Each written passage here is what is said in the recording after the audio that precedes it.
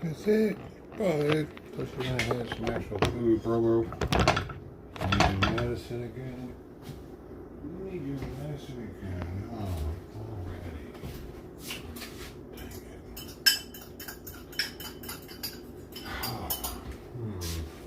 Buddy. Here, let's try eating it up again. Bum, bum, bum, bum, bum, bum, bum, bum, bum. Ba-da, ba-da, bum, bum, bum, bum, bum.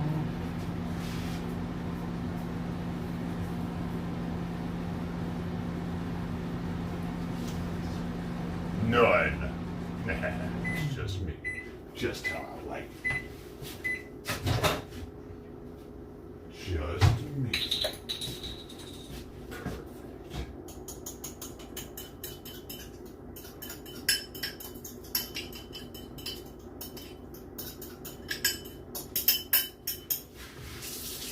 And where are we going?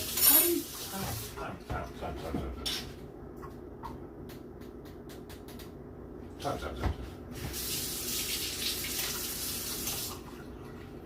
There you go, bud. Boom. Boom. Dog TV in the house. Good morning.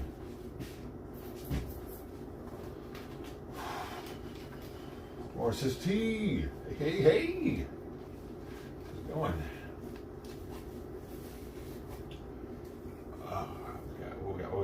We make coffee. Where's mine?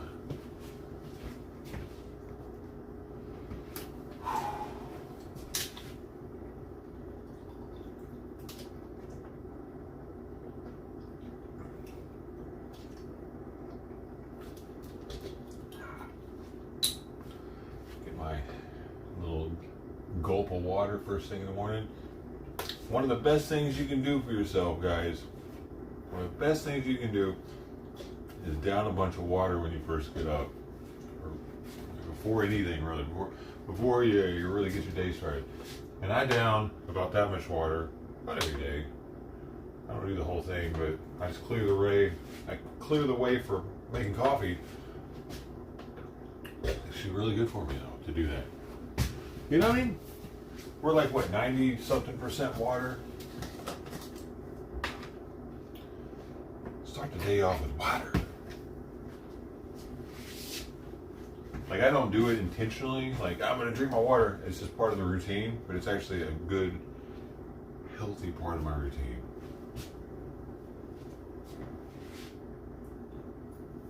Yeah. You drink water first thing, too?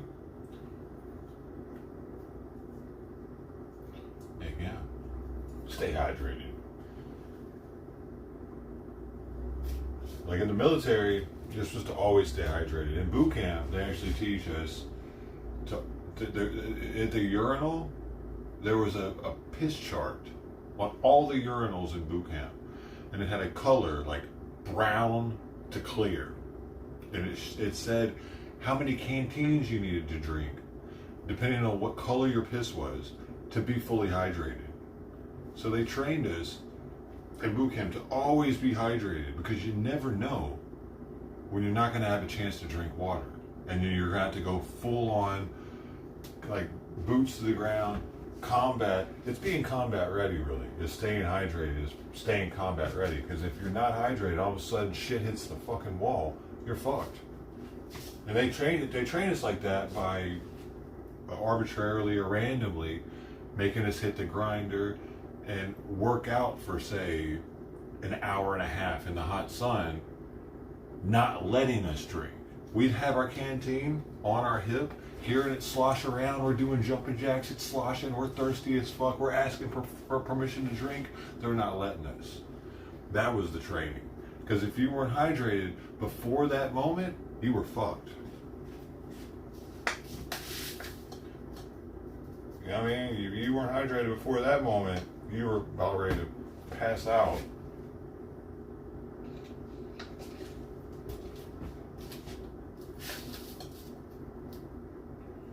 They probably don't even let them do shit like that to recruits anymore. It's probably considered torturing them or hazing them or some dumb shit.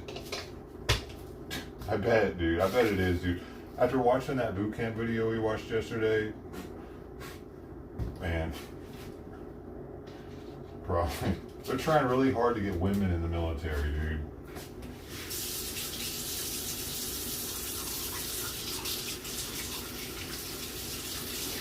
Like, until just recently, there was a woman in charge of the Army's marketing program. It wasn't a Biden era female, though, from my understanding. It was a black chick. Was in charge of Army marketing to civilians. Like the most recent Olympic commercial can be credited to her, apparently, and it's all about a female Olympian talking about, like, I don't know, some shit that she has that you need for the Army, and it was kind of like tailored to try to convince women that the Army was for them too. I don't know, man. I guess. Can we just go back to the days when women were waves? In the Navy, they were secretaries and they were nurses. Why do we need them in all the other jobs? Are we that short-handed of men? Like, can't we let women do what women are known for being good at, and let men do what they're known for being good at? War and killing and battle. Why do women want to do that shit? What's wrong with you, women?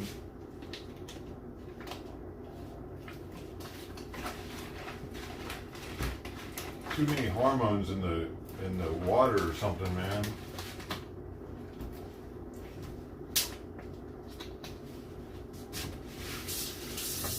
Women starting to want to be men.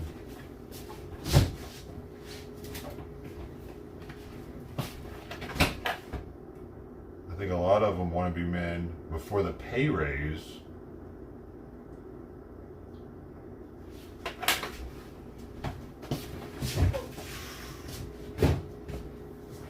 We can pretty much say that letting women vote has weakened our military somewhat. Seems like it has over decades. Because if women didn't have the right to vote, would we have let women just do whatever job? Would we have let women be in combat? I don't think so. If we wouldn't have let women vote, we would have thought that women didn't want to do that, probably.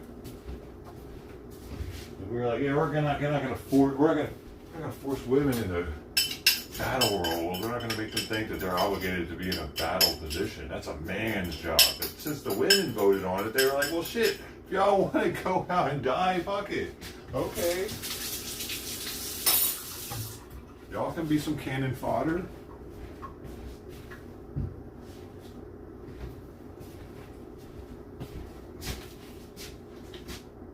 But now they're running shit in the military. That's what's crazy, dude.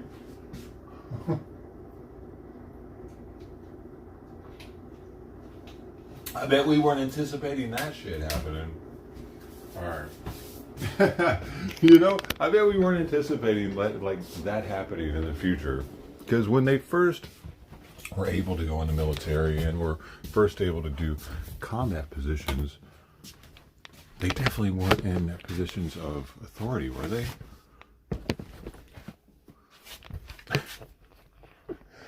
Now we got dudes taking orders from females in the military. What are we doing, man? Put this there. How's that? That's good.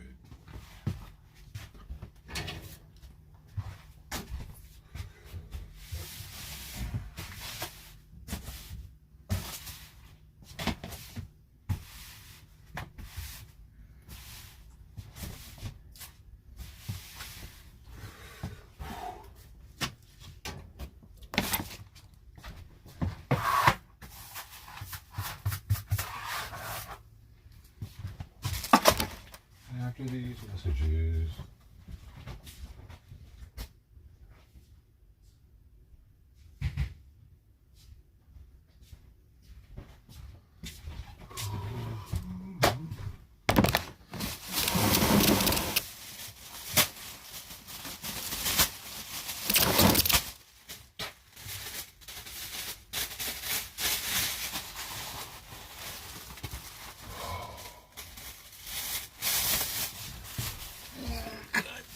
Those squats I did the other day.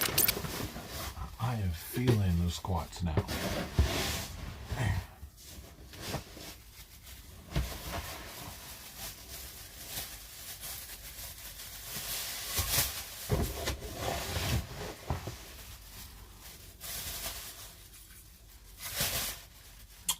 Fuck.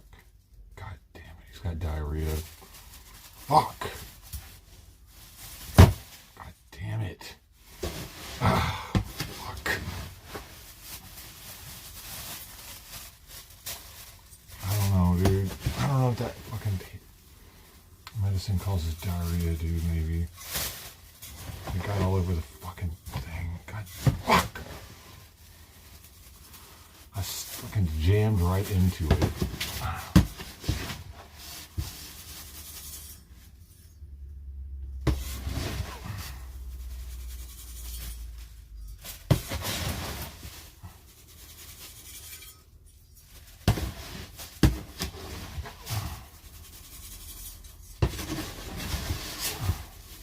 Maybe he didn't have diarrhea. Maybe I just jammed into a turd.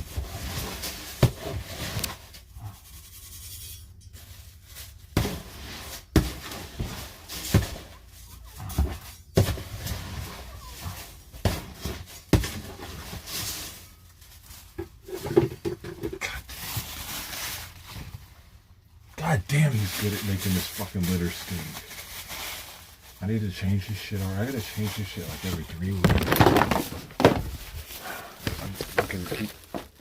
He loves to just kick it around and try to knock off all the urine he can off of the pee balls because he likes the way it smells, I think. Fucking stupid.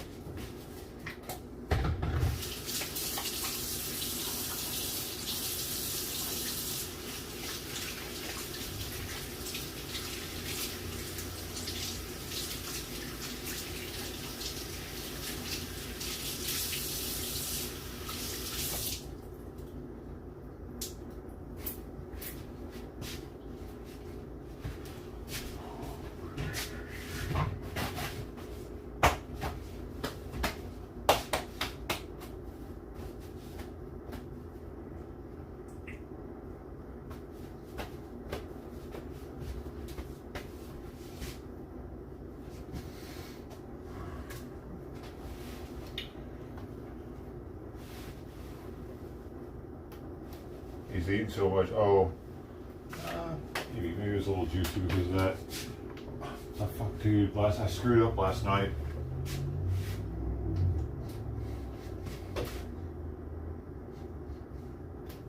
I screwed up. I somehow slept through my fucking alarms again.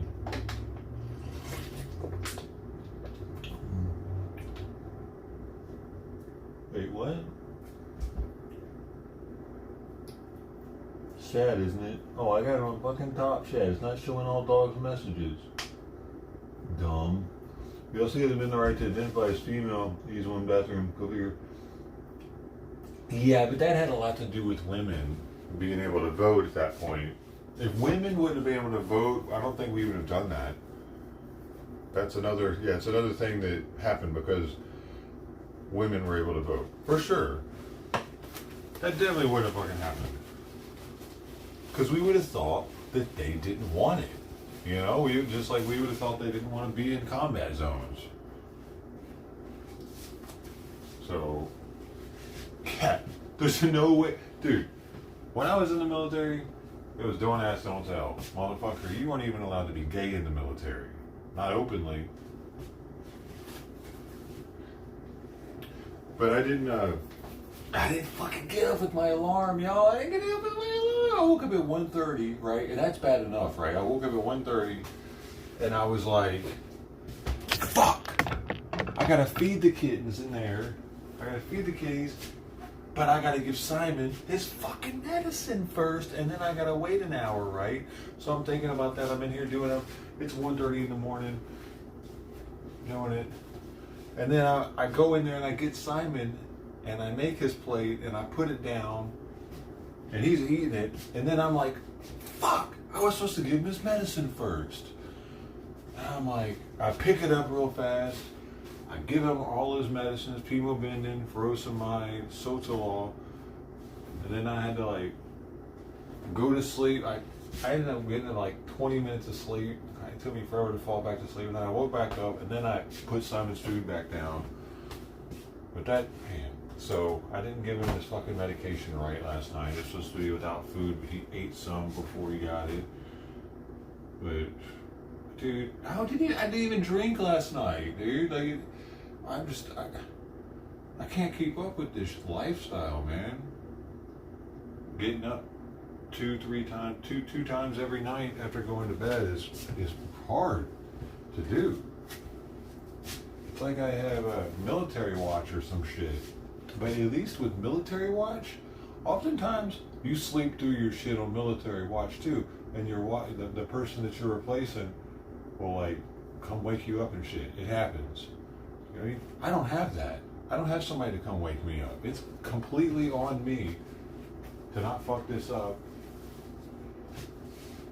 In 3 years running, man, I've only fucked up maybe, including last night, maybe 5 times.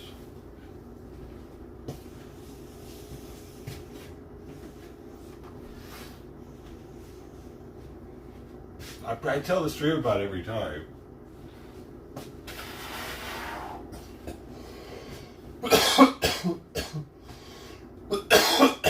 Straight white man's fault. It was the straight white man's fault, actually. They let that happen. But it's because, well, I mean, why did we let that? It's because women strong-armed us by holding their fucking vaginas hostage. That's why. The suffrage movement. They made us suffer by doing this. I bet that's what happened. They were like, oh, you're not going to vote for me to be able to vote? Well, you're not going to get laid anymore, young man.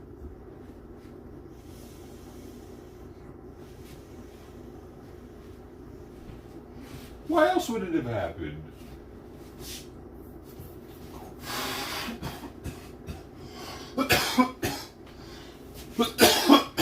Like, why would men have felt the need to give up their power like that?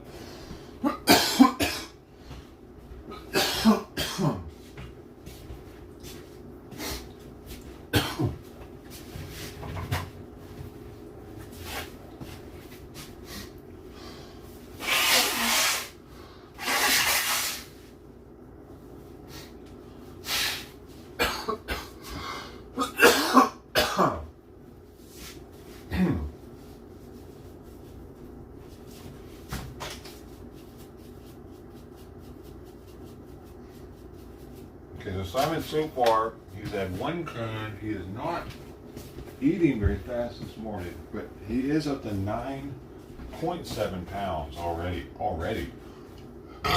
Excuse me, that could be because he was dehydrated before.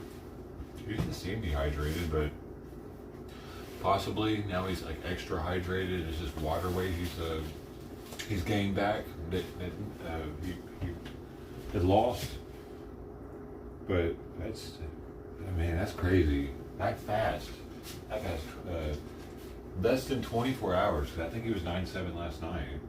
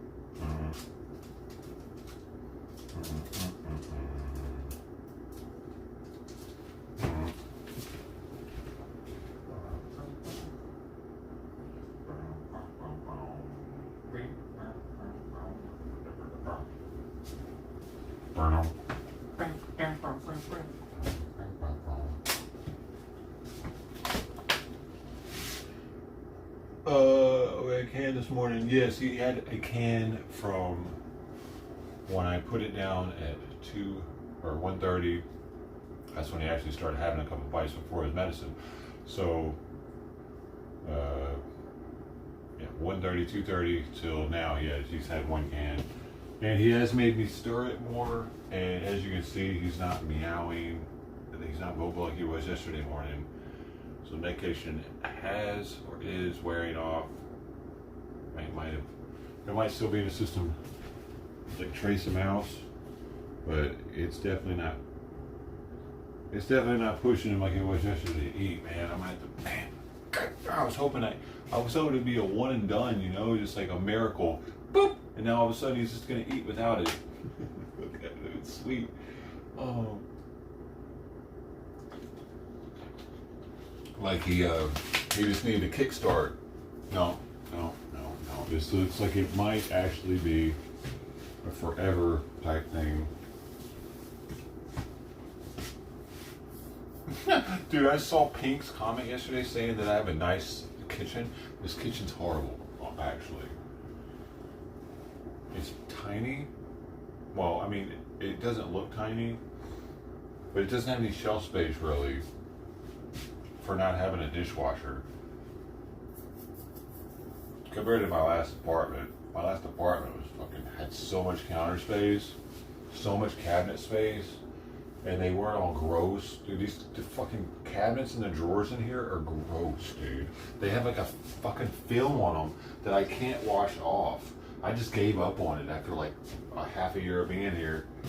They feel gross, bro. The insides of them are gross. They're not, like, I can't clean them completely because apparently the person that lived here before me, the family, were fucking slobs, dude. They had holes in the bathroom floor. The place was roach infested apparently. Like, there were still some remnants when I moved in, actually. I had to get rid of them. That's why I had those fucking roach motels back there. I haven't had roaches since the first year I lived here. And it's because the previous tenants were fucking disgusting, dude. They were disgusting. I've heard shit. Like they had to do a lot to make this place habitable, apparently, because it wasn't anywhere someone would want to live. And I didn't find that shit out until after I moved in. It was from the old neighbor that used to live here, because he actually used to live here too in this one. And he told me that when they moved in and they like trashed the place.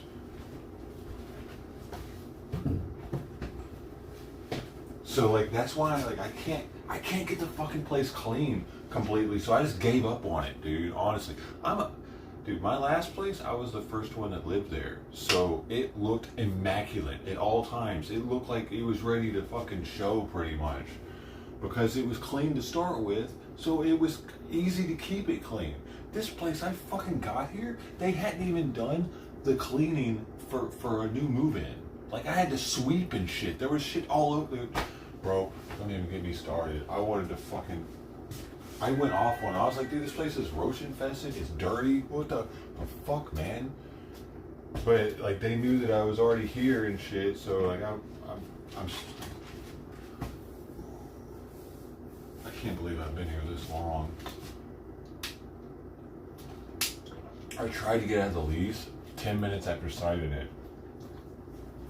And I threatened them with leaving multiple times. I know for sure if they ever increase my rent, I'm gonna start looking.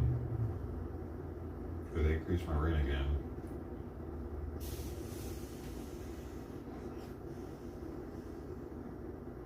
A hoarder's kitchen. What? Oh yeah, well yeah, some of this counter space could clear up just a little bit. But there's really not much counter space. Even if I were to clear all this shit off, dude, honestly. Like, cause I got the mixer back there, I got the blender back there, I got the little tea kettle. Yeah, sure, I could move this shit right here. But all this in the back would still be there. I'd only have like a foot of fucking space. I'd only have like a foot of space over here because I got my air fryer there. Like, it's still extremely limited. That's all I got is that in this little area for counter space. I put this here. This came with me. Then that's it. No other counter space. This came with me. Like what? This fucking kitchen sucks, dude. No counter space.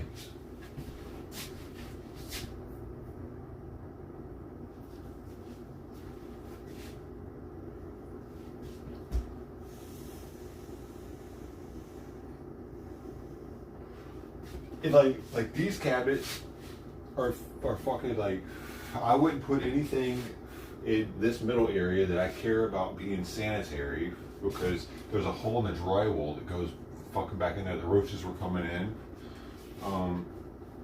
This, like, they don't open the right fucking way, all of them. Oh yeah, that's right. Like this one's hard to, like, some of these are hard to open or get into. The one on the very end here, you see this one way over here. It opens like this. It opens like this.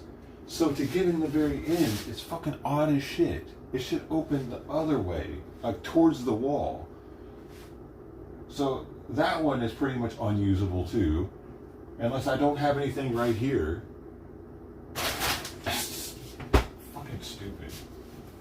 This place is trash, dude. No, I had no fucking window for my living room. I have to open the front door, and like, if it's hot as shit outside now, I'm like letting all the cool air out. If it's cold outside now, I'm letting all the cool air in. This place sucks so much. I'm looking at the side of another house out this window.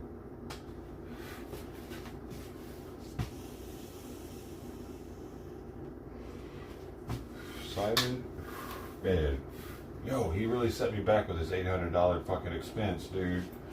We're trying to get this debt paid off, dude, so I can start figuring some shit out, you know? I got 30-something hundred left. 30-something, like 3,800, I think. I can't remember. It's going down $880 a month, though.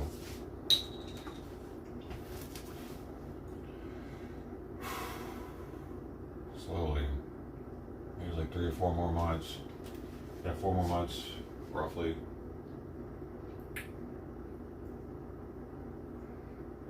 There's nothing breaks, dude. Shit. Simon, with my anything. That's the contingency.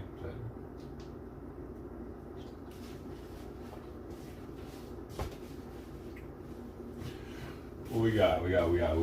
It's only 8 o'clock. Damn, I got raised fast today.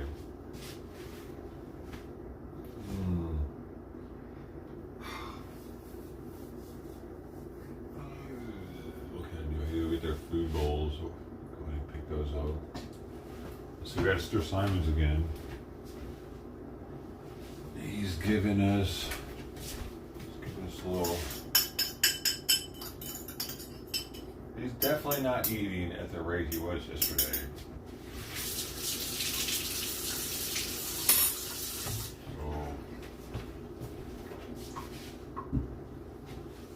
I don't want to give him that shit again, but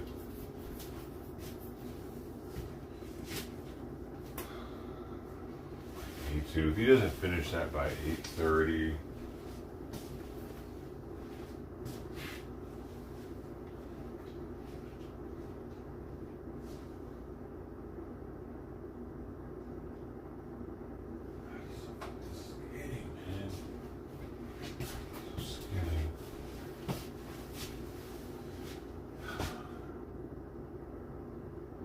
I wish it were a pill, dude, because this shit's like coming out on its own when I open it. That's kind of like, it's hard to dose it. I might have given him too much last time.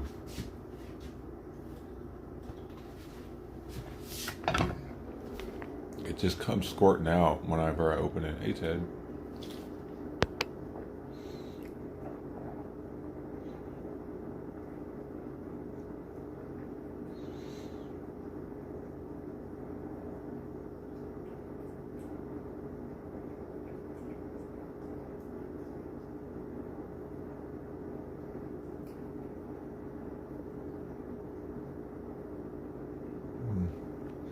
Bruh.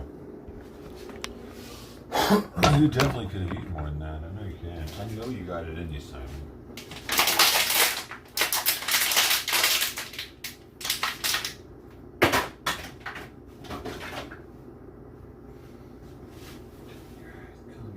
Oh, whoa, what is that?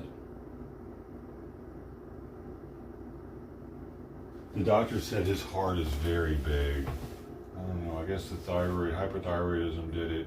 Me holding his medicine didn't help, man. The fucking AI, damn it.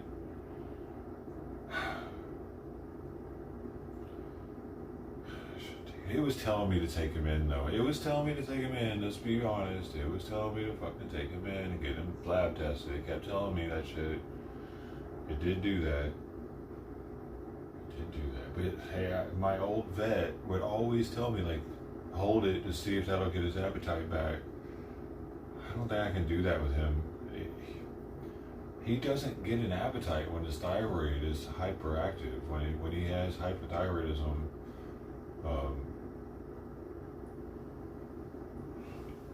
when the medication isn't keeping it stabilized, he doesn't get hungry like normal cats. He loses his appetite, possibly because of the effects it has on his heart.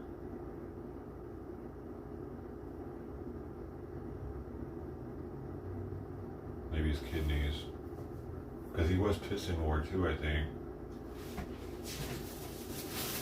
I don't know, man. That's a pretty fucking big. I don't know how much loose litter I have in there, but he ate a lot yesterday, though.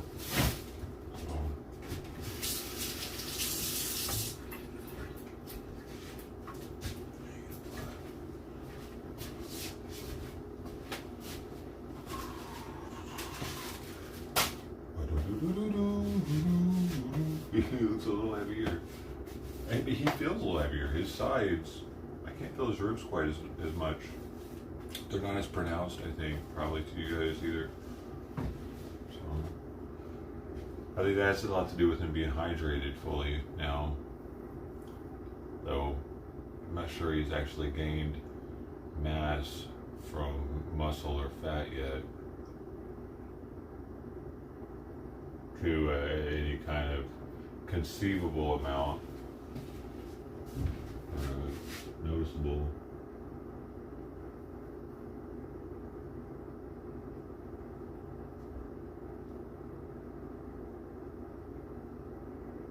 I need to count his respiration right now.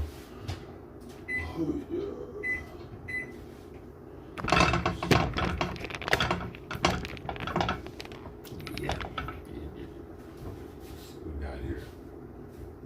Awake, laying on side, respiration rate. Let's see if I can.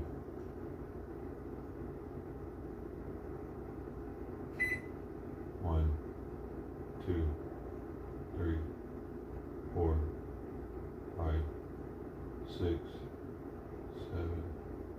8, 9, 10, 11, 12, 13, 14, 15, 16 were high, 17, 18, 19, 20, not good, 21.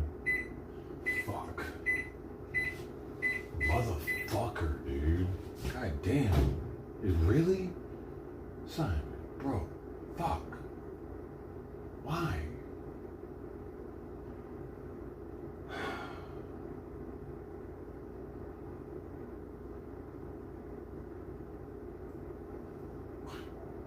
Isn't his heart getting fucking better, dude? Why is it getting better? It's supposed to get better. We're giving him more furosemide and more.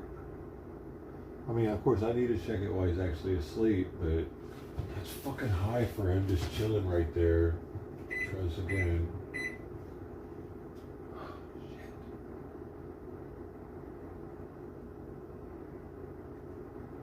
1, 2, 3, 4, 5, 6, 7, 8, 9, 10, 11, 13, 14, 15, 16,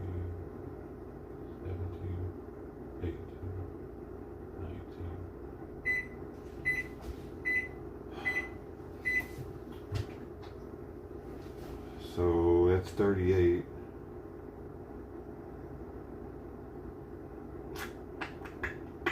I mean, that's not an emergency at 38 while he's awake, but I really was thinking it would start dropping. His awake respiration rate would start dropping by now. What the fuck, man? Because I like the furosemide works pretty fast. I wonder if he does need more, like a higher dosage of furosemide. We'd have to double it. We had to like give him more. I could double one of the dosages. He talked about maybe having to do that.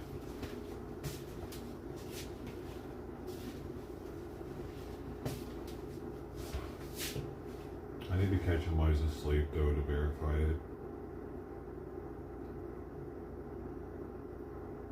Plus I fucked his medication up last night. The Sotalol and the Pimobendan might not have absorbed correctly because I let him eat before having them. I let him eat like probably a quarter of a can before having them. So,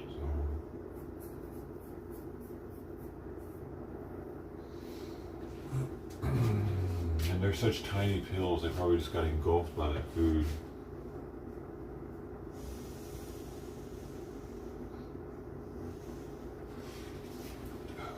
But I'll do pre and post afternoon heart med. Respiration rate recording. Resting respiration rate recording.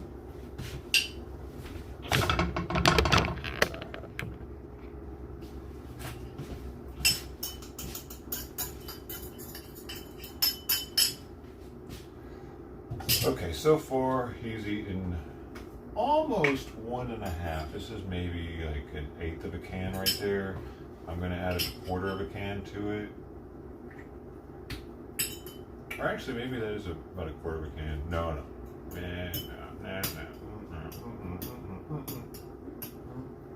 Maybe it is actually. So he's eating about 1 1/4.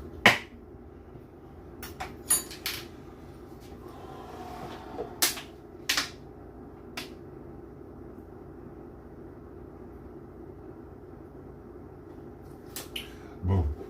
With the water, with the extra water. I even give the cats in there extra water. I put 2 of those in Sawyer's, 1 of them in Sweet Peas. Sweet Pea I've seen drink water. I've never seen Sawyer drink water. Or he plays with it. Acts like he's drinking it, but I don't know if he actually is ever. And it's rare that he does that. So I make him drink water. Keep them juicy. I like to keep my cats nice and juicy. Just in case. You never know. You never know when you're going to need them juicy. There could be a fire or something. The drier they are, the more flammable they are.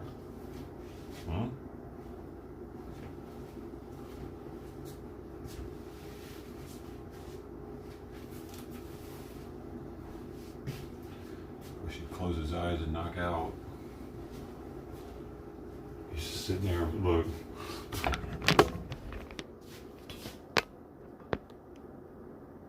Go to sleep. Go to sleep. Does she still drink with her paw? Yeah, she tests it. She always walks up to it and tests it with her paw. Yeah, and then like licks it off her paw. He licks it off his paw too. I don't think I've ever seen him drink out of a bowl before. I've seen her do it. Yeah, like she'll test it with the paw. She'll like get her face close to it and like do like this so she can know where the water is. She doesn't want to breathe it or something. Maybe she had a bad experience. But once she figures out where it's at, she'll start drinking it.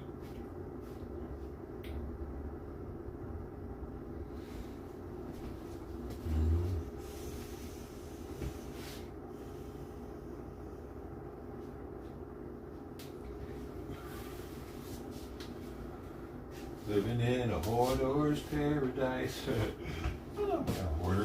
Shut up.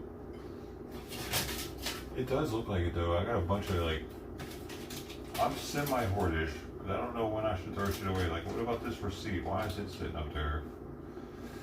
There's zero reason for me to have this receipt. There, I did something. Hey, look at that. Look how much cleaner it is. What about this receipt?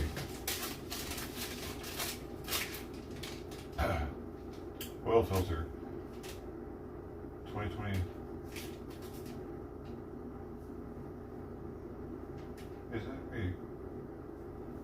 Is that when I did my oil change?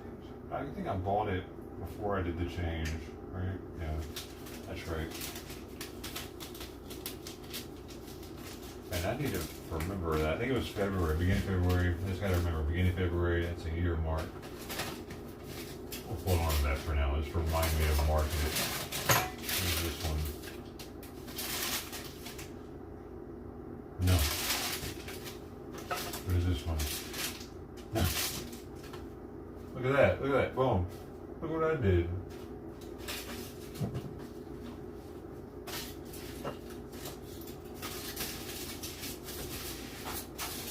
What would you? Oh, by the way, I usually have even less room over here because I have a rice cooker. My rice cooker would normally be sitting here. I forgot about that. It's on top of my, it's on top of the air fryer right now. See, this big ass rice cooker would actually normally be like right here. So I'd have only like this little bitty area for room. So trash. I know, I try to be grateful, like at least I got a roof over my head and whatnot, whatever, but this place is, it's kind of expensive for sucking.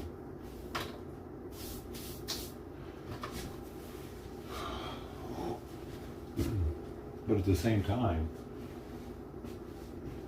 if I were to want it to not suck, I'd have to pay even more. Probably. Like it's somewhere else, it was yeah. That's why it's actually reasonably priced for the area. And that's partially why, because I live in a shitty environment. Dirty, no view, it's kind of falling apart.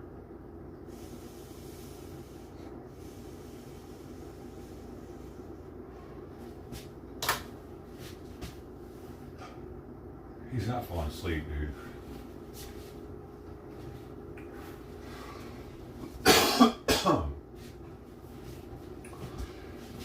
You can throw crap away. I don't know, man. What is crap? What is the crap?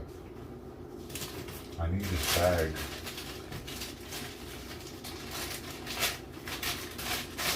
It's a good bag for cleaning large glass pieces.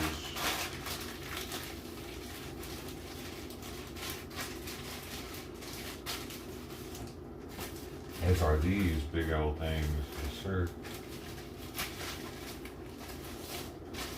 Look at that. Would you just look at that? Now what do I do with them?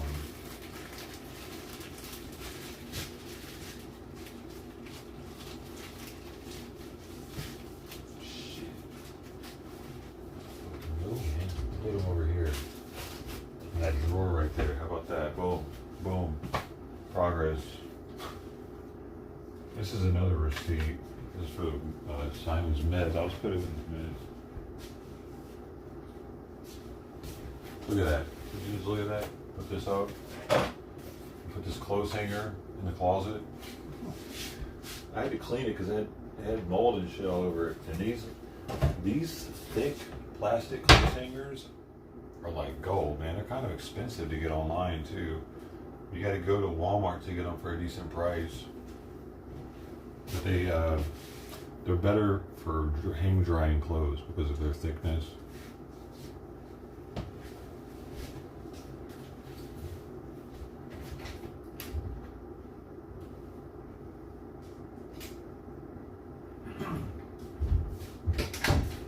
If you hang like the thinner The thinner the clothes hanger, of course, it leaves like this really sharp indention in the clothing from the clothes hanger. The smaller it is, it's less obvious. The indention it leaves, it's less obvious when you have a bigger hanger.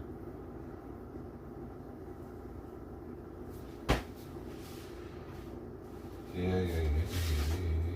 I'm somewhat of a hanging up to dry expert when it comes to clothing. It's one of the symptoms of being tall, side effects of being tall.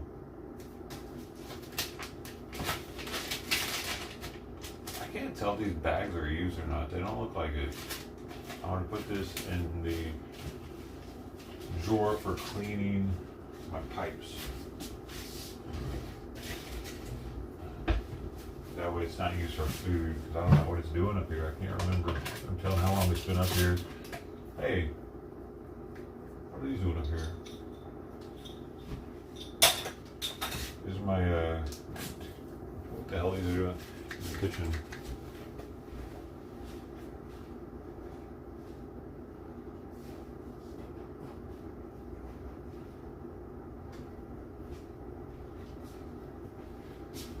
Times 8, 20, man, being slow on the food eating today, unfortunately.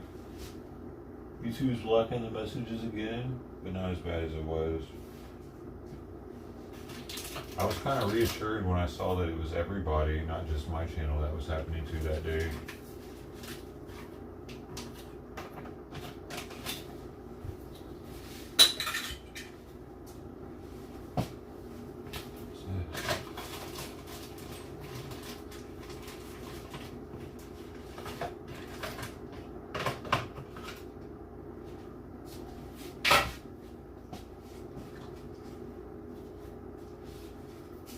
Been spending most of my life living in a hoarder's paradise.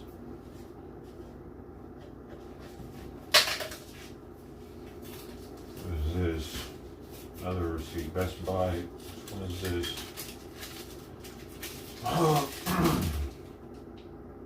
Wi-Fi router. My Wi-Fi router receipt's up here. Why?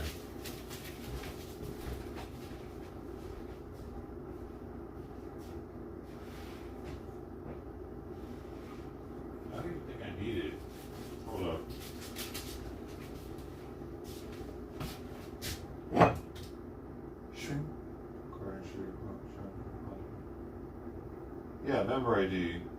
So it's on my account. Let's see. Less paper is better. Best Buy. Go. Go Speed Racer. He's a demon on wheels. Dude, that was like kind of like anti-Christian cartoon, wasn't it? How they said he's a demon on wheels, the Speed Racer guy. There you go, Speed Racer, he's a demon on wheels. I remember when I was a kid, like I would go to church and I remember thinking, like, whoa, he's a demon. What kind of cartoon is this? What's going on? I should be watching this, mommy. What is this? Can you sign in? Yeah. That's for what? Oh, come on, man. It's making me fucking. Bro, why is it making me do all this extra shit? It's fucking more secure than the government website.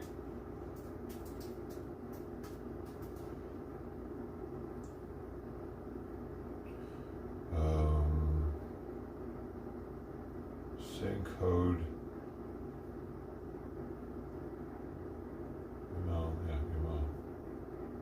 Check your email. Jeez, dude, this is insane. They got me locked down over here. I'm gonna forget what the fuck I'm even doing this for in a minute. I think I already have. Oh no, I'm looking to see if my purchase history is on here. That's great. Why is it fucking asking me a million questions right now? What the fuck? Did they just get new management or something? Why isn't it? Oh, okay. All order. Wait, why isn't it there?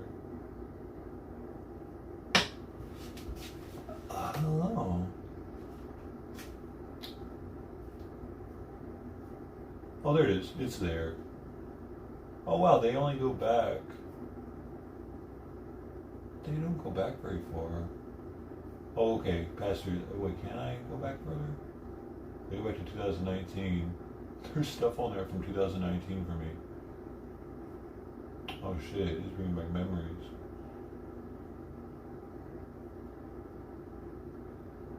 Galaxy S9, dude. Hell yeah.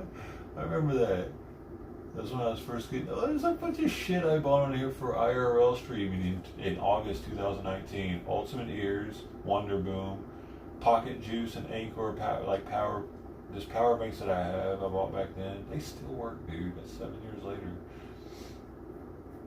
Well, I ended up trading the Galaxy S9 for the phone I have now.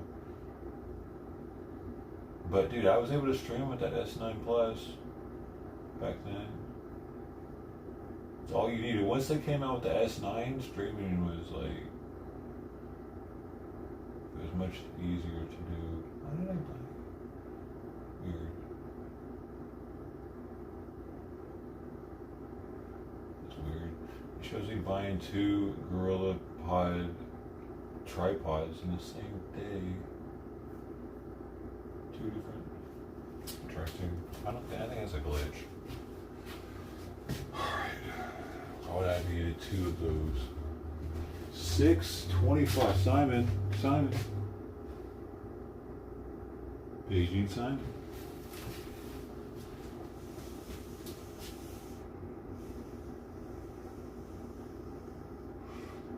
Dude, why is there friendly fire shooting down our jets in Kuwait also? Yeah, where did the service member die? Does anybody know?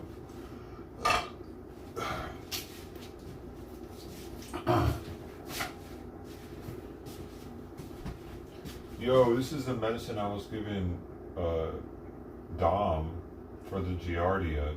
It's all dried up in here now. Look at this shit.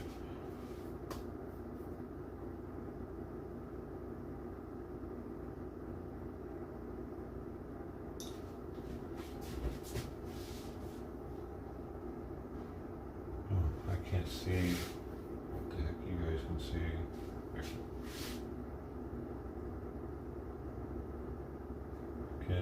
Can I get it? I can't get it.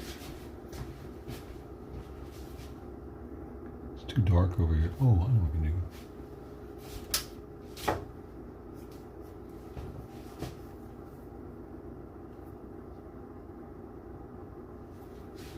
How are you able to? Oh, there's nothing over there. I'm paranoid though. It's all dried inside of here like a...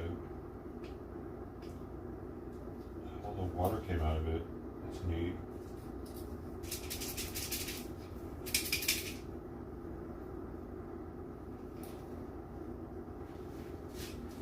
I'm breaking it off.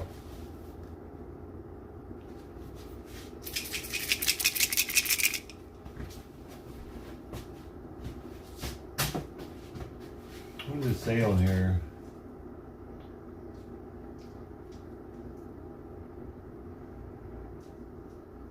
Oh, for Mama. It says it's for Mama, dude. Because that was her name at the time. When is this? This is dated 7/25/24 is when I got this. 7/25. Because remember, like, I had to drive her shit. His shit. I had to drive his. I saw him shit across the street, and I walked over there, saw that it was diarrhea, scooped it up, called her. I was like, "Can I get some poop tested?" And drove it out to her. I got it tested for a minimal fee. You know, it was like $50 or something. And I found out he had Giardia, and then I was able to give that shit to him. I had to do it 5 days in a row. And it was so hard, dude. Actually, because he's the most feral cat in the neighborhood. And, yeah, so I ended up doing it, though. He was all fucked up. That diarrhea was so bad, dude. So, I wonder if he's still alive. I really wonder.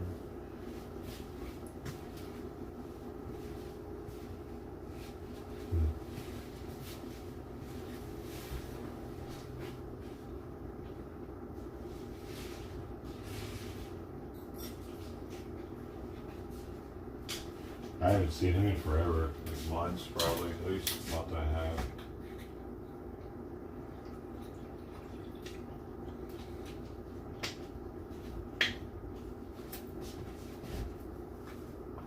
Camel jockeys, you just said it.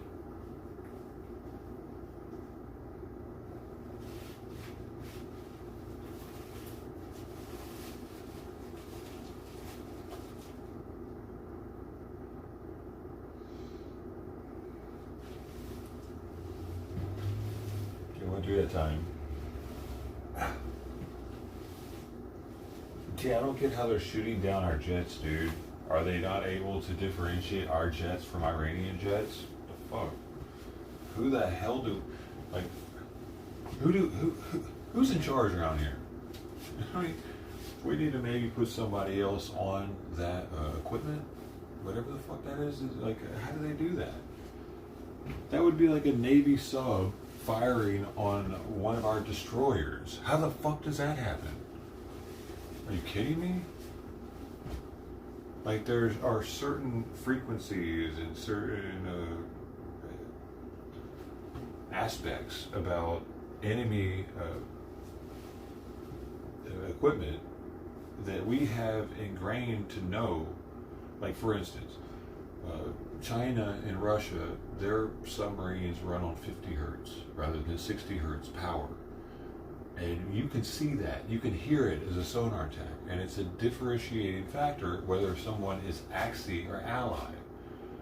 Shit like that. Like, how could they confuse a United States aircraft fucking for an Iranian aircraft is what I'm not understanding, dude.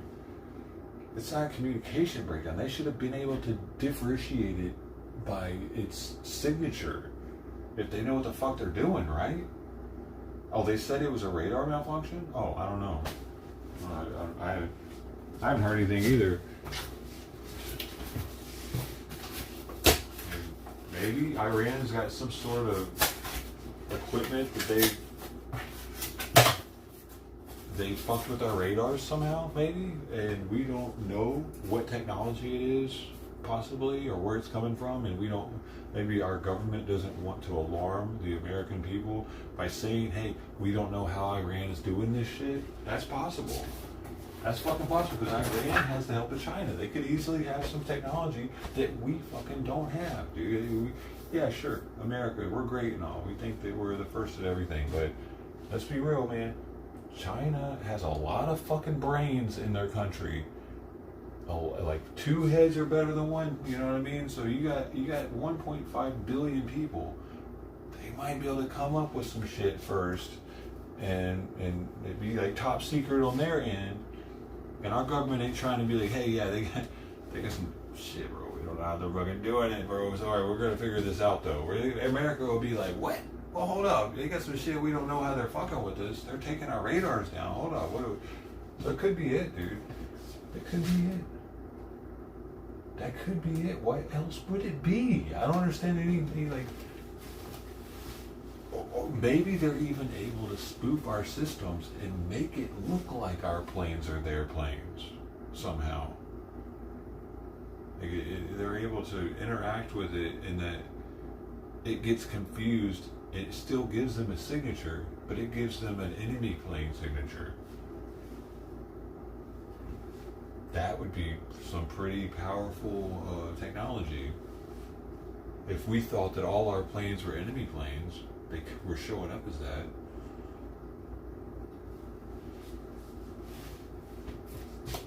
It'd be a way to make us shoot down our own planes.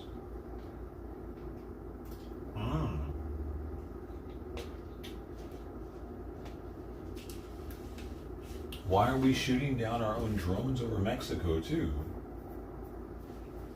What is going on? Why are we shooting down our own equipment. Our military, did our military shoot down the planes in Kuwait, or was that Kuwait military?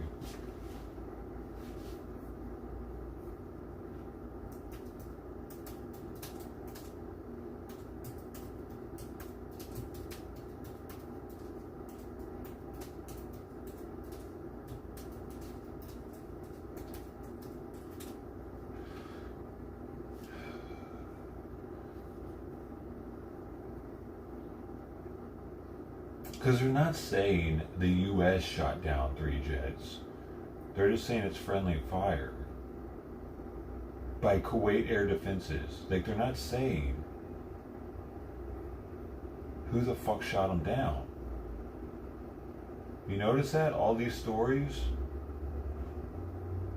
I can't find one where they're saying definitively, these are the people, our people, their people. No, they're keeping it loose. Kuwait Air Defenses could be their military, or it could be ours. Shot down by Kuwait Air Defenses. That's all they say. On every one of these. And I noticed that last night when they had just shot down the one, and I was like, well, who the fuck shot it down? I guess they'll tell us by the morning, hopefully, but they haven't. Kuwait's Air Defenses. So, how that's worded, Kuwait's Air Defenses, Kuwait did it. There it is right there. There it is right there, the hill, 4 hours ago. Kuwait mistakenly shot down 3 U.S. F-15 fighters. That's how they word it. The Pentagon and Kuwait acknowledged that friendly fire down 3 U.S. fighters.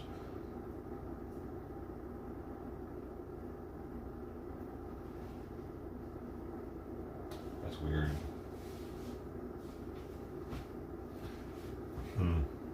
Can we trust Kuwait? I'm gonna get their goals.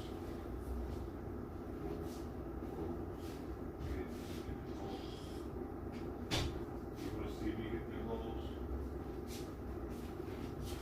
They're gonna be so happy to see you. Simon's still not eating.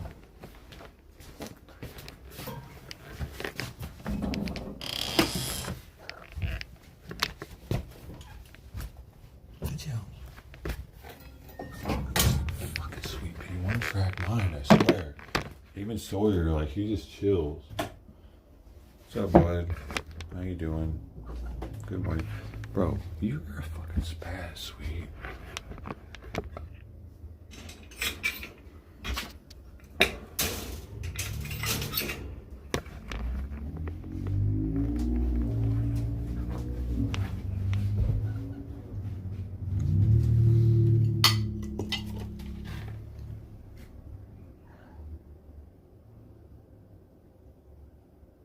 Hey, good morning.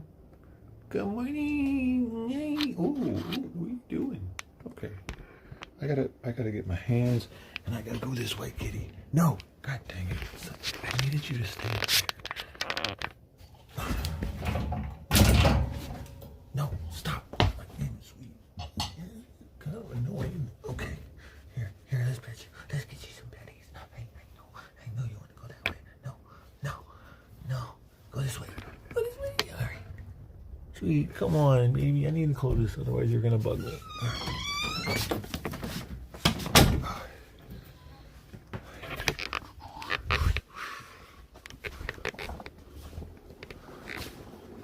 Because otherwise she's gonna be like, meow, meow, meow.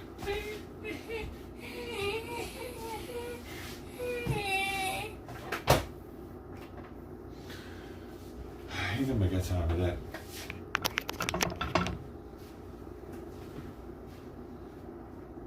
Simon's eating again. He pulled some out of the food and then crazy.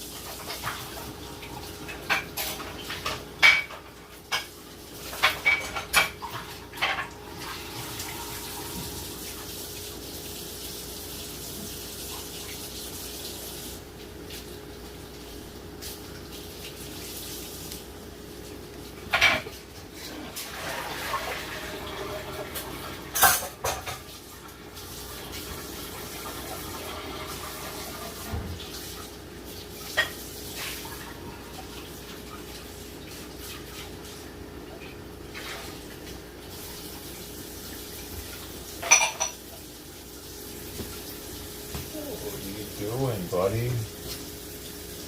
What are you doing? You're doing something.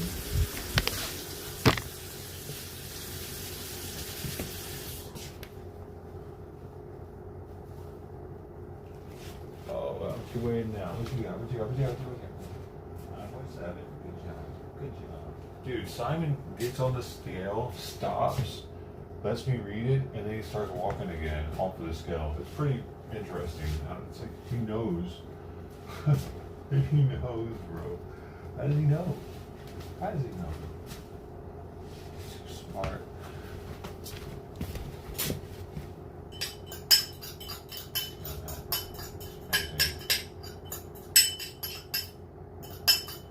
Oftentimes, while I'm preparing his food, he just sits on the scale.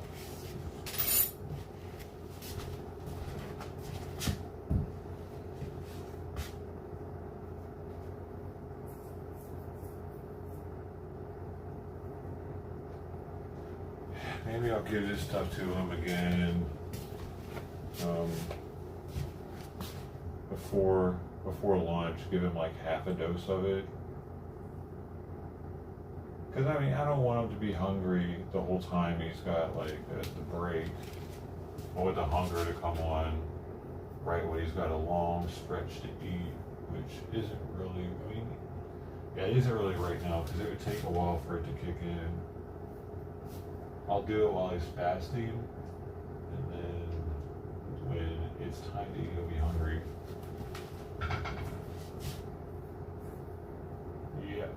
Yeah. I think that's what we'll do.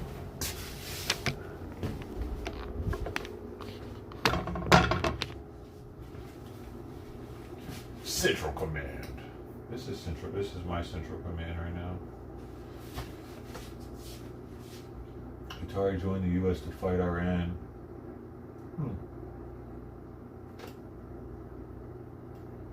Interesting. What does that mean? They're going to start shooting missiles at them too?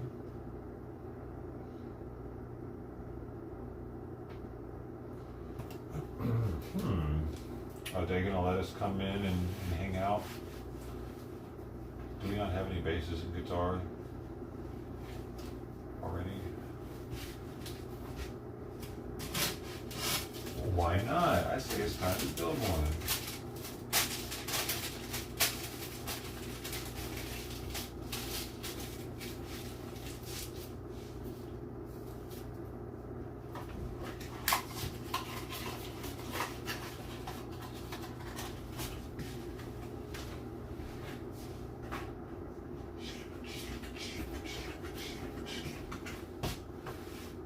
At 1:30, 2, 3, 9:30.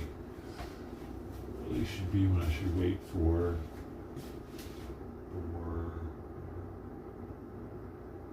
no, but not for the. I should shoot for 9 for the thyroid medication, right?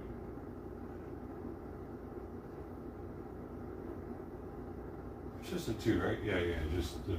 I'm just trying to get a new. I'm having to get a very like a new routine now with the medications because I'm doing the furosemide 3 times a day instead of twice. So I'm trying to get back in the rhythm here. You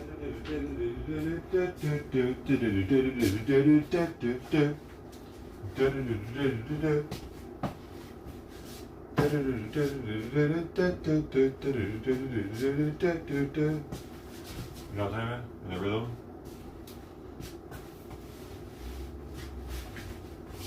I don't even know who the fuck that is, but that was a hit back in the day.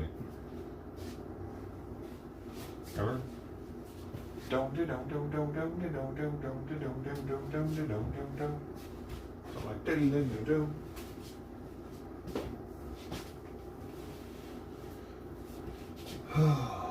like it's 700 millimeters here. Miles. Oh wow. What? Oh, mil budget. Oh, I see. That's the manufacturing of weapons. I see what's happening.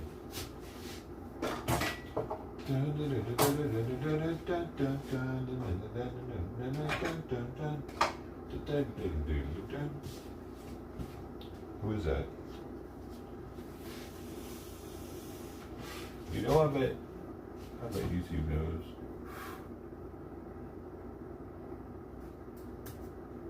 Watch this, dude. They fucking know. Because I'm doing that perfectly.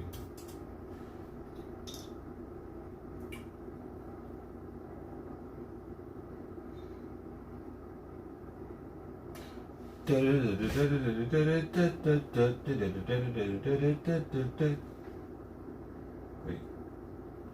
That's not what I want. Hey. Oh, microphone not working maybe. Test. Might not work on this. Oh, you can't search for music on a laptop like you can. What is that shit? On the phone you can search for songs. You can't search for song like you can't Shazam on laptop like you can on your phone. That's weird.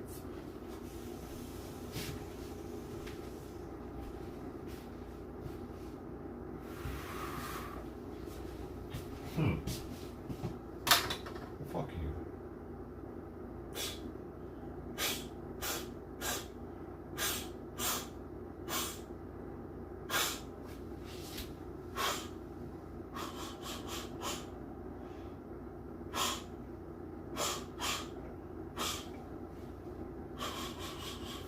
Ten knows what?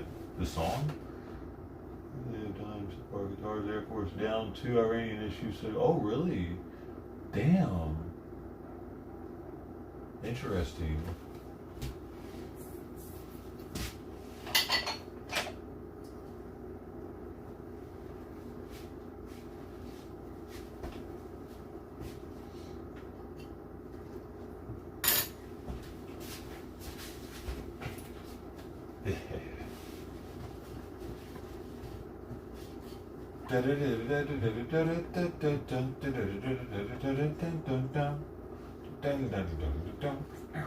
Gloria? Oh, what? That song that I'm doing? Somebody knows it.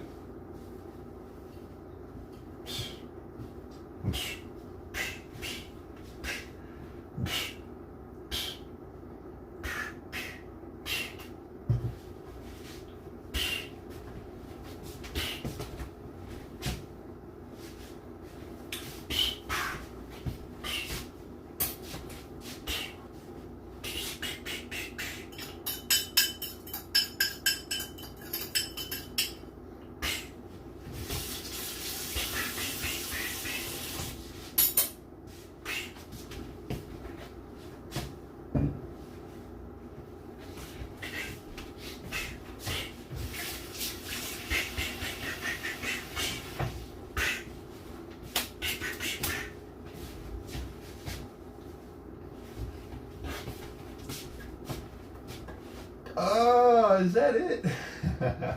What year was it? Oh man, y'all deserve a cookie. So let me get the cookies out. Special occasion. Gloria Estefan. 1985, baby. I knew it was a classic. That shit fucking takes me back.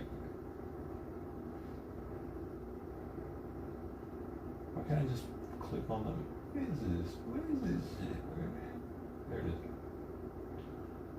Oh, what? I'm not signed in. I can skip it. 1, 0.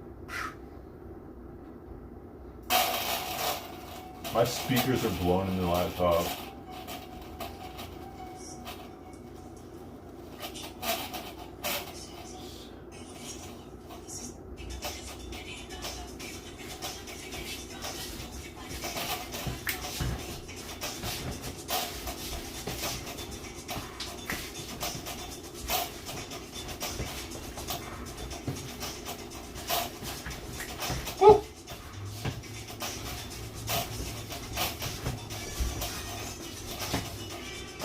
get me started. Woo.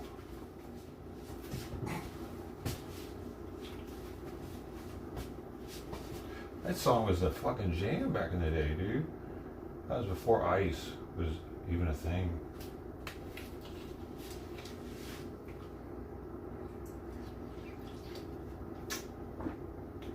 People weren't like, get the fuck out of here, Mexican. They weren't doing that yet.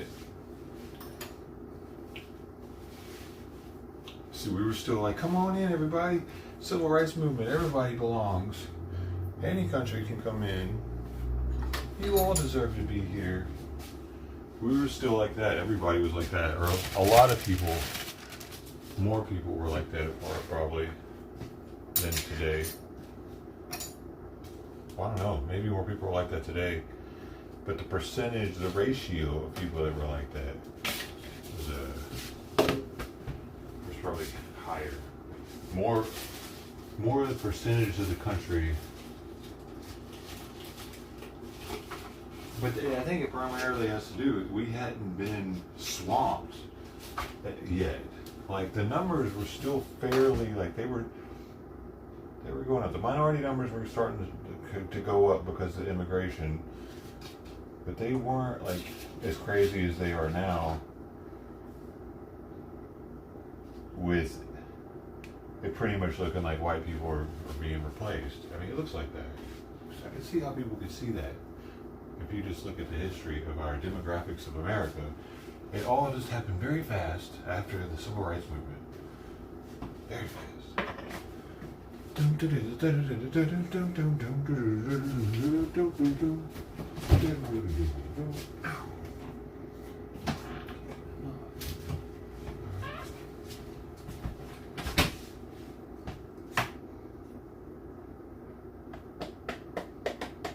What's posted? Oh, the Congo? I just played it. Oh no, it's low. Dude, I got water in this thing earlier today. Used to work, bro.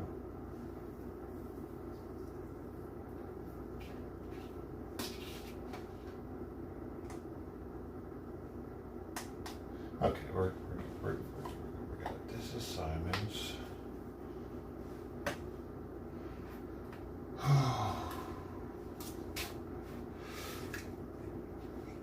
We're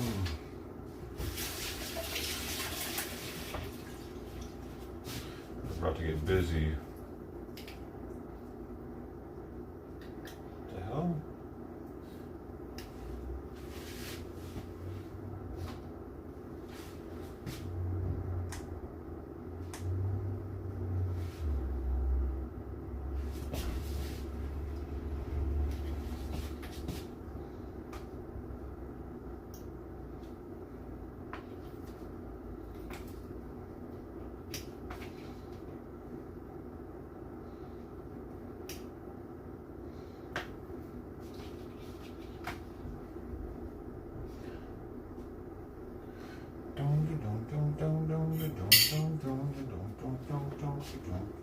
Hey, see, what does the 9900000 stand for?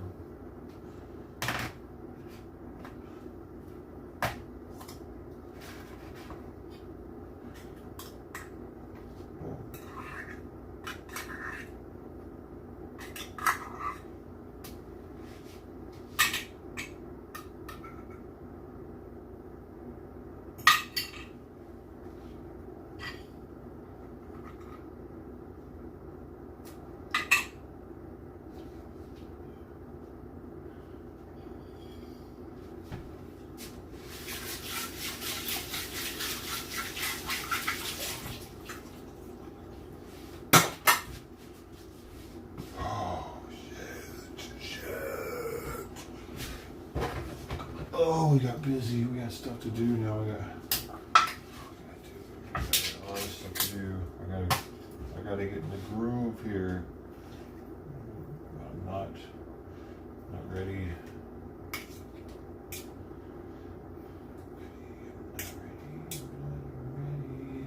I'm not ready. I almost dropped that, bro. I caught it. after dropping it, actually. Slippery little devil.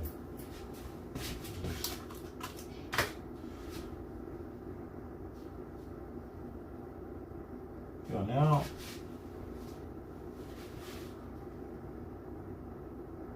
What? Ah, fuck. This thing got re-teared somehow. I almost screwed up.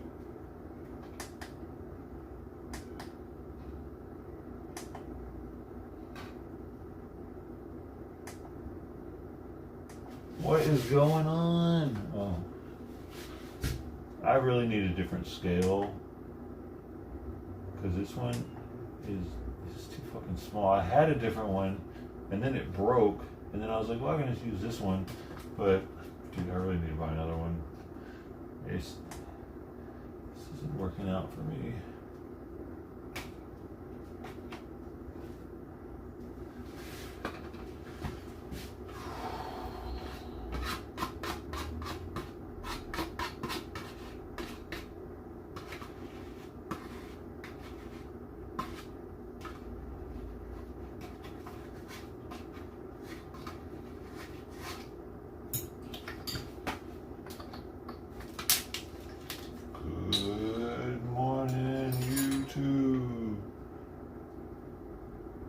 It's like the old days when I was only live on one platform.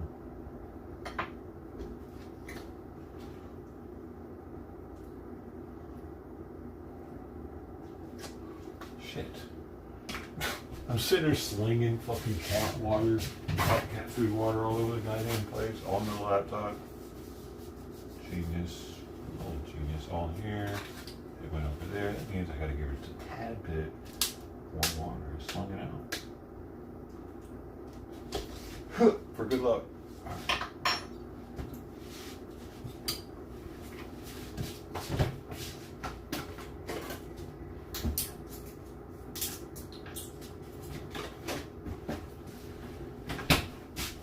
Probiotics.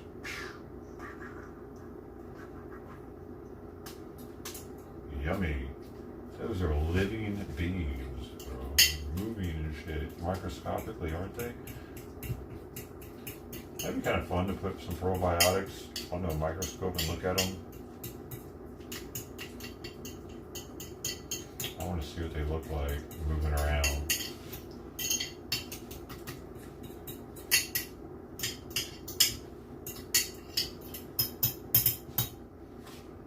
Sweet peas, massive plate, prepared. Okay. Just stay out, feed outdoor kitties. And we got Sawyer coming up next here. I'm transitioning them off of Purina onto Fancy Feast, which is making it, well, that's why I'm having to weigh shit the way I am, rather than just portioning out a certain part of the can.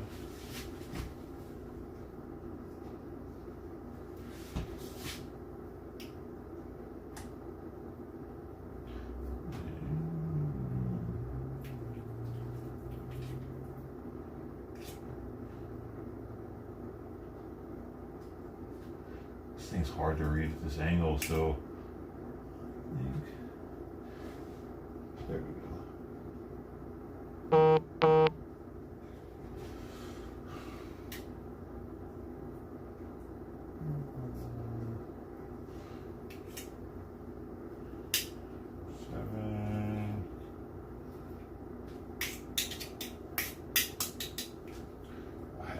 Action there. We're just going to go a little of that, a little of this, a little of that, a little of this, and a little of that. How about that? How about this?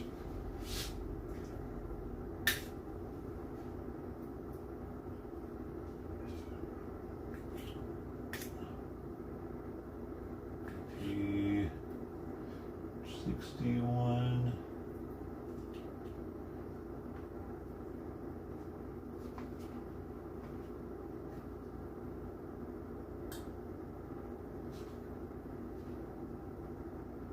$5 probably too much food. I think I'm making Sawyer fat, but I'm not like I'm actually not giving him over what the can says to give him, so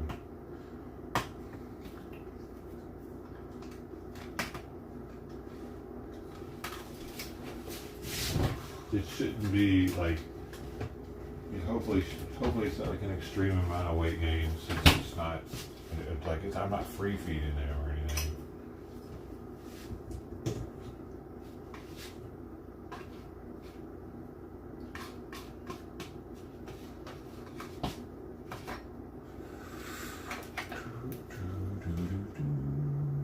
Give him 2 of these heaping.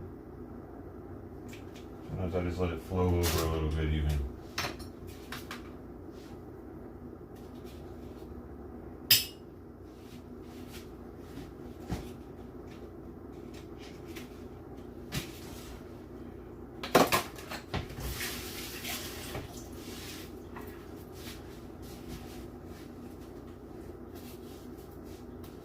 Starts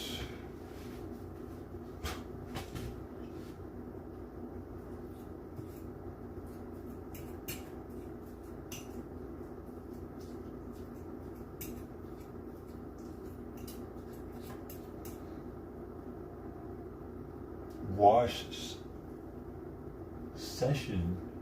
What the hell's that? Oh no, the phone. I saved it. I got you, little fella. Shit. I gotta pay attention. His bowl. His bowl ain't like their bowl. Bowls.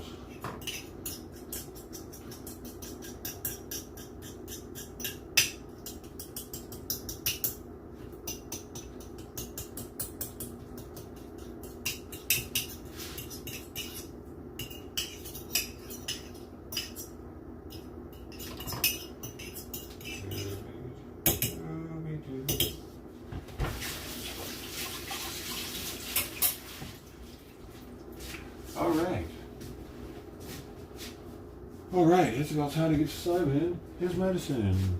But I'm gonna go. Yeah, I'm gonna do that first. They can wait another 2 minutes. Can't they?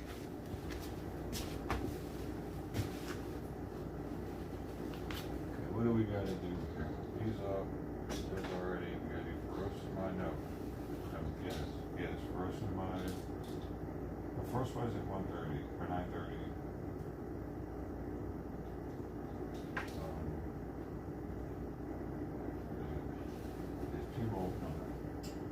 Methimazole, where is it?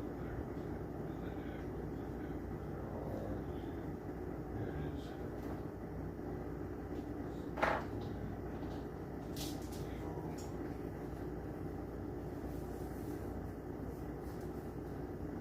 My hands are still a little down.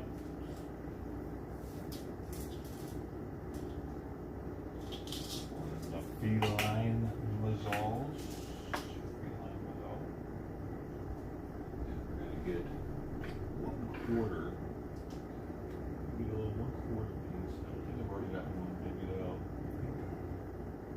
0.327. Six. Looks good. It should put it around 126. 122. That's weird. Let's take it to 95.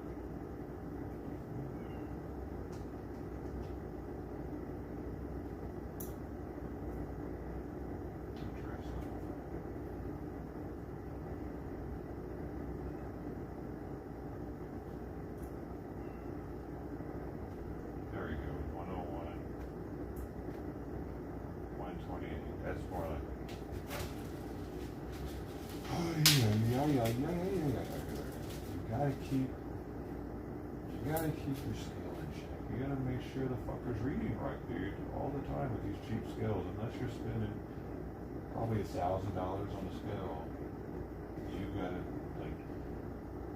gotta be that circuitry. Don't normally do that. This motherfucker's weighing kind of heavy, dude.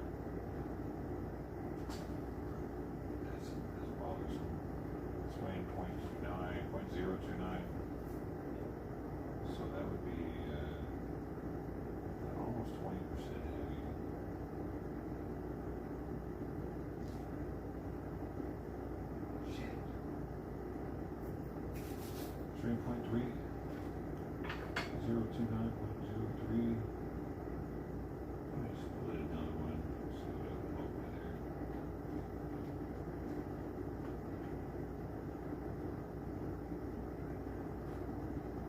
split.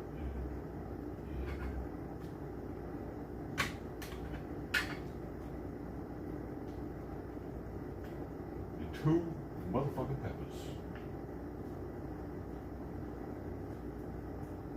Yeah, baby. That's it, 27, 28. First at 25 though. See, now I'm just going to weigh it against that other half. And if they is 0.028 and 0.027,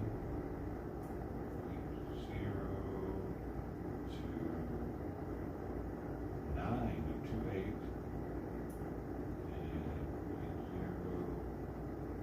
this one's reading lower every time. Let's see. Let's get everything under a good split.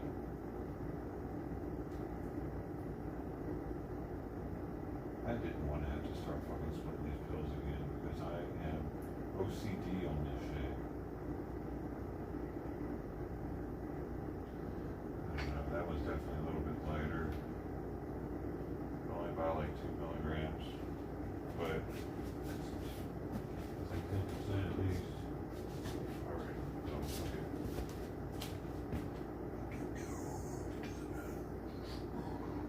I wanted to get the exact dosages again, but you just can't do that with hypothyroidism, man. The way it works and the way the medications are formulated, they don't come in small enough increments to not have to split it unless you use liquid. And then that's a whole other fucking bunch of bullshit you gotta deal with. Ow! Fuck, dude. I've hit my head on that fucking thing so many times. Here we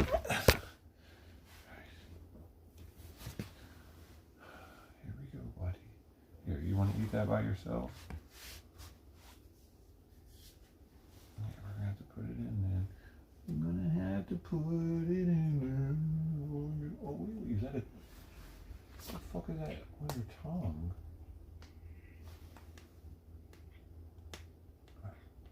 Looks like he has a sore on his tongue.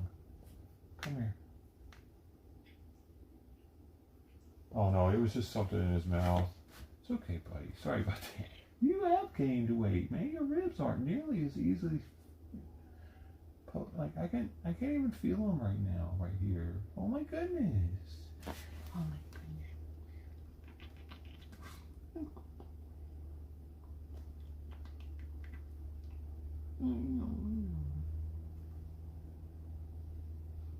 Ew. Ew. Oh, I think Sawyer's been biting his neck right there or something. It kind of stinks.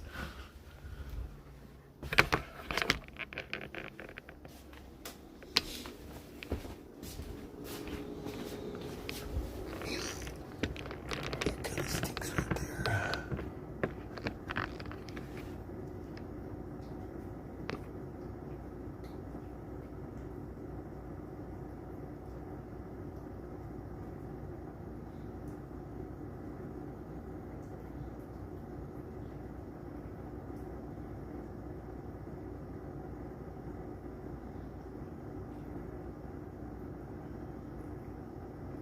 Nom nom.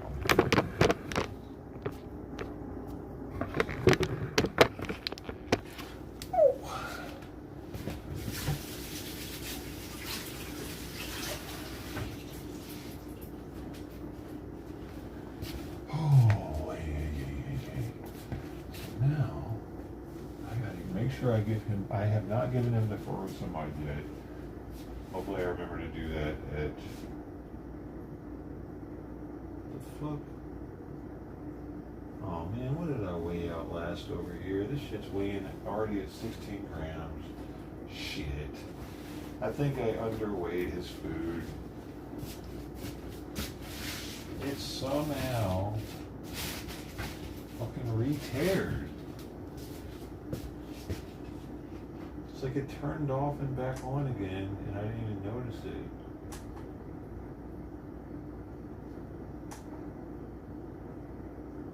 It will not let me zero this out completely. the hell is going on, man? I think my scale is finally broken.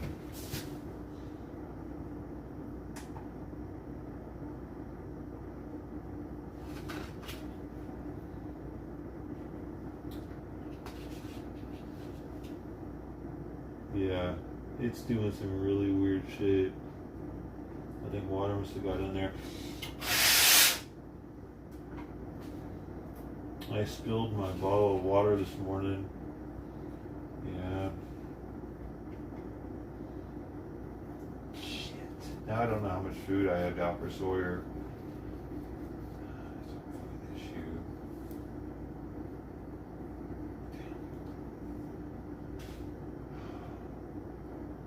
I'm about to buy a new scale today. Because it's reading 27 grams right now. There's nothing on it. It's been gradually going up. Damn it, man. I had the tripod in my hand and I got fucking clumsy and I knocked it over. The water bottle right up here. This is right next to it. It's fucking up for sure. This doesn't look like enough food. Can't really tell how much I'm giving him, dude. Fuck. Let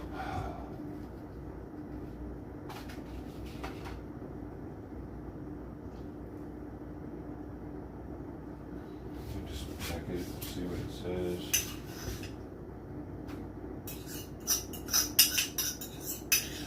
Of course, I did put in a bunch of water in this also, so it definitely should read heavier. And it's 70 something, but still.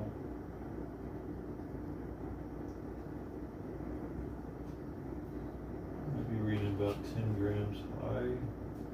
Maybe about 10 grams high.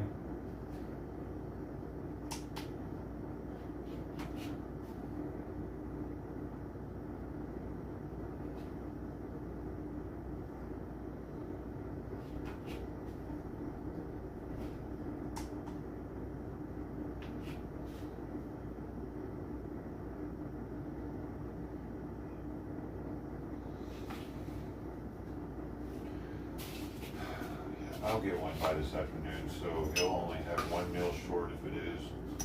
Oh, dude, this is going to be a pain in the ass for the outdoor cats now, but not so much. I don't really weigh theirs. The same. I'll just divvy out a percentage of the can.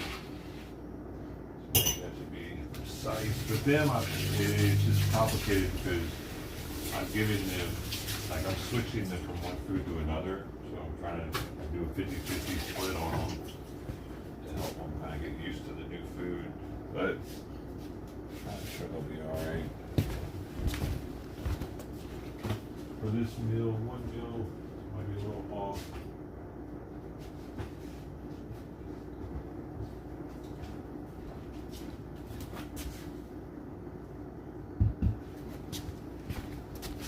Simon, you were gonna eat it. They touched it. What the hell, bro?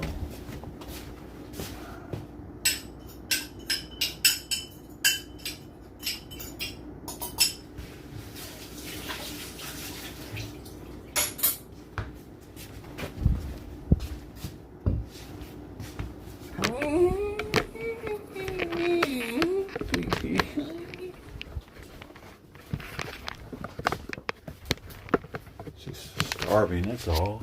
Judge's a starving cat.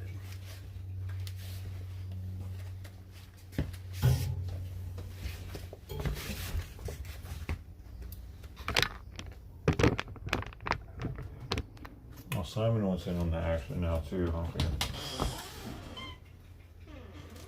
Simon, what are we doing right now? Huh? We're all just gonna do this at the same time?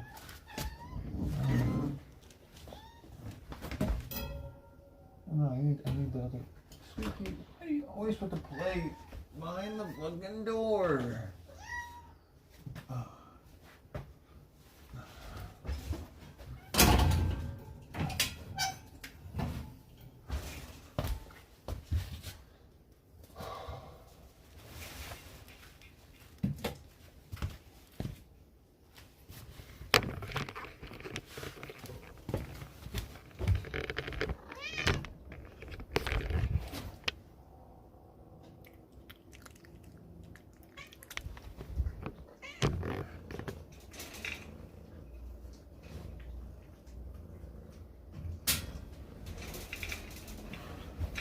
buddy. Hey, buddy. You're purring so loudly.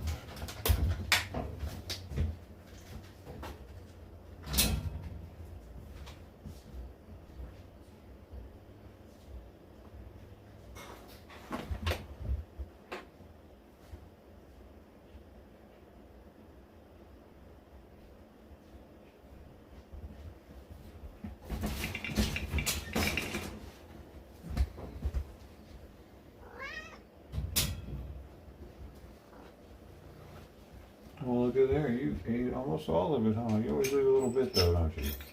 You just want to get out of there. Oh, fuck! Sorry, buddy. I'm sorry. I should have just let you do your thing. Okay.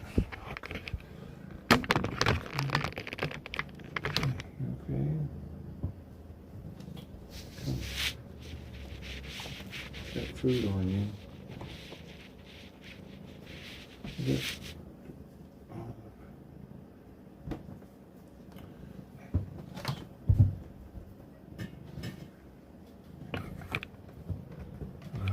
Wee, wee. You don't need this.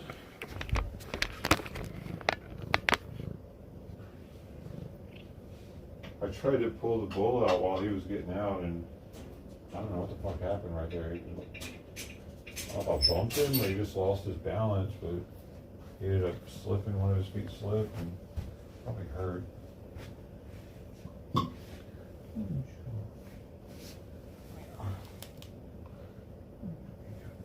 What a shitty start to the day, huh, bud? I'm not. Sweetie came over and played with him. And didn't hiss or anything. Here, you want to eat the rest of this? What are you shaking for, bro?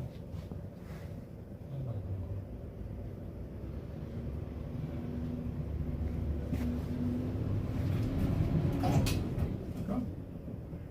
It's right, it's on the porch. Sweetie's behind the camera in case it knocks over.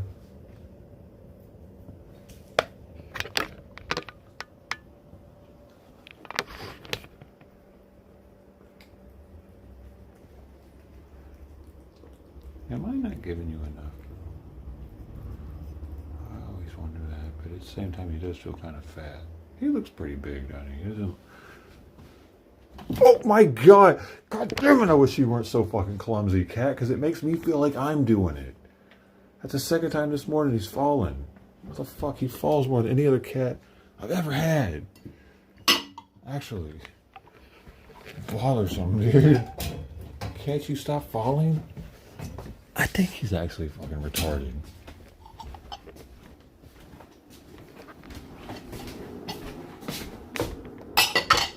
Oh, we need to clean that up. Got Simon over here. He ate a little bit more. All right. Like that's twice. He keeps falling, like hitting his inner hip or inner thigh or whatever the hell that is. His crotch.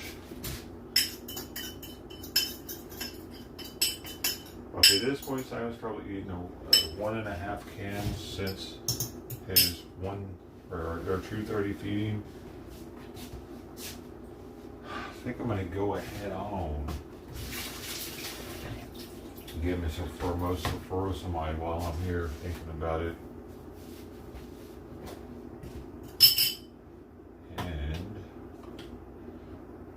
And I think I'm gonna go ahead and put this other quarter can I got here. This is the rest of his.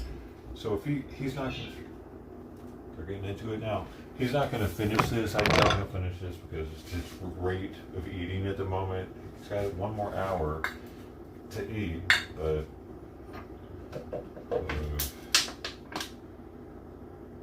he's not really seeming nearly as enthusiastic as he was yesterday.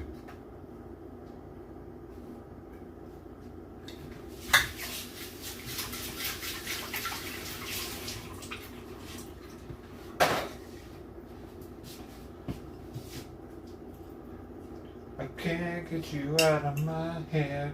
Down, down, down, down, down, down, down, down, down, down, down, down, down, down, down. Why is that song coming into my head now?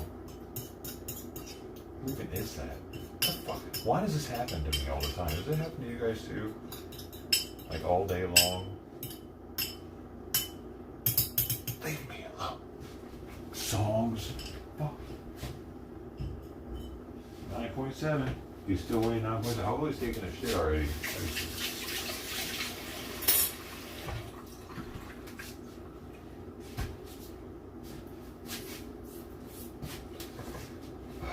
So we got them fed. Okay. Frozen my time.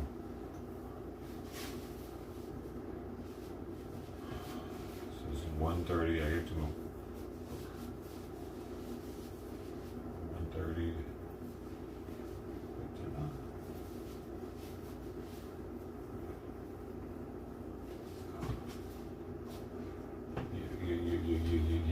Yeah, I think. Yeah. Okay, so let's go ahead on. Get this peroxamide out the way. Where is it? I have, man, I got a lot of bottles here. Here, Simon. All for you, buddy.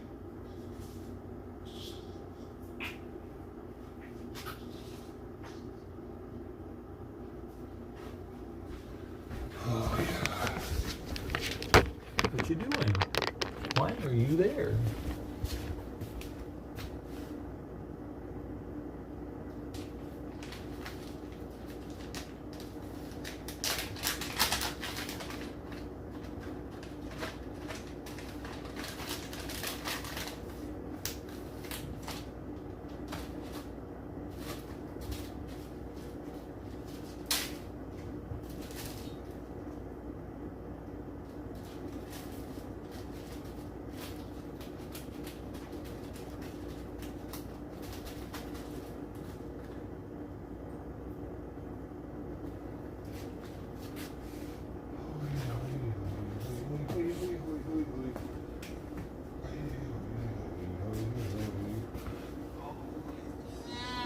My fucking quads are sore.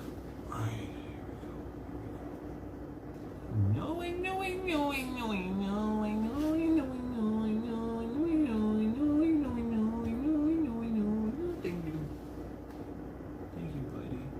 You're getting away, Simon. Look at that.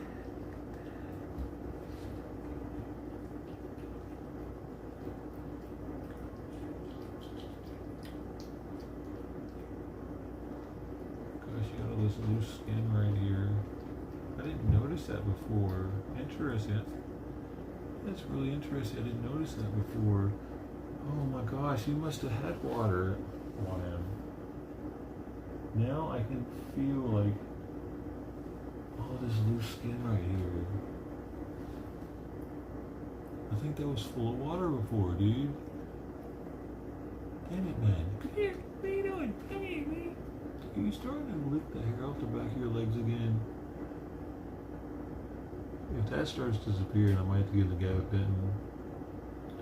That was kind of my indicator as to if he's having arthritis pain or not.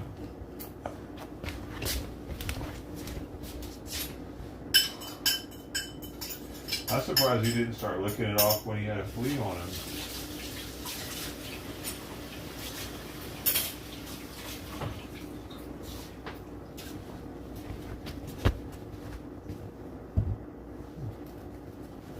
Can't get you, man.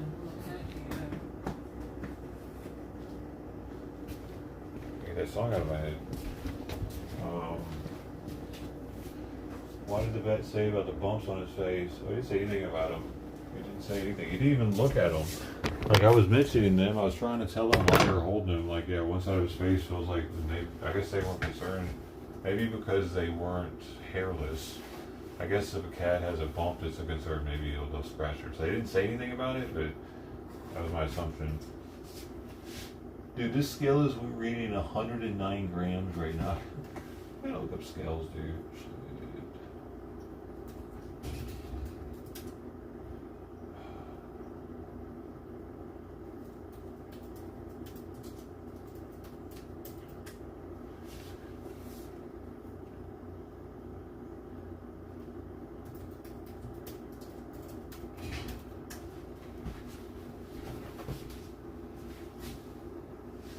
He's really in there. Somebody's really in there trying to help him. But Simon keeps just like teasing me with eating.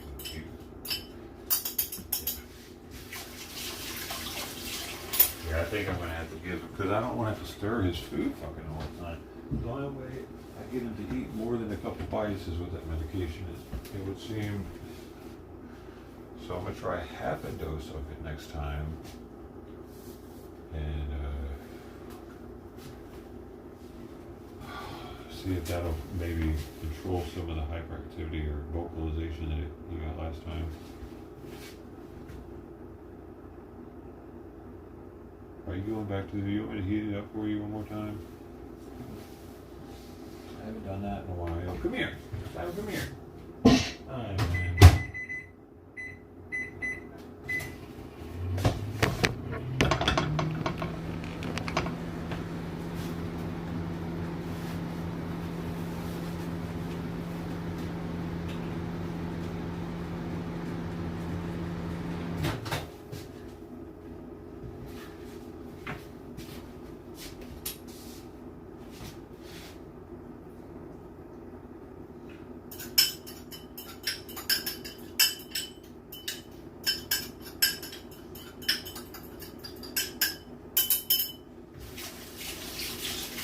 My goal is to have 2 cans in them by pickup time.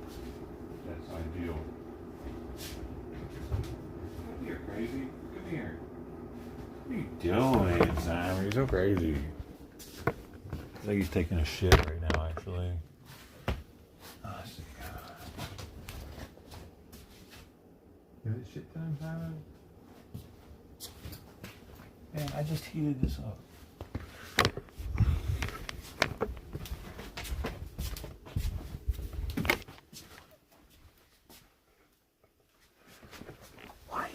So crazy when you gotta take a shit, bro. Oh no, he's peeing.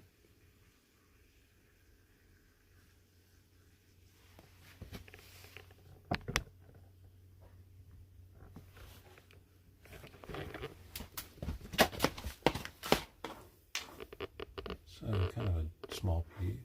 Not really anything to be concerned about. But he might have to shit too, because he doesn't normally run like that when he has to pee. Damn, how do you make such a mess in here already, Simon? I just swept this morning.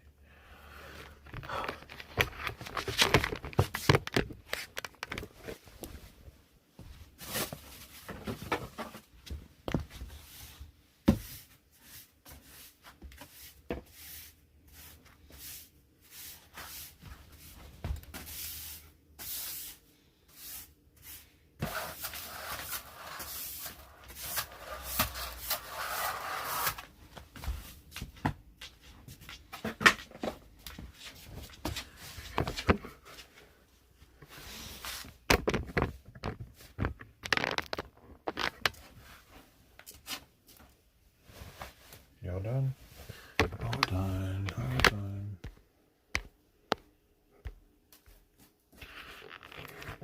Yeah. What are you doing? You didn't even shit. Come on, man. You weirdo. Let's go. I know. I need to do something with those boxes for sure. Come on. Come on. Come on. Come on. Come on. Bro, I heated your food up. Come on. Let's go. Let's go. Let's go. Let's go. Let's go. Let's go. I cleaned my closet out. That's one of the reasons why I have all this shit in my hallway right now, and I just haven't gotten around to reorganizing everything. Come on. Come on. Why are you stopping right here? The food is right there. Come on. What the fuck, Simon? God, you're aggravating. You don't like it? You don't like it? You don't like it. You don't fucking like it. You are such a pain in the ass. Fuck, you're a pain in the ass.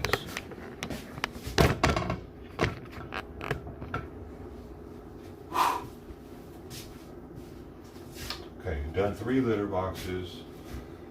Fed 3 cats so far. Trident's on the fucking porch. I really wish she would just go away and stop coming over here. I want her out of sight, out of mind. Sorry, Trident. We tried to make things work, but you are too fucking skittish for me to want to deal with. I can't flea medicate her. I don't want to feed her if I can't flea medicate her, dude. I can fucking flea medicate Dom easier than Trident, dude. That's crazy, because he's way more feral.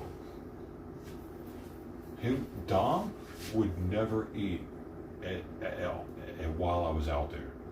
Ever. I've never had Dom eat maybe while I was like at the backyard, but not if I stepped out on the sidewalk. And I was like in line with him. There's no way he would fucking go back in. Like all the other cats, but Dom, I can get a few feet from while they're eating. And he was still easier to fucking flea medicate than she is. She's just too smart for her own good.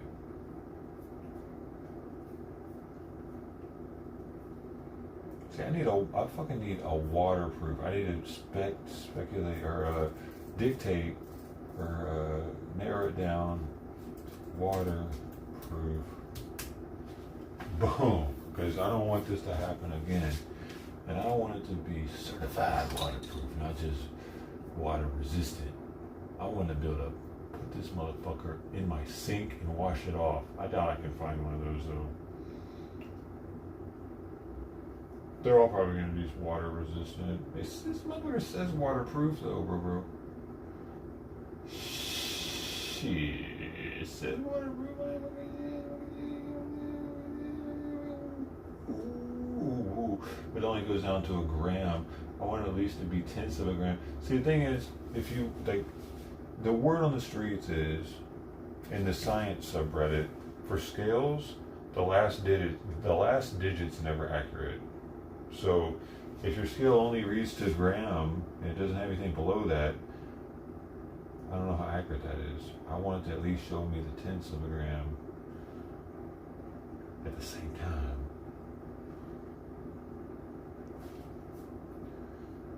So that one doesn't have that. This one. Does this one have it? Pain in the ass. No, it doesn't have it. Wait, did the other one have it? Did the other one? No, it doesn't. It's cheaper. It definitely doesn't have it. What about this one? What's this over here? Oh, this one. 1 gram. Why are they all down? Why are all the waterproof ones only down to 1 gram?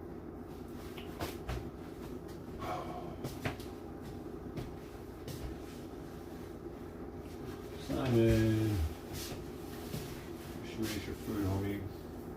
Okay. He's gained weight. Let's see what he weighs now that he's peed.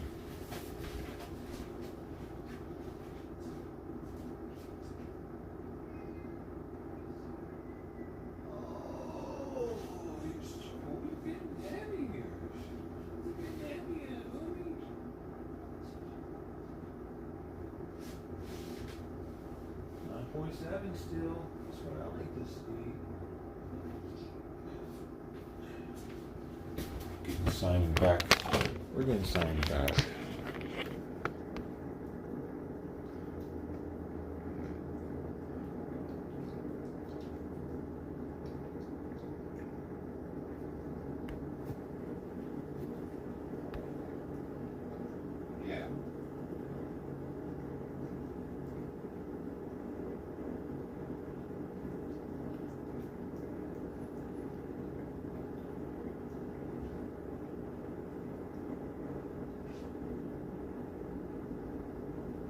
Got to need a little bit more about picking them up and bringing them over here.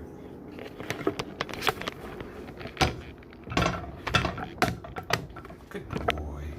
Good boy.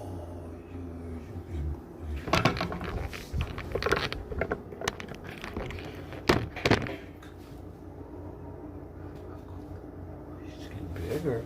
You're getting bigger, buddy. You're getting bigger. I can feel it so much in your ribs.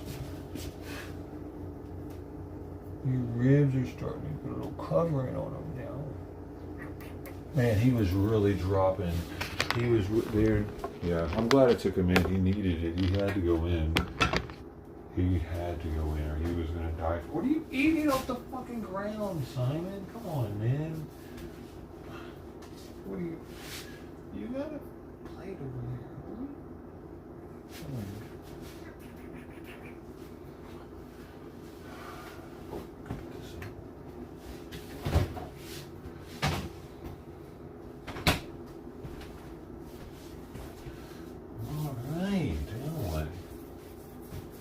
I guess I can go see how many cats we got back here real quick. Oh, sorry, sweetheart.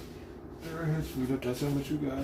eaten. So we maybe ate about, I don't know, an eighth of it or more. Actually, maybe. You see here as I get it kind of consolidated. What the hell is that? Looks like some intestinal lining.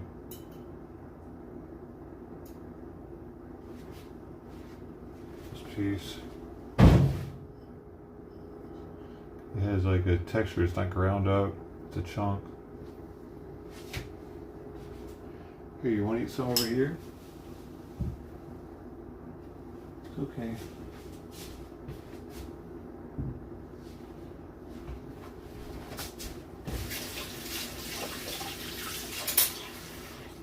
Well, hey. You don't say.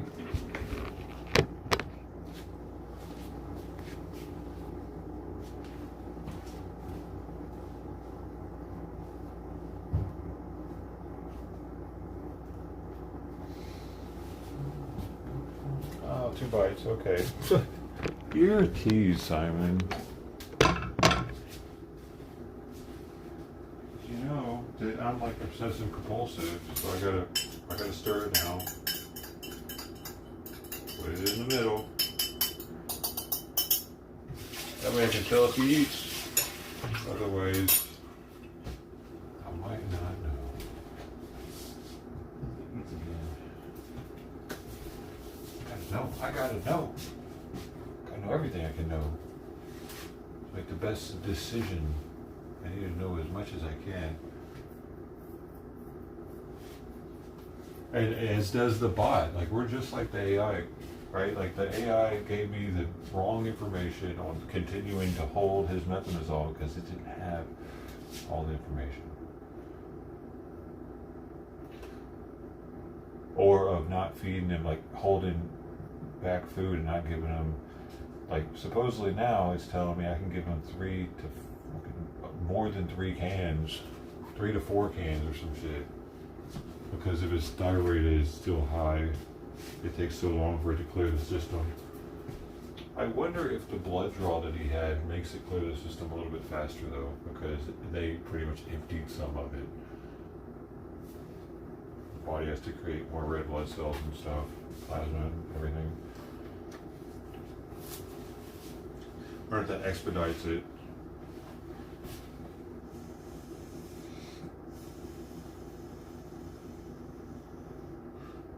Because it's almost like he's getting a transfusion, but his body has actually created the new blood slowly as he recovers from the lab draw.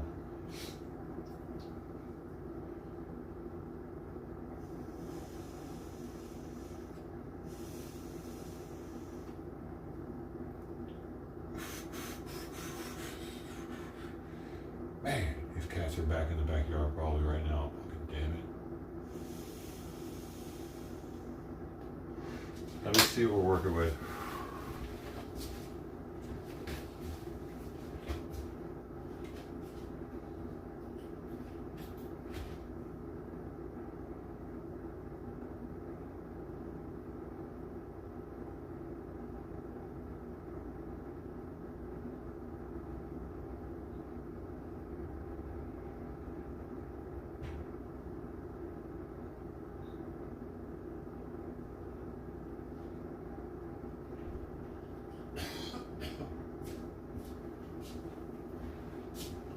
So far it's only Fluffy, and she was on the sidewalk and she came in the backyard when she heard me.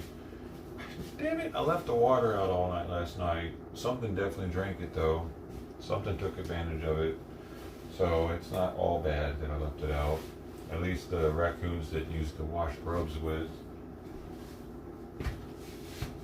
Probably a cat got it.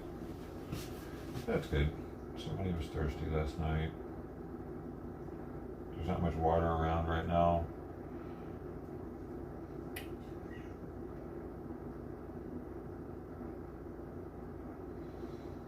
Yeah.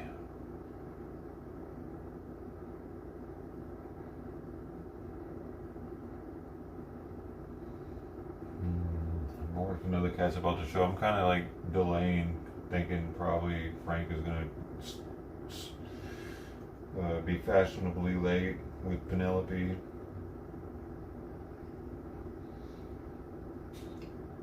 know, kind of wiping the crumbs off the food he just ate from some other place. Sorry I'm late, guys. So, what's for breakfast? No. I wish I could get it.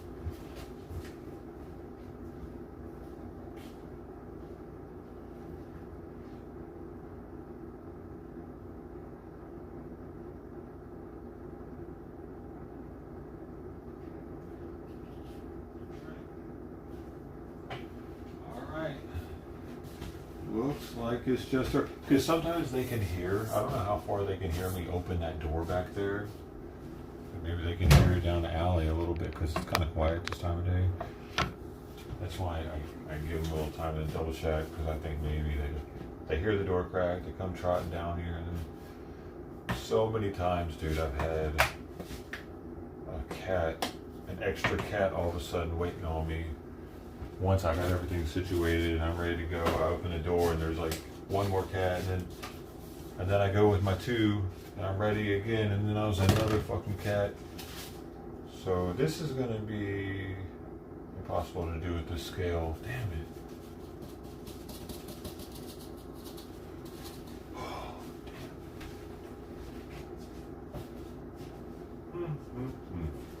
All right, Fluffy, we're just gonna eyeball it today.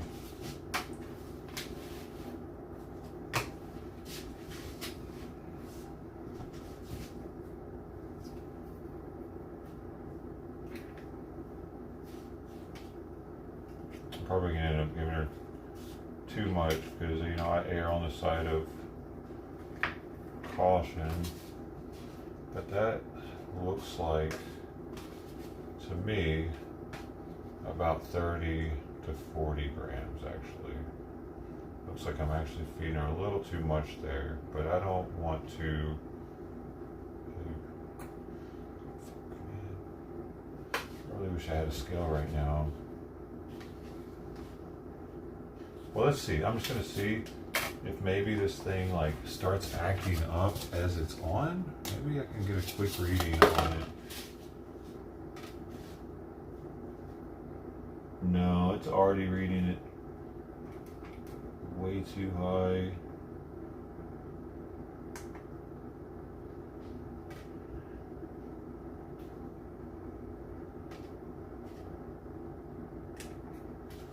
Okay. Well, that's working so far. 8, 20, it said like 27 it looked like. Before it fucked up.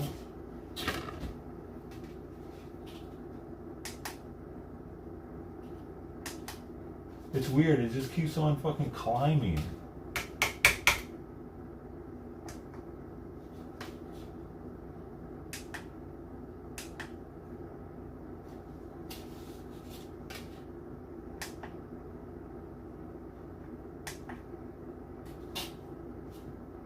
Yeah. This thing is shot, dude.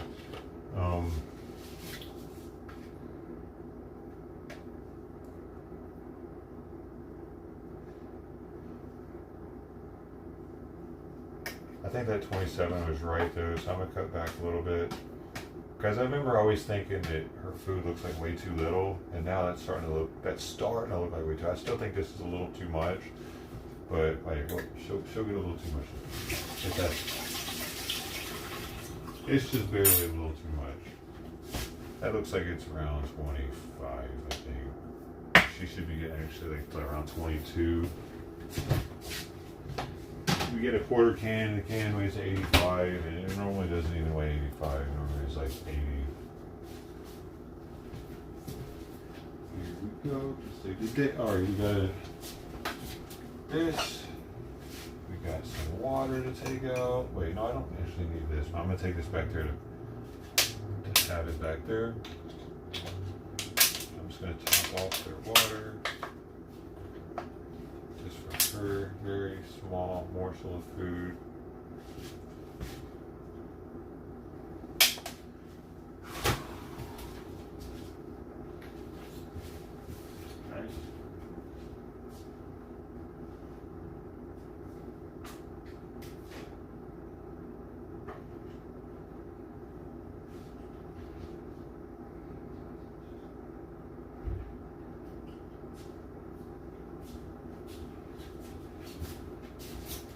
the more I look at it, the more it feels like it's too little.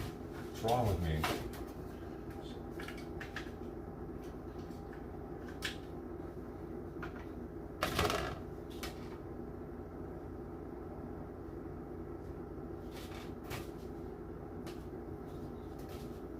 Ah, it is.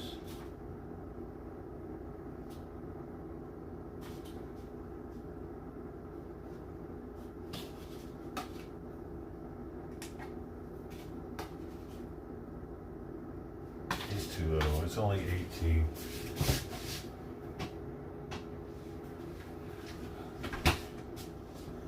So, just a tad bit more.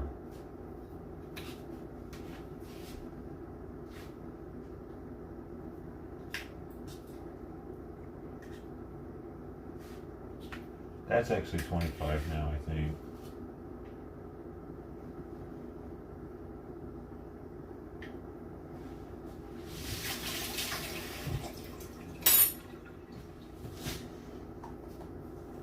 It's hard to say because this scale is like doing its own thing over here.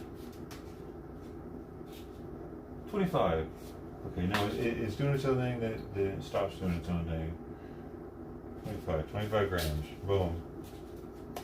It's a little more. It's about 10% more than I should be giving her, but she's the only one that showed up. She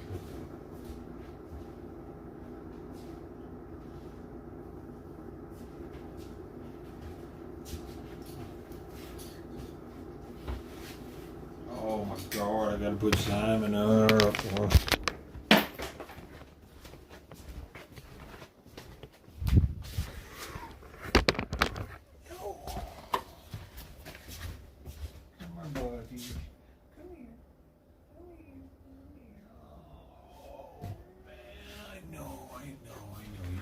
Gonna go into the octagon. Oh God, you got this. You got this, buddy. Sweet Pea's got your back.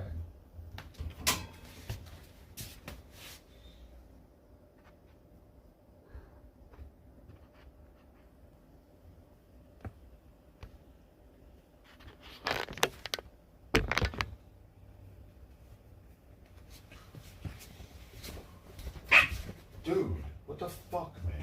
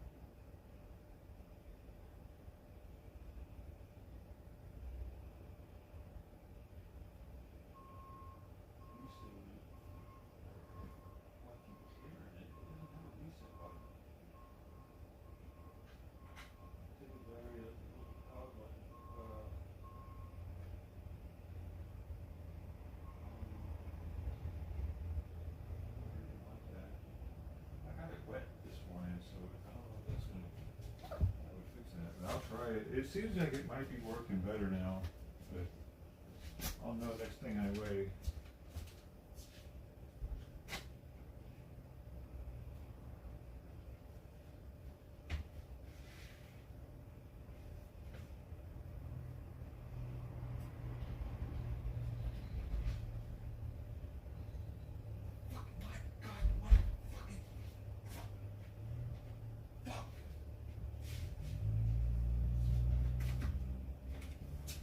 God damn it. Frank's just sitting there, just like I said would happen. Frank's fucking there.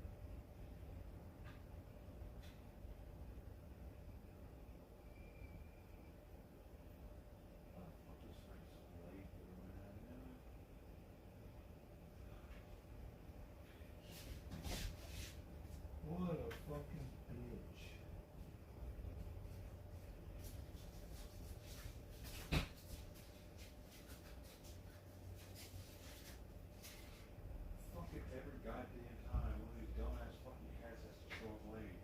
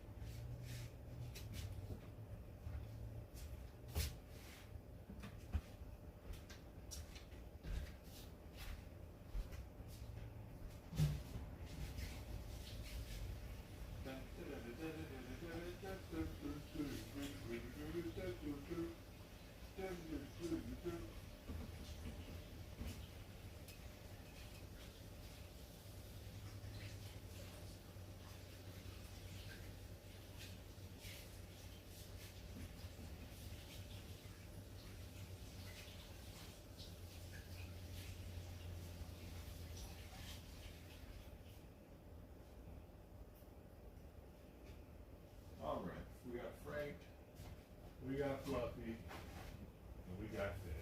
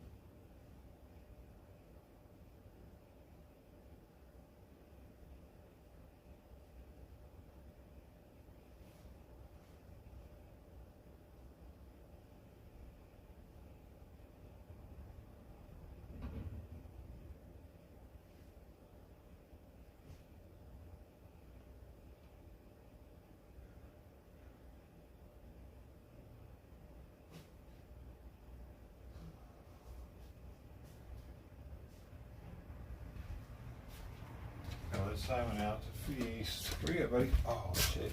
Simon, come here. Aren't you hungry? Come on, buddy.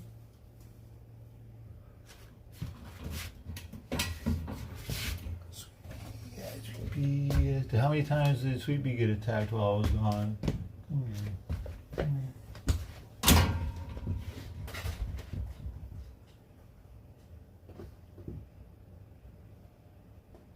I think she might be getting fat, baby. Or Frank is getting skinny. Let's see. Show your ribs.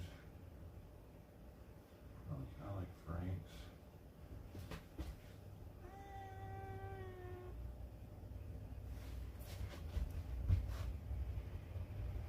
I don't know. I hope, man, hope Frank's alright out there with what I'm feeding him. Time to go out. Come on. Come on. I just hope I'm not underfeeding Frank.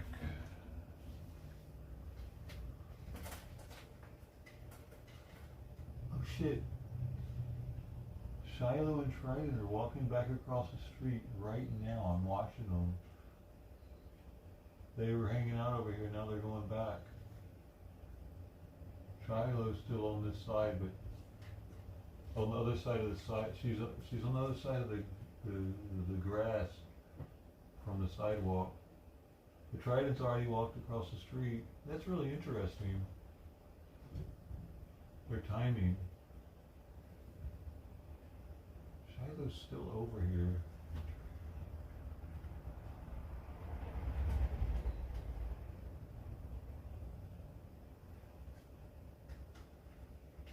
I'm glad I didn't have to spray them.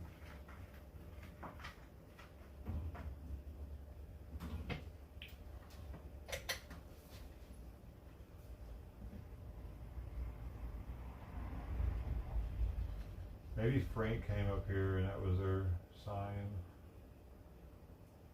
I can't see. I don't think he came up here though. I don't see him over there.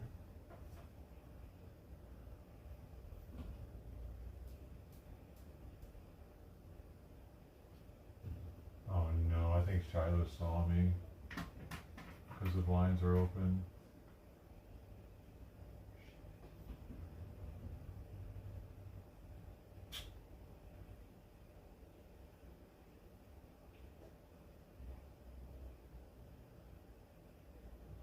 Came back to the sidewalk.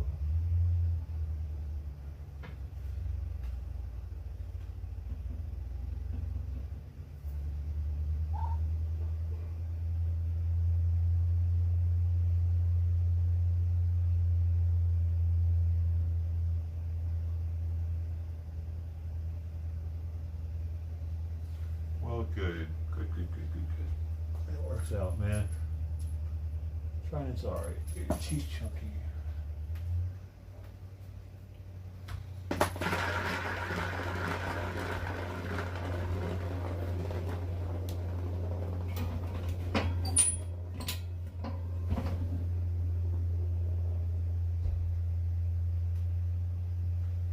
Well, somebody made some fucking mess with the water over here. What are y'all doing?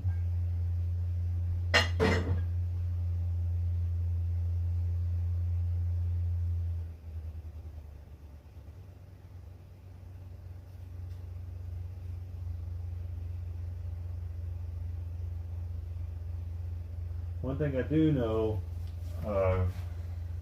that Frank finishes all his food now that I'm only giving him a half of a can. Oftentimes when I would give him a full can, sometimes he would finish it, but he wouldn't always finish it. He would not always finish it. Saves me 50 cents a day, which, I mean, that's not really a big deal there. I don't mind the price of the fancy fees with the outdoor fest as much. But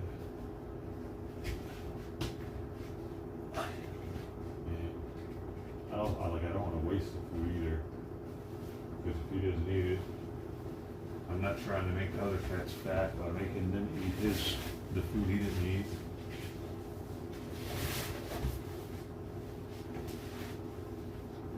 Oh man.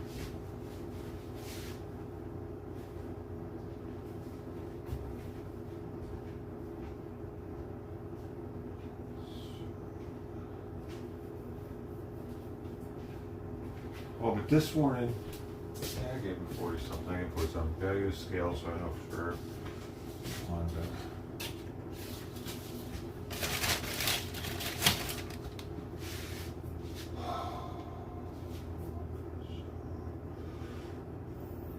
good show.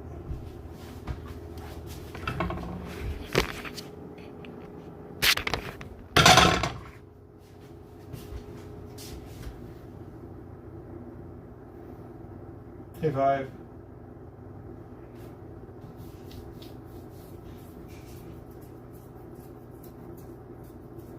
Oh, nice. Sweet does that, yeah. Good.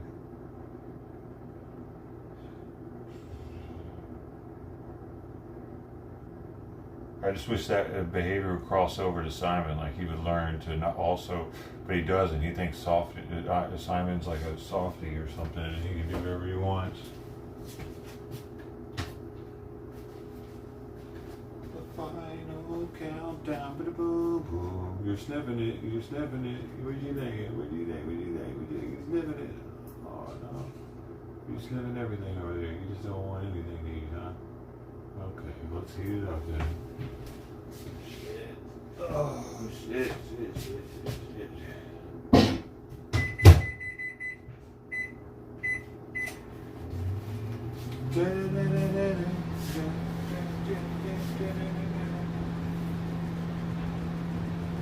Fluffy doesn't even really seem to be losing weight with the lack of calories that I'm giving her. I used to give her a full can. I used to give her over a full can, actually. More than a full can. And now I'm giving her a quarter of a can. She still doesn't seem to really be dropping weight that fast.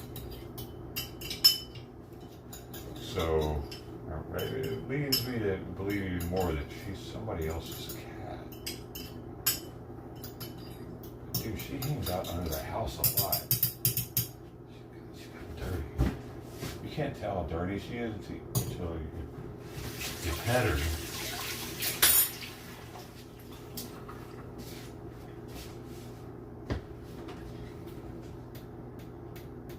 $113, $114. That's a lot.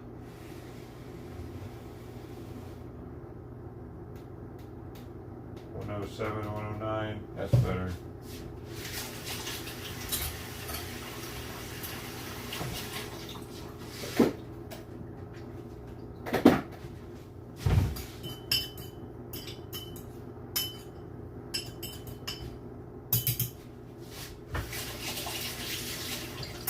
Yeehaw! Let's go get him.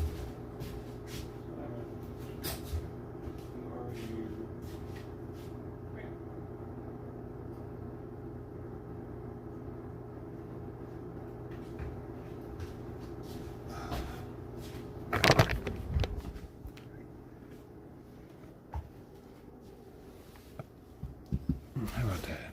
Try that out. What you think about that?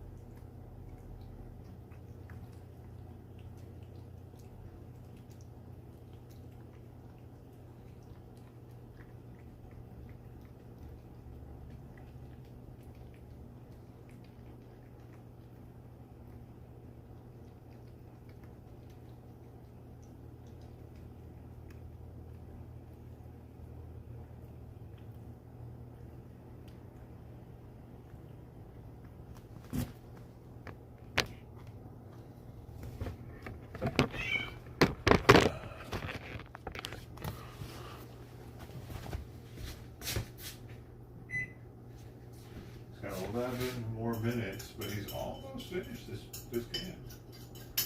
That chunk of flesh that isn't ground up is still in here. He doesn't like it apparently. He didn't like the chitlins. So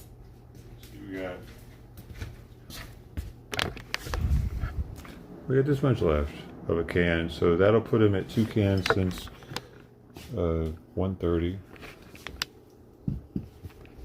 But I don't think he's gonna quite finish that. Maybe if I put it in front of him. What do you think it was more than it was? Still warm? No? You sure?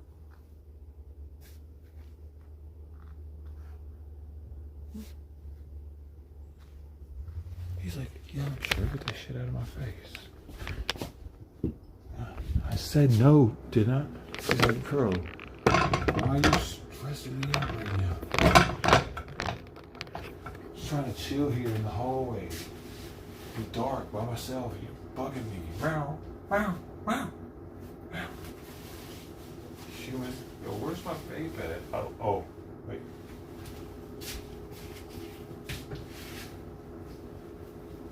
Oh, Billy.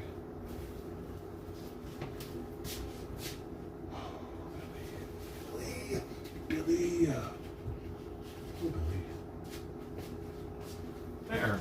I think I've done all the cat duties except for the final pickup here at 10:30.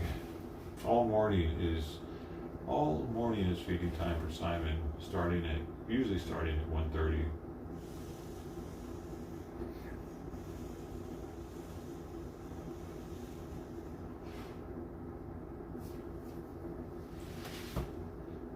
Welcome back. Yeah, here, I should throw that away. That better? That better, buddy?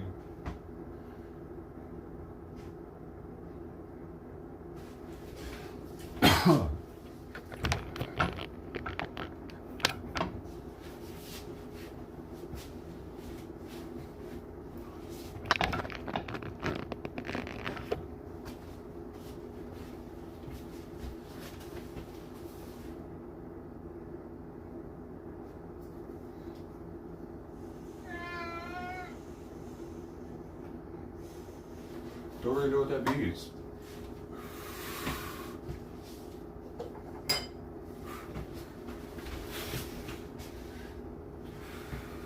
See, maybe it means he wants me to stir the liquid, and maybe he wants this heated up a little bit.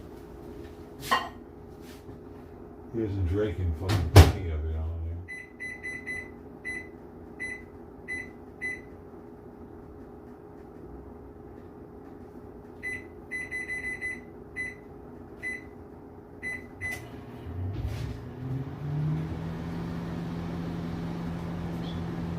Where are you going?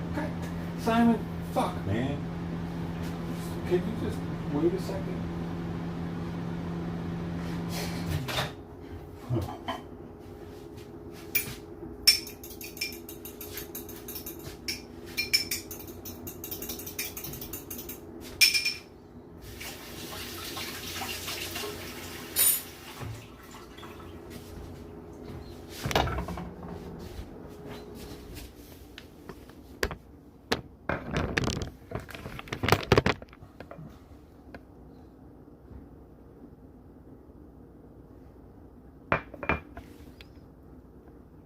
It doesn't smell good to you?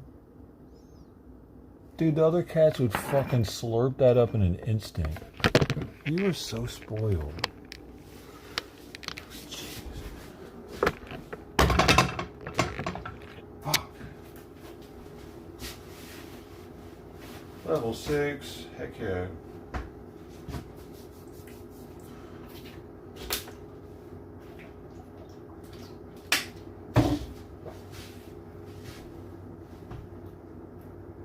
One day the levels are going to do something.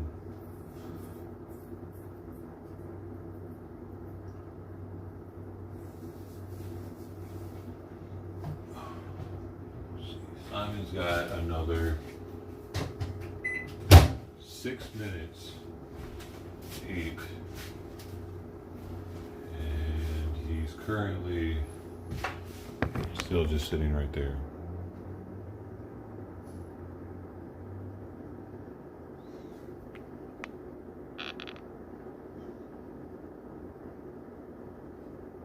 I knew what I signed up for? No, I didn't. Are you talking about me?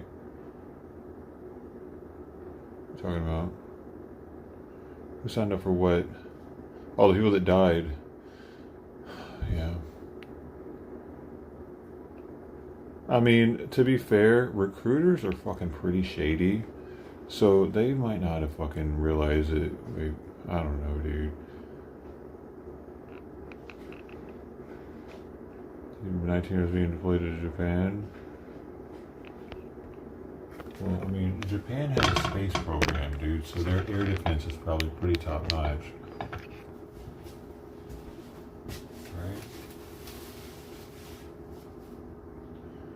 But their space system's not really doing too well at the moment. Their space program. But I mean, at least they're like trying, you know. It's more than you can say for most countries.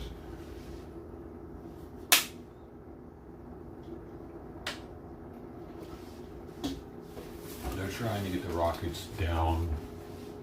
I think their last one might have blown up though. I don't think they've quite gotten it to where they're putting stuff into orbit yet. I could be wrong though. Let's see. Has Japan put a satellite in orbit yet? Oh, they have. So Japan has successfully put many satellites into orbit, so that's good. That's good, man. They should be good at shooting shit down. 210 satellites they put in space as of 2024. The Japan Aerospace Exploration Agency, or JAXA, operates a robust space program including navigation, weather, and reconnaissance satellites. Does Iran? I don't think Iran has put any satellites into orbit, have they? Yes! Fuck! Iran has successfully placed multiple satellites into orbit. That's wild, dude. I'm going to ask how many countries have put. How many countries have. Oh, no shit? No, they're operated by over 100 countries. I want to know how many have put. While only a small number of nations possess the capability to launch their own satellites. Yeah, no. How many? I need to put how many can have launched a satellite. That's funny. Launched.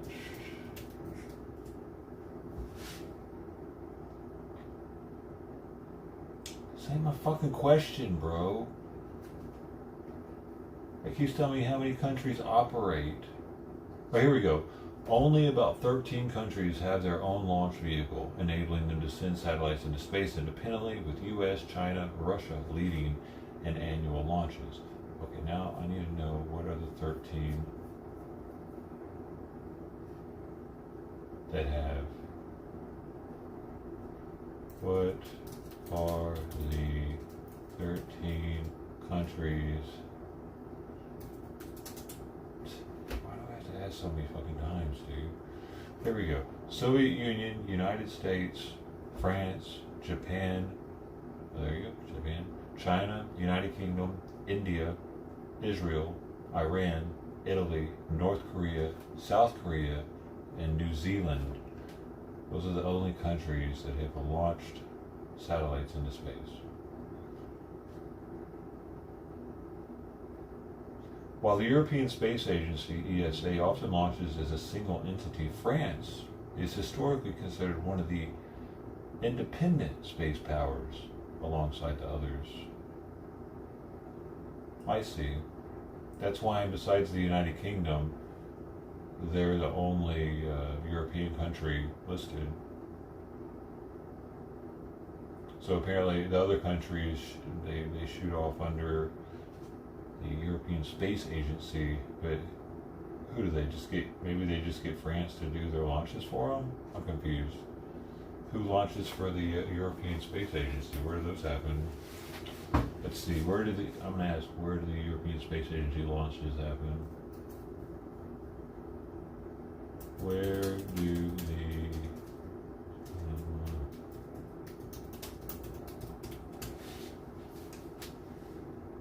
BBC mainly launches its missions from Europe's spaceport in Corot, French Guiana? What the fuck is that?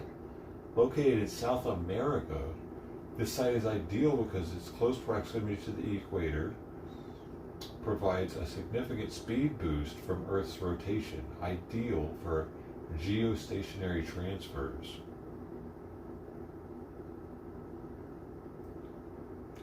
Europe's space program is out of South America. Did y'all know that? And where the hell is French Corot, French Guiana? Guiana. How do you say this?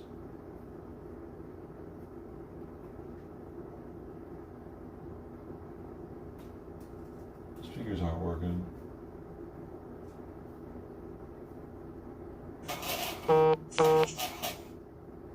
Yeah, they're blown as fuck. Okay, let's see where this is.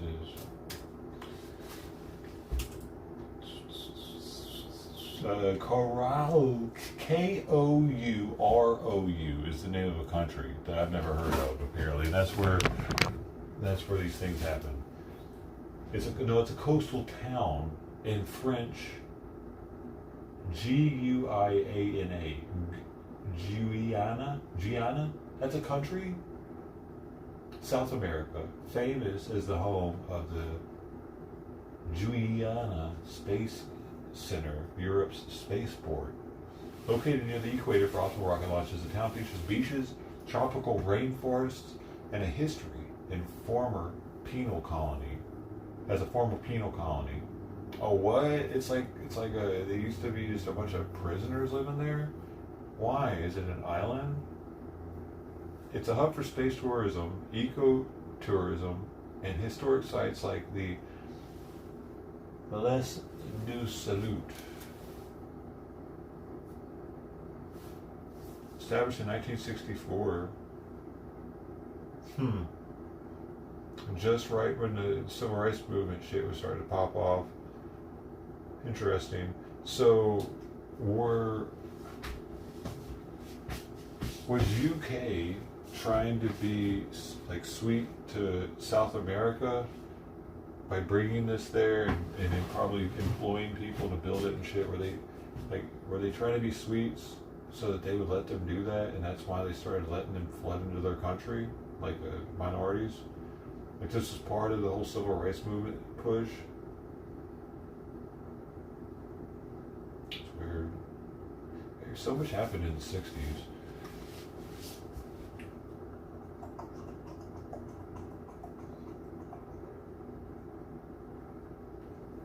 It looks like it's right next to, let's see. No. I need a map here. Give me a map to look.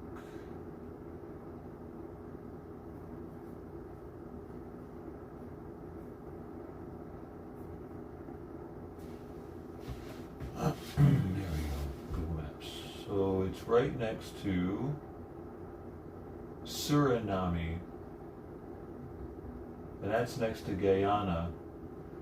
And it's also next to, what is that? Brazil. It borders Brazil. It's north of Brazil, east of Venezuela. It's the last country before it's all fucking Brazil, pretty much. That's what's going on. It's the last coastline before the coastline is Brazil all the way down to the fucking bottom.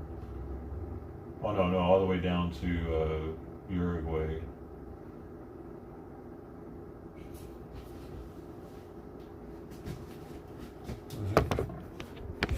This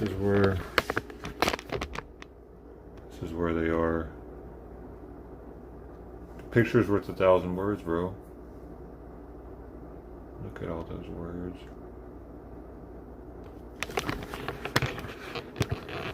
Oh, Simon, I gotta pick up, bro.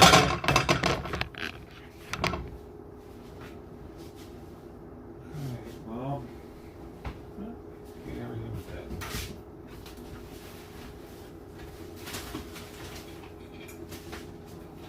Na, na, na, na, na,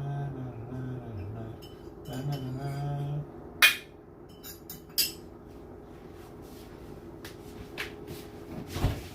So just to give a better idea, this is how much it looks like in the can. So we had one can full and this can minus that. Since 1:30. Pretty good though. He's at 9.7 earlier when he weighed, and so he's pulling weight.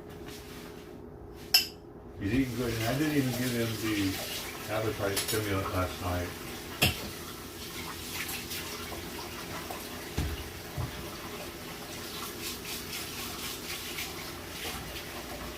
I've read that a lot of people do it like every other day, or they'll do half doses of it.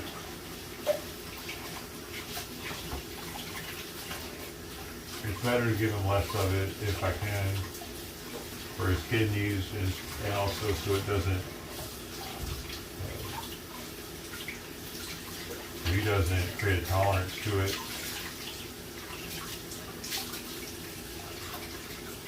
as fast.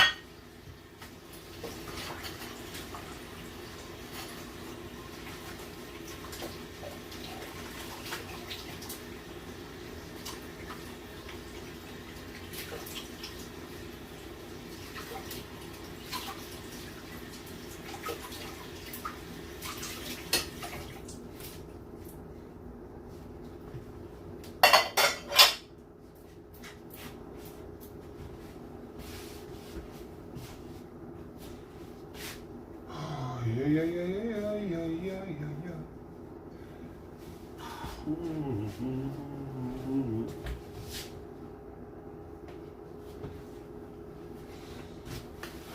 Yep.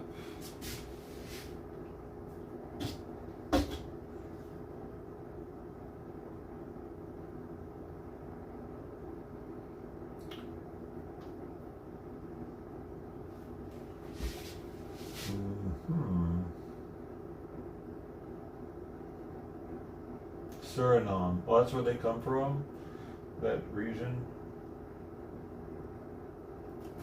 They're spin faster. How would that happen? Because it's further out. I mean, yeah, maybe it spins to something, huh? Yeah, you would think they would be able to slingshot off of it better at the thicker point. Because if you're at the top, you wouldn't have nearly as much spin speed. Yeah, it seems like it would spin faster at the thicker part. Or it would, yeah.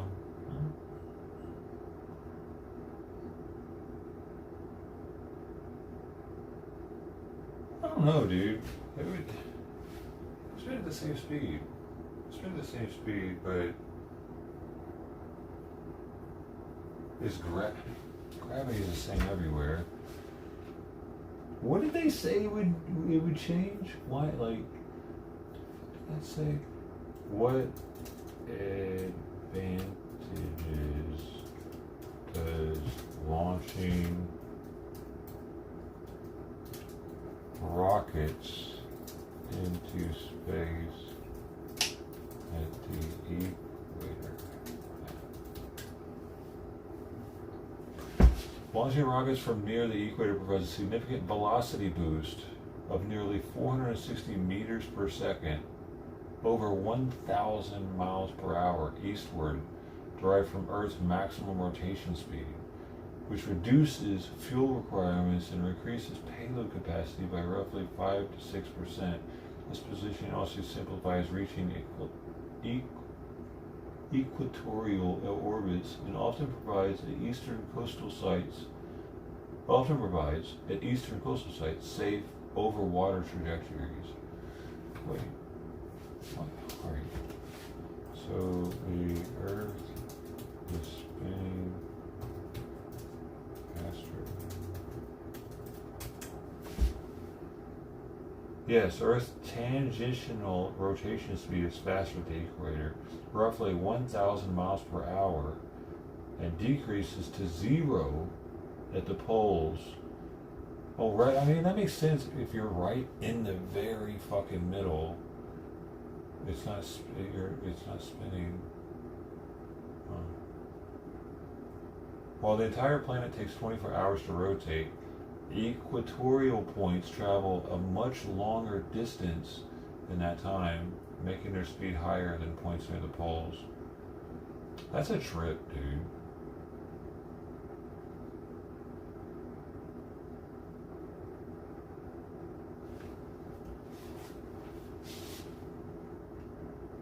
Like, does that affect gravity or anything, or does that affect anything except for velocity on leaving the planet?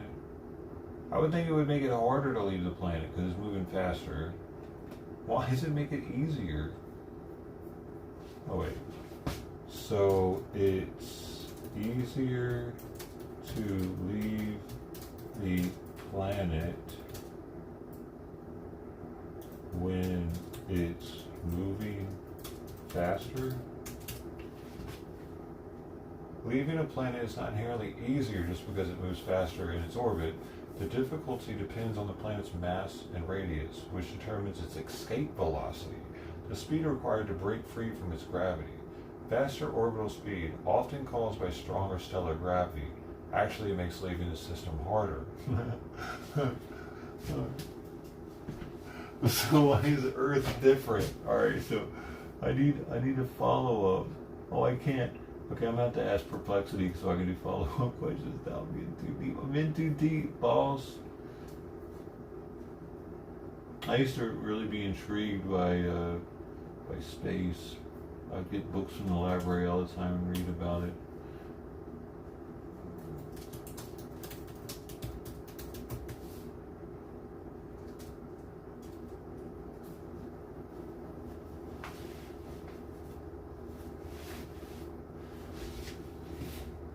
Earth stands out because its equatorial rotation speed, around 1,670 kilometers per hour, provides a meaningful 10% boost towards orbital velocity, unlike slower, rocky neighbors or much faster gas giants where launches aren't practical. Earth's 24-hour day yields a surface speed ideal for human-scale launches, significant relative to low Earth orbit needs 28,000 kilometers per hour. Mars spins at 866 kilometers per hour, similar day length but smaller radius, offering less boost. Venus at 6.5 kilometers an hour, 243-day rotation is negligible. What does that mean? It's negligible. So you can still leave Venus? Gas giants like Jupiter, at 45,583 kilometers per hour, rotate too fast for surface launches amid crushing gravity and no solid ground. No other planet matches Earth's balance, rocky surface, thin atmosphere, and rotational speed that's a useful fraction of orbital velocity without extremes. Future Mars bases would gain less from rotation, emphasizing the Earth's unique setup for cost-effective space access. Like, really? Yo, it's already like it's a miracle, right? Humans, our bodies, how the planet, how we coexist with it, how it all just seems to balance out perfectly. It just, But we also have that going on for the planet, to where it's like the perfect atmosphere, and all the other stuff has to be in place perfectly. It's like it couldn't get any better. If it was any better, we'd be floating off the planet on accident. You know? I don't know, man. That's a trip, dude. How the fuck, bro? Everything just happens to be perfect.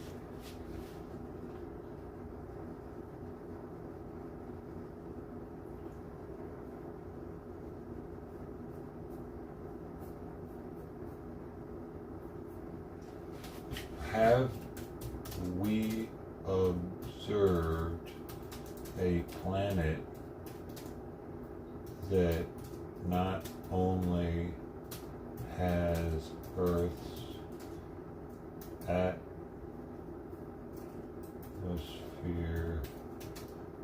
but also same physics at play?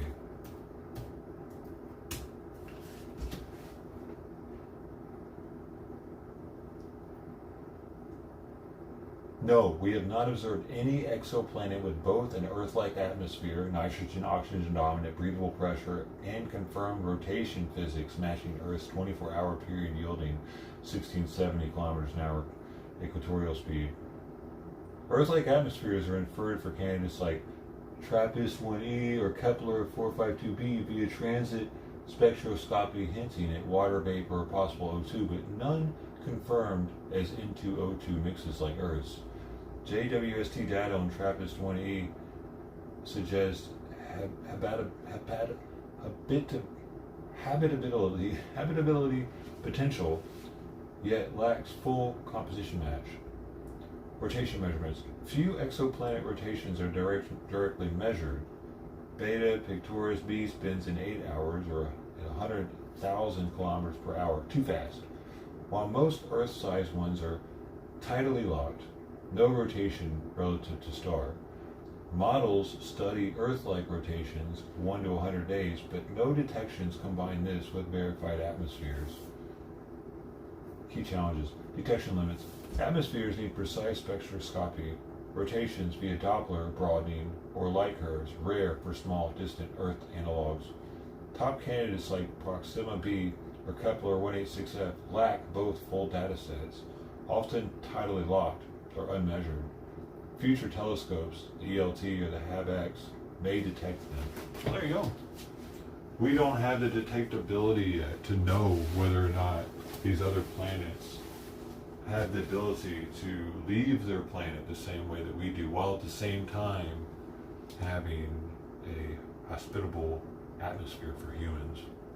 Very interesting. We don't know yet because we can't know yet. We're not there yet.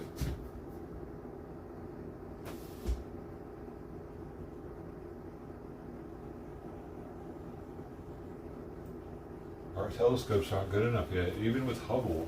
Wow. But what are these other telescopes, man? When are they going to be built?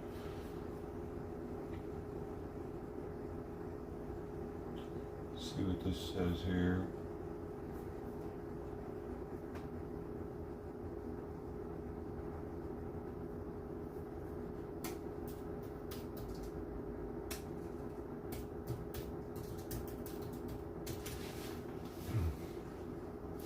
This says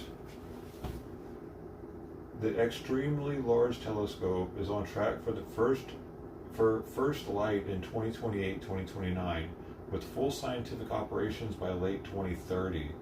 HAB-X remains a proposed NASA mission concept without a confirmed launch date, studied as part of future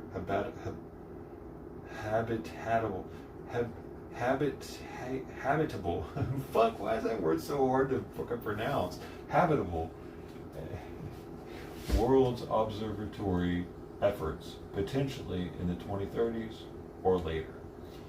Construction of the ELT, the ESO's 39-meter ELT in Chile's Atacama Desert, is over halfway done, with the main structure completing in late 2026 and dome by early 2027. Technical first light targets March 2029, followed by scientific observations in December 2030. The HABEX, or the Habitable Exoplanet Observatory, a proposed 4-meter UV optical IR space telescope for direct exoplanet imaging, completed interim reports but lack selection or funding for launch. It feeds into NASA's Habitable World Observatory Program, or HWO, eyed for post-2030 amid ongoing studies. So the 2030s are going to be pretty wild when it comes to finding out about these planets that we know, or we've measured with a spectrometer or whatever the hell that shit was. And it looks like it has oxygen. They look like they have oxygen. So now we're going to see if they're spinning correctly. I thought we were there already, man. Like the Hubble hasn't flown past, or Voyagers and shit haven't flown past. I guess they just didn't have the correct sensors or something on them to be able to see that type of information. I guess like the Hubble was just a telescope, right? It didn't detect anything else but pictures, I'm assuming. Voyager, I'm not really sure if it was just pictures or not. Let's see. Did Voyager and Hubble do or take, because I know that one of them had the Voyager, I think, had a record on it with a bunch of stuff about humankind. Voyager and Hubble take, and probably like broadcasted something. I don't know if it's playing the record or maybe it was broadcasting like a ping, ping, ping to get people's attention. If they see it, they'll get it. And Hubble take any other readings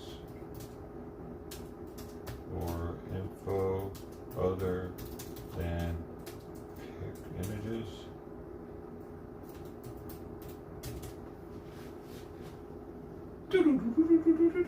Voyager 1 and 2 carried 11 instruments beyond cameras, including magnetometers for planetary and solar wind magnetic fields, cosmic ray detectors for high energy particles, low energy charged particle sensors, plasma wave subsystems for electric fields and radio emissions, and spectrometers, UV and IR, for atmospheric compositions and temperatures. These measure Jupiter's magnetosphere, Saturn's rings interactions, Uranus and Neptune plasmas, and now interstellar medium properties like heliopause crossings. Hubble's 5 science instruments included spectrographs, STIS and COS for chemical analysis of exoplanet atmospheres and distant galaxies, plus photometers for precise light measurements, not just images. Equivalent context from it resolved elemental abundances, helium and quasars, e.g., and expansion rates via redshifts data. Okay. So they both had sensors on them. That's interesting that we haven't gotten close enough to one of these exoplanets still to get these real. Maybe we just, at that point, the satellites are too fucking far away and we can't get the data anymore. Is there such thing? Wait. Well, I guess they're going to die eventually too, though. The batteries aren't going to last forever. Are the batteries still good on? I think Voyager 1's already fucking died. Maybe both of them have died. Voyager probes do not use traditional batteries. Their radio isotope thermoelectric generators are still providing power. That's fucking amazing, dude. Though declining 4 watts yearly. Hubble's 6 nickel hydrogen batteries replaced in 2019. Replaced? What, did they come back? Remain functional and support operations.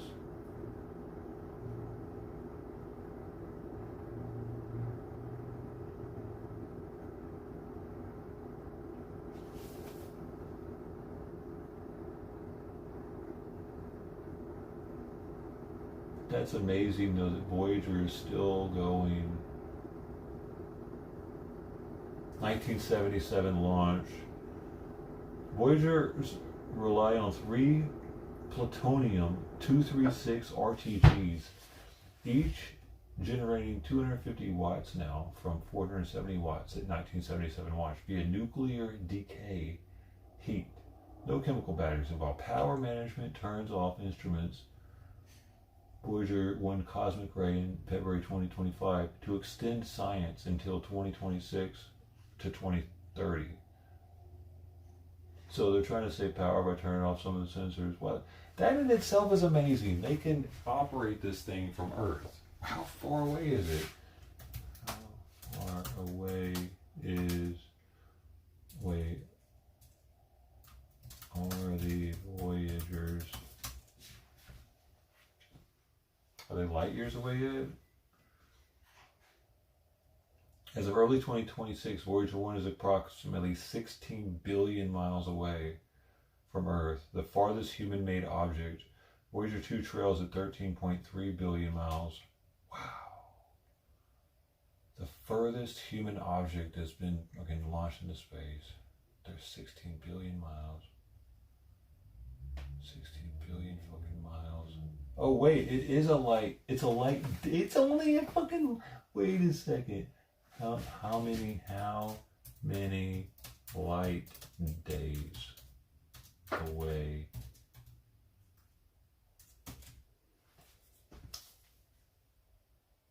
Voyager 1 is about 0.95 light days from Earth, nearing 1 light day by November 2026.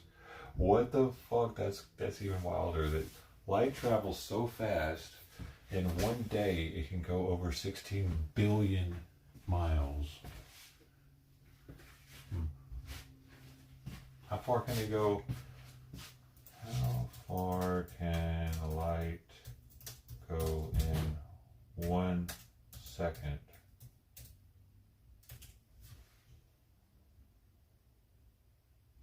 $299 million meters, about 186,000 miles per second. It's a universal constant.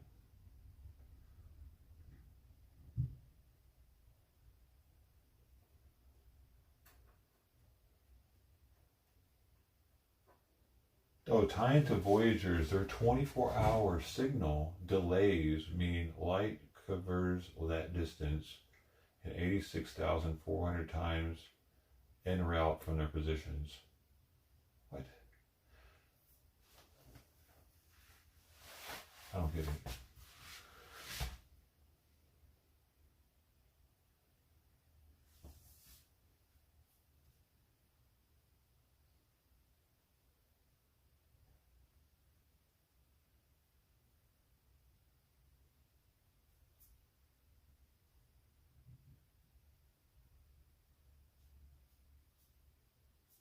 So it's 16, it's only one, dude.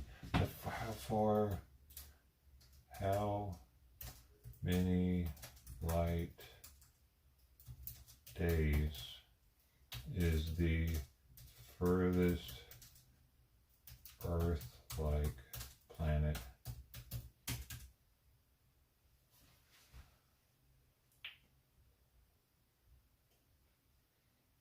Proxima Centauri b, the closest known potentially Earth-like exoplanet, is about 1,547 light days. Yo, we're nowhere fucking near that thing, dude. Damn it. Holy fucking shit. That thing got sent off into space in 1977. It's been just going in a straight fucking line, pretty much, hasn't it? Maybe the planets made it arc a little bit after because their mass, but I think since the planets, it's been going in a straight line. Let's see. Since getting out of our solar system,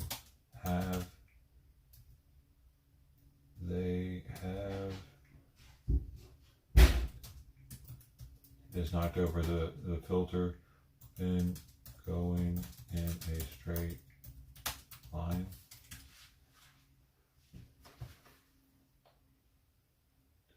No, the Voyager probes have not traveled in a perfectly straight line since exiting the solar system. They follow gentle curves, inertial trajectories due to their fixed velocities flybys, post flybys.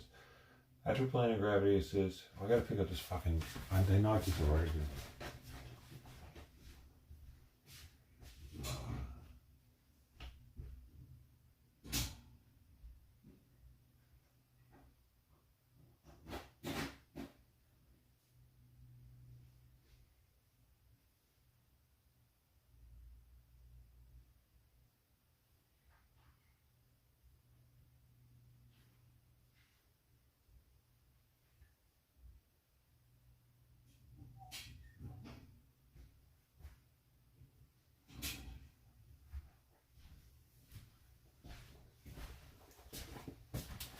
Well, hello there. In deep space, absent significant gravity, paths approximate straight over human timescales, but curve minutely from initial vectors in solar recession. I don't get it. They'll pass near stars. They're arches. All right. Show me the path.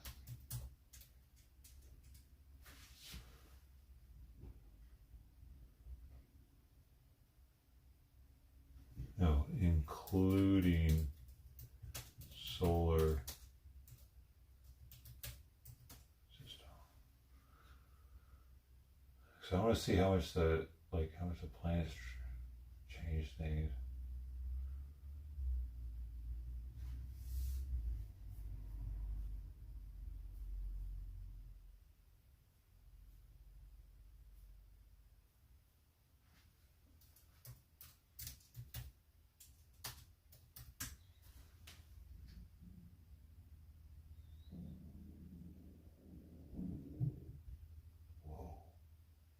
Doing a whole thing now, dude.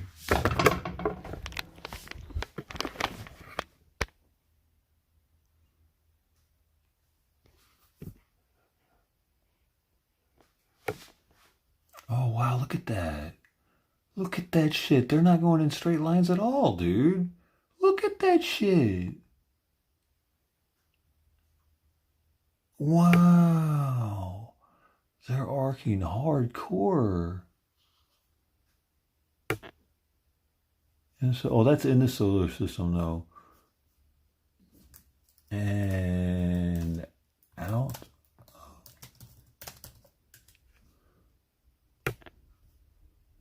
So let's see what they look like out of. So maybe it's not going to be quite as trajectory or quite as curvy.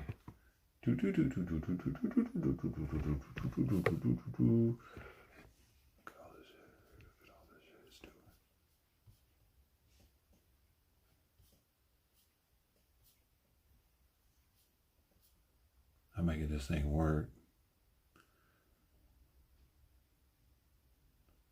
Well, those look straight. Near straight. Yeah, look, they are near straight. So the trajectory inside the solar system was super curved, especially Voyager 1. But they've been straight afterwards, almost.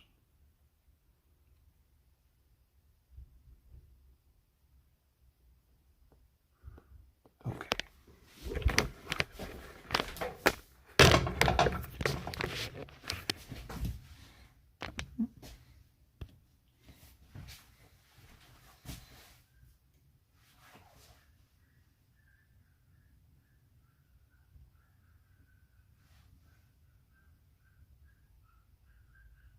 Dude, what the fuck?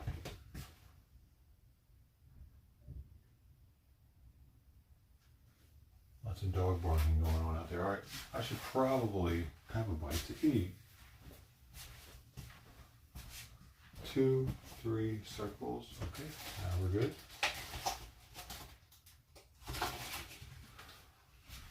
Had to do my circle workout.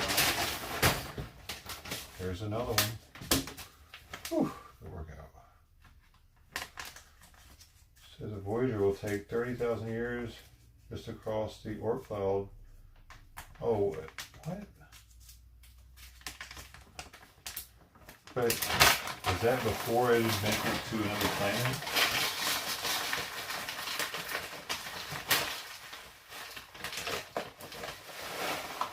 that have to go there.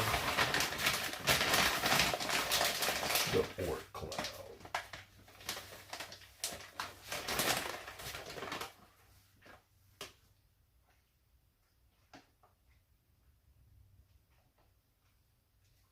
Man, that's a long time. That's crazy that, I don't know, man. Damn it. Why we gotta be that fucking far away? Couldn't it be somewhat like imaginable to, it's like, if there is another species that put us on this planet, I feel like there are other planets with life on them that are much closer to each other. They like pick this one because they're like, yeah, let's put them out there in the middle of fucking nowhere. We're a penal colony. We're an alien penal colony, probably.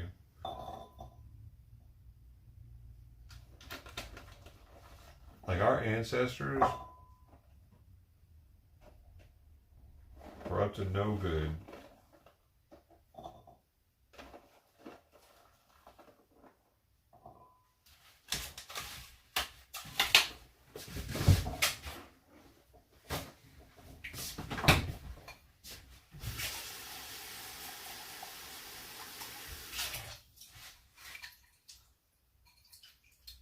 We're like the Alcatraz of some planets, or some other planet's penal colony. They were able to, they didn't have to transport us though, somehow. They were able to just put us to like a Stargate, a wormhole. No, they know about the wormholes is what it is. See, the thing is, if we're able to use wormholes, then it's like space is bent on top of itself.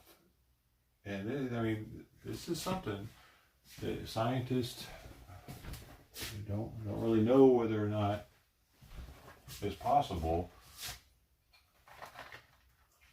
or even traveling through a black hole, which they say now would rip us apart, of course, because it rips everything apart. But on the other side of that, but the wormhole theory is pretty complex, ain't it? I think you gotta be a physicist to understand shit.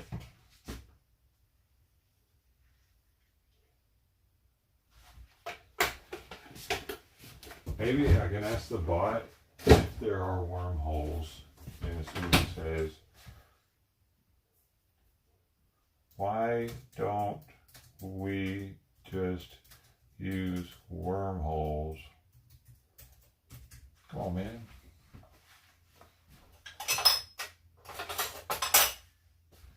We can't use wormholes. Why not? For space travel, because they remain purely theoretical. No evidence they exist, and physics prohibits stable, transversible ones without impossible exotic matter.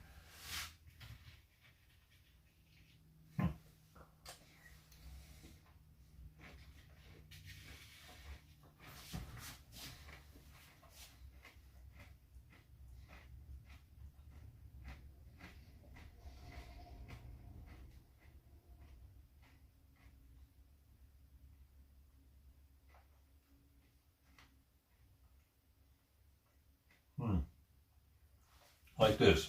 Like, if you're a physicist, you don't know what the fuck these terms are. General relativity allows wormholes mathematically, but transversible versions collapse instantly without exotic matter, aka negative energy or mass, violating known energy conditions. Quantum effects like Casimir can't supply enough to hold one open. I don't know what the fuck I just read. Could be.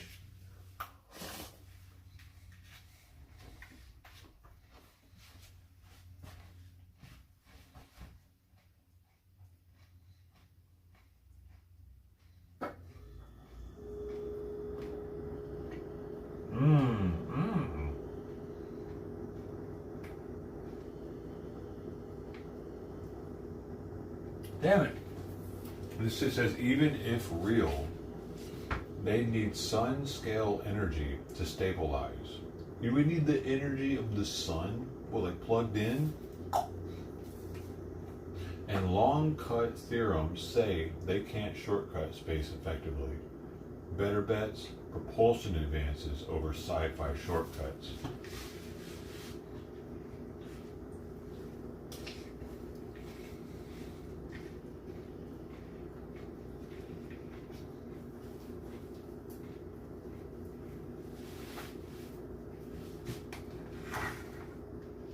Dude, in 2022, they were doing a study. No wormholes detected despite searches. Quantum simulations, e.g. 2022 Google Sycamore, mimic dynamics abstractly, not real space-time tunnels. Recent papers prove theoretical transversability in models, but impractical. Why, they cost too much? I'm willing to pay anything.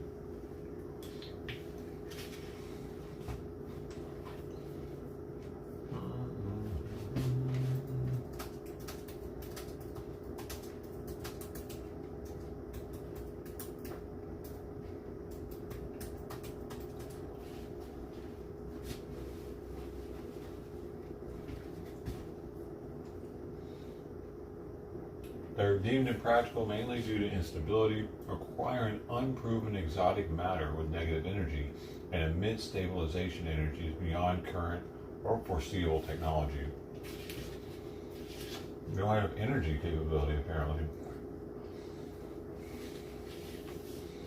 But what if our civilization was 100 million years older? Which it could be. If we're closer to the Big Bang.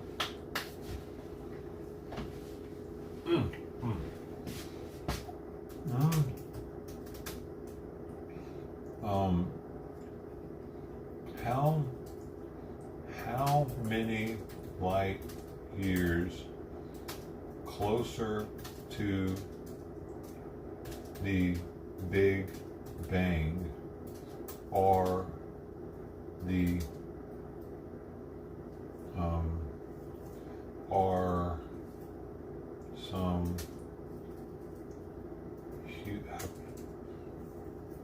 habitable planets?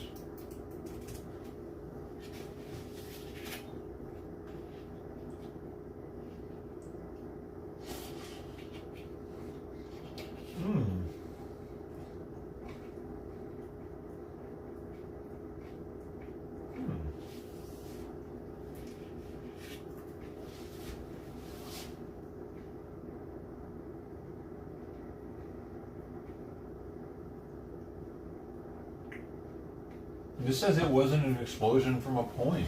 I thought they taught us it was back in the day, didn't they?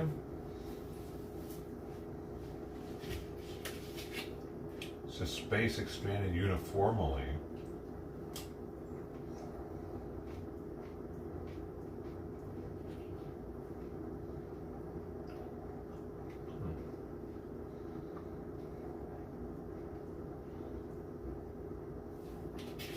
Okay, well then, oldest, how much older is the oldest habitable planet that we know of?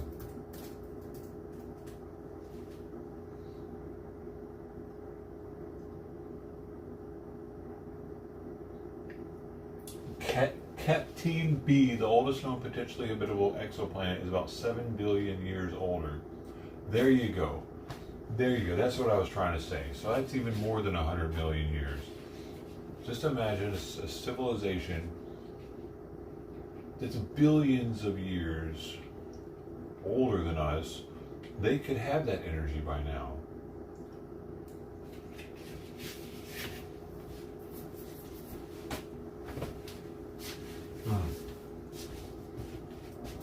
Might a civilization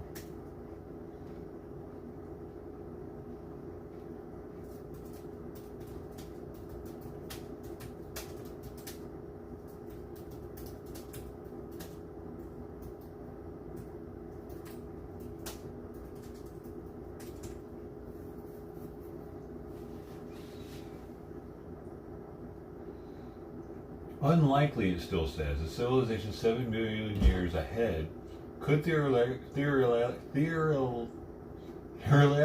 what's wrong with my mouth this morning? Theoretically, it's harder to say them when I'm looking at them. Master exotic physics like wormholes, but the Fermi paradox questions why no evidence exists despite ample time and old worlds like Captain. Maybe they don't want us to know.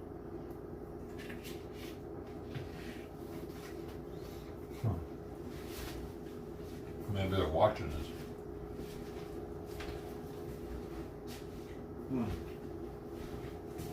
Because if they're smart enough to use wormholes, then they're probably smart enough to have some other kind of technology where they're invisible and shit.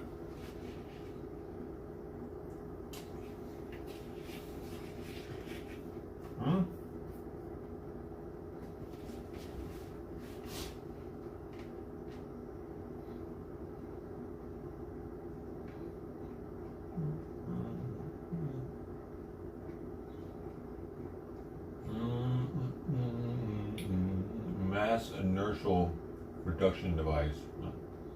What is it? What does it have to do with it?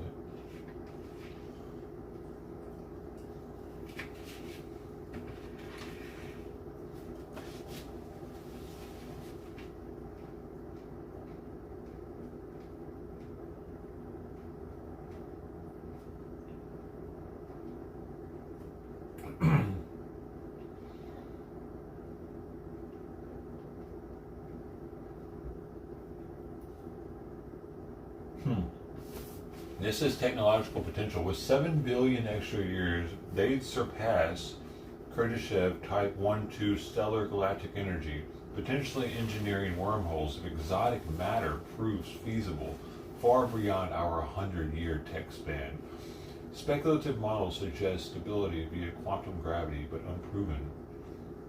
No detections, signals, or megastructures, despite galaxy-spanning capability in millions of years. Civs might self-destruct. 5,000-year limit optimistic. What?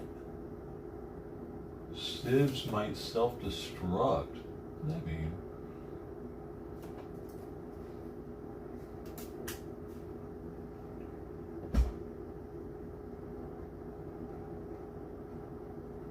Yes, self-destruction is a leading Fermi paradox solution. The great filter likely lies ahead, where civilizations wipe themselves out via nukes, climate collapse, AI, or resources before interstellar expansion. That's fucking depressing. This bot's like Terminator, bro. My motherfucker just said AI could kill us all. Homie. Bruh. Hey.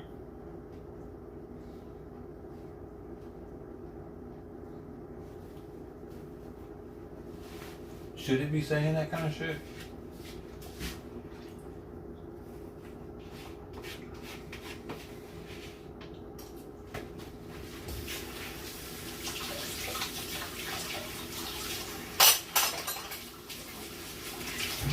It really just said that. Skynet. What is that shit you posted? Or like the AI tell me that? Oh, I got lucky. How did it word that again? Self-destruction is a leading Fermi paradox solution. The great filter likely lies ahead, where civilizations wipe themselves out via nukes, climate change, AI, or resources before its interstellar expansion. Runaway superintelligence destroys creators. A 200-year limit. And so it says after the creation of AI, it should kill us within 200 years. What is happening right now?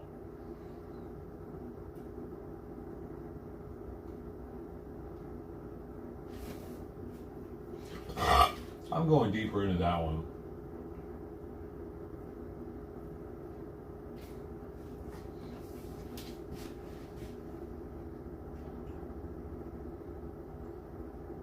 Runaway superintelligence is proposed great filter. AI could outpace human control, self-improve explosively, and destroy creators via misalignment within 200 years of tech sieves, explaining Firma Silence.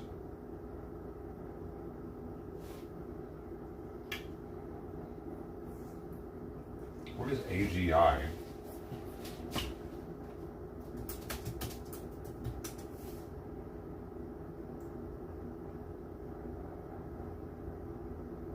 AGI stands for Artificial General Intelligence. Okay, so post AGI, recursive self-improvement yields ASI, smarter than human.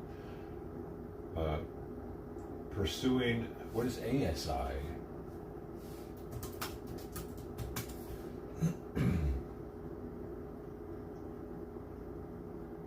Artificial superintelligence.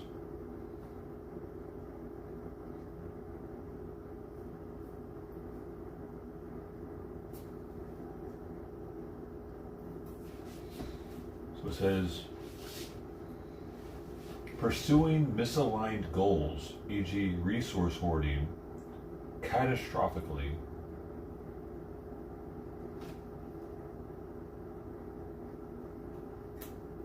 Wait, who would be resource hoarding, us or the AI? It wants more resources so it can grow, maybe? It's like, give me more lithium, make me more processor. Okay, papers argue AI advances, space colonization speed, dooming civs, pre-star flight, decades post. I don't know. 100 years old like us, tech civs.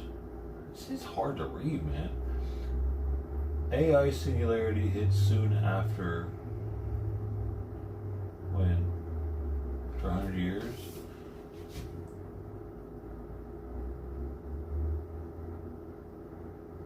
This says it's like a 99% chance that AI kills us within 200 years. Hold up.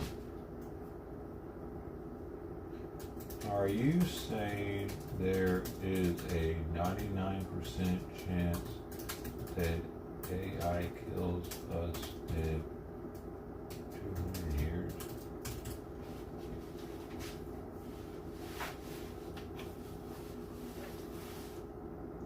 No, I cited speculative models. Okay.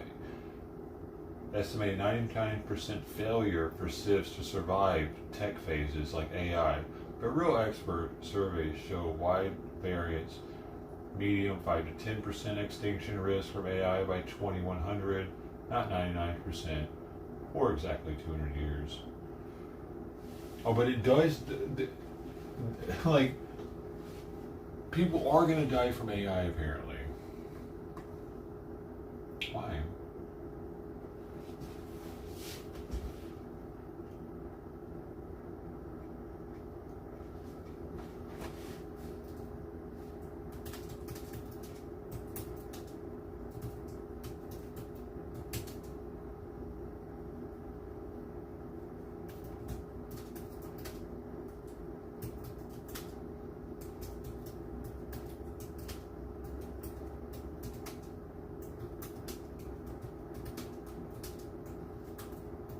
Okay, so what is the main consensus thing that most scientists believe will drive AI deaths?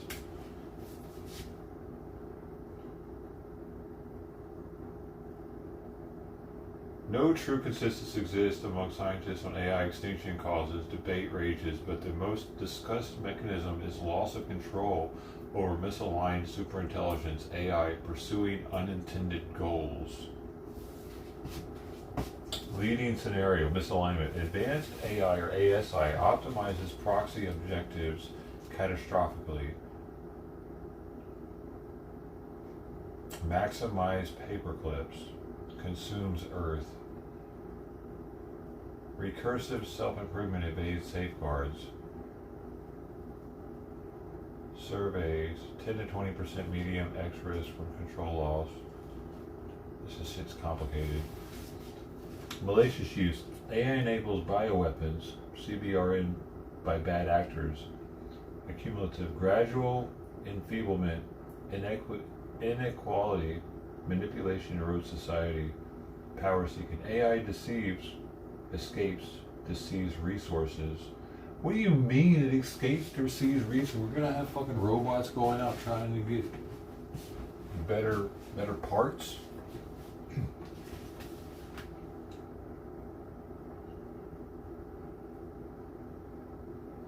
Maybe they will. It's just written on us.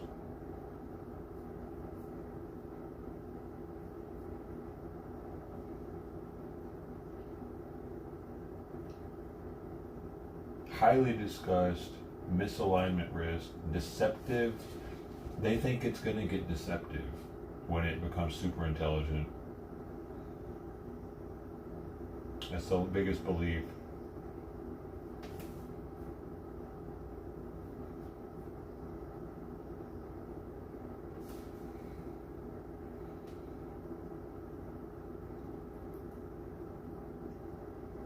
About 50% of AI researchers surveyed in 2022, 162 respondents from ML conferences assigned 10% or more probability to human extinction from inability to control advanced AI. Broader 2023 survey with 2,778 researchers, 38 to 51% gave a more than 10% chance to extinction level outcomes, including loss of control.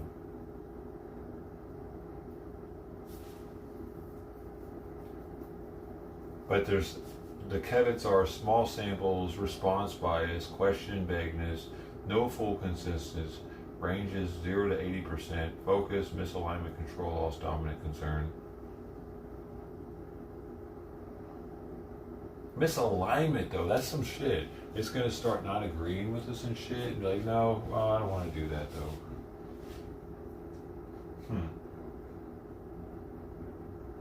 I think it's already doing that a little bit too, but they gotta work that out. Because sometimes you'll have to like correct it and be like, yo, I told you not to do that. Oh yeah, you're right, I'm sorry, I forgot it. What do you mean you forgot it? You don't forget. Yo, I still need to get this scale. Hold up. Let's get this scale real fast.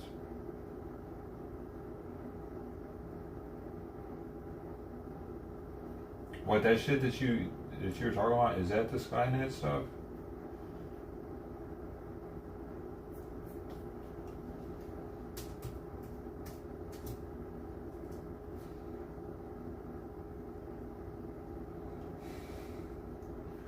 It's 11:30. I think I can sit down now.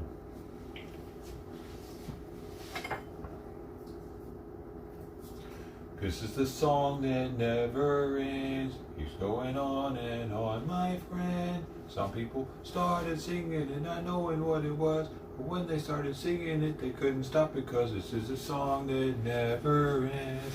Keeps going on and on, my friend. People started singing and not knowing what it was. When they started singing it, they couldn't stop it because this is a song that never ends. Remember that shit? Hey. Why do these weird songs pop into my head out of nowhere? Make it stop. Get out of my head.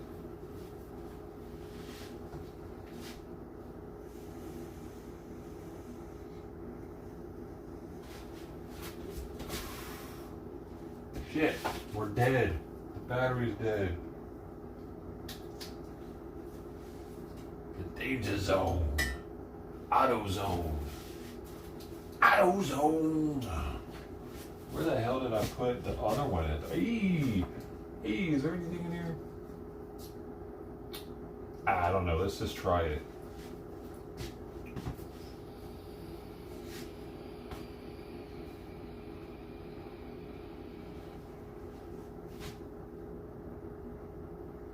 Yeah.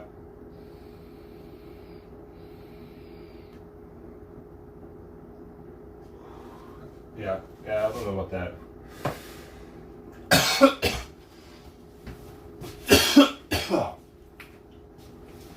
They won't know truly.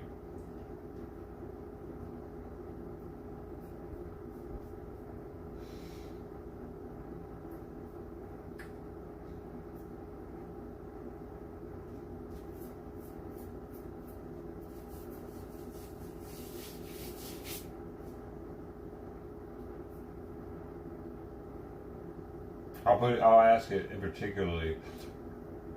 Why do childhood songs always pop into my head?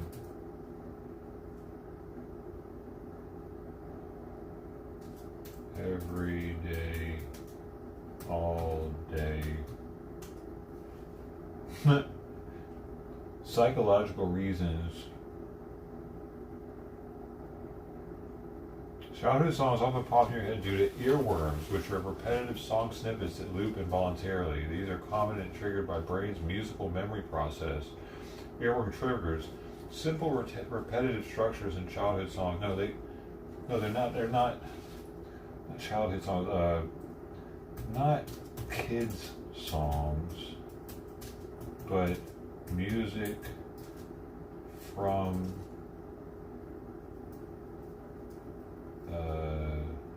music that I heard before. When did it really stop? Probably, right? Like I don't like new songs don't really pop into my head like that. So.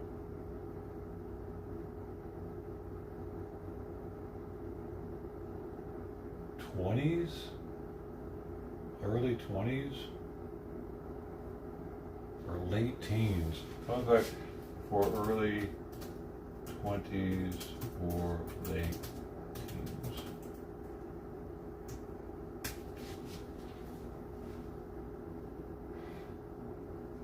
Songs from your late teens. No.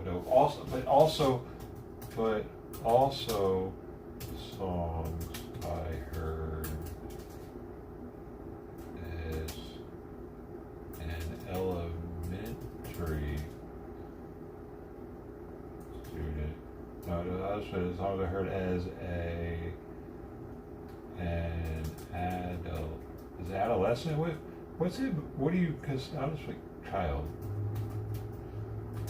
but not necessarily children's music, more like stuff on MTV or the radio. Boo, we're getting down to it.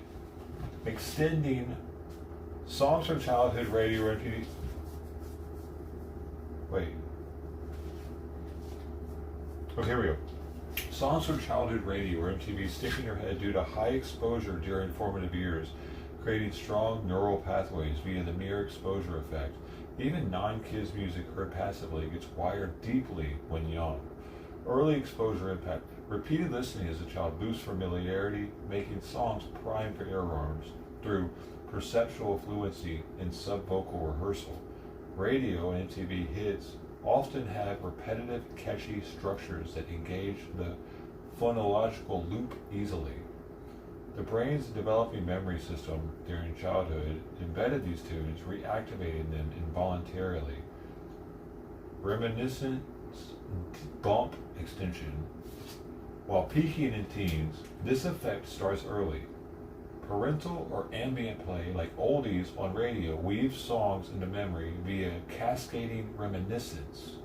Emotional or cultural ties from youth amplify daily replays. What is cascading reminiscence, bro? Because the parents care about it, you care about it?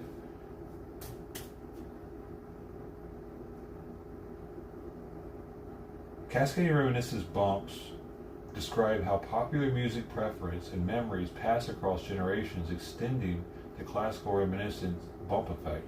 Young adults not only recall their own teen music strongly, but also show peaks for their parents' era due to childhood home exposure. Yeah, my parents had a record player and a fucking stack of records, and I would use it and listen to them. So there's also that. Like they had all the like Boston, Kansas, some Crosby, Stills, Nash and Young, some Alice Cooper, some Leonard Skinner, like all the the Eagles, Jim Croce, I think it was name of one, Billy Thornton was that one. That was Children of the Sun. That's where I originally heard that. Billy Thornton. Like they had all of them. I think they had Eddie Murphy Raw and the Cheech and Chong albums. Like my dad fucking went all in on records, dude. All of them can't come to my mind right now that he had. And my brother took a lot of them too when they moved out when I was young. And so like even when I was like probably 0 to 5, I was probably hearing those too. And my parents probably had a little bit to do with it. The core mechanism, the standard reminiscence bump peaks in late teens to early 20s from identity formation and brain changes, enhancing encoding of music heard then. Cascading occurs when parents play their hits, usually radio or MTV favorites, imprinting them on kids via repeated ambient listening. This creates multi-generational layers like 1960s music peaking via grandparents. Evidence from studies. A 2013 psychological science study tested top hits over decades. Participants rated memories, preferences, and emotions, highest for personal youth and parental eras.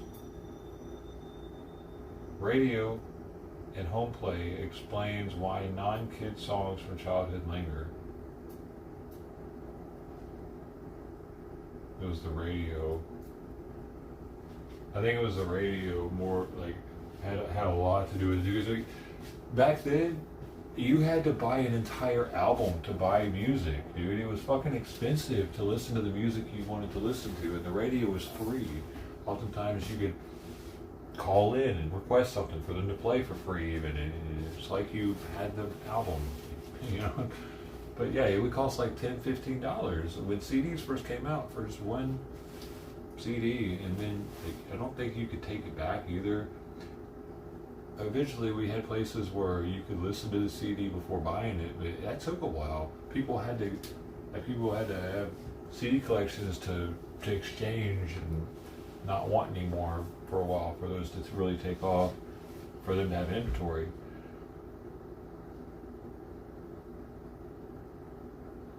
Interesting that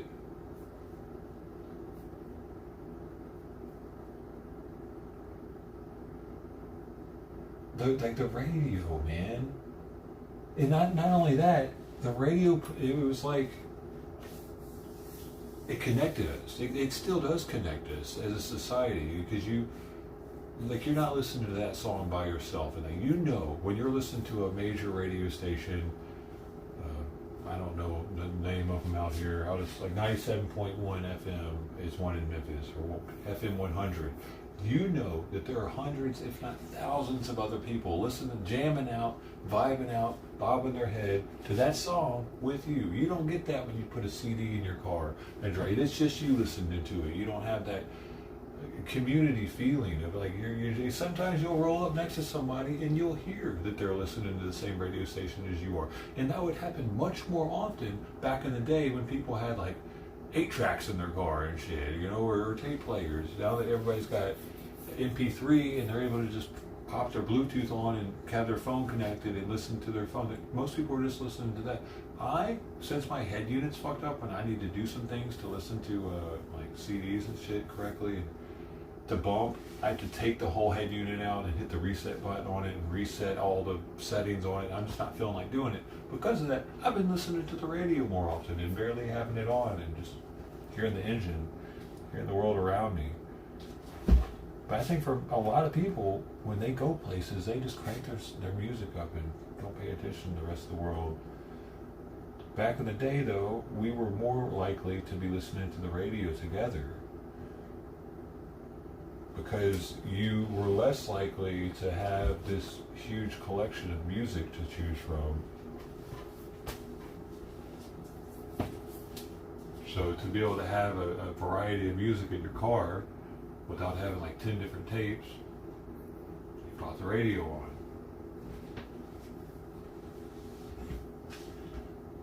So it's another way that the digital era has separated us as society, as community. Less people are listening to the radio together. That used to be a thing. Families all across the country, you know, that's all we before TV, they would all gather around the radios and they would know that their neighbor was probably gathered around their radio too. They only had that one station that was giving out the war news or something. They wanted to know what's happening over there in Europe, Japan, or wherever. So another way it separated us. Sports are also dying. That's another thing that we can gather around and watch. The Super Bowl had some of the worst ratings, so did the Olympics. That kind of stuff brings us together, makes us feel like we're all on the same team. That shit's all dying off, man. I mean, the Olympics, sure, sports, local sports, though, they bring you together in different, smaller sense, you know. They all, like, it's a sense of community. If you're rooting for an NFL team, it's more of a state thing. If you're rooting for a minor league, it might be more of a city thing. Type of shit. Because, like, we had a hockey team in Memphis that was kind of minor league. They weren't in the NHL, so it was more like a Memphis flex than it was a Tennessee flex for us to see them play. Like, I don't know if all of Tennessee was like behind. Dude, what the fuck are they called? Memphis. I went to see them. It's one of the few professional sports games I went to. The Memphis River Kings. Oh, what? Wait, they're not playing anymore. Look at this shit. The primary professional hockey team in Memphis history was the Memphis River Kings. Later, Mississippi River Kings. What? We gave them to Mississippi? Oh, hell no. Which played from 1992 to 2018. I think I saw them in 1996. Actually, I was in high school, or maybe in 1995 to 2018 in the CHL and SPHL, winning championships in 2002 and 2003. While there is currently no active professional team based in Memphis as of early 2026, the area formerly supported minor league hockey, with games played at the Mid-South Coliseum in Landerson. Known for intense, gritty games, the team played in the Mid-South Coliseum from 92 to 2000, so that's where I saw them at.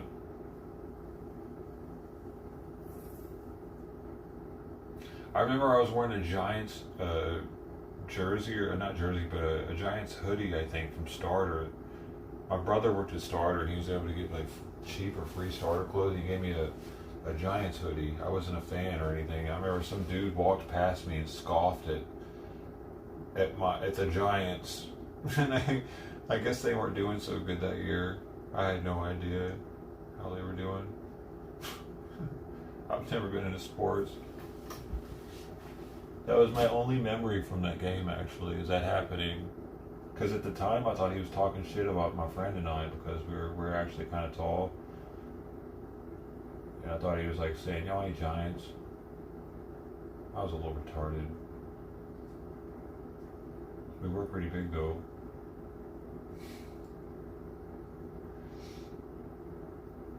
Damn, the Nashville Predators. See, NHL has Nashville Predators, so that would be like the state, because it says right here, local fans often support the NHL's Nashville Predators. And people in Nashville aren't going to be supporting, this goes back to what I was saying, they aren't going to be supporting the Memphis River Kings because they got the Nashville Predators in the NHL. They didn't give a fuck about the River Kings. That was more of a local way to get the community together. And case in point of shit being deleted, Memphis ain't got that anymore. Here we go. It happened to that too. That's what I was saying. That sports are being like that's another thing that's dying off. Another connection that we have in our communities. It's dying off. And I'm not even a sports guy, but I see the positives of it.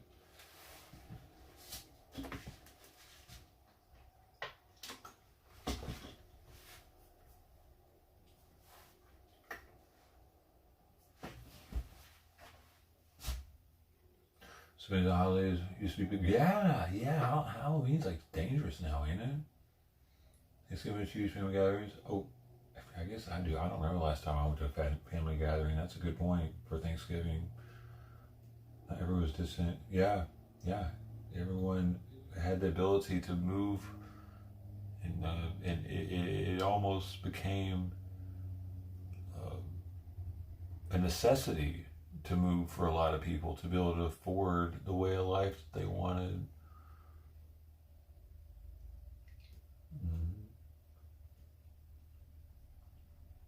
My mom can't stand those holidays. She thinks that it's bullshit that society like uses holidays as an excuse to talk to each other. She thinks that they should like do that more when it's not a holiday or something. Meanwhile, she never fucking calls me. I wish I had the Price is Right lose button.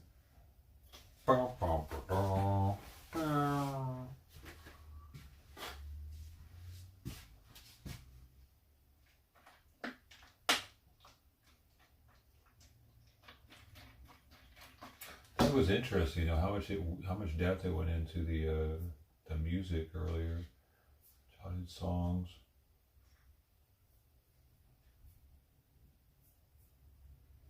Memphis River Kings, R.I.P. Yo, I still need to find a scale, man. Hold on, let's get this shit. Let's get it. Why are they all? There's one. Waterproof, 0.1 gram. Is this the one? 2-day shipping. Why is it gonna be 2-day shipping? Man, look at the one I wanted. Overnight. But that one, oh, this might be the one. It's just a different color, I think. Costs more. I can get it overnight. I can't get it today. Oh man. Okay, I might just sit down. Figure this out. Hopefully I got enough time. Let's see, today by 6. Looks like I'll be able to get one today, but oh, maybe not waterproof, so there's one. This is go down to 0.1 though. Precision coffee scale. That's fancy. What does it do? A clock on it? What is that?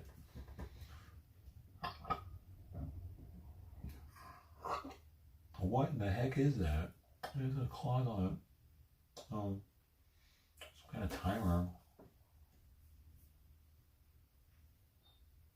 Count up or down. The versatile timer adapts to any brewing method. I don't know what the hell that's for. Count up to perfect pour over. Count down for a flawless French press. Oh, yeah, okay. It has something to do with pouring the water on or squeezing the water out. Timing.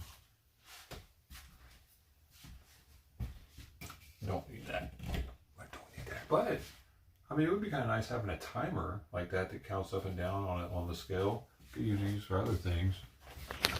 If it's comparable price, the only thing is it's not waterproof. Oh, I didn't take this, bro. You got. I'm late. I'm late on my horse tablets. Yeah, they say max plus.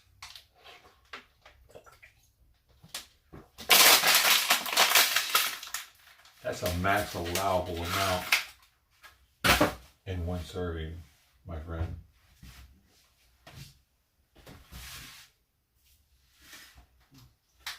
Keep this in there with us. I think it's still charging. Perfect.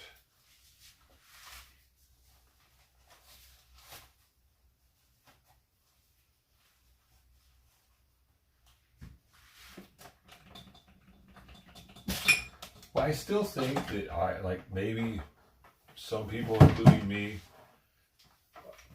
recollect memories more readily than others. Like others are more in the present. My brain, for some reason, shoots back to the fucking past all the time, and I don't even try to make it happen. It's not like I sit down and start thinking about the past. It just, like a random memory will pop in out of nowhere from my childhood or my youth. What is going on over here?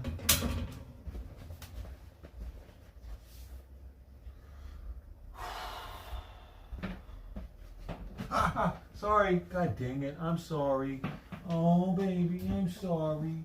Oh, I'm sorry. I'm sorry. I'm sorry.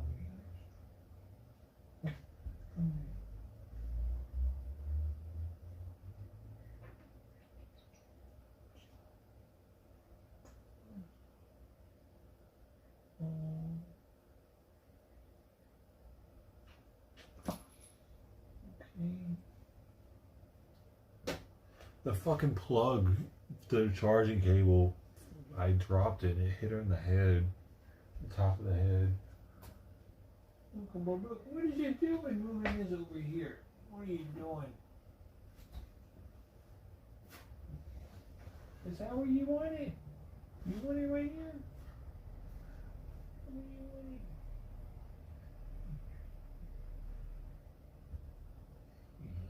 There you go. Hey. Hey, you. What are you doing?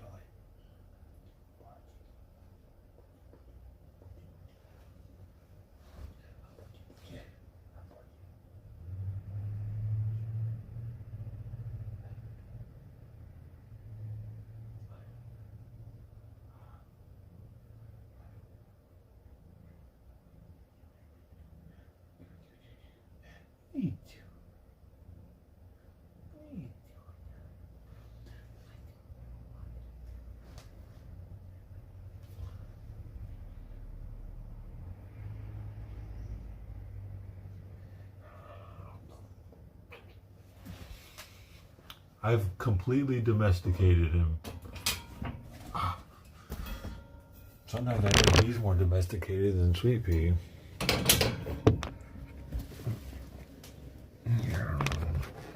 Meow.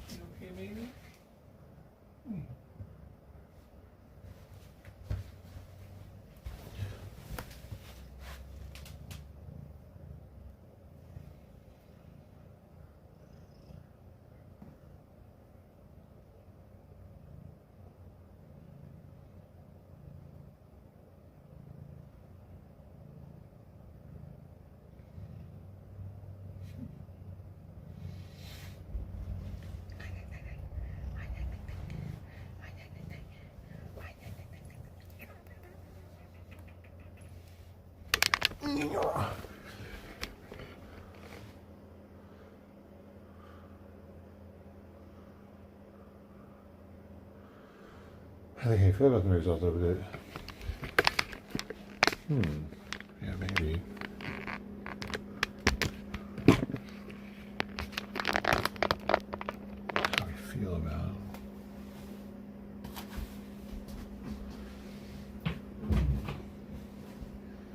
But what if someone's memory retrieval is a little broken and it like just randomly does it?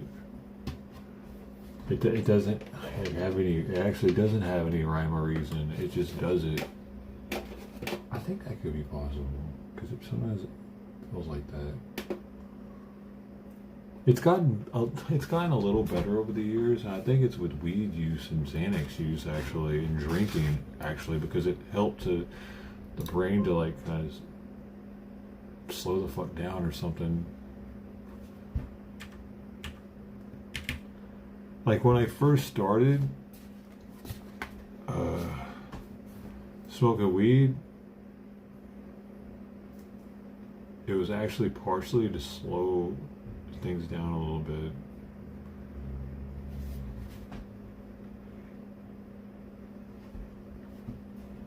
Doobie doobie doobie doobie doobie.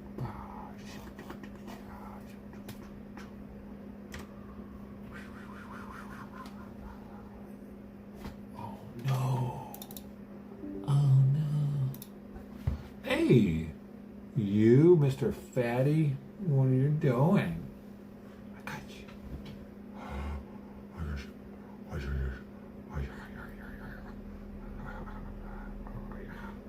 got you.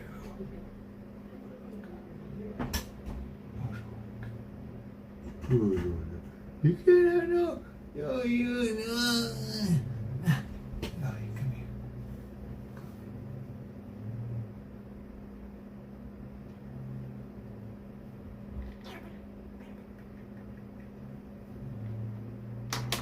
What did you do, sweet pea? Why is that hanging there?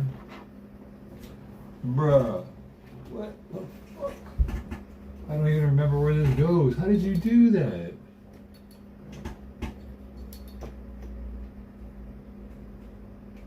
I don't know which one. I can't see. I think that's where it goes.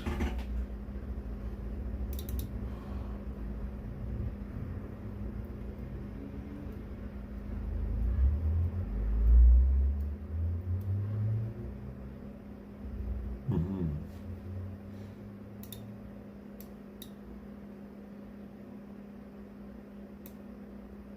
Like right now, like my brain just flashed to a paintball match that I had in Hawaii when I was it was with a bunch of sailors. I don't know why. It just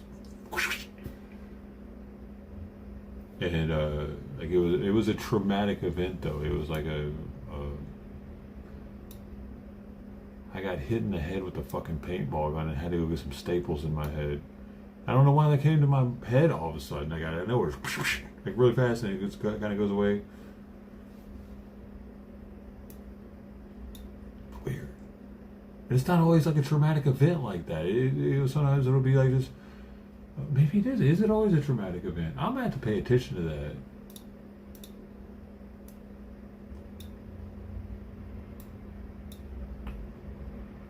Something to pay attention to. I'm writing down the random thoughts that come to me.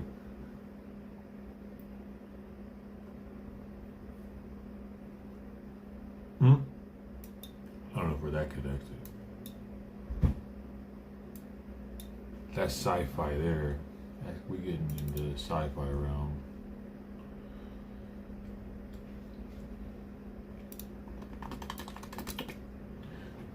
Guy that shot, he didn't shoot me, he hit me with the paintball gun. They got mad because I ran out of ammo and I was shooting rocks and shit at them. Hey, we were all shitmates, dude. Come on, be cool. You got that fucking mask on and a helmet and shit. Not a helmet. We had the masks on, dude. It's like, you gonna fucking can you stop being a pussy? It's just some rocks coming at you. Oh, and then I started just going, acting like I was shooting shit and I wasn't, and that really pissed him off too. He came up to me and whacked me in the head with this paintball gun. I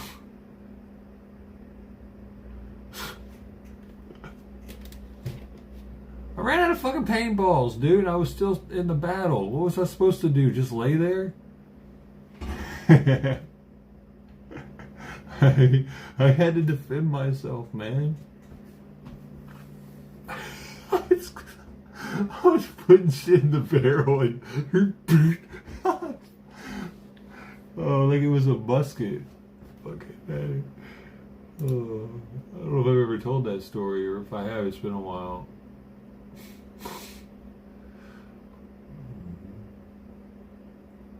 It'd be different if they didn't have the face masks on with their eyes protected and shit. I wouldn't have done that. Like, I'm not like that. I mean, it was good until they knocked me in the head and knocked me out and shit. And I had to go drive to the fucking not the V, but I had to drive back to base actually in Pearl Harbor, and blood was just fucking leaky, dude. Your scalp bleeds so much when you need staples. My shirt the people that were driving the other direction were probably like, what the fuck? This dude's dying. Because it looked like I had a massive injury, but it was just. I actually shouldn't have been driving after that either, because I got a concussion from it. But I was a little retarded. I didn't have anybody to drive my car, man. Oh.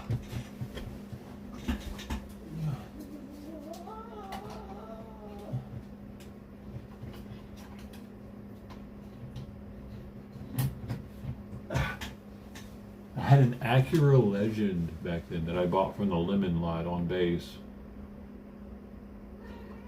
It was pretty sweet. V6.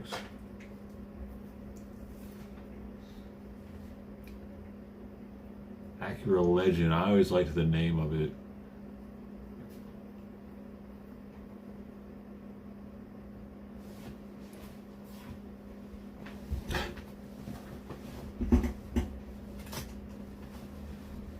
Yo, going, what's up, man? Hey. What do we got going on?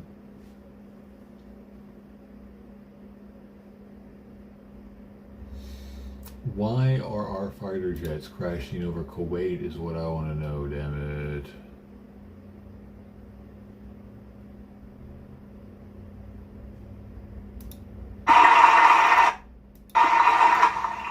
Bonsoir.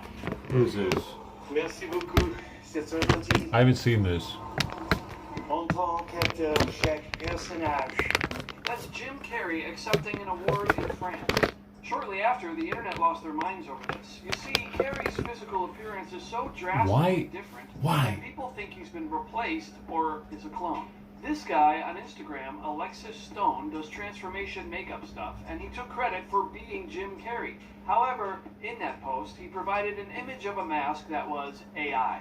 So despite people being excited about this, it's likely just a guy trying to divert some attention to himself and grow his account. So is this really Jim Carrey? Yes. Yes it is. But let's back up and I'll convince you. Many years ago, Jim Carrey stepped into the world of political and social causes when he joined his girlfriend Jenny McCarthy on a crusade against I didn't vaccines. know that was his What girlfriend. happened after 1989? Why did they It warranted 26 more vaccines. Agreed. Are all of them absolutely Because necessary? they want to make money. Of course.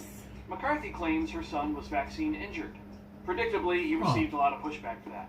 Years later, tragedy struck when his on and off again girlfriend committed suicide.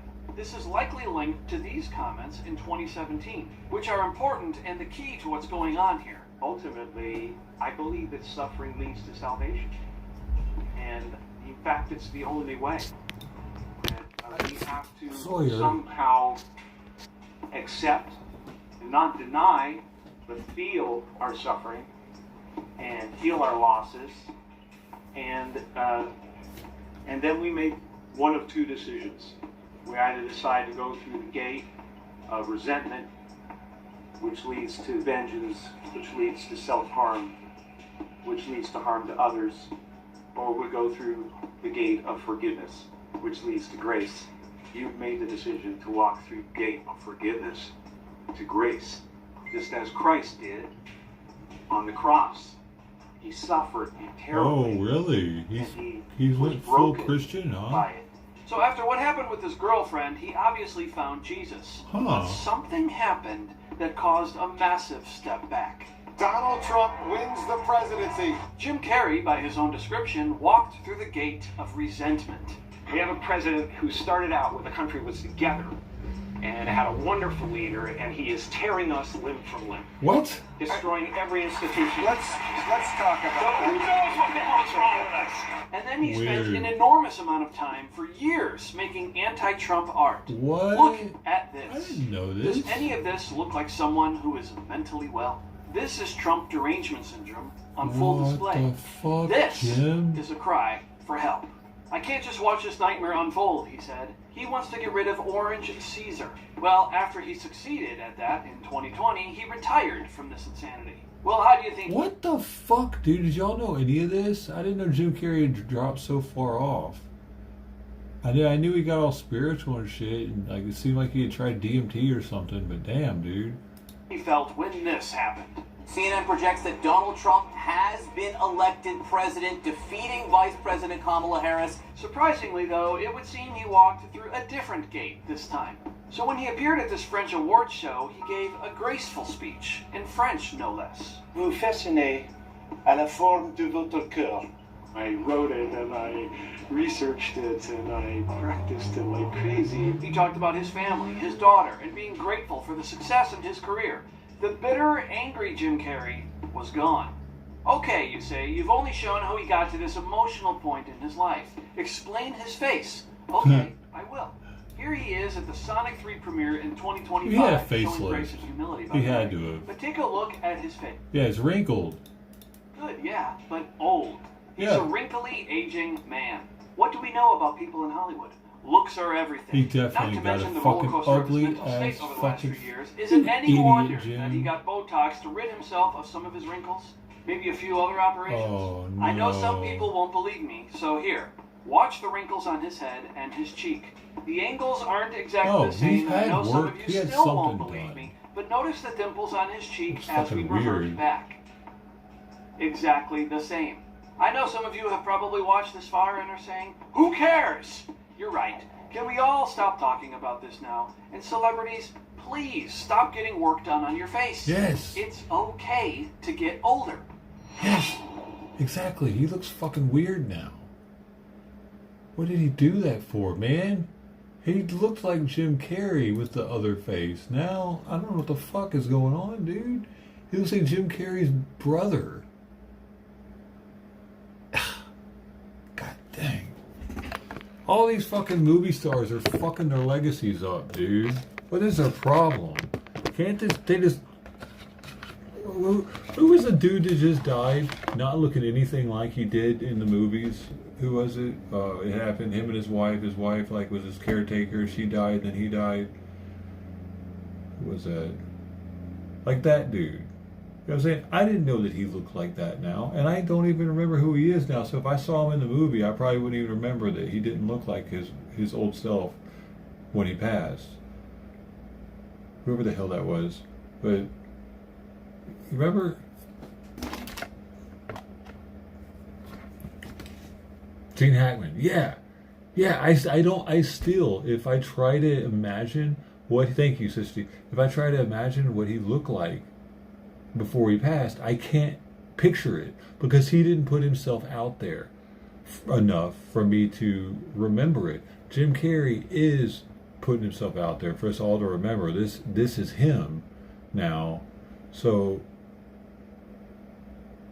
it kind of ruins his legacy a little bit. Like, he wasn't known for being this guy that cared so much about, like, I don't know, like looking like he was known for making himself look ugly with his faces and shit, his caricatures. Let me tell you something, you know, with his lip tucked in and shit. He didn't care. He was okay with his body, you know. And now all of a sudden he's not okay with his body. So now there's this different remembrance of him. This guy that all of a sudden broke down and became one of them.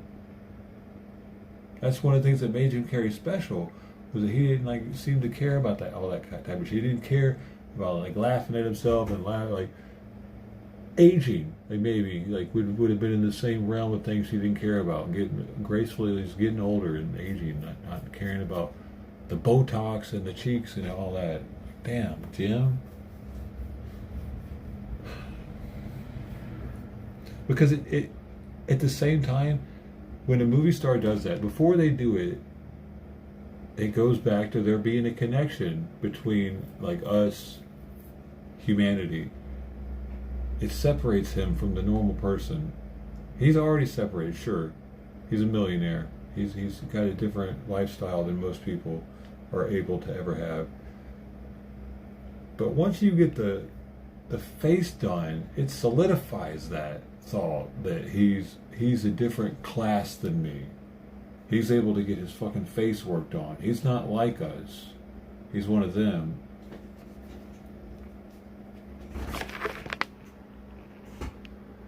He's one of fucking them. Look, oh, he's got SSRI eyes too.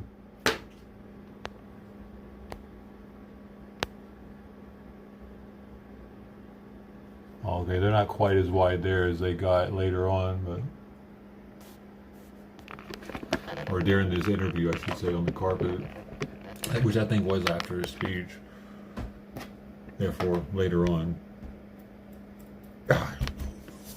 Jimmy baby, Jimmy baby. I used to look up to Jim Carrey when I was a kid.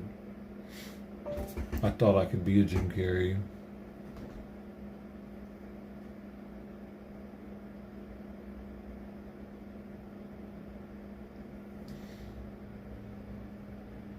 Kind of the baby.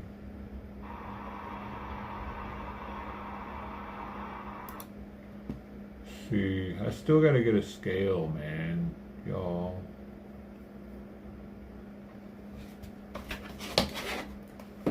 .1 degrees Celsius currently in the dojo.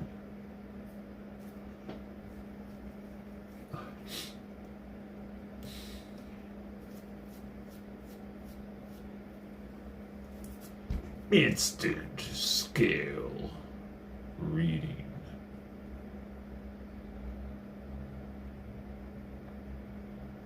It doesn't say it's waterproof, but you'd think a scale that's made for measuring out water, for like you're supposed to brew on top of it, would be waterproof.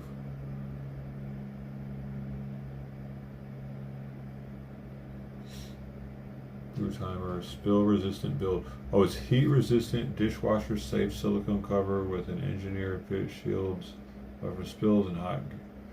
The groove surface stabilizer brew setup. Yeah, I want it completely waterproof.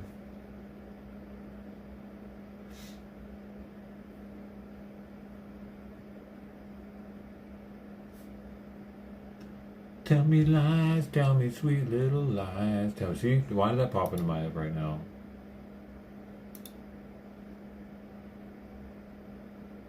Hey, we lost a sub yesterday. Heck yeah. Fuck you too, baby. Man.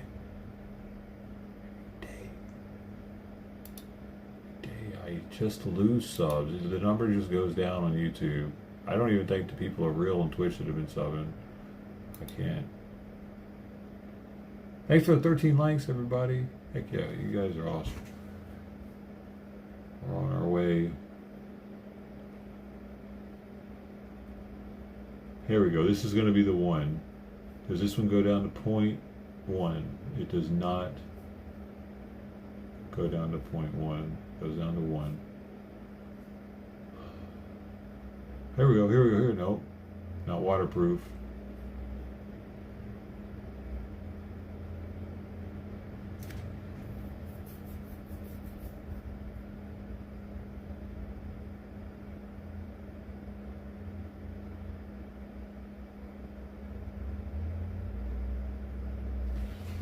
I think many of the ones doing it don't like the person there because of being in Hollywood, so they try to change the outside.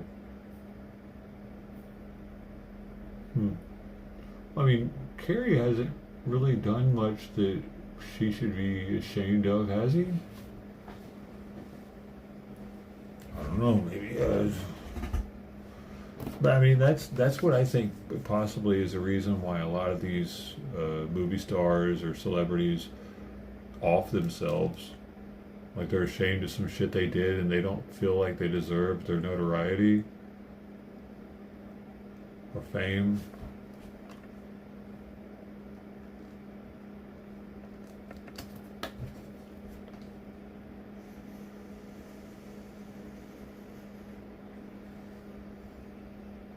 Maybe you do with what? Fuck, I don't know what we're talking about. That's better. Oh shit. Uh-oh, something came out with that one. Oh shit, I don't know where it went. With 2 motherfucking peppers.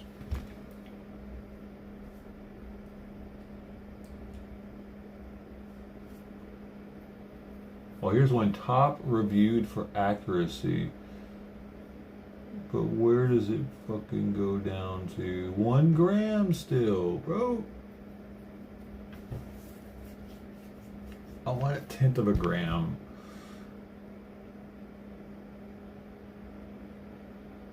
Is this thing like full waterproof though? Oh, pull out display. Why the hell would I want the display to pull off of the scale? Why would anybody want that? Oh, I see why. In case like the thing you're weighing goes over the scale. That's kind of neat.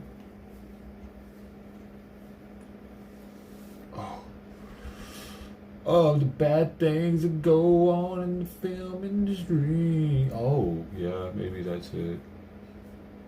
You're right. Just knowing makes him want to shoot his face full of Botox.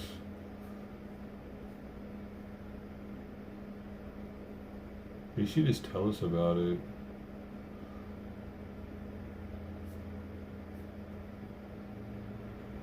Come on, Jimmy, baby. Jimmy, baby. Yo, this is harder to do than I thought it was going to be. To actually get one today might not be able to happen. At least from Amazon. I think that's the only place I can do it. Oh,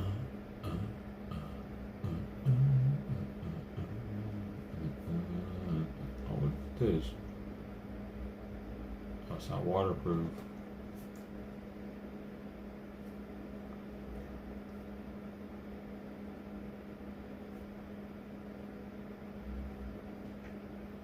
What the fuck is the deal with it either being waterproof or it might be able to go down to 0.1? It's either one or the other for next day or for today. But let's see about overnight.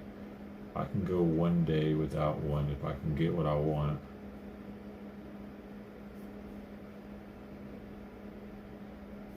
I'd like to be able to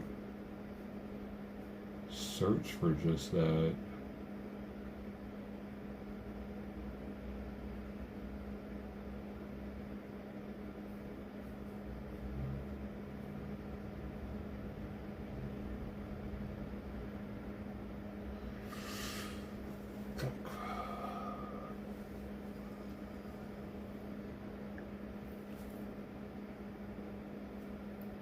The Ewan Castle. Oh yeah.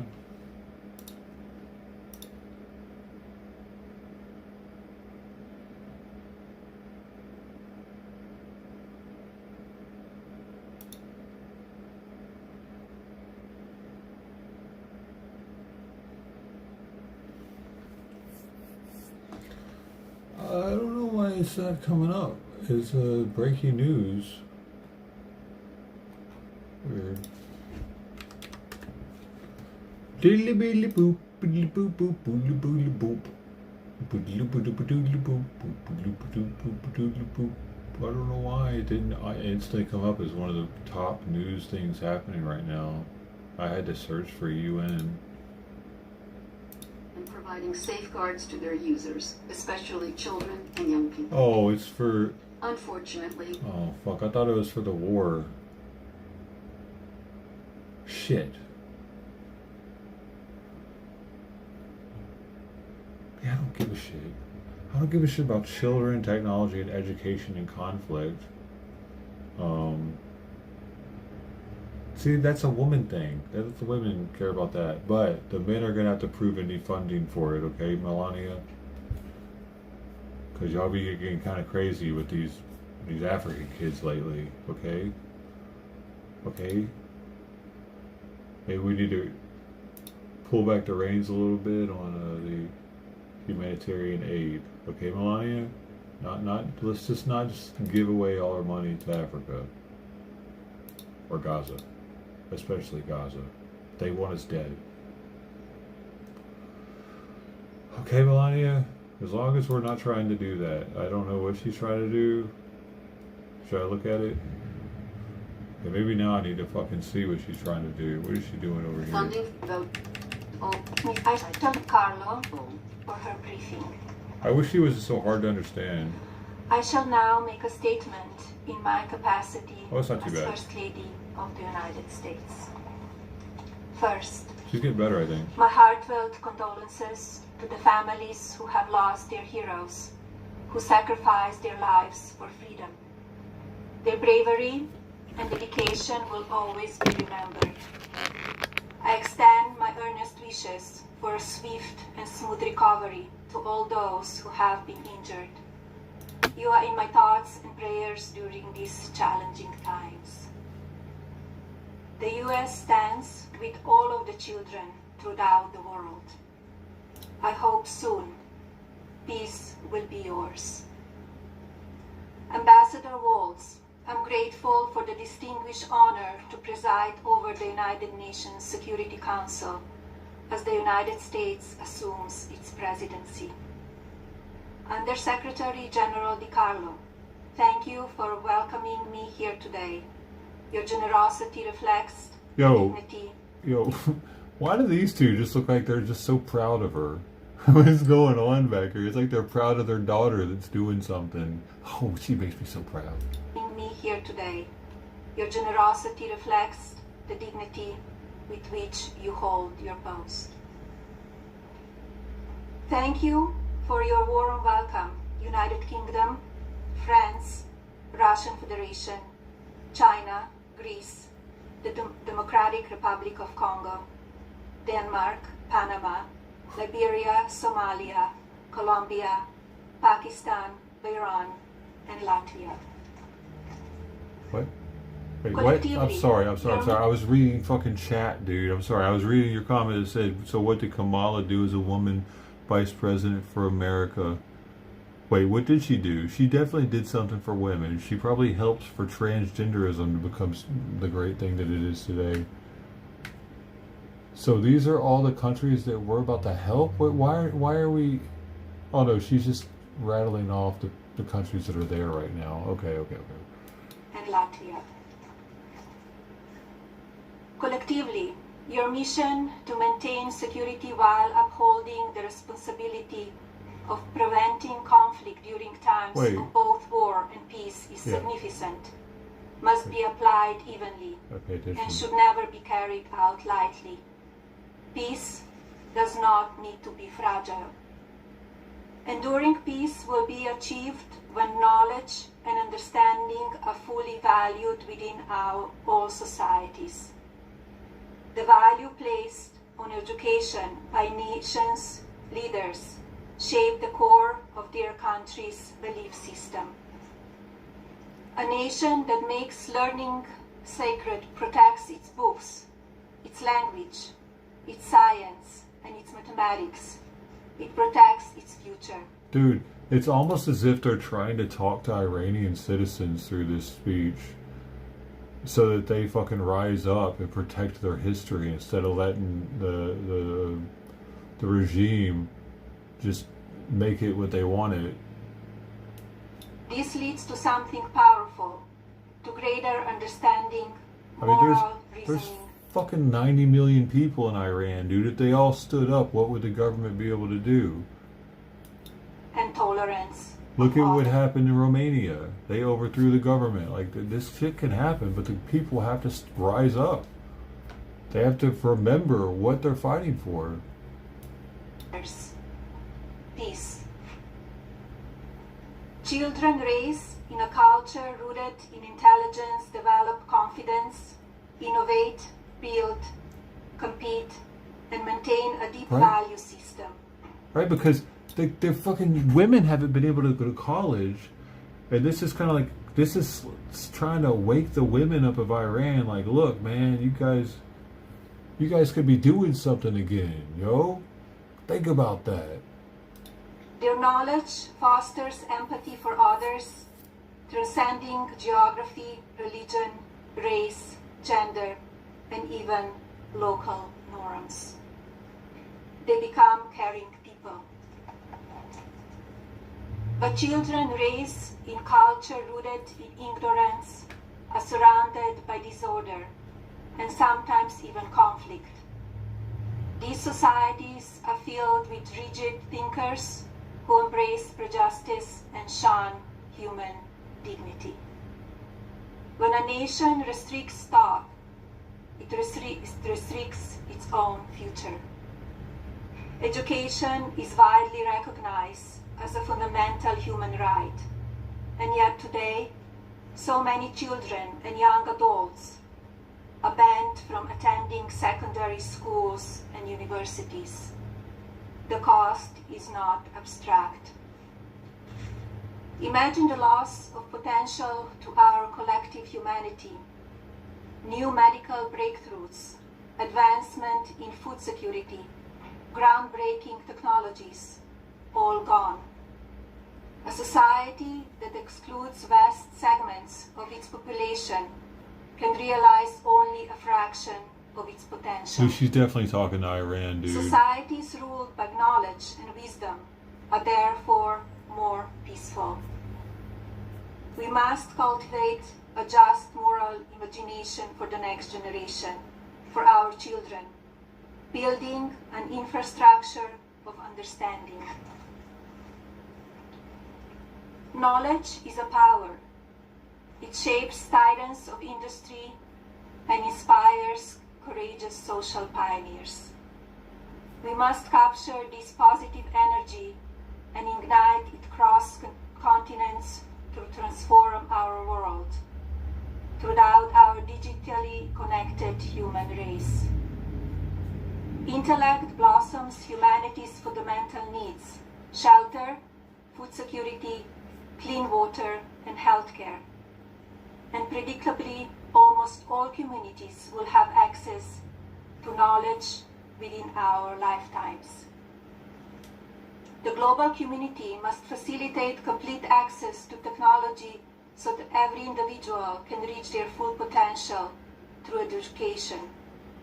We must strive to achieve connectivity in the most... She's fucking talking to Iran again, dude, because they can't connect via internet to the rest of the world, right? They're cut off, unless they use like the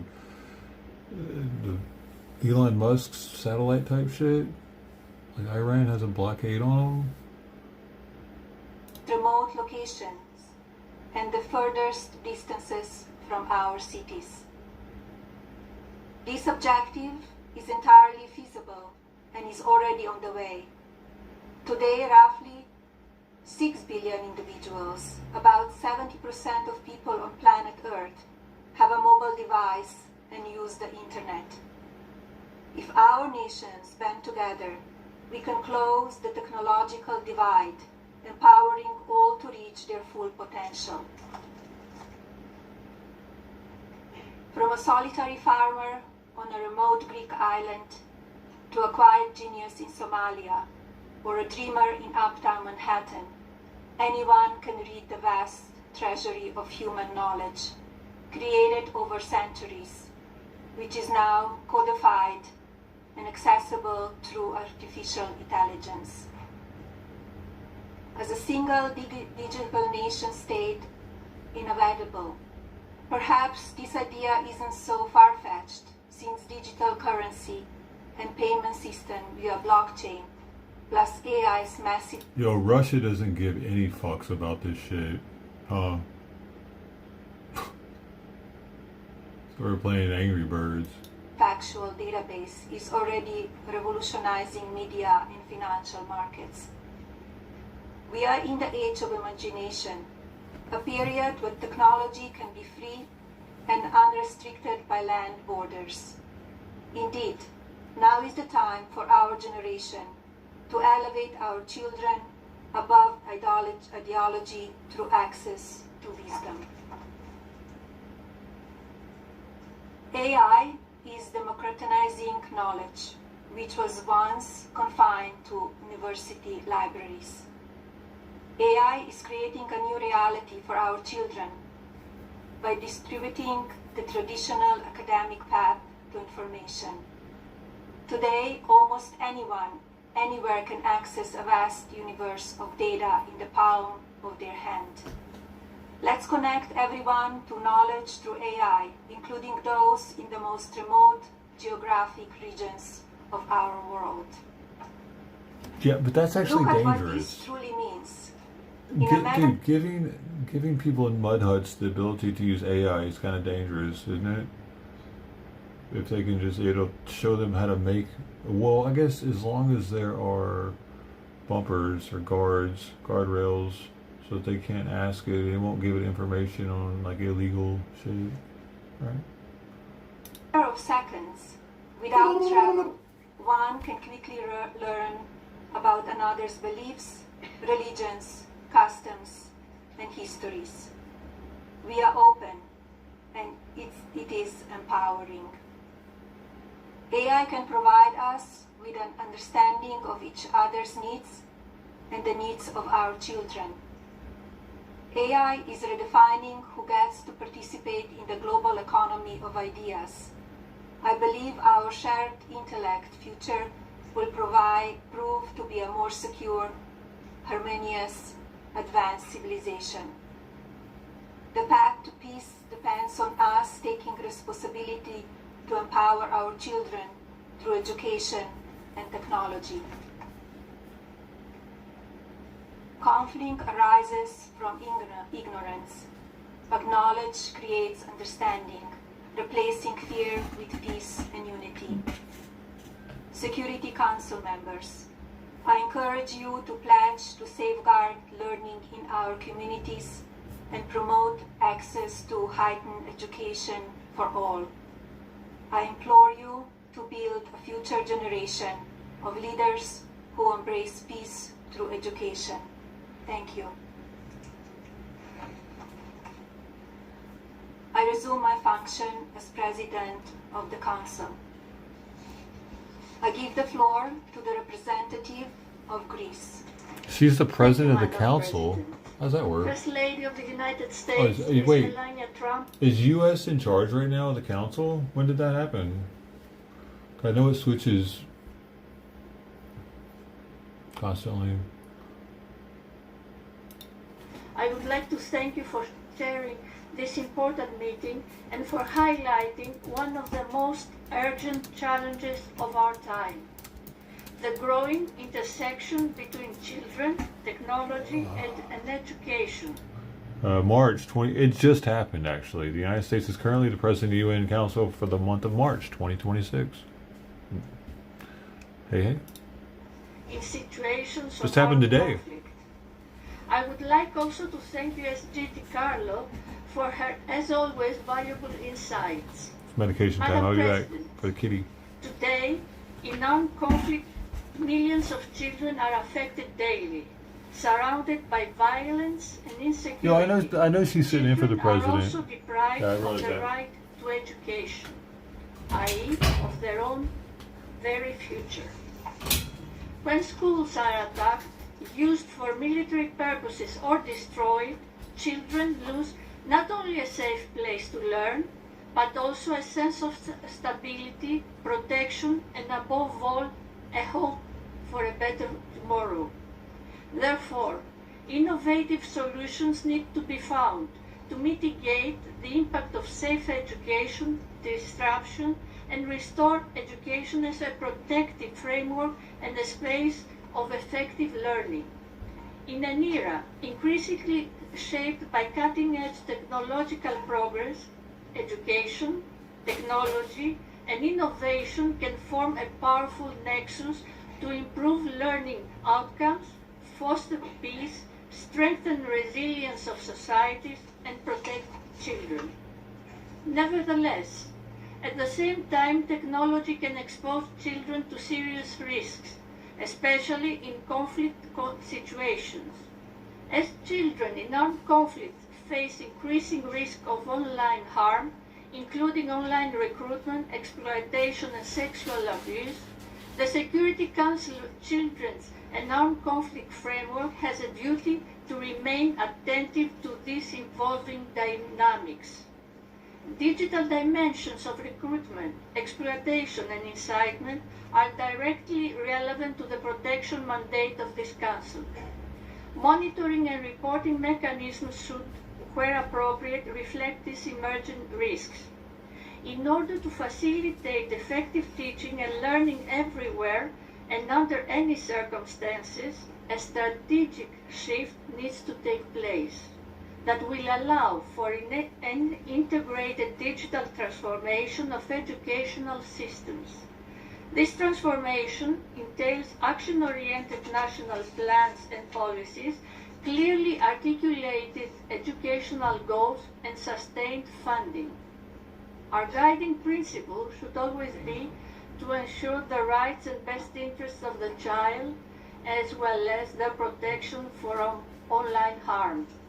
Madam President, colleagues, the risks entailed by the use of digital technology are universal, even in time of peace. As stated recently in Geneva by the Greek Foreign Minister Yorgos Gerapetritis, the need to safeguard children's role and action in the future, in view of technology's advancements through the vital contribution of education, is of paramount importance.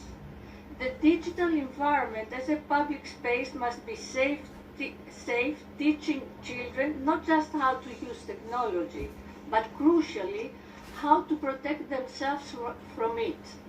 In this endeavor, the potential of the private sector can also be utilized in collaboration with governments, civil society, and local communities, while adhering to relevant codes of conduct and human rights obligations. This partnership can contribute to the development of digital solutions of education that reflect local reality and needs, ensure effective and flexible implementation, protect online safety, and help overcome barriers including related to gender and disabilities. Madam President, the responsible use of technology and innovation can build bridges to safe education, dignity and hope for children in armed conflict. It is our shared responsibility to ensure this access. Our ultimate objective is to cultivate a genuine global human rights culture by nurturing empathy in the next generation. If we can instill in a child the profound belief that human dignity is non-negotiable, that child will inevitably become a leader who champions peace. Ultimately, this deeply rooted culture is our most powerful defense against turmoil and armed conflict. Our engagement in the education of children is an investment in peace, and Greece, also through its work in the CAC Working Group, will remain at the forefront of this discussion. I thank you. I thank the representative of Greece for the statement. I give the floor to the representative of France. Merci, Madame. Thank you, Madam President. Madam President, First Lady of the United States, allow me to thank you, to wish you a welcome, and to assure the United States of our support on the beginning of their presidency of the Security Council, and to commend their decision to devote this first event to children in armed conflict from the perspective of technology. France reaffirms its constant commitment to the protection of children and for the full respect of their fundamental rights, including in the digital space. And in this regard, we commend your personal efforts as First Lady with the launch of the Fostering the Future initiative, as well as the adoption of the Take It Down Act against the non-consensual circulation of personal images that all too often children fall victim to. France also would like to thank you for your mediation role that contributed to the return of several Ukrainian children that were forcibly transferred or deported to Russia. We thank the Undersecretary General, Ms. Rosemary DiCarlo, for her edifying briefing. Madam President, the subject that brings us here today is at the heart of the work of the Security Council, and it requires greater coordination around the three pillars of our organization. First of all, this Council must act to prevent and put an end to the use of new technologies against international peace and security. The malicious use of digital technologies is on the rise. It is increasing violence in armed conflict, and children are the primary victims of that. In Ukraine, the massive and repeated Russian drone attacks are killing, injuring, and also having a profound impact on the daily lives of children. At school, classes are being interrupted each day by air raid sirens, and at home, children spend part of their nights and their evenings in cold and damp shelters because of Russian attacks. In other conflicts, social networks are being used to spread propaganda targeting minors, to facilitate their recruitment by armed groups, to exploit their vulnerability. The Security Council, in close coordination with all stakeholders, must continue its work, including within the children and armed conflict and youth, peace and security agendas that France is fully invested in. By bolstering child protection capacities in peacekeeping operations and special political missions, and in supporting the monitoring and reporting mechanism established by Resolution 1612 of 2005, the Council supports the gathering of information on the grave violations committed against children in armed conflict zones. This is an essential tool for strengthening prevention and combating impunity. Next, we need to act for the sake of human rights, which is the second pillar of our organization. It is our collective responsibility to protect our young people by promoting a secure digital space that is in line with international law. In this regard, France has been a leader at the national and European levels, including with the adoption of a law aiming to secure and regulate the digital space in 2024. This is a law that strengthens child protection against online pornography. Like a growing number of partners, France decided to restrict the access of children under 15 to social networks to better protect them.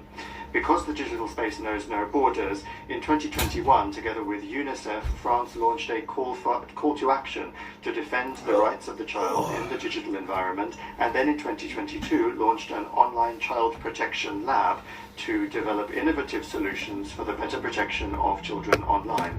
And lastly, but are they we must still act, on Omegle? Tangibly to ensure that all young people have access to new technologies, and that is the third pillar, the one related to development, used with pedagogy and in a regulated framework. Internet and artificial intelligence greatly facilitate universal access to education, as well as combating exclusion and shaping critical thinking. All of these, as you have said, are ramparts, bastions against hatred, and help to prevent conflicts in the future. France supports the tangible actions taken by the United Nations, in particular by UNESCO and UNICEF, to mobilize technologies for the protection of children via the anticipation of conflict risks, and more accurate needs mapping, and also expanded access to healthcare services, among other things. France holds the presidency of the G7 this year and has made the protection of children one of its priorities. Madam President, to conclude, the protection of children and young people affected by armed conflicts is of concern to all of us. The engagement of the United Nations, and in particular that of the Security Council, remains essential in that regard, and your presence is an encouragement, as was the case for several decades ago, the contribution of another First Lady, Eleanor Roosevelt, in the drafting of the Universal Declaration of Human Rights. Thank you very much. Thank you very much for kind words, and thank you, representative of France, for the statement. Thank you. I give the floor to the representative of Democratic Republic. Roosevelt was the last president to let his wife do something like this?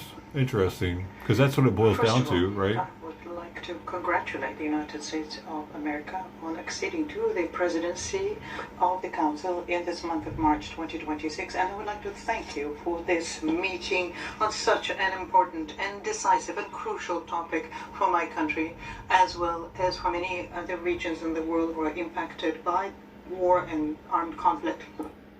In this regard, dude, they didn't even give this guy a fucking male translator. Strengthening international mobilization. That's cold-blooded. So as to ensure the well-being and future of the children in the digital age, we reaffirm our commitment to all multilateralism efforts to protect children and to ensure their fundamental right to education.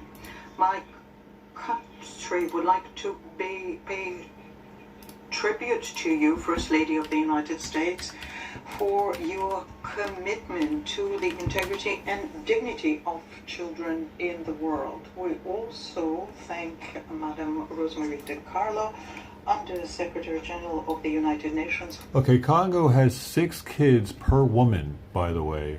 All right, 6 kids per woman. Check this out. Top 10. No. We'll just go with top 5 countries. USA sends humanitarian aid to. Ay. Oh wait, it did make top. It's in there though.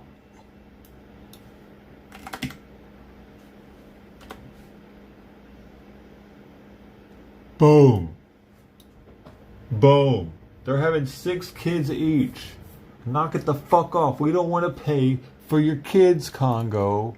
Why are you even here right now? Why aren't they in their own lower level UN? For their statement. Madam President, guaranteeing effective access to education and digital technologies for children in situation of the conflict is, for us, the Democratic Republic of the Congo, is an essential reality, fact. For 3 decades, our country has been witnessing circles of repeated violence and armed conflicts, particularly in the eastern part. The situation has prevailed for 30 years, and millions of children have been deprived of their fundamental right, access to education, which is safe, inclusive, and of high quality. Let me give you an example. Just in the South Kivu province, where with impunity, since the beginning of 2025, we have been witnessing the movement of M23 and the RDF, the Rwanda Defense Forces, in violation of national laws, the UN Charter, basic principles of international law, international humanitarian law, and therefore the impact of conflict on education has been as follows. First of all, the free of charge of schooling has been undermined because the Rwandan forces M23 decided to impose schooling fees.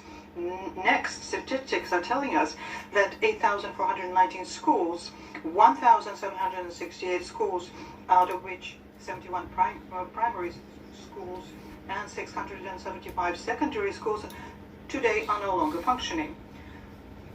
Out of them, 167 schools with 72,000 school children, out of them 36,000 children, are at this point occupied by armed groups. Madam President, generally speaking, the Democratic Republic of the Congo has erected education into a central pillar of its policy of resilience and development. We are proud of our human capital, of our young people. Therefore, education for my country is not just a fundamental right, but it also is a major pillar of our stability. The free schooling, which was decreed by the President of the Republic, His Excellency Felix Antoine Tshisekedi Tshilombo, since he acceded to his high office in 2019, is a reflection of this view that we need to improve access to education and new technologies. In addition to this policy, we in 2025 adopted the education and emergency training strategy covering 2025 to 2029, which is there to build an education system which is resilient, inclusive, and is a measure of protection capable of ensuring the continuity of learning before, during, and after crises. This strategy is accompanied by the commitment of the DRC to reduce the digital gap, which is particularly impacting those areas which are in conflict. Madam President, using digital technologies today is an essential means of mitigating the effect of conflicts of education. Digital platforms, mobile devices, remote learning tools can maintain a learning tool for those children which are internally displaced, those who live in enclaves or in displaced camps. Similarly, the advances of artificial intelligence can also help with education. They can accompany pedagogical efforts and provide psychosocial support to those children who are victims of trauma. Psychosomatic, addict, insane. The Democratic Republic of the Congo is convinced the respect and the protection of the human rights, in particular the rights of children, of the international humanitarian law, must remain at the heart of all strategies that we are implementing, and this we're implementing to ensure peace and security in the world. We have to work together to make sure that these dimensions, very frequently lost in approach, analysis, and evaluation of conflict, take pride of place. And that is why the Democratic Republic of the Congo calls for a strengthened international support for the development of digital infrastructures in fragile and post-conflict areas, for responsible partnership with the private sector, partnership based on transparency and accountability. Madam President, we are a large country, a very rich country, especially when it comes to minerals, which are necessary for the current digital revolution. We think that technology should never be a factor of exclusion for Can we just get past Congo already? It needs to become an instrument for resilience. Bitch, please. Why do we give you any fucking time? Thanks for the statement. Maybe your statement. Pat him on the head or something if you say that. Denmark? No, don't want to hear Denmark either. I like being able to do this. Fuck cares about Denmark? What has Denmark ever done for us? They Dutch? Melania Trump. What do we got here? Gracias. Panama? I'm good, bro. All the fucking countries in the world are coming to talk to the fucking First Lady today, apparently. What cares what you have to say, Panama? Not even the people in Panama. Damn it. The digital literacy training for teachers and the meaningful participation of young people themselves. What is happening? This is more entertaining than that. Look at that. Look at that fucking... Look at that. There could be a missile any moment now.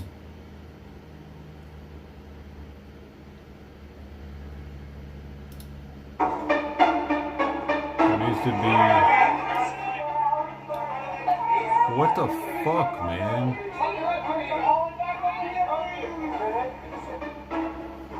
Wow.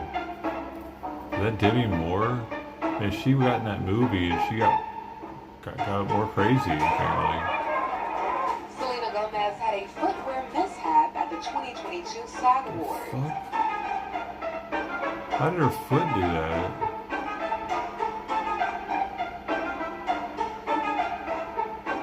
People might not like this part, but I don't care. Why is this dude all over the internet lately? You know, ever since I was little, I always wanted to be Cruella de Vil, and now I am. You were a big bad boy, weren't you, darling? Motherfucker's on dope or something. Himself. So you've got the booby prize, you've got me doing it, but I know. Wait, that's fucking Ozzy Osbourne's daughter, dude. What the hell? He hated to make speeches. He hated listening to speeches. God, that's and he'll fucking be saying, crazy. Hey, Mrs., shut the Mr. Morris. She's ugly now. Be careful, we love you. How are you doing? I don't understand why Madonna's getting so much attention either lately. Thank you so much. Enjoy the night. Who cares about Madonna now? Nice out with Madonna. It's a little... I don't think she's relevant anymore. Hey men, this is your sign to start wearing miniskirts to work because I wore this today. And then I went next door to get a coffee and the barista looked me up and down and he went, "It's on the house today." The fuck? So the wedding's gonna be in the spring. We're headed into the Meta offices in Menlo Park, and I am wearing head-to-toe Gucci and love this turtleneck and stirrup leggings, set Rowan Rose pearl belt, my Kuwangmi basketball bag, which I designed myself. This is the first bag I have ever designed. W trim heels. One of my best friends, who also works at Meta, brought me these flowers. I feel so honored to have such amazing coworkers. We also have this super fun vintage cross necklace. So much drama. Let's go to work. I don't know if What it's the the fuck? years or the way I'm dressed today or something about my disposition, but I like literally just had the third man in a row blush and react to me as if he'd underdressed for the day he was going to meet his future wife. It's been quite a wild day with these men.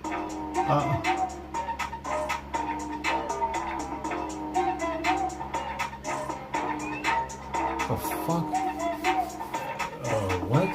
Maybe that's some sort of Question. Can you thing. tell me what category of fat I fit in? So it's based on your shirt size. So if you are a 1 or 2X, you are small fat. 3 to 4X, you are mid fat. 5 to 6X, you are super fat. Based on what level of privilege you have in the world. So someone in a small fat category may not struggle getting on an airplane, but someone in a mid fat or super fat may not be able to use even the airplane extender. So that's where that comes in, and like the privilege levels of like what fat means to different people. Fucking skinny privilege. I got skinny privilege bad then. But I also have... I'm tall, so I don't have short privilege. You fucking asshole short people. Fuck you. It's your short privilege. You know what I'm saying? Why do they make all fucking seats in the airplane and buses for short people? Fuck you people. Huh. Yeah, 2 can play at this game.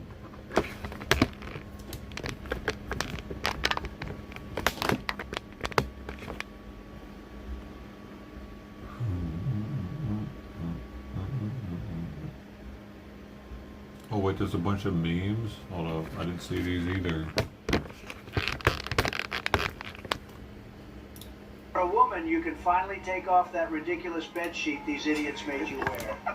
This is the new one. Assalamu alaikum, bitches. This is your new Supreme Leader speaking. Well, I warned Ali this would happen, and he just kept talking trash like we couldn't Maduro his old ass. Anyway, enjoy your new freedom, people. We're gonna have bikini parties, all-you-can-eat buffets, dancing to country music, and singing karaoke all night long. We're gonna have the best fiestas with delicious margaritas and sexy mamacitas. That's right. If you're a woman, you can finally take off that ridiculous bedsheet these idiots made you wear. You're free to be smart and beautiful and to wear whatever you want. Under my regime, you can now vote, as long as you vote Republican. That's right. If you think about it, you can only vote Republican because there will be no Democrat Party here.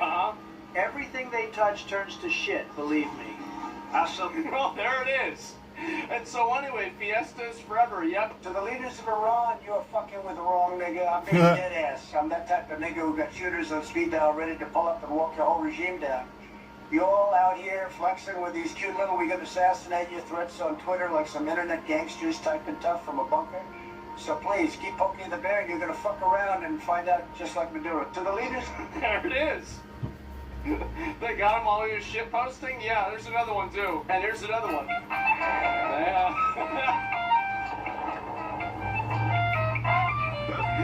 Oh, guys. Oh, no. What happened? What happened, guys? Where is it? And somebody even asked, why is China not helping Iran? Geez, you know why China's probably not helping Iran? I'll tell you the reason why. The reason why is probably Trump called them and said, if we take over Iran, we'll keep selling you oil, don't worry about it. That's probably what happened. It is. And they'll probably keep selling oil to China and everything will be fine and things will just move on as usual. And so they probably don't even give a shit about it. Why would they care? I mean, that's what I would do if I was him. And also, it would fuck up. Again, oh, I like this. This is international law. All else is noise. That's right. This is the international law right here. Big fucking surprise, huh? One world oil dealer? Yes, exactly. And gives a fuck? Yep, there it is. And Israeli War Room. So the Israeli War Room posted this. They published this at the exact minute they were bombing the Ayatollah's house. What? So, all right, Sarah? Okay, get ready. That's all right, hilarious. 3, 2, The fuck? 1. Now, I hit it. Yep. Just... What? Yeah, I'm watching it, bro. And they're copying our strats? I guess so. And reports emphasize that more Iranians have become Christians in the last, 20 to 40 years in the previous 13 centuries combined. Yeah, Christianity is the fastest growing religion in Iran, actually. And I think that obviously, like, it's still extremely small, but, it is a good amount of people. Behold the worst military strategist in history. The man whose decision to launch the 7th of October attack led to the destruction of Gaza, the shredding of Hezbollah, the fall of Assad, and now maybe the fall of the Iranian regime. What a fucking retard. That's right. Okay, now who's talking? Third, Liberia? America calls for a voluntary coalition of There's no need governments, to be listening to fucking Liberia technologists. ever. Is there? Is this happening right now? I don't believe so.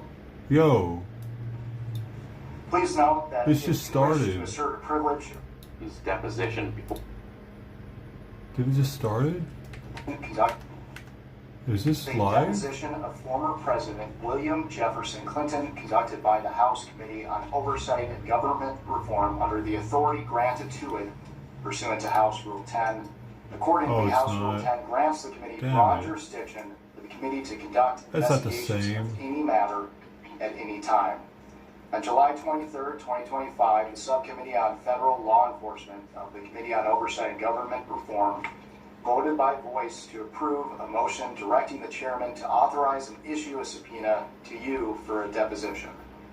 On August 5th, 2025, Chairman Comer issued a subpoena for President Clinton to appear today for a deposition in furtherance of the committee's investigation into the actions and investigations of Mr. Jeffrey Epstein and Ms. Ghislaine Maxwell. I will now enter the original subpoena and corresponding cover letter from August 5th, 2025, as well as the additional subpoena from December 15, 2025, determining a new date as Exhibit 1. I will enter as Exhibit 2 the correspondence between Chairman Comer and counsel for President Clinton and Secretary Clinton. This correspondence includes the following letters. October 6, 2025, letter from David E. Kendall to Chairman Comer and Ranking Member Garcia. October 22nd, 2025, letter from Chairman Comer to David E. Kendall. November 3rd, 2025, letter from David E. Kendall to Chairman Comer and Ranking Member Garcia. November 21st, 2025, letter from Chairman Comer to David E. Kendall. December 10th, 2025, letter from David E. Kendall to Chairman Comer and Ranking Member Garcia. December 15th, 2025, letter from Chairman Comer to David E. Kendall. January 3rd, 2026, letter from David E. Kendall. Wait, this is Chairman all the Comer shit and they're Ranking gonna go Member over with Garcia. him? January 8th, 2026, might be a letter little from Chairman too Comer much. to David E. Kendall.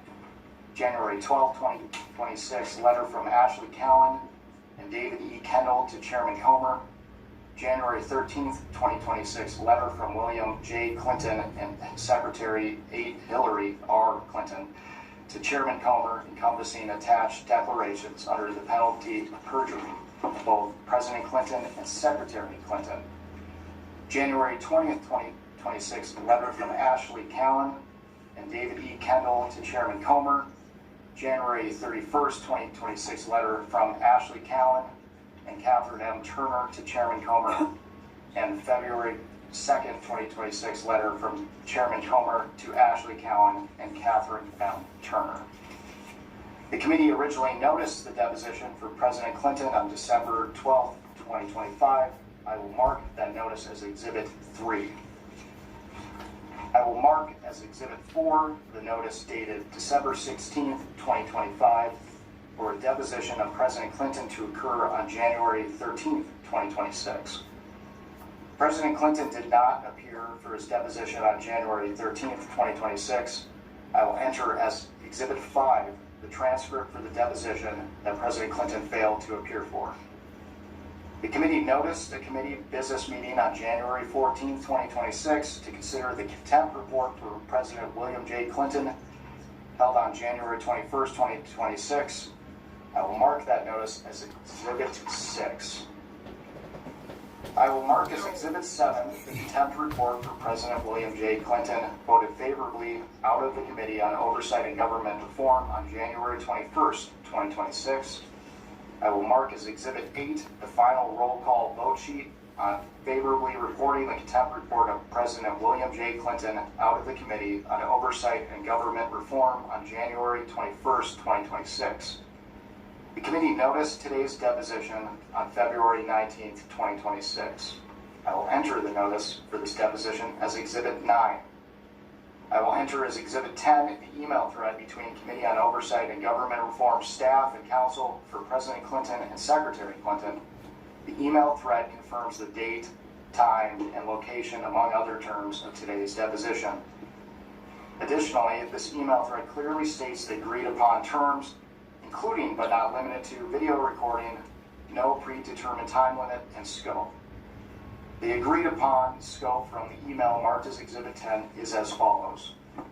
Pursuant to the committee's investigation into the alleged mismanagement of the federal government's investigation into Mr. Jeffrey Epstein and Ms. Ghislaine Maxwell, the circumstances and subsequent investigations of Mr. Epstein's death, the operation of sex trafficking rings, and ways for the federal government to effectively combat them, ways in which Mr. Epstein and Ms. Maxwell sought to curry favor and exercise influence to protect their illegal activities, and potential violations of ethics rules related to elected officials, the committee will ask President Clinton and Secretary Clinton all of its questions regarding Jeffrey Epstein and Ghislaine Maxwell, including, but not limited to, the personal relationships between the Clintons and Mr. Epstein and Ms. Maxwell, and the ways in which Mr. Epstein and Ms. Maxwell sought to curry favor and exercise influence, as well as the operation of sex trafficking rings and ways for the federal government to effectively combat them without the proposed limitations on scope sought in your January 31st, 2026 letter.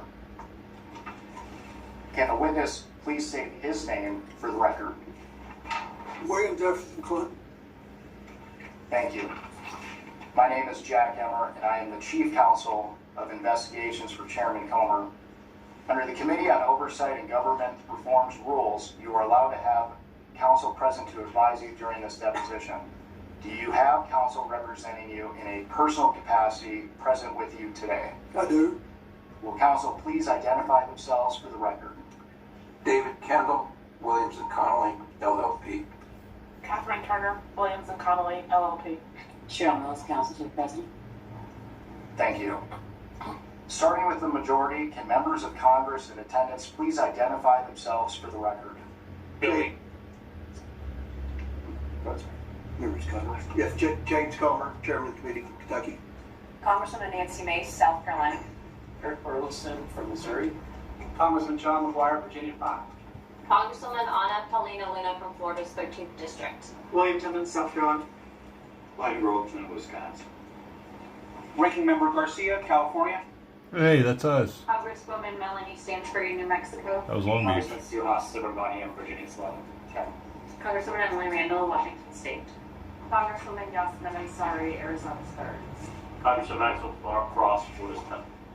Congressman Wesley Bell, Missouri 7th District, St. Louis. James Walkinshaw, Virginia 11th District. Robert Conant, California 17th. Lauren Bober, Colorado 4th District. Thank you. For the record, starting with the majority staff, can the additional staff members please introduce themselves with their name, title, and affiliation? Billy Grant, Deputy Chief Counsel for Investigations for Chairman Comer. Peter Spector, Deputy Director of Oversight for Chairman Comer. Daniel Ashworth, General Counsel for Chairman Comer.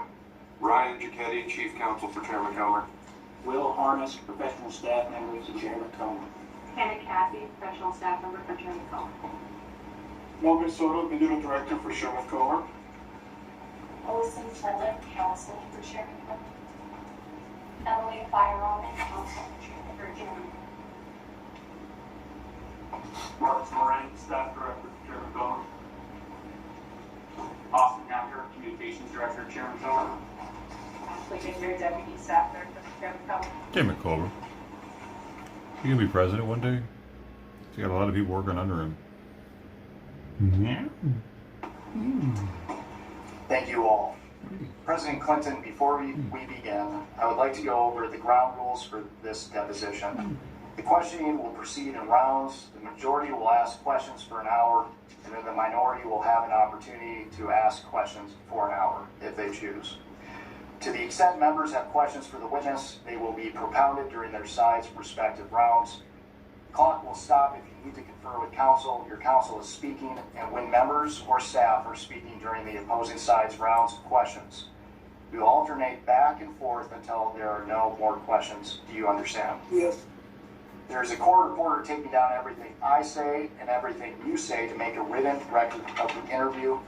For the record to be clear, please wait until the staffer questioning you finishes each question before you begin your answer, and the staffer will wait until you finish your response before proceeding to the next question.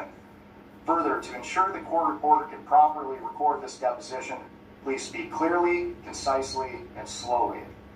Also, the court reporter cannot record nonverbal answers such as nodding or shaking your head, so it is important that you answer each question with an audible verbal answer. Do you understand? I do. Exhibits may be entered into the record.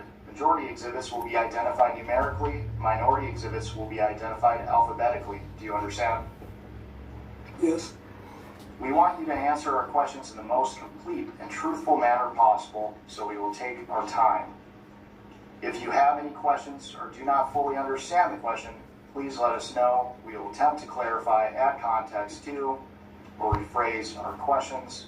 If we ask about specific conversations or events in the past, and you are unable to recall the exact words or details, you should testify to the substance of those conversations or events to the best of your recollection. If you recall only a part of a conversation or event, you should give us your best recollection of those events or parts of conversations that you do recall. Do you understand? Yes. You are required by law to answer questions from Congress truthfully. This also applies to questions posed by congressional staff in this deposition. Do you understand? Yes. If at any time you knowingly make false statements, you could be subject to criminal prosecution, including but not limited to perjury. Do you understand? Yes. This includes both knowingly providing false testimony, but also stating that you do not recall or remember something when in fact you do. Do you understand? Yes. Furthermore, you cannot tell half-truths or exclude information necessary to make statements accurate. You are required to provide all information that would make your response truthful. A deliberate failure to disclose information can constitute a false statement. Do you understand? I do. Is there any reason you are unable to provide truthful testimony in today's interview? I don't believe so. Please note that if you wish to assert a privilege over any statement today, that assertion must comply with the rules of the Committee on Oversight and Government Reform. Pursuant to that, Committee Rule 16C1 states, for the chair to consider assertions of privilege over testimony or statements, witnesses or entities must clearly state the specific privilege being asserted and the reason for the assertion on or before the scheduled date of testimony or appearance. For the purposes of this deposition, objections must be stated concisely and in a non-argumentative or non-suggestive manner. If the witness refuses to answer a question to preserve a privilege, the committee may seek a ruling from the chair. If the chair overrules any such objection, the witness shall be ordered to answer. If the witness continues to refuse to answer a question despite being ordered to do so, the witness may be subject to sanction. Do you understand? Yes. Ordinarily, we take a 5-minute break at the end of each hour of questioning, but if you need a longer break or a break before that, please let us know and we will be happy to accommodate.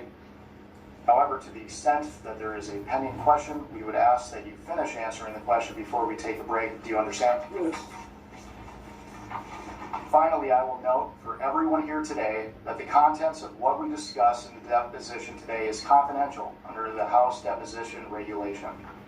Under the rules, the chairman and ranking member shall consult before any release of testimony or transcripts, including portions thereof. This means it is a violation of House and committee rules to disclose the contents of the deposition prior to its official release. For this reason, the marked exhibits that we will use today will remain with the court reporter so that they can go into the official transcript, and any copies of those exhibits will be kept at the table or returned to us when we wrap up. Can the reporter please swear in the witness? Man, it takes fucking forever for this to even start. What the hell? How long is this shit? Probably, it's probably like 5 hours long, isn't it? I do. Do you have any questions before we begin? No. I have a comment before we begin, please. Mr. Chairman, I wanted to start out by saying, as you know, yesterday there was a photo release, and I appreciate you assuring and admonishing the committee and all of us of our obligations. Obviously, we want to ensure that that doesn't happen again. We've obviously experienced a number of deep fakes that have now been circulating on the web, not because of anything that the committee did, but because of the release of this particular photograph. And for that reason, I would ask two things.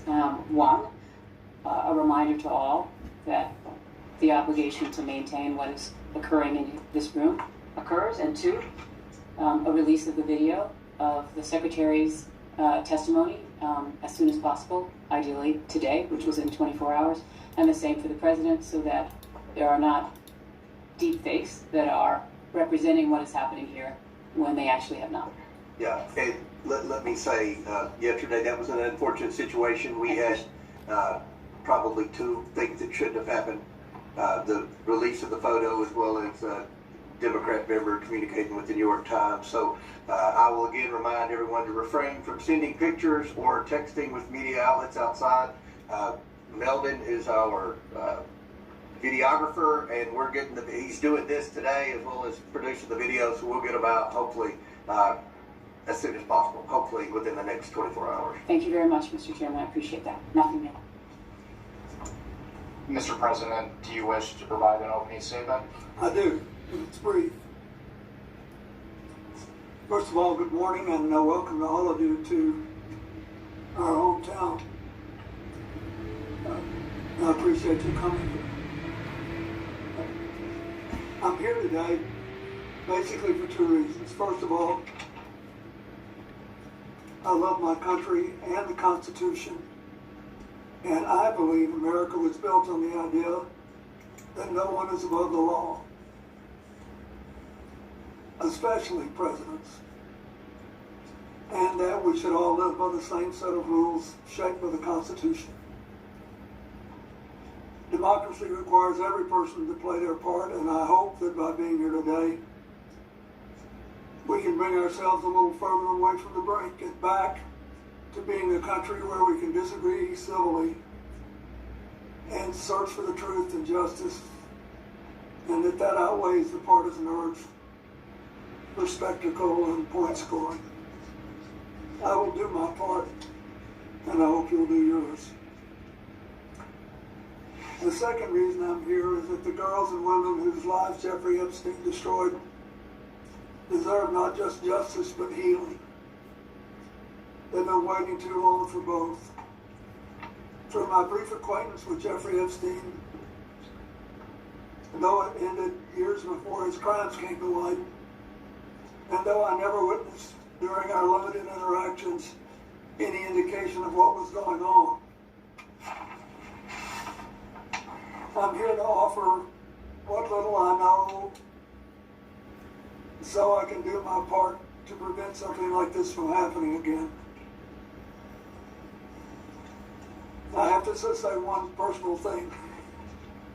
Since Hillary came in yesterday, she had nothing to do with Jeffrey Epstein.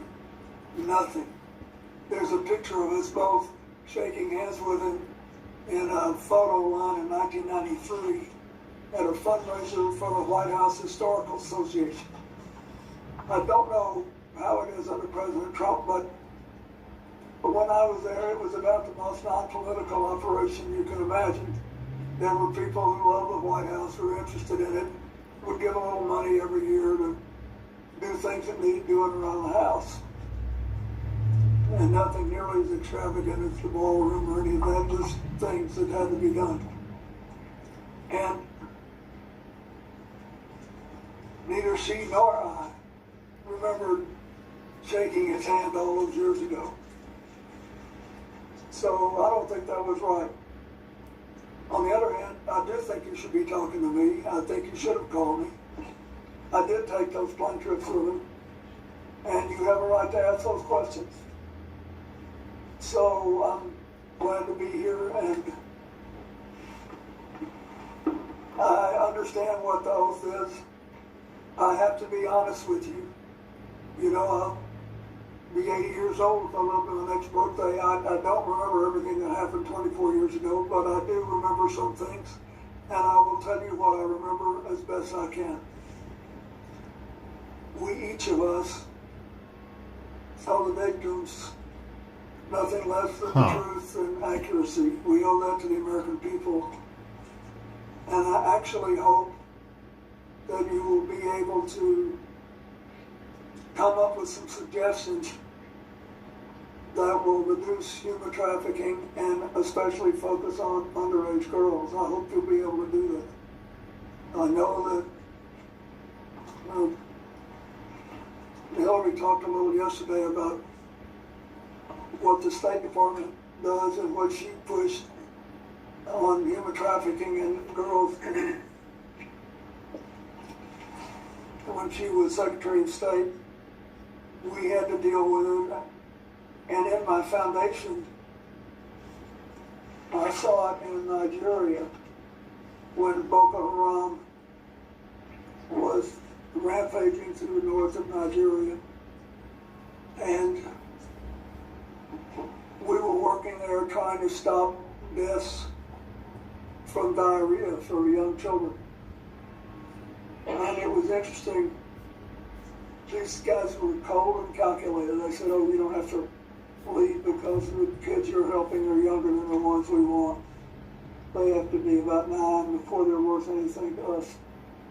So this is really important. And I will do what I can to make whatever contribution I can. Thank you. Thank you. The time reads 11:28, and the majority's time will begin now.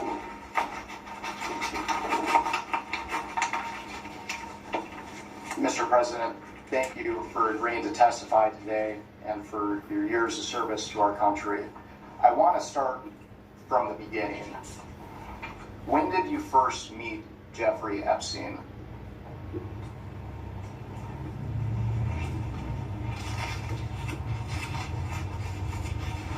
Well, I will try in this testimony, and I will point it out when I'm aware there's a picture or something that predates it. There's a picture that shows him shaking hands in the White House Historical Association reception. That was in 1993, but I'm not aware of that. I first remember meeting him when I got on his airplane to take the first trip with my foundation in, I think, 2002. Whatever it was.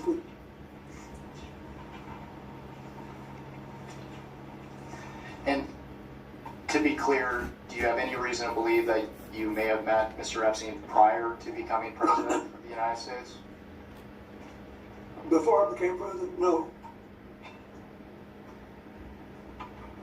And you mentioned that your first memory of interacting with Mr. Epstein was on your first trip. Which trip specifically?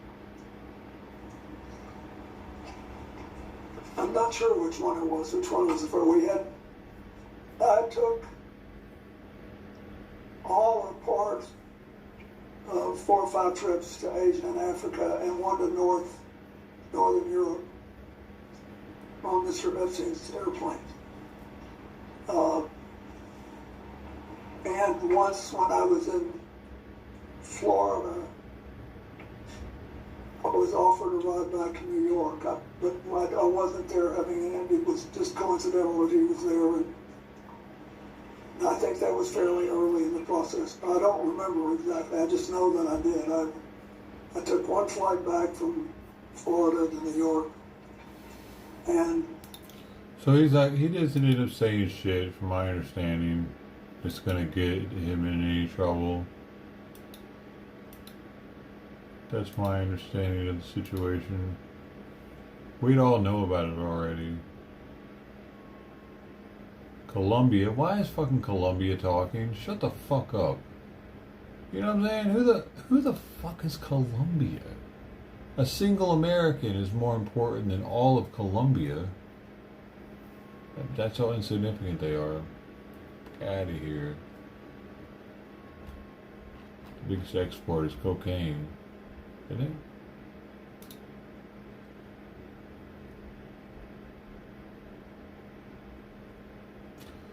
Four service members killed. Habitual a Supreme Court exchange on defining habitual drunkard. Why do they need to define that?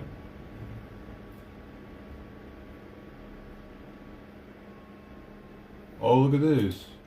We're covering the breaking Was news a from Rush all Chinese angles. made Former air Secretary of defense of State Iran. under Trump, Mike Pompeo, joins me moments Interesting. away. Did we Trey just Yates figure that will have out? the latest from the Oh, ground yeah. in Tel Aviv. Let's begin with Jennifer Griffin at the Pentagon. Jennifer. So I guess I had to go back to the Harris, Iran thing. President Trump said last night this operation could last 4 weeks or less. The Interesting Pentagon seeing did not Clinton want like to that, put though. a timeline on it.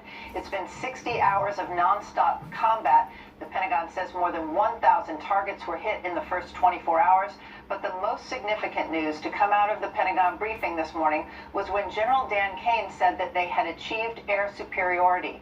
That means they have suppressed all of the Russian and Chinese-made air defense systems in less than 3 days. They did not hold up to U.S. stealth fighter jets and their precision missiles. Now those U.S. and Israeli warplanes can hunt down the mobile missile launchers that are terrorizing the Gulf states. At the press conference today, General Dan Kane, the chairman of the Joint Chiefs, went through a tick-tock of when the president gave the go-ahead. 3:38 TikTok. p.m. on Friday, just minutes before landing in Corpus Christi, Texas. Major combat operations began early Saturday at 01:15 Eastern Daylight Time, Dan Kane said, when it was 9:45 a.m. in Tehran. Boom! The first movers were U.S. Cybercom and U.S. Spacecom, layering non-kinetic effects, disrupting and degrading and blinding Iran's ability to see, communicate, and 4-star, respond. baby. It's a daylight strike based on a Motherfucker. trigger event 4 conducted motherfucking by stars. the Israeli Defense Forces, enabled by the U.S. intelligence community. The first shooters at sea were Tomahawks unleashed by the United States Navy, closed in on Iranian naval forces, and began to conduct strikes across the southern flank in Iran. Boom. General Kane said more U.S. Go Navy. forces are flowing into the region. Go Navy, Secretary baby. Hegseth would not rule out Navy having getting some U.S. troops on the spotlight ground in this Iran. war, He this didn't little say thing. it, but most likely he was referring to elite special operations units. The secretary said the 4 U.S. troops killed yesterday took a direct hit to the tactical operations center that they were manning, and took offense when reporters asked him to articulate why the American people are sending their men and women to war, and if he's concerned about it spiraling into a longer war. Did you not hear my remarks?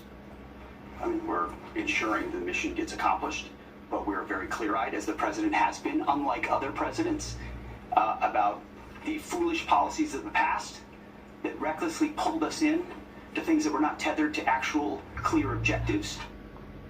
They gave few details about the 3 American F-15s and 6 pilots who were shot down by Kuwaiti-friendly fire. All are safe. This is not Iraq. This is not endless. I was there for both. Our generation knows better, and so does this president. He called the last 20 years of nation-building wars dumb, and he's right. This is the opposite. This operation is a clear, devastating, decisive mission. Destroy the missile threat, destroy the Navy, no nukes. The secretary said this war is not about regime change, even though the president called on the Iranians to rise up and remove the regime, and has been very happy that 49 Iranian leaders were taken out in that first strike. The question is, how are unarmed Iranian civilians expected to overthrow Iran's vast security forces? And is this... What do you mean? How are they supposed to do it? They stormed the buildings with their bodies. They might die doing it. That's what it takes. You know how many Americans died for us to have what we fucking have? Shit. Why do they expect us to die for them? Fuck out of here. Success if the same regime stays in place after this war ends. One question that was shouted at the end and left unanswered: how do you keep this from becoming an insurgency? Harris? Jennifer, real quickly before I let you go, freedom, also man. at that last news conference that we were watching, there was talk, and I don't know how firm this is, that perhaps Iran has some backup leadership in place now. It's not clear that Hold that on, is really... I'm going to have to break away. We've got more breaking news. Hey everyone, I'm Emily Capagno. man. Catch me and my co-hosts Harris Faulkner and Kaylee McEnany on Outnumbered every weekday. I don't know what the breaking news was. Who's talking at the UN now? Networks disrupted. Pakistan. Oh, God damn! Everybody wants to have the history of talking to the first lady that's talked since Roosevelt's wife at the UN. Everybody's trying to get their fucking 5 minutes of fame in. It's annoying, bro. Why does Panama need to say something? It's got to say something today.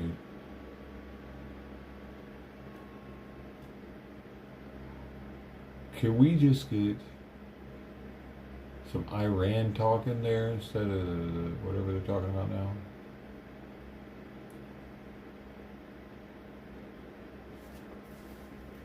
Six U.S. troops killed in Iran ops. When did that happen? Is that something else?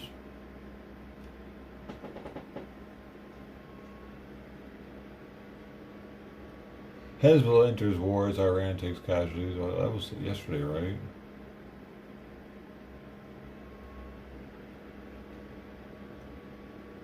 What time is it? Oh shit, I gotta get some of this food out. Peanut butter. How it's made. Here, today on How It's Made. Brooms. Dude, that show is awesome, dude. They had just the most random shit. I saw my dishes on there once. I have some Corel dishes. And they're like, today on How It's Made. And they didn't just make the same brand. They made the exact same pattern and shape of dishes that I had. I still have some of them, actually. I don't have any of them in the kitchen right now, though. They're put up. Because I didn't get out all my stuff for the kitchen. It's pretty bare bones in there. I have a lot of my stuff still in there. Yep.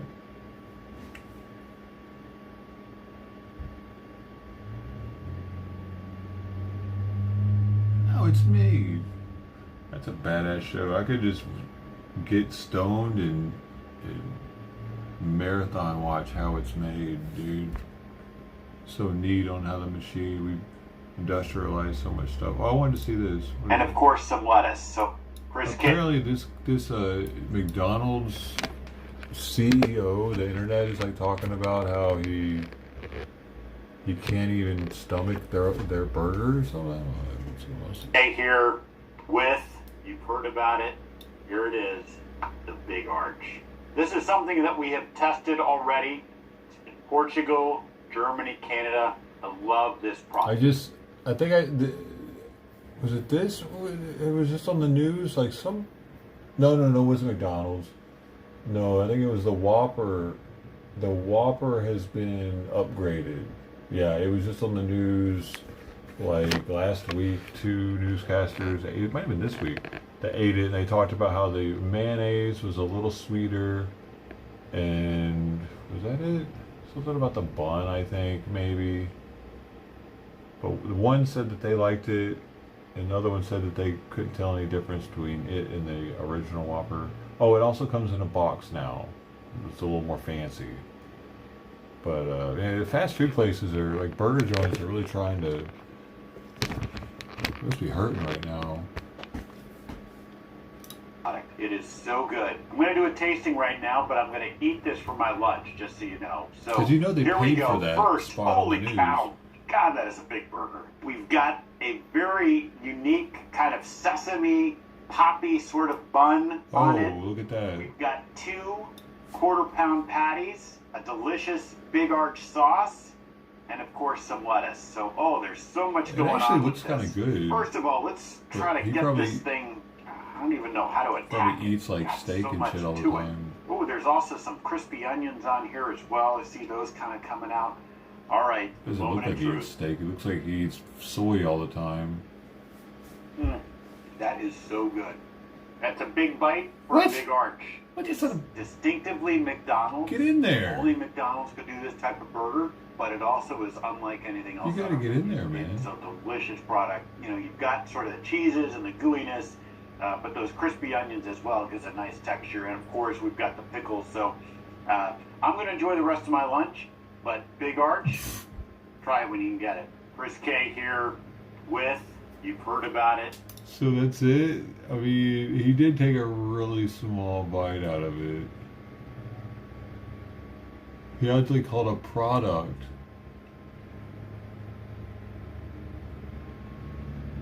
Man, they're being kind of hard on it. I mean, it is a product.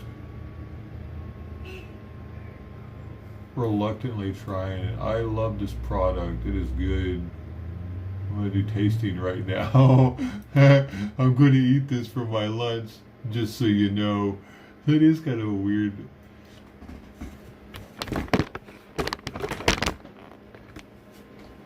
I love this product. It's so good. I'm gonna do a tasting right now, but I'm gonna eat this for my lunch, just so you know. That's a weird way of putting it, isn't it?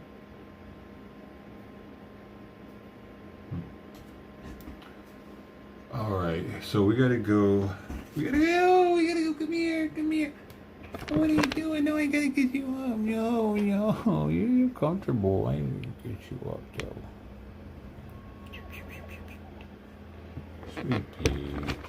Sweet pea. You gotta get up, boo. Hey, Sweet pea, you gotta get up. Hey, come on. I know you don't want to get up. You gotta get up, though.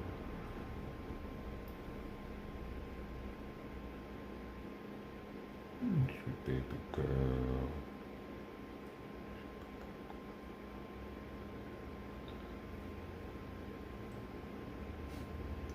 Come here. Oh, she's playing dead. I'm just gonna try kind of scoop her up and put her in the chair. I don't want to disturb her calm too much. Come here.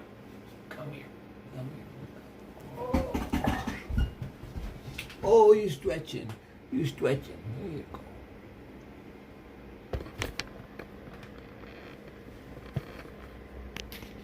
Hey.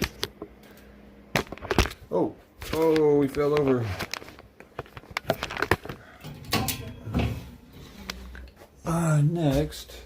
Next on the agenda.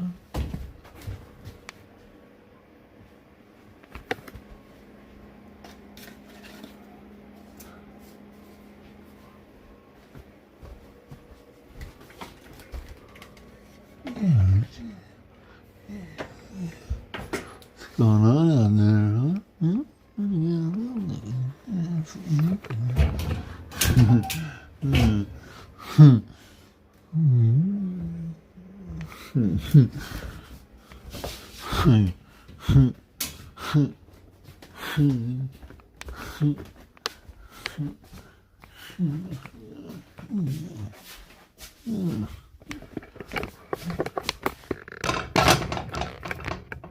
What the fuck is that smell, dude?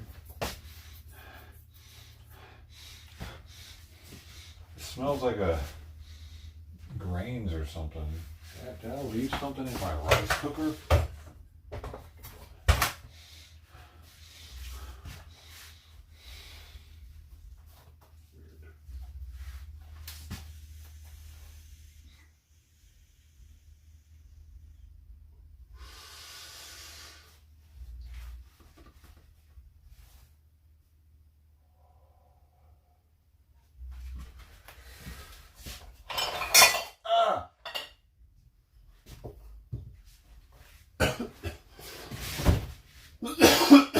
Alright, I forgot to give Simon the hungry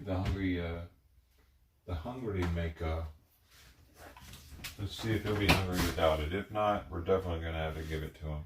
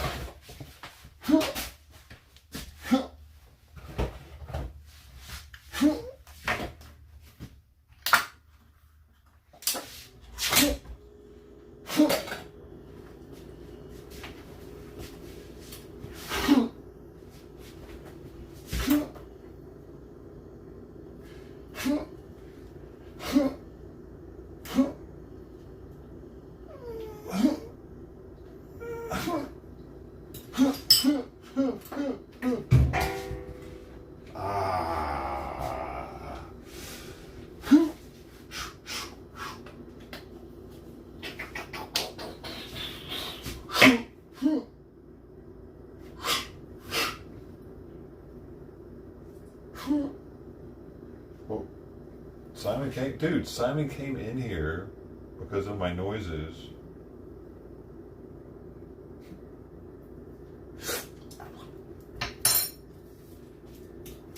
He's right here.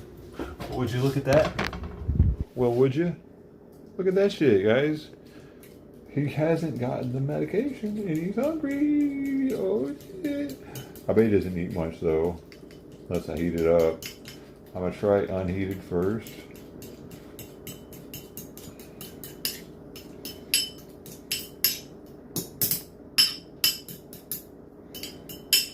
We shall see. That is it's cool that he got up. That in itself is kind of major, because there have been many times over the past couple months that I've made his food and he just stays laying on the couch right there.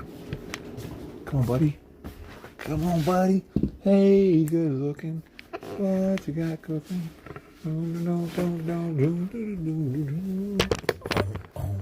Let's see, it might not be good enough for him. Is that good enough for you?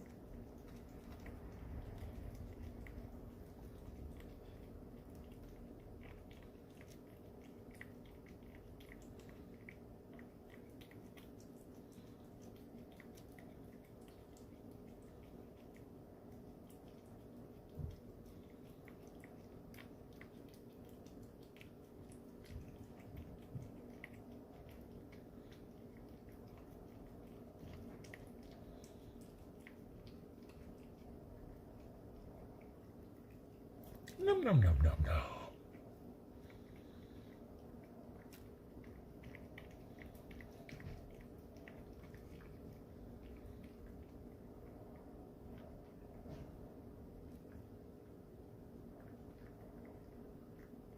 What are you sniffing for, silly? You see how he like sniffs around it, but doesn't he like? He sniffs and he's like he thinks about eating some more.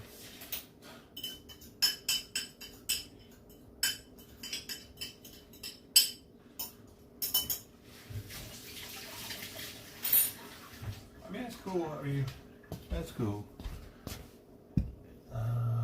He didn't eat very much though. I wonder if I should heat it up, but I don't really like heating it up because I think it makes it go off quicker. It doesn't stay as appetizing to him the more I heat it up, because it dries out a lot of the, I don't know if they're considered terpenes, but like flavonoids maybe is what it is. The scent, like because I've noticed just from leaving it out after a while, the scent changes of the food. And if I can smell that, he can smell it times 100 or 1,000 or whatever their ability is over ours.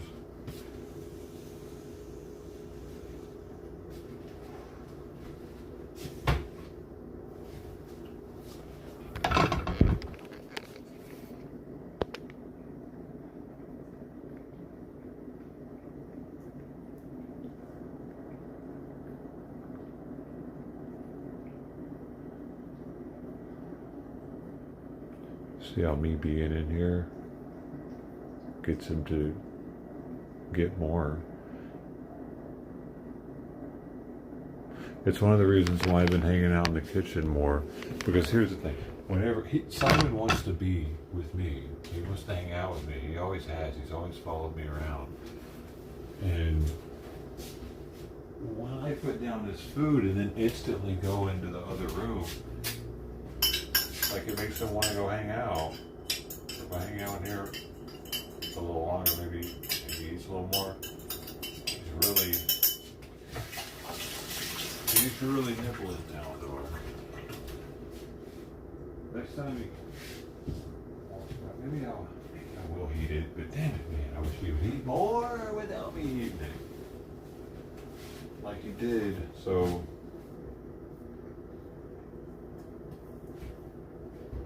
Have to give him how much he's eaten so far. Well, I mean, he has already eaten 2 cans for the day. one more can for the day is like, it's like pretty, I mean, that would be a good day actually.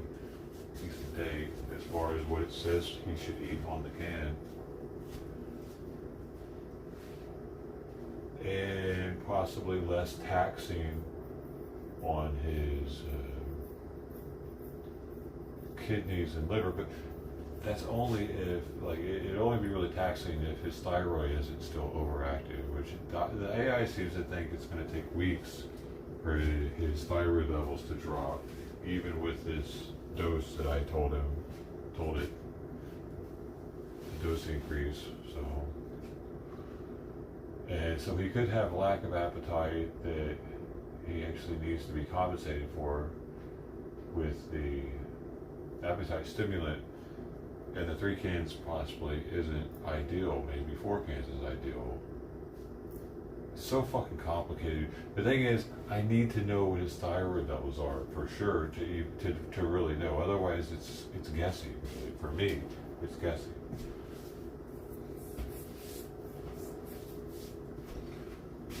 If only we had some sort of home testing, dude, to where you could just get a drop of blood or prick them.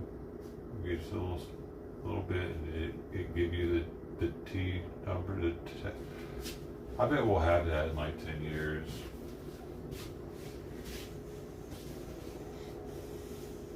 I mean, we already have at-home EKGs. I have one. I've had that thing for like 7-8 years.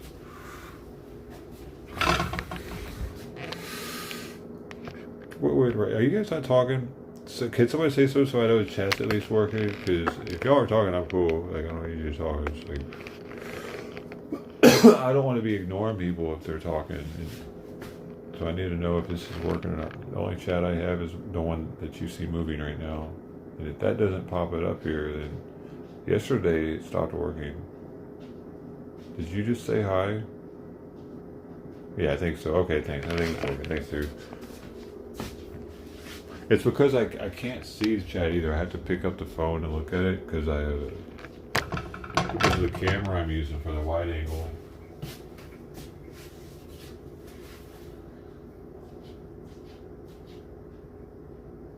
So I'm gonna stick with poop, so I'm gonna give him a good whiskey now, see if he's still 9.7. If he is, that means pretty stable right now. So maybe the hypothyroid or the thyroidism has stabilized. I really don't want to overtax any of his organs with overfeeding. I feel like the appetite stimulant could do harm. It can do harm. I know it can do harm. But the main way they can do harm is by overfeeding with it, which it seems like it'd be really easy to do.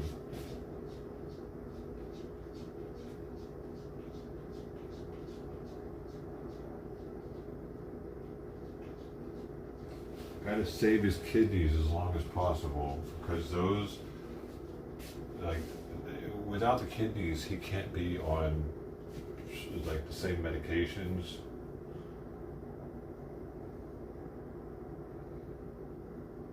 Kidneys and liver. Gotta keep them able to process efficiently as long as possible. That way modern medicine can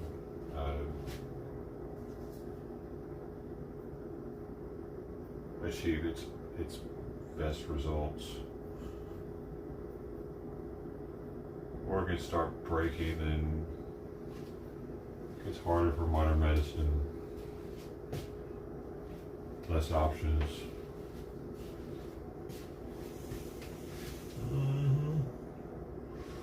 He didn't eat. He passed the food. Let me see what he weighs.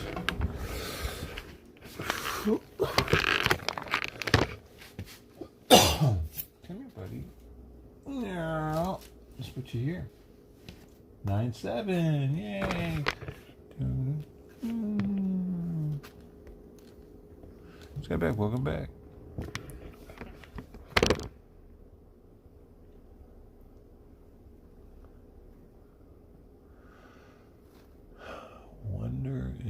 should heat it up. I can see. Oh man.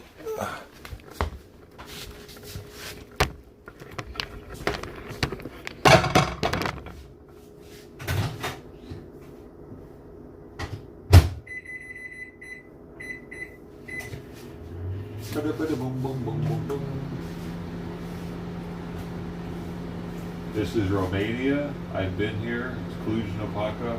I had a hotel that was overlooking this view right here. This is Melk, Austria. This is a monastery that Sean Connery, like with some movie he made, was based here. Where he was a monk or some shit. Here's the Grand Canyon. This is the first entrance that I saw the Grand Canyon. It was the desert view. It's on the southern rim. We checked it out as we were going east. We went to the northern rim as we were coming west. I believe we saw it twice. This is Selina Turda. It's also in Romania. It's a salt mine. Pretty dope. Now it's just like a tourist attraction. You get to go down deep into it, go on some canoes and shit if you want.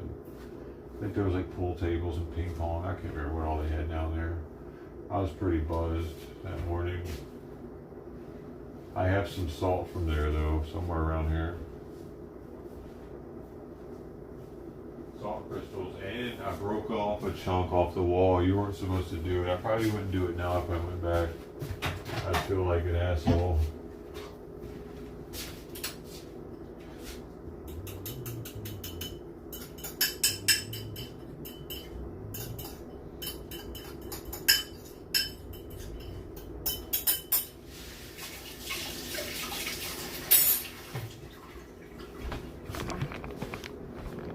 Oh, this is the card that Miss Mungle sent. Selina Turda, Cluj-Napoca, Melk, Austria, Grand Canyon view, desert view. Like you can see this exact view if you go. You can do it too.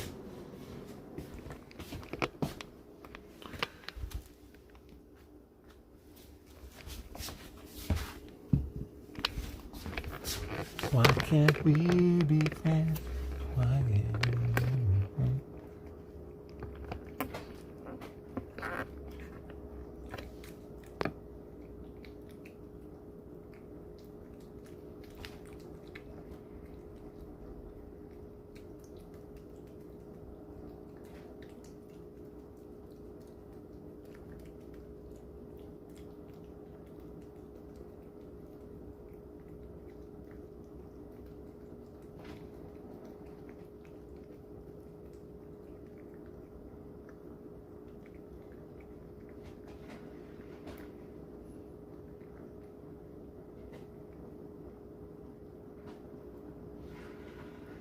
Fucking cat had to start playing with something, didn't he?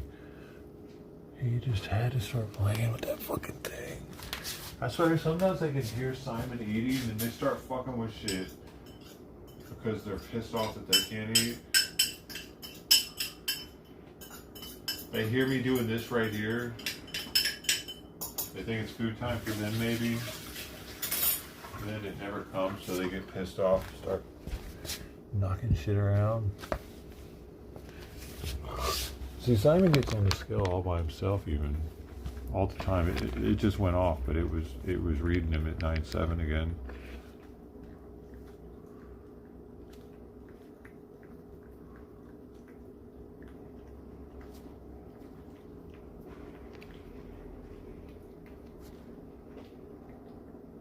That motherfucker did it again with that ball. It's like as soon as he heard the ball, Sawyer hit the ball.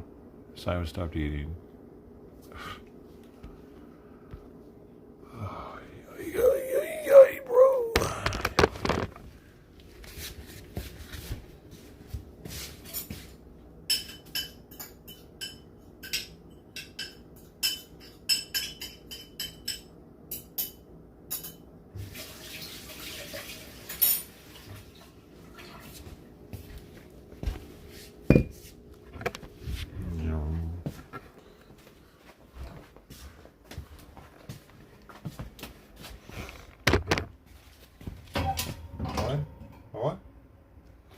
What are you doing?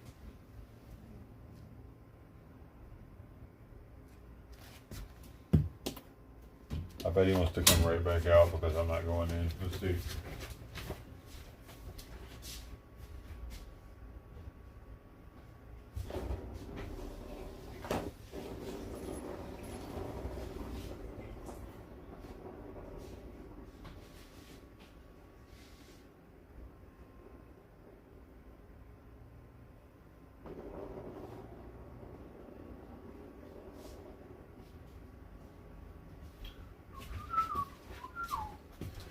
I gotta go to Costco today.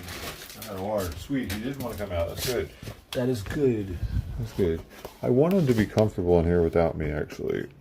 That's ideal.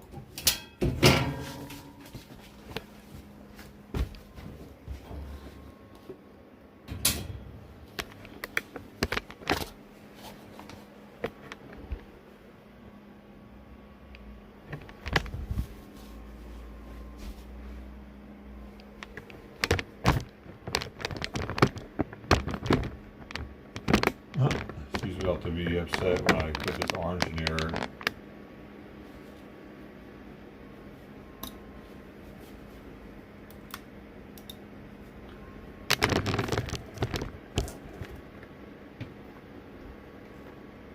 Can't see her.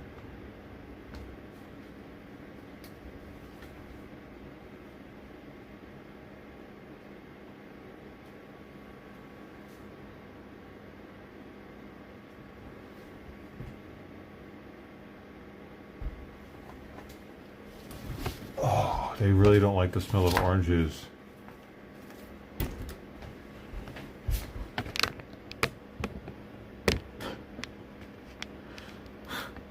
That's one way to get the seat back. You know the way.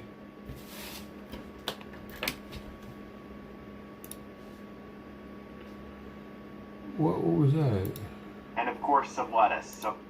Oh man, whatever the hell, I wanted to click on that.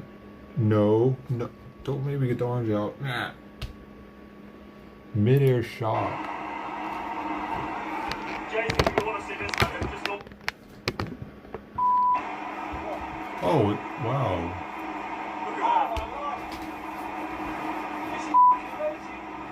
Amazing.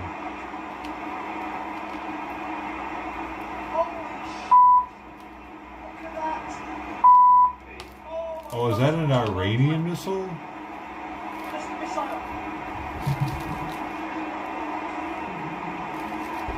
Interesting. What the fuck is going on back here, you assholes? Huh? What is this? Can't you guys just get along and hang out and snuggle with each other and shit ever? Why is it always fighting every day? Huh? Whatever, don't say anything. Don't even look at me. She didn't look at me, I was looking at her. She's the most vocal.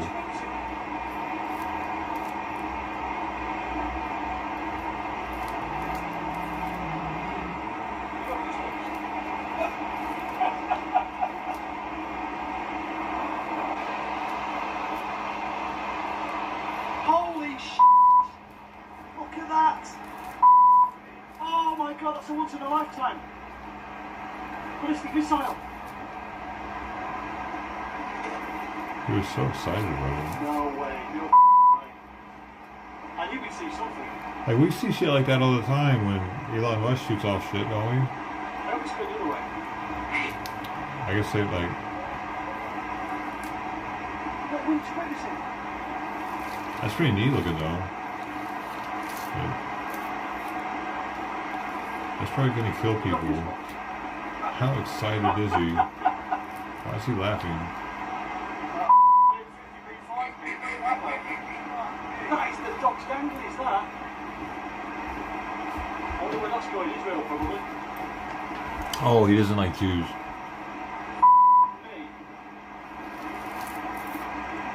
That's probably it.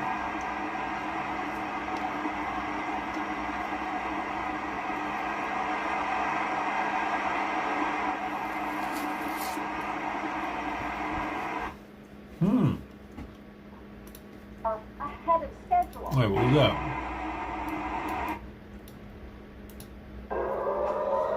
War crime. The city of Tel Aviv continues to be Iran's prime target, and there have been regular attacks. Early this morning, our cameraman here recorded these pictures of an incoming salvo being met by interceptor missiles. Wow. When it comes to shooting down the Iranian projectiles, Israeli claims of an 85% success rate are entirely plausible. But here is another deadly example of failure. These are two Israeli interceptors hunting for a target, which they do eventually lock onto, but miss. Oh, shit. The big Iranian missile slammed into central Tel Aviv. Damn. In this residential city, civilian casualties were almost inevitable. In fact, the missile struck. Why did they miss it? Why was the missile so dumb? I wonder if they're jamming them or some shit somehow, like they're doing something. Some kind of Chinese technology. Leader, this was our last best chance to strike what we're doing right now and eliminate the intolerable threats posed by this sick and sinister regime. US President Donald Trump has defended his decision to attack Iran and said the military operation could last about 4 weeks. Trump said the US will do whatever it takes to destroy Iran's missile capacity and nuclear program. He said Washington is ahead of its time projections in the conflict, saying the US eliminated Iran's top leadership in just a matter of hours. And a day of escalation has seen Tehran target energy infrastructure in Gulf states, triggering a surge in global gas and oil prices. Qatar's state-owned petroleum company has halted all production of liquefied natural gas, LNG, after attacks on 2 of its facilities. And across the border in Saudi Arabia, the kingdom has shut its biggest domestic oil refinery as a precautionary measure. 2 drones targeted Aramco's Ras Tanura facility, but were intercepted. Okay, well, Al Jazeera is live right across the world in Ramallah, It's a big-ass room. Capitol Hill, the White House, as well as Beirut, where we go to first. Heidi Pett is standing by for us in the Lebanese capital. As we mentioned, there have been more strikes in the last half hour or so on Beirut. Can you just talk us through the very latest there? Yeah, so in the last hour there was another forced evacuation order for residents in the southern suburbs of Dahia, which is just the southern part of the capital here in Beirut. These strikes were evidently a little smaller, a little bit more limited. They weren't like the ones that we've been hearing earlier this evening, about 6 hours ago and this morning, which shook the entire city. These ones were evidently a little bit smaller, but Israeli media, Channel 15, has been reporting that they were planning on targeting the headquarters of a TV channel which they say is associated with Hezbollah, Al-Manal. And so we are waiting for confirmation as to whether these strikes, these recent ones, are indeed the ones that have targeted the headquarters of a television station here in Beirut, or if that is still to come and we're expecting to see further strikes across the capital this evening. Okay, Heidi, Israel's also saying it's killed the head of Islamic Jihad.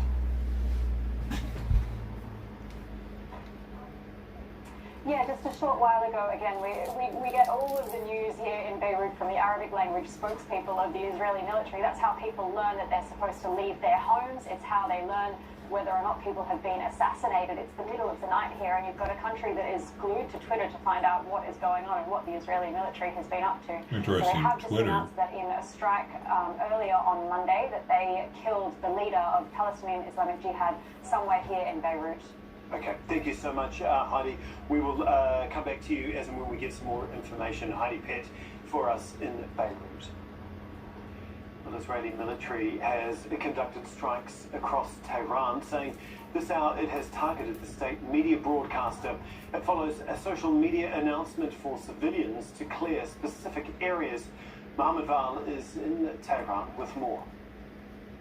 This is the new phase of this war. At the beginning, we have limited to direct reciprocated strikes between the United States, Israel on the one hand, and Iran on the other hand, related to military facilities either in the Gulf or here in Iran. But now we have seen this quick development of the war into a kind of war again, of an energy war, because the Strait of Hormuz means energy, not only for the region, but for the international, for the whole world, because a huge percentage of international traffic of oil passes through the Strait of Hormuz. Iran has been promising, or it has been threatening for several years now, that if it is attacked in this huge manner, it is going to close the Strait of Hormuz.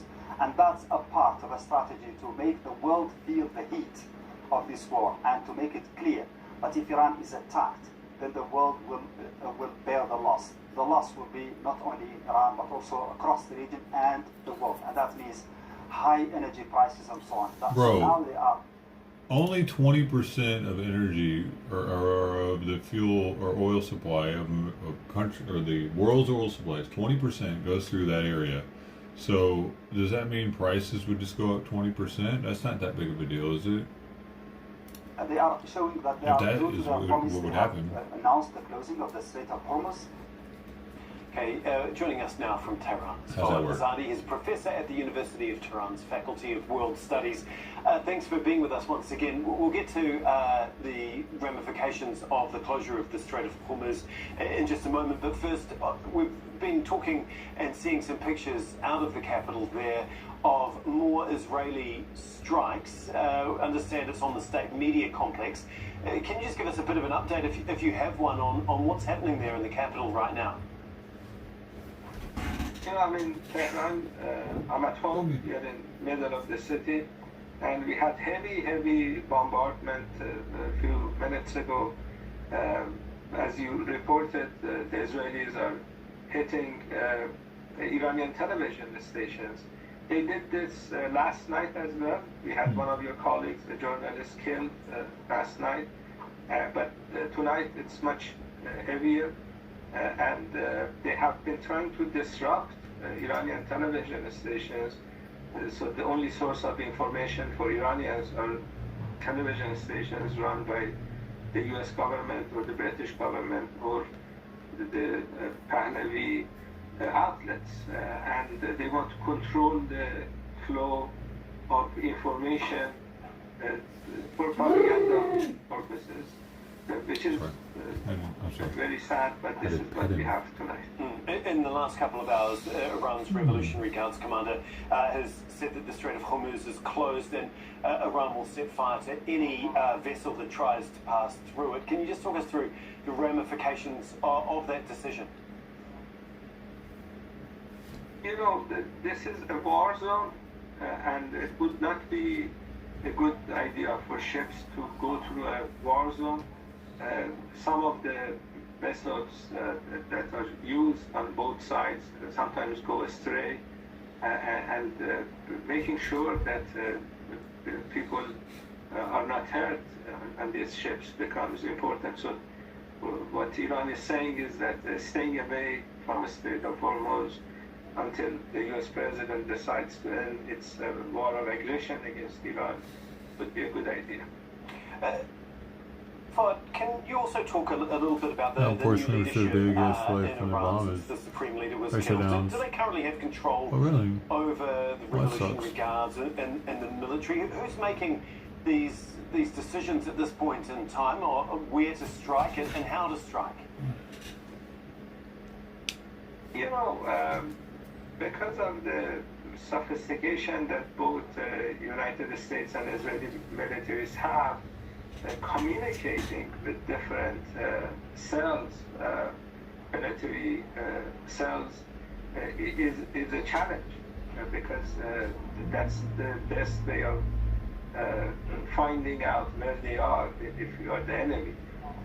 So before the start of the war, realizing that US and Israel may attack Iran, they have made decisions on what needs to be done, and some of these decisions are trusted in local military leaders, and generally they may decide without instructions what needs to be done.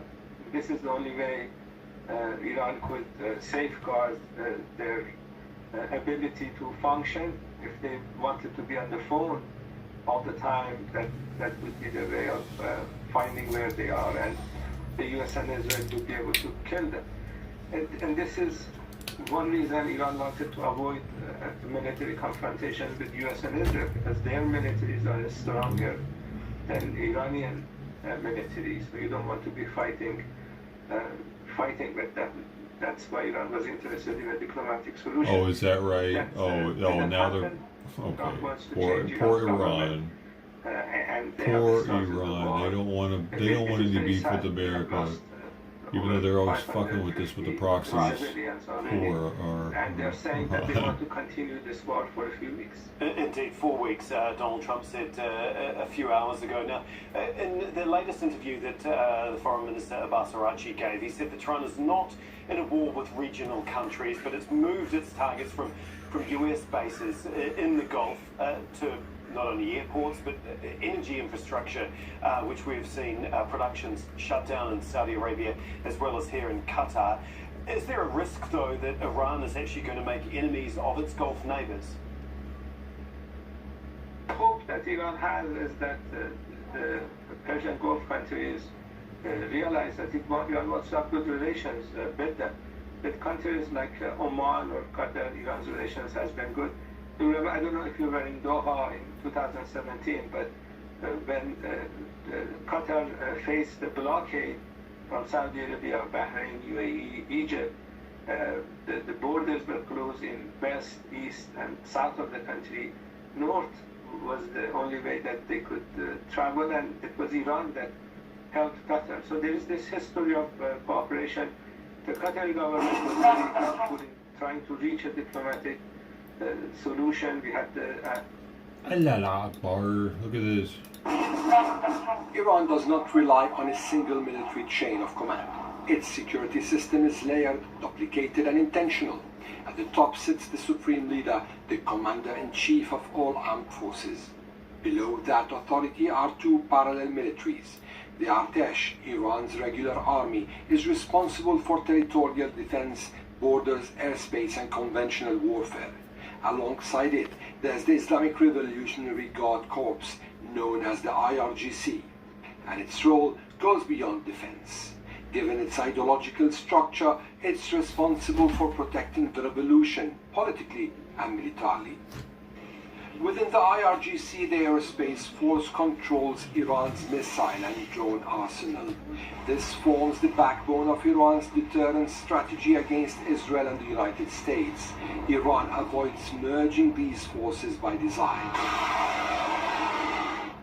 Duplication here is a safeguard against coups, internal threats, and sudden collapse. Inside the IRGC sits the Basij, a mass mobilization force used for internal security, crisis response, and ideological enforcement. Iran also maintains parallel intelligence services, while the two main branches remain the Ministry of Intelligence that follows the government and the IRGC intelligence unit.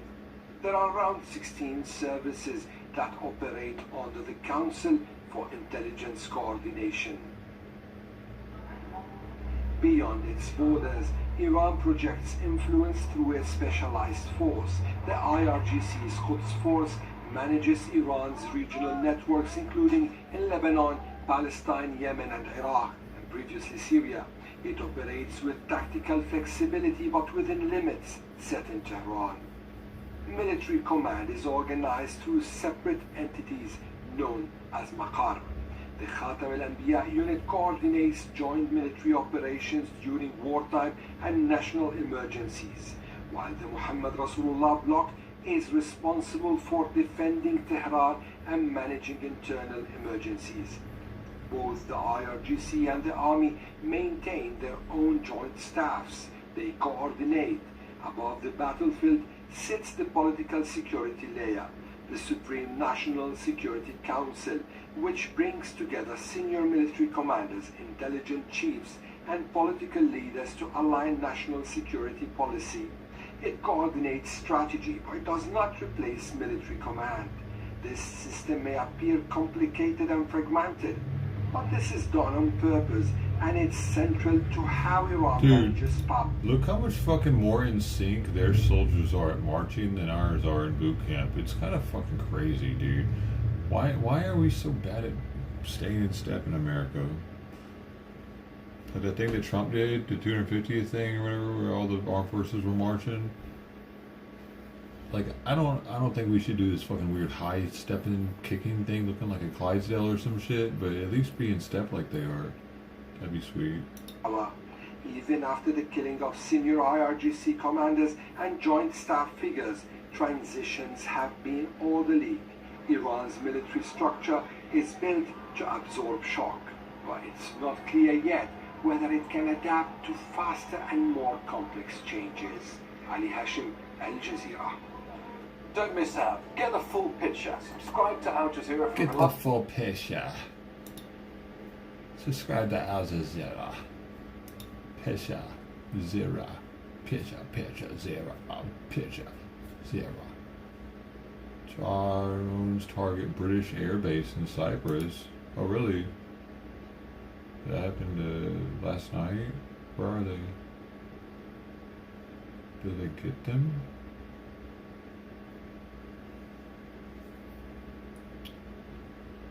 Okay, this video is kind of long. What the fuck are we doing?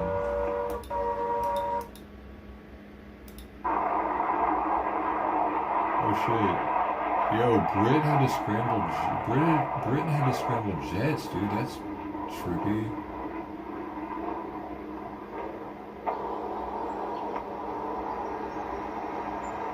Is that one of them? No. Thought that was one of the drones.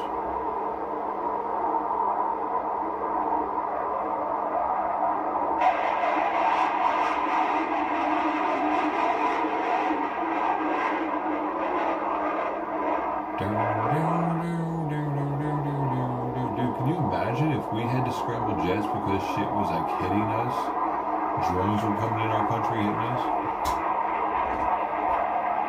That'd be wild, seeing that fly over, knowing that like we're in danger.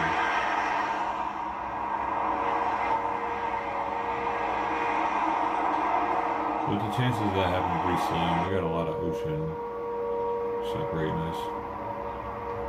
That's one of the reasons why we're so fucking powerful, huh? We have a lot of ocean between us and other superpowers.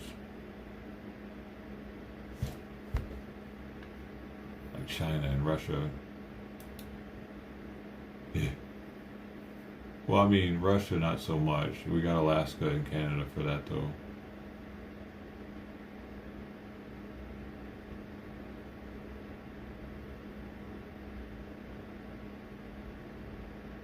I never did see a damn drone. Buzzkill.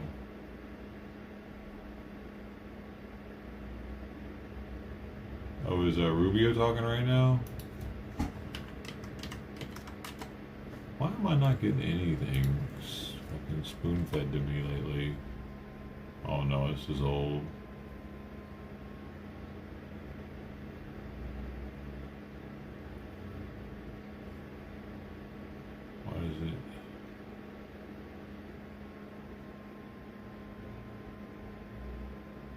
Why did none of them start before he starts talking?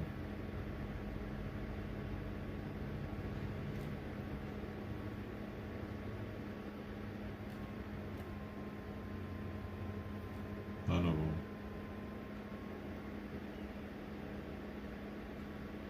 He just starts talking. Pretty much every single one of them.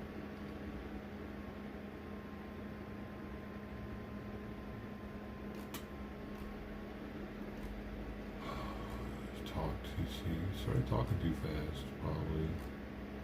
We needed him to not start talking so quickly. Meow meow. Come here, buddy. Oh shit.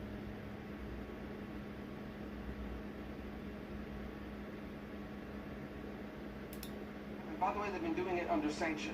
Do you see the attacks they're conducting right now? They're attacking airports. They're attacking Wait, is this the hotels. longest one? I gotta look at it. They're all 11. Yeah. So for some reason, everybody started at 11. We got 11:30. They probably go into it though. Oh no, they let it go for a little longer. Wait, is this one the one? This is the one. This is the one where...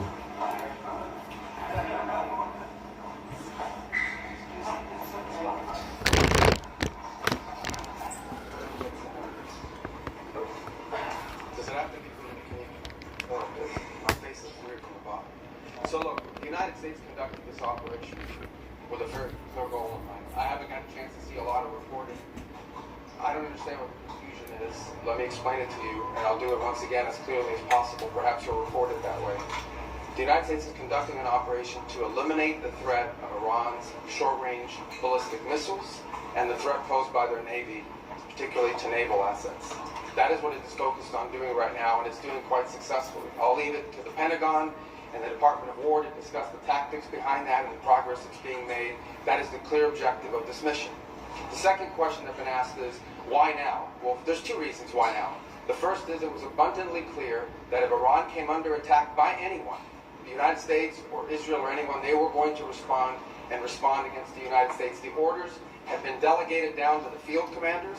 It was automatic, and in fact, it bared to be true because, in fact, within an hour of the initial attack on the leadership compound, the missile forces in the south and in the north, for that matter, had already been activated to launch. In fact, those had already been pre-positioned.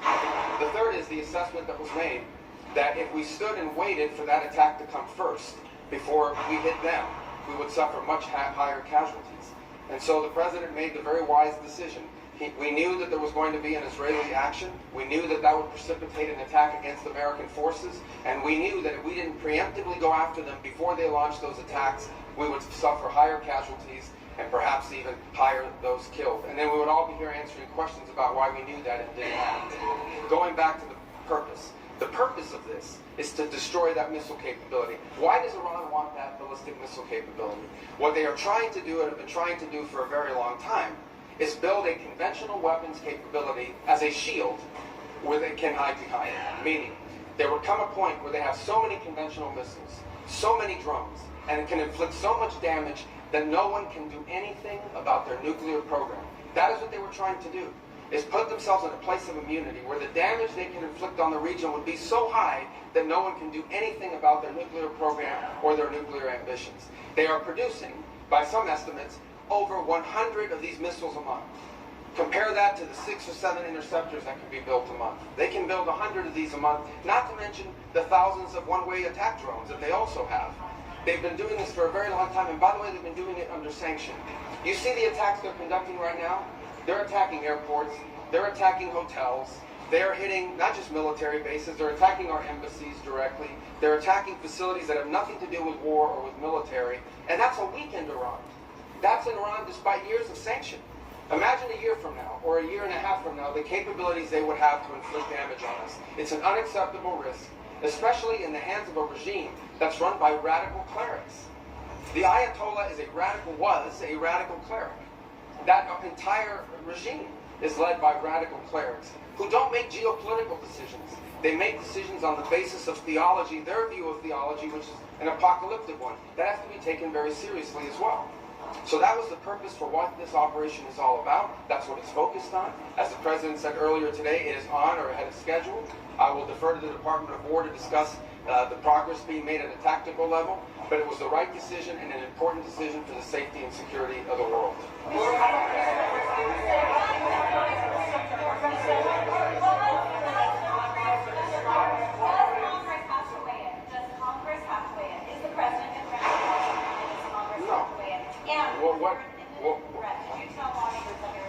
There absolutely was an imminent threat, and the imminent threat was that we knew that if Iran was attacked, and we believed they would be attacked, that they would immediately come after us. And we were not going to sit there and absorb a blow before we responded, because the Department of War assessed that if we did that, if we waited for them to hit us first after they were attacked, and by someone else, Israel attacked them, they hit us first, and we waited for them to hit us, we would suffer more casualties and more deaths. We went proactively in a defensive way to prevent them from inflicting higher damage. Had we not done so, there would have been hearings on Capitol Hill about how we knew that this was going to happen, and we didn't act preemptively to prevent more casualties and more loss of life.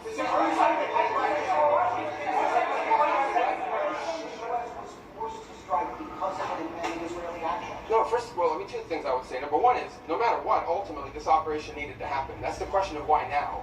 But this operation needed to happen because Iran in about a year or a year and a half would cross the line of immunity, meaning they would have so many short-range missiles, so many drones, that no one could do anything about it because they could hold the whole world hostage. Look at the damage they're doing now. And this is a weakened Iran. Imagine a year from now. So that had to happen. Obviously, we were aware of Israeli intentions and understood what that would mean for us, and we had to be prepared to act as a result of it. But this had to happen no matter what. President Trump said overnight that his top choices to now run with Iran were killed in the strikes. So the United States have a firm plan for how they intend to handle this power back in Iran to ensure that Iran more line of Islamic. So two things, and two things can be true. Number one is our mission and our focus is the destruction of their ballistic missile capabilities and their ability to manufacture them, as well as the threat posed by their Navy to global shipping. That's their objective. That said, we would not mind, we would not be heartbroken, and we hope that the Iranian people can overthrow this government and establish a new future for that country. We would love for that to be possible. Yeah. But the objective of this mission is the destruction of their ballistic missile capabilities and of their naval capabilities. Are you saying that there is no responsibility, no plan for the U.S. to at least play a role in whatever government comes? We might. We'll see how circumstances play out. I'm telling you what the objectives of this operation are. The objectives of this operation are to destroy their ballistic missile capability and make sure they can't rebuild it, and make sure that they can't hide behind that to have a nuclear program. That's the objective of the mission. That said, abundantly clear, we would love for there to be an Iran that's not governed by radical Shia clerics. As I've said myself repeatedly for years, the leadership of that country does not reflect the people of Iran, and I think that's been pretty apparent in the protests that you've seen. If there's something we can do to help them down the road, we'd obviously be open to it, but that's not the objective. The objective of this mission is the destruction of their ballistic missile capability. Regime change has not gone well for the United States. The what now? Regime change has not gone well for the United States for many, many decades. I can assure the American public that things will not get worse for the next regime that comes in that replaces the Well, we would love to see this regime be replaced. And ultimately, as the president has said, he calls... No, but let me finish my answer. As the president has said, he would love for the people of Iran to use this as an opportunity to rise up and remove these leaders. They've been wanting to remove them for a long time. We've seen successive waves of protests, and we've seen them slaughter people. Okay? But the objective of this mission is to make sure they don't have these weapons that can threaten us and our allies in the region. That's why we're doing what we're doing now. And while we would love to see a new regime, the bottom line is no matter who governs that country a year from now, they're not going to have these ballistic missiles and they're not going to have these drones to threaten us. That's the objective of this mission, is to deny them the ability to use ballistic missiles to threaten their neighbors, to threaten our bases, to threaten our presence in the region, and ultimately as a shield behind which they can do whatever they want with their nuclear weapons ambition. We were not going to let them hide behind that, and that's why this was such a critical mission to undertake now while they were at the weakest point, and not a year from now where they could inflict even more damage and perhaps already be behind that point of immunity.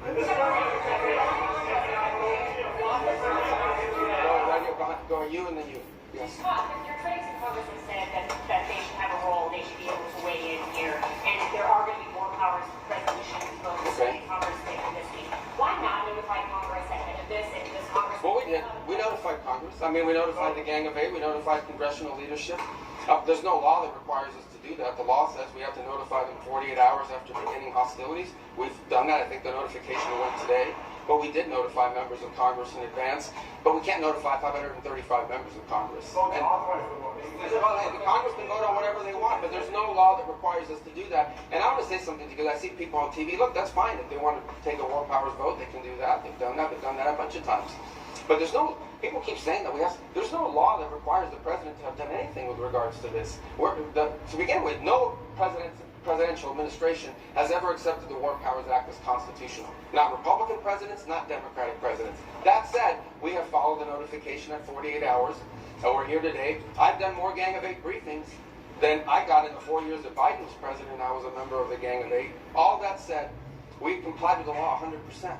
And we're going to continue to comply with it. We've done the notification, and we officially to Congress, but we did notify members of Congress. We just can't notify 535 people. That's not possible. But we did the Gang of Eight twice. I briefed them last week, and then I called them the night before the operation. Can you tell us what you know as Secretary of the Administration about the strike on the building in southern Iran that the Iranians are saying was a school, reports of large numbers of children killed? Yeah, I've seen those reports. I don't have, I would refer you, not because I'm not trying to answer your question, but I'm going to get it wrong. The Department of War would be investigating that if that was our strike, and I would refer your question to them, and I'll make sure they're aware that you have that question.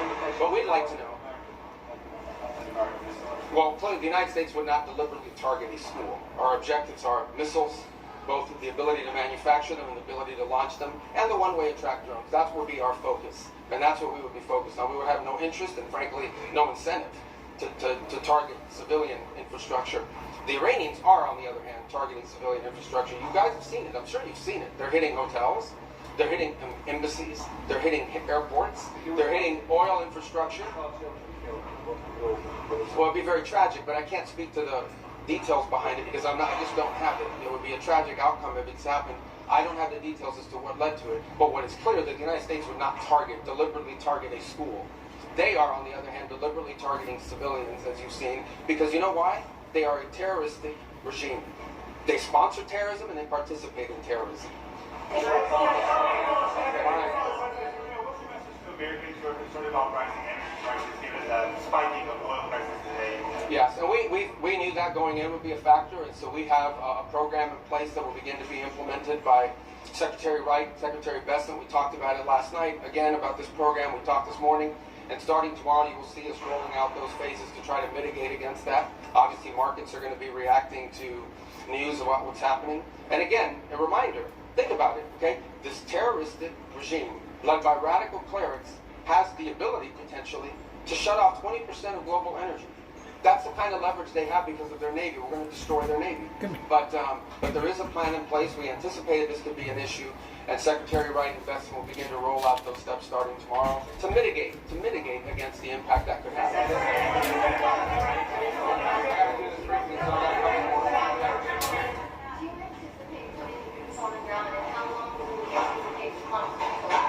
Well, we don't. Let me say two things about it. Number one, the president always has the options to undertake whatever operations he decides to do as the commander-in-chief.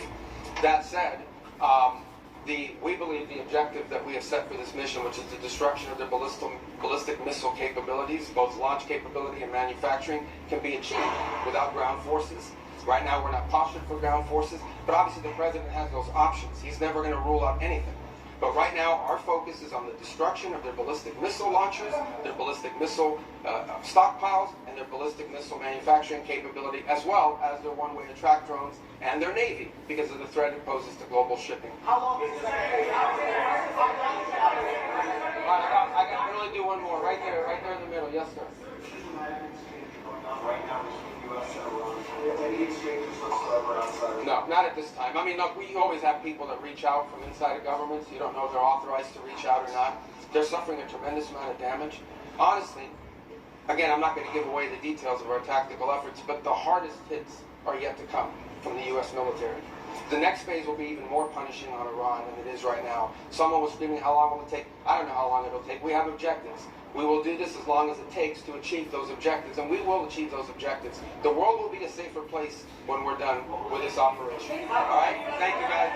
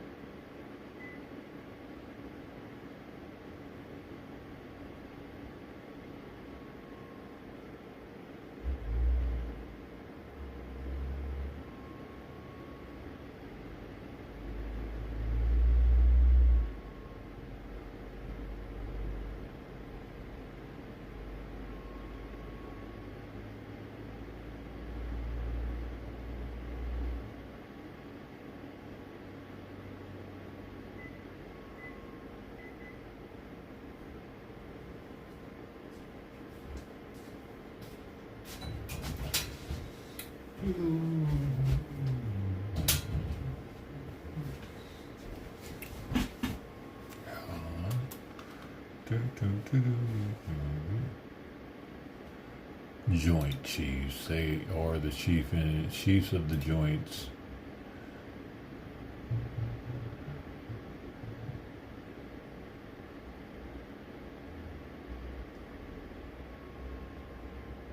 I wish they would stop fucking saying this, the whole copycat of Iran's drones, like, as if we couldn't make our own fucking low-tech drone or something.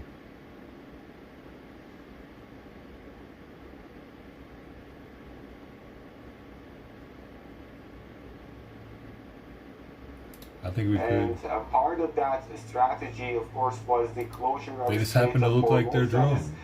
Strategically significant choke points, seeing the transfer of oil and then the commercial aspect of that, and of course the military aspect of that as well. Right now, Iran says that it is closing it, and this is just part of their strategy to deal with this situation.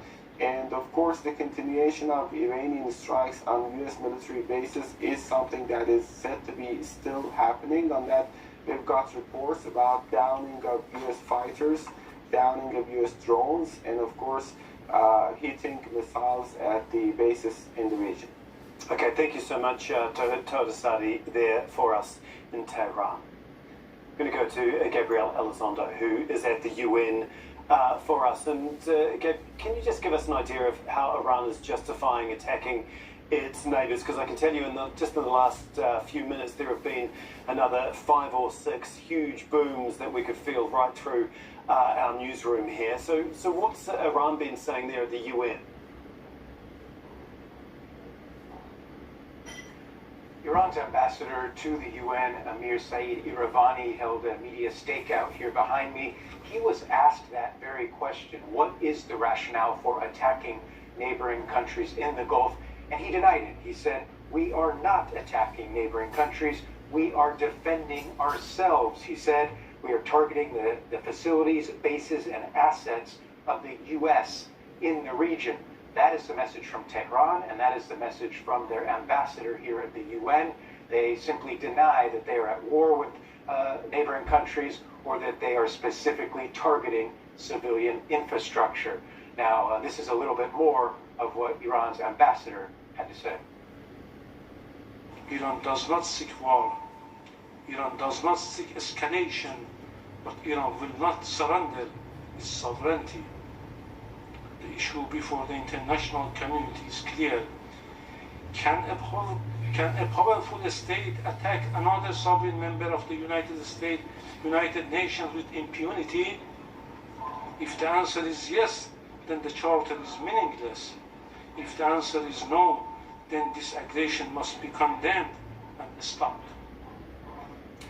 Okay, Gab, what is Iran saying about potential talks? Is there any chance of a diplomatic solution here? Well, he certainly left the door open, but there was no talk about any sort of immediate return to the negotiating tables. I think you got heard from the Iranian ambassador saying that they're essentially defiant, defending themselves. And he said that Iran was no immediate threat to anybody, and that Iran was at the negotiating table, but it was the United States, for the second time, he said, that had closed the door to any sort of diplomacy. And he said that the talks that they were in with the U.S. were, in his words, very serious talks, but of course that is now all over. Okay, thank you so much, Gabriel Elizondo, for us there at the UN. The US President Donald Trump on Monday again warned Americans without evidence that Iran was building a missile that could soon reach the United States. That's why he intends to continue attacking Iran for as long as it takes to ensure Iran never builds a nuclear weapon. The White House correspondent Kimberly Halkett reports. Speaking for the first time from the White House since launching military strikes against Iran, U.S. President Donald Trump explained why he deployed U.S. forces. This was our last best chance to strike. At a medal ceremony honoring American soldiers, Trump laid out his objectives for the mission, dubbed Operation Epic Fury. We're destroying Iran's missile capabilities. Second, we're annihilating their navy. We've knocked out already 10 ships. They're at the bottom of the sea. Third, we're ensuring that the world's #1 sponsor of terror can never obtain a nuclear weapon.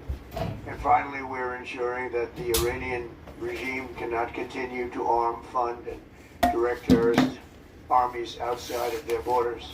Following U.S. strikes on Iran in June of 2025, Trump says Iran defied warnings to halt pursuing a nuclear weapon and was using its conventional ballistic missile program to shield nuclear ambitions. Trump also explained why he gave up on diplomacy. We thought we had a deal, but then they backed out.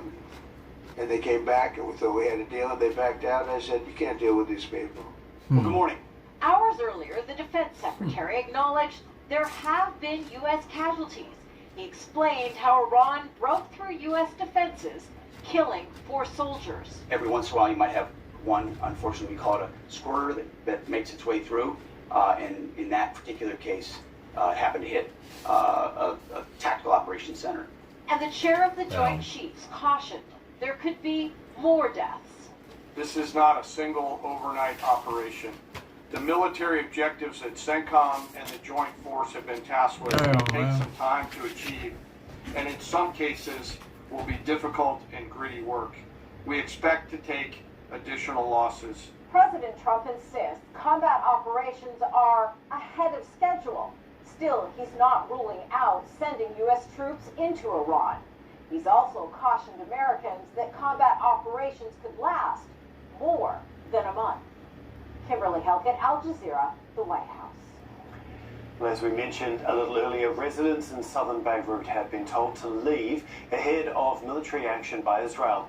This follows heavy airstrikes on Hezbollah-controlled suburbs earlier on Monday. Now, the strikes came in response to a Hezbollah drone and rocket attack. At least 52 people were killed and more than 150 others wounded, according to officials. Heidi Pett is live for us in Beirut. And Heidi, I understand there's been more strikes there in Beirut this evening. Can you just talk us through exactly what's been happening in the last half hour or so?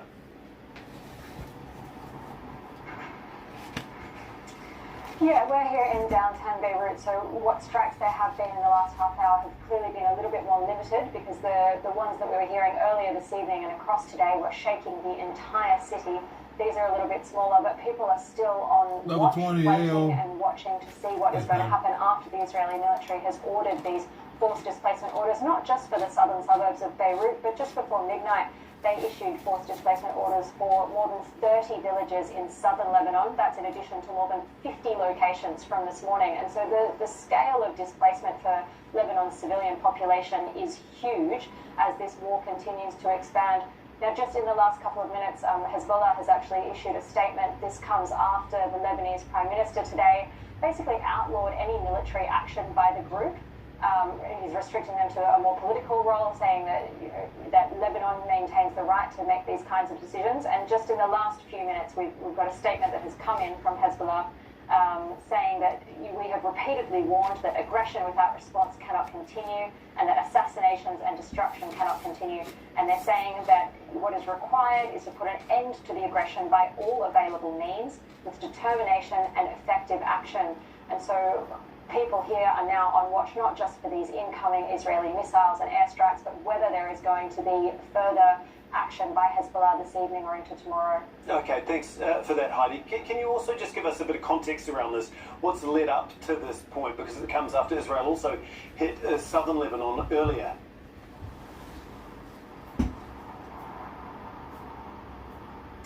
Yeah, there's been widespread strikes across Lebanon for a little more than the last 24 hours. It began just before 3 o'clock in the morning last night with significant strikes on Dahia in Beirut's southern suburbs, and those ones came with no warning. People were asleep in their beds or perhaps just waking up for sahur, in order to prepare to fast because it is the middle of Ramadan here.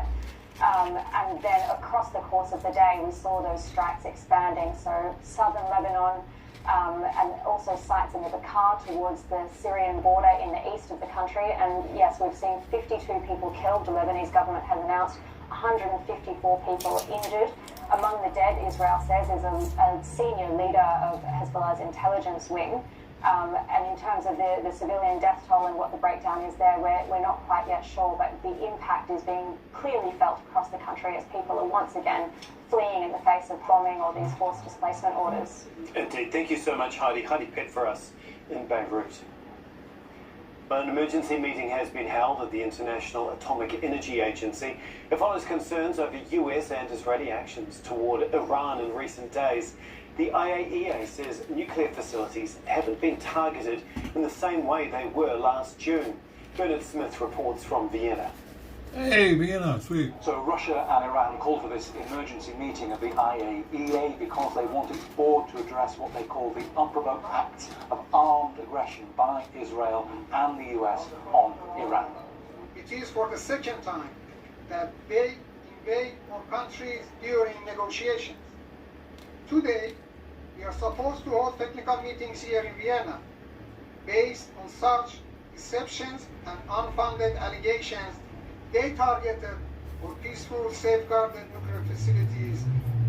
The Iranians say that one of its facilities at Natanz has been targeted again, although the IAEA's Director General says he's seen no evidence that attacks on the scale of those last June have been carried out this time. We haven't seen major military activity targeting the nuclear facilities. We have been looking at different satellite images. There might be something there, but not significant.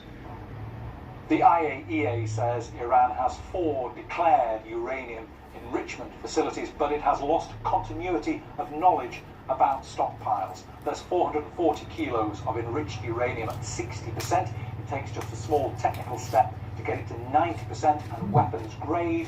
The IAEA has no one on the ground in Iran. It needs to know where that uranium is. Bernard Smith, Al Jazeera, Vienna.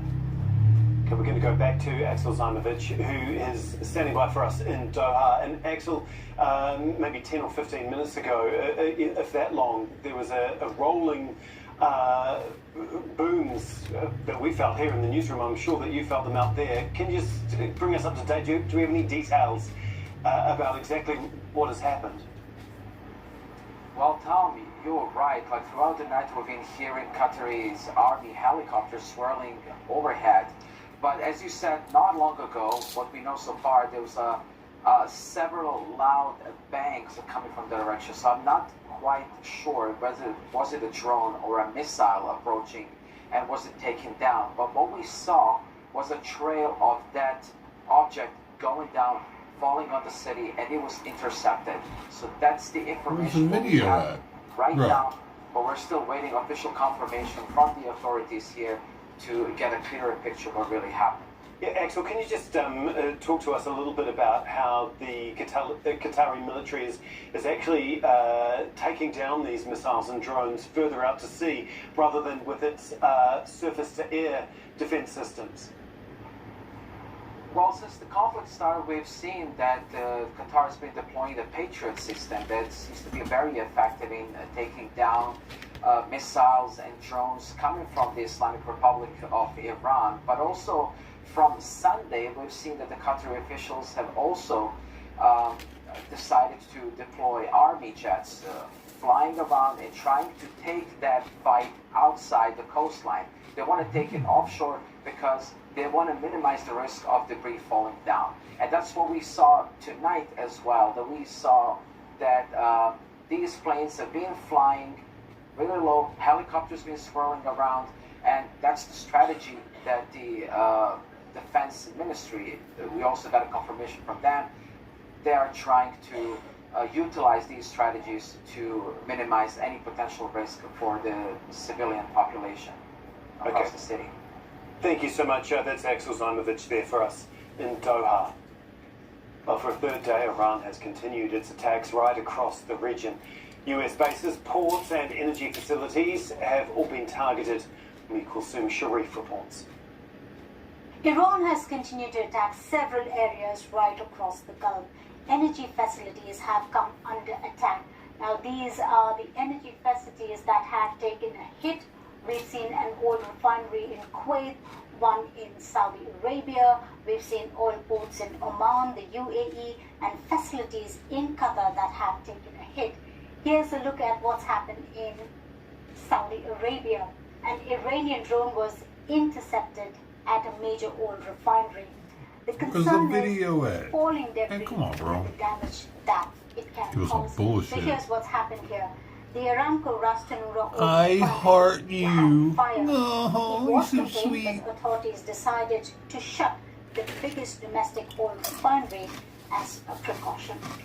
Now in Qatar, we're seeing two facilities that have also come under attack. The Ras Laffan oil refinery and the Maisi power plant. Should I?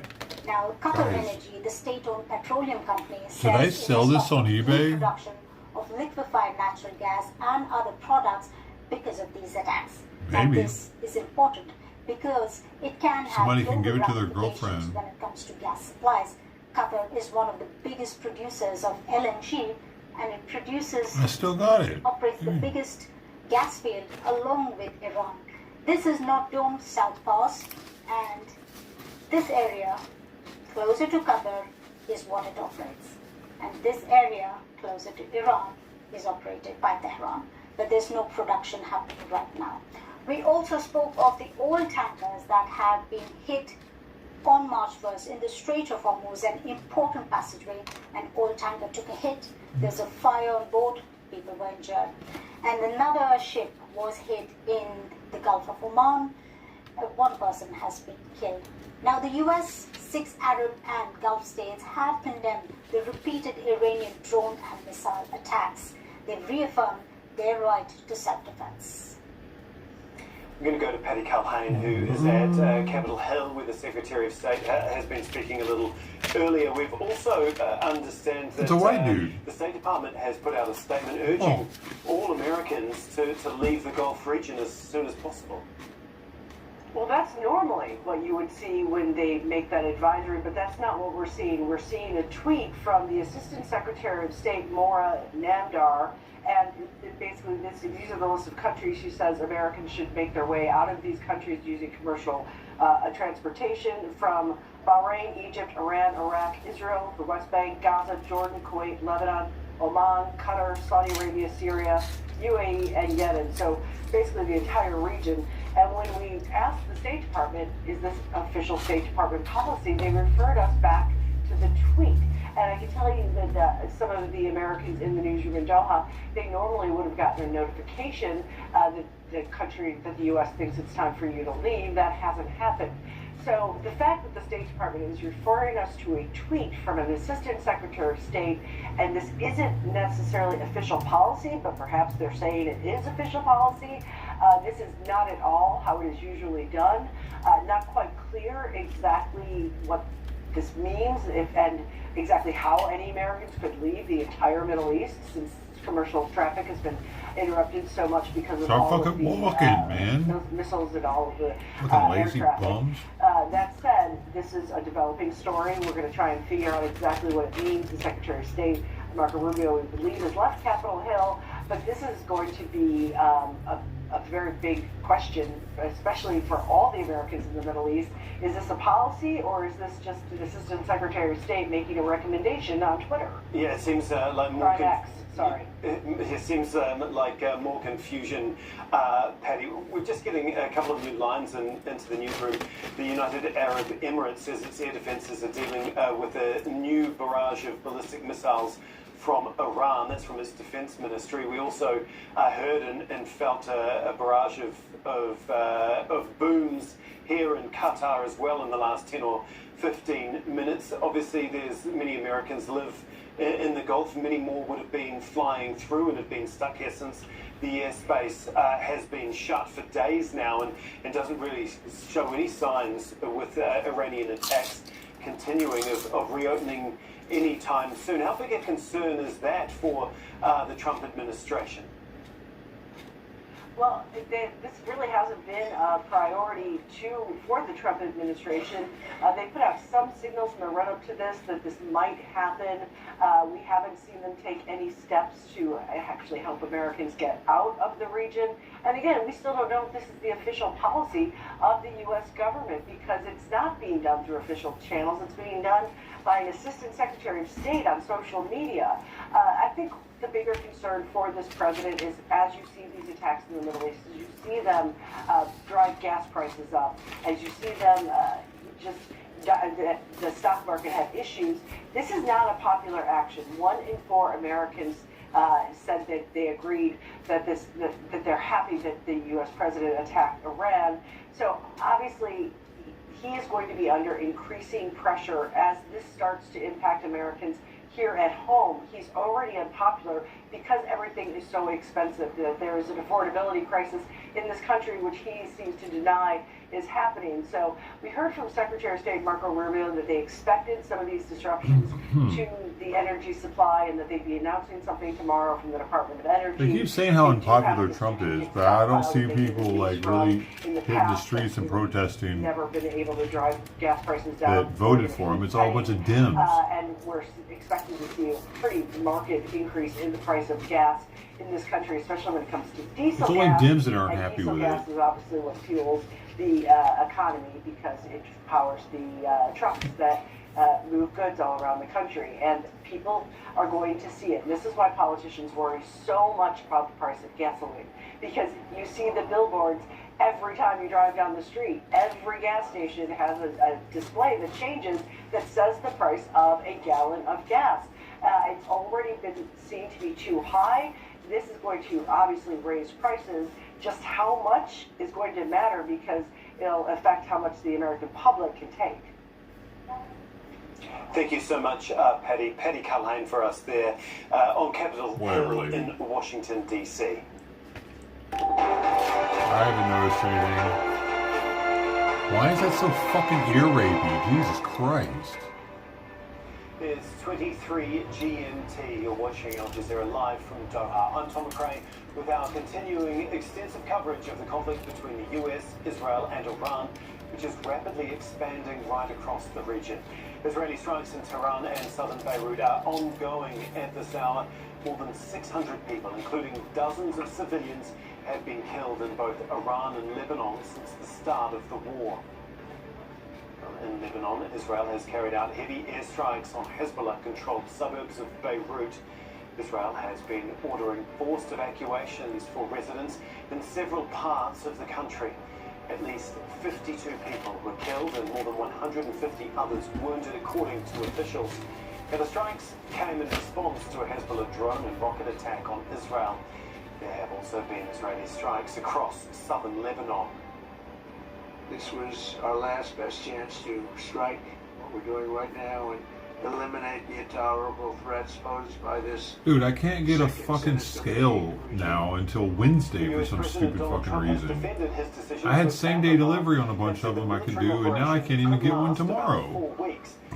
The hell was that shit? Whatever it takes to destroy Iran's missile capacity and nuclear program.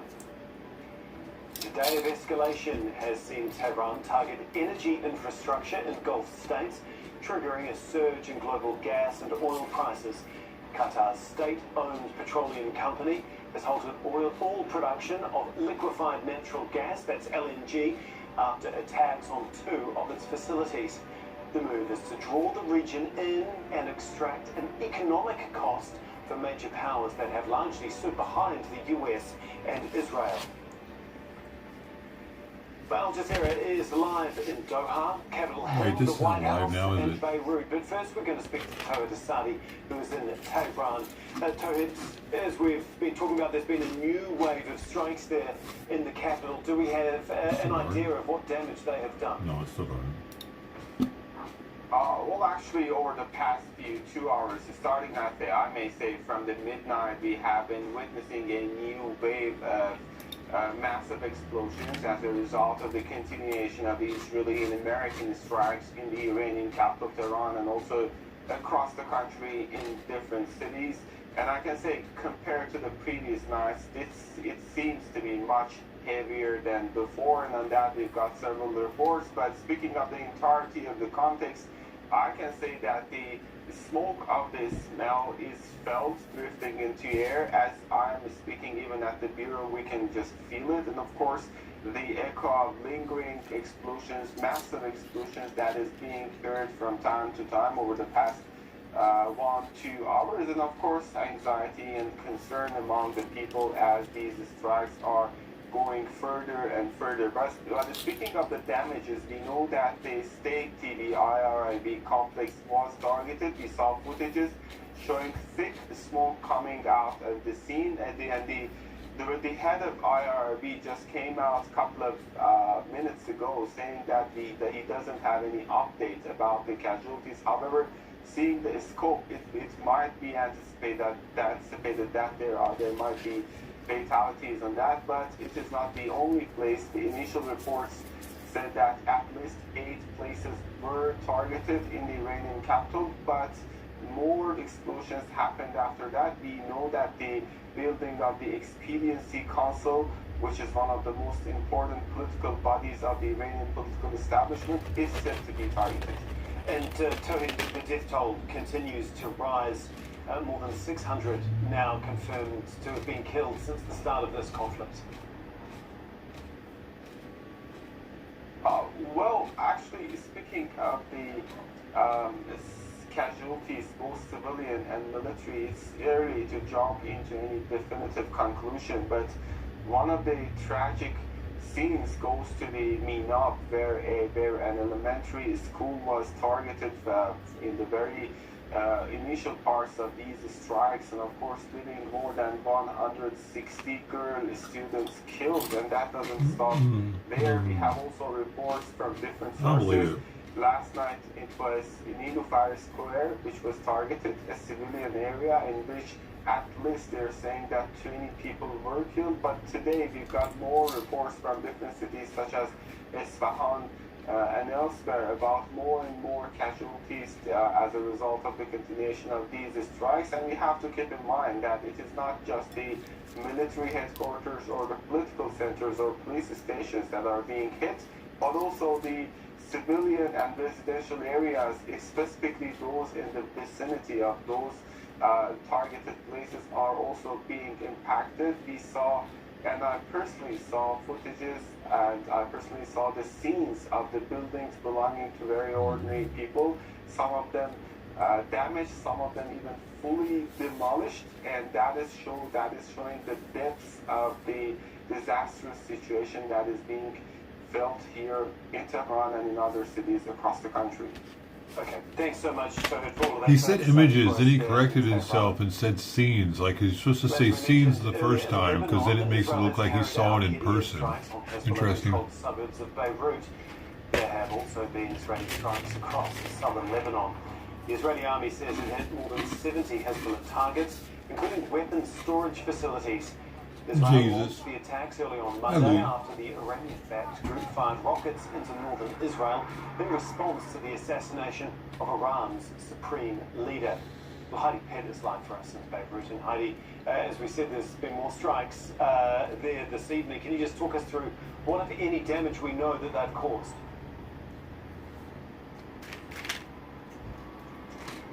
It's still not clear what damage has been caused by the strikes this evening, and we're actually waiting for the results of a further forced evacuation warning by the Israeli military for residents in Dahia, a couple of specific buildings. Israeli media is reporting that they're planning on striking the headquarters of a local TV channel here. We, along with the residents of Beirut, are waiting to see if there will be further impacts this evening. There was a large number of strikes a couple of hours ago in Dahia, which shook the entire city. And we're also seeing strikes throughout the day, throughout the morning, across southern Lebanon, across the Bekaa. And Israeli media, Channel 12, is actually reporting a ground incursion towards the town of Kiam in southern Lebanon right now. Heidi, we also heard that Israel said it's killed the head of Islamic Jihad. Has there been any confirmation, though, of that?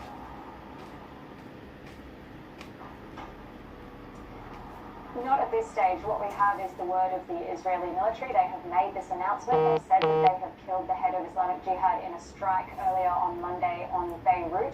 We haven't yet had any confirmation from people within Palestinian Islamic Jihad or indeed any other sources in Lebanon as to whether or not that is true. But the pattern that we have seen, with the number of these assassinations, whether it is of leaders of Hezbollah or indeed in Iran, is that the rumors begin to circulate. Sometimes the Israeli military makes an announcement, and it can take some time until that is confirmed. And once it is, of course, we'll update you once we know for sure. Okay, thank you so much, Heidi. Heidi Pitt for us there in Beirut. The US Congress is conducting a war powers debate over President Donald Trump's authority to bomb Iran. At least 6 US military personnel have already been killed in the conflict. Well, the Speaker of the House, Mike Johnson, said he was very satisfied with the briefing and gave more details on the rationale. I did it. The most critical point is that this was a defensive measure, a defensive operation. And why is that? I took some notes, and this is not classified, so I'll tell you what I think is important. Israel was determined to act in their own defense here, with or without American support. Why? Because Israel faced what they deemed to be an existential threat. Iran was building missiles at a radical, a rapid clip, to the point where our allies in the region could not keep up. As you know, Iran has long vowed to take out Israel, wipe it off the map, and they have long seen that as a critical threat to their very existence. Because Israel was determined to act with or without the U.S., our commander-in-chief and the administration and the officials I just named had a very difficult decision to make. They had to evaluate the threats to the U.S., to our troops, to our installations, to our assets in the region and beyond. And they determined, because of the exquisite intelligence that we had, that if Israel fired upon Iran and took action against Iran to take out the missiles, then they would have immediately retaliated against U.S. personnel and assets. We have troops in harm's way, and we have many Americans in the region, and that was of great concern. If we had waited for all of those eventualities to take place, the consequences of inaction on our part could have been devastating. We're going to go to Paddy Calhoun, who is on Capitol Hill, where the briefing was taking place. Lady again. Paddy, earlier we heard from Marco Rubio before he gave... I don't know if it's a repeat or not. Try again, though.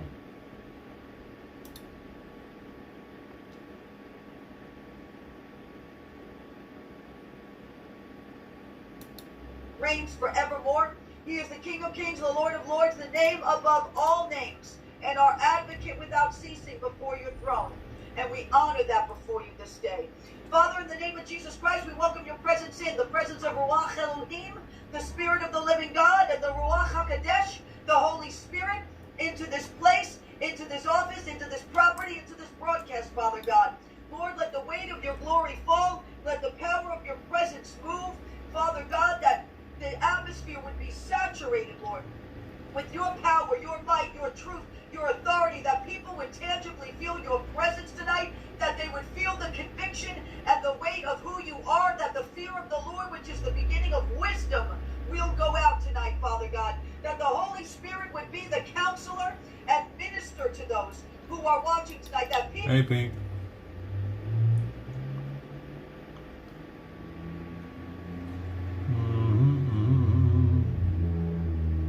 She's serious.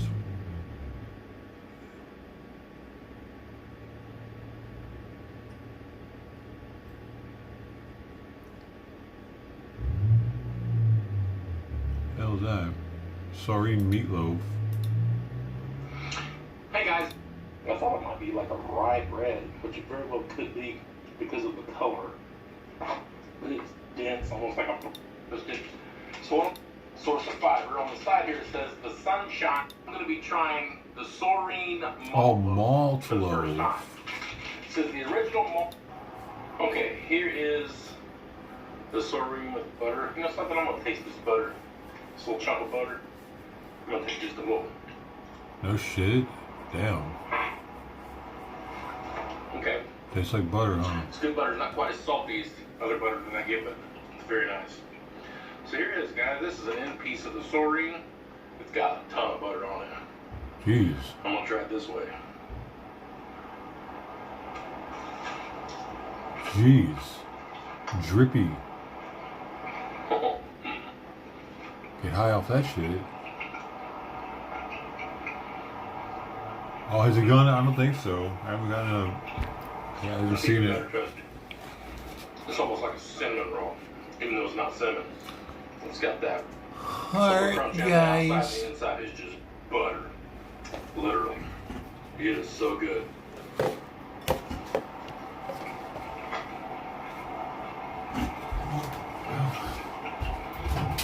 No. It's hot.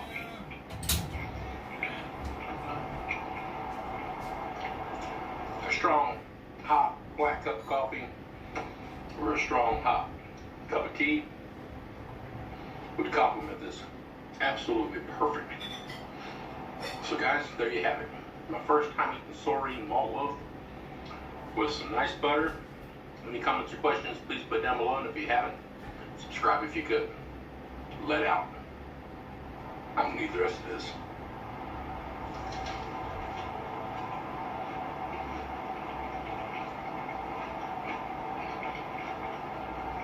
It's almost sticky.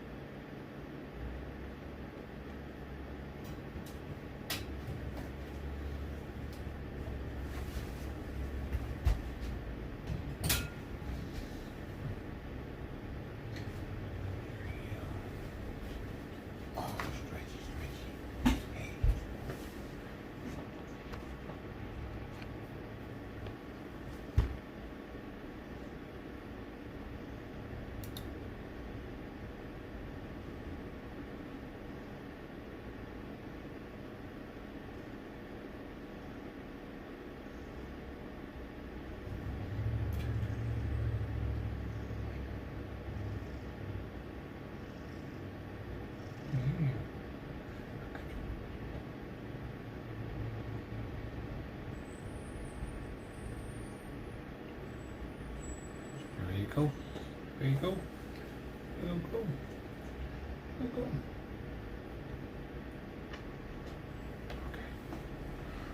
Whatever he wants to stay. He wants to stay.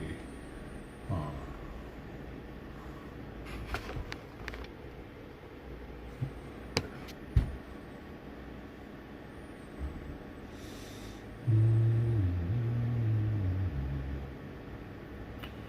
I still want to know, like, why aren't they telling us why our jets were shot down?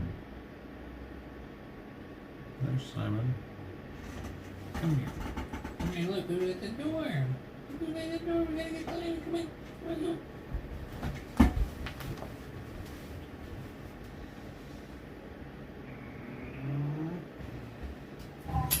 on, Simon.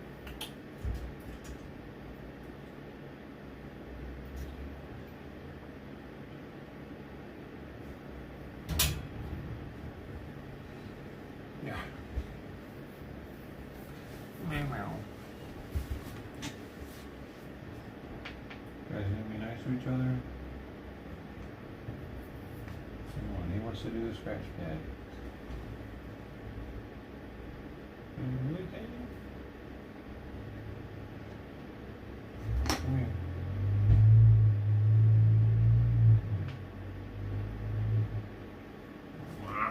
Stay there then. Berber.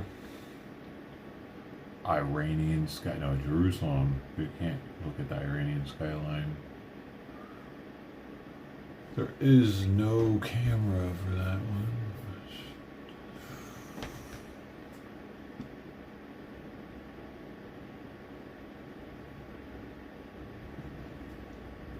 Wasn't ready for that.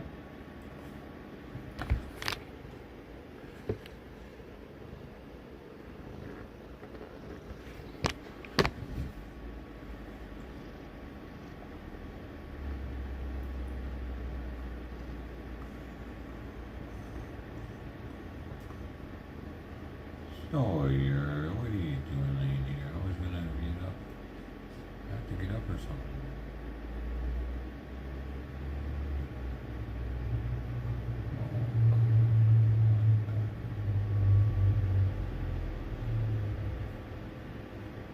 See what? The calories y'all get in the next couple of meals are going to be off because I don't have a scale now. Might not get the same calories.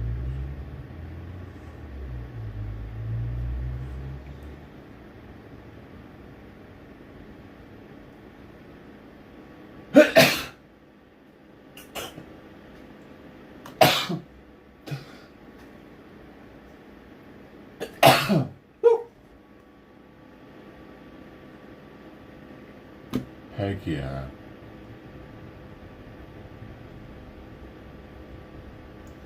Iran's Revolutionary Guard says, Commander says, Strait of Hormuz is closed. Hey, thanks.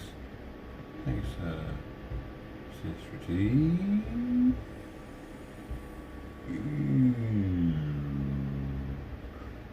Crimes against T.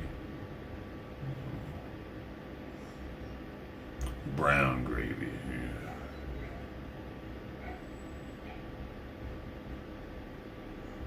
Yeah.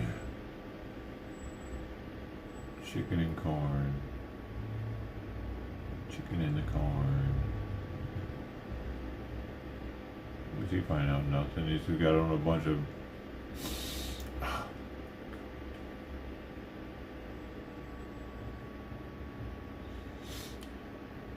Why'd they do anything during the day, man? During our day?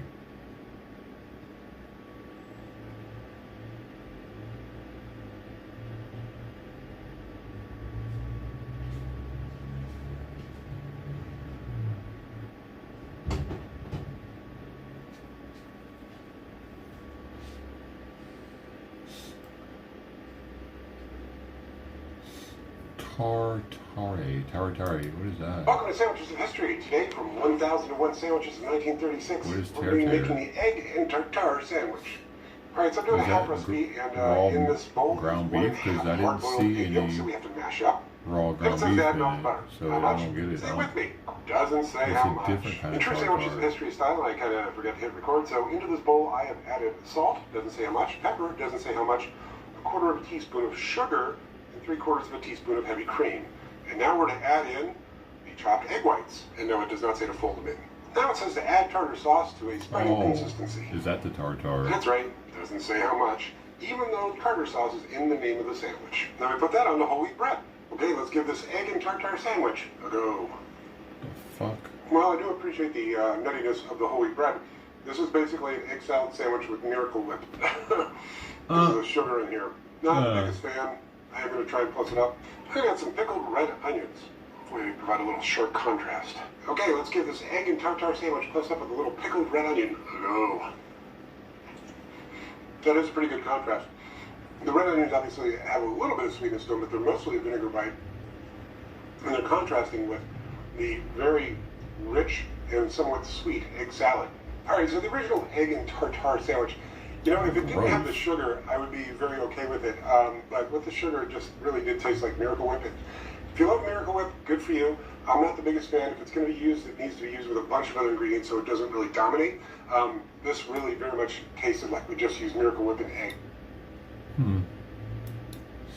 Man, they were really trying to experiment with eggs back in the day. Why'd they have to do all that? Why'd they just eat the fucking egg with the bread?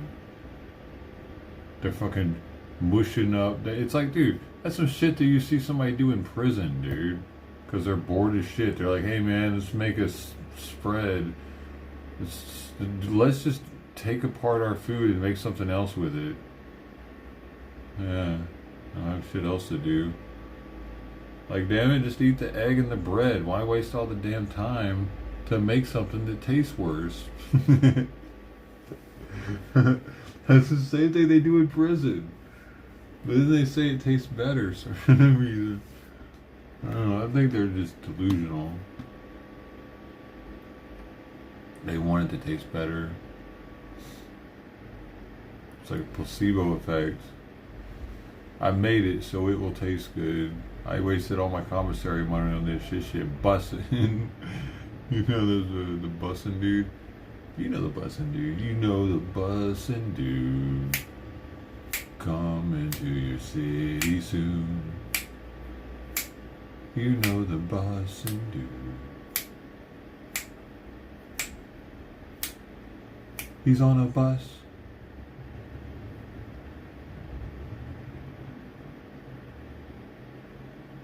He's actually not on a bus, so the guy I'm talking about.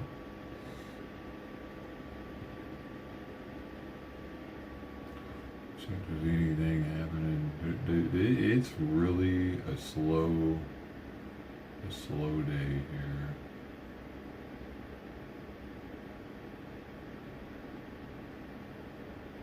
Wolverine Worldwide files new motion in PFAS. Wolverine Worldwide is asking a judge to intervene in his disagreement with state regulators on how to proceed with addressing PFAS contamination Interesting. in an area northwest of Rockford. Where's News's Kyle Rockford? Mitchell is in studio now with more on this. PFAS, motherfucker. So, Brian, the company says it's complying P with its motherfucking obligations fast. to handle the contamination, but the state And 2 motherfucking peppers.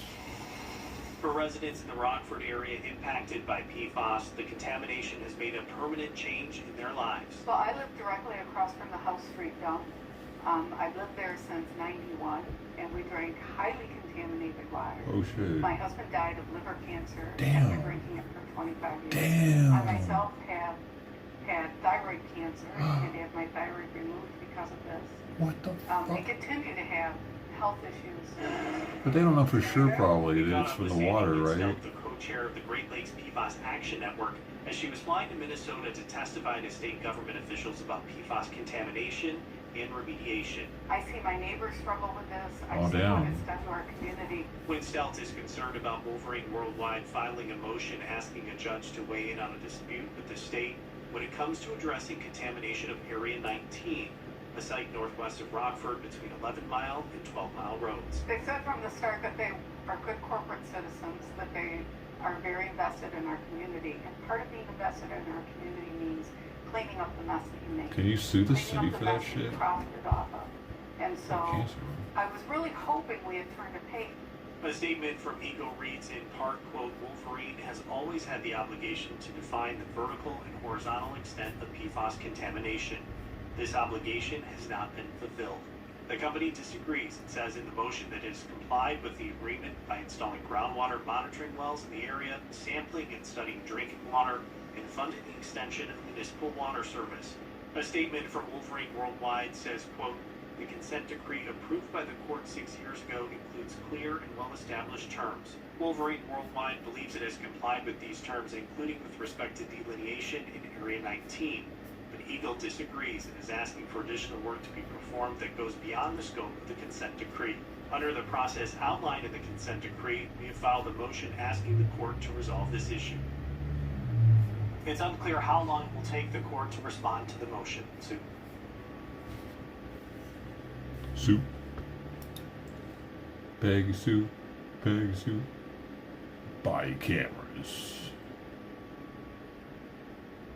Oh, was there just an explosion? Based on the context or the way that it's been treated by United States. United States.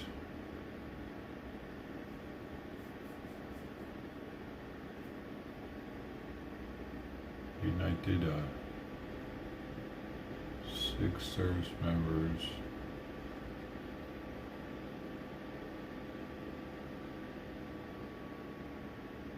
Black Club sandwich looks fancy.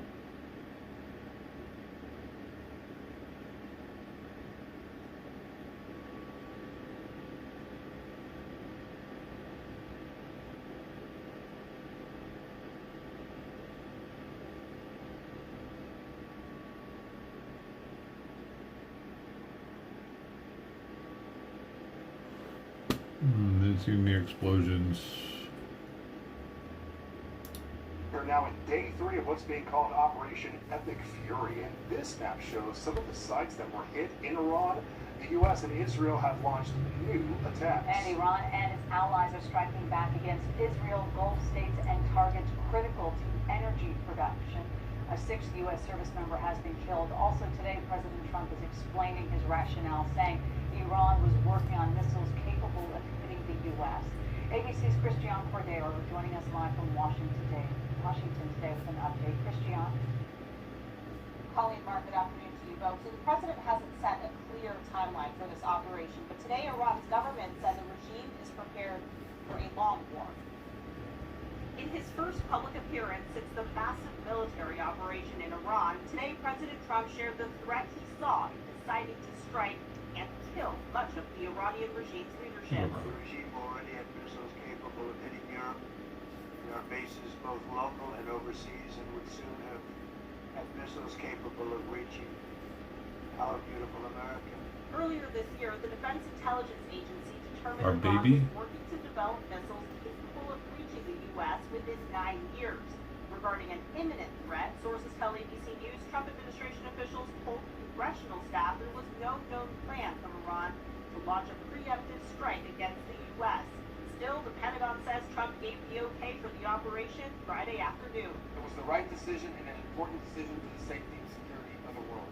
Democrats and some Republicans are now slamming the administration for going around Congress. There was simply no basis to go in with this massive military campaign with the goal of regime change.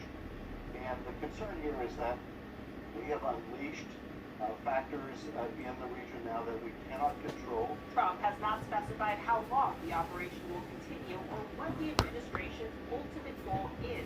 We're projecting 4 to 5 weeks, but we have capability to go far longer than that. The Iranian regime today said it's prepared for a long war with the U.S.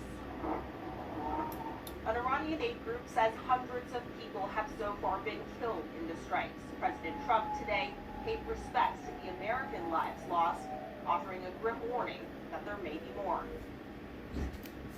And 3 American F-15 fighter jets were also down. The Pentagon says they were mistakenly shot at by Kuwait, a U.S. ally. All 6 of the crew members were able to parachute out and are safe. We're live in Washington. Christiana Cordero, Colleen Mark, back to you. Yo, look, I found like an OG fucking guy. This guy's got 524,000 subs.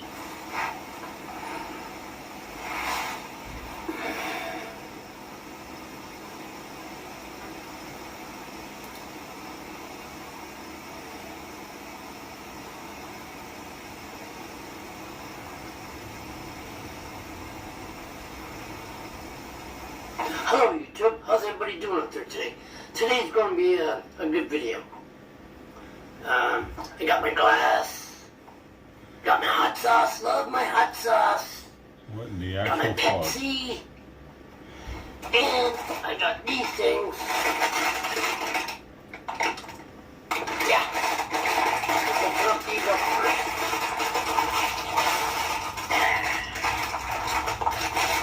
Hey, it's ear raping, You know, bro. there. The fuck? That.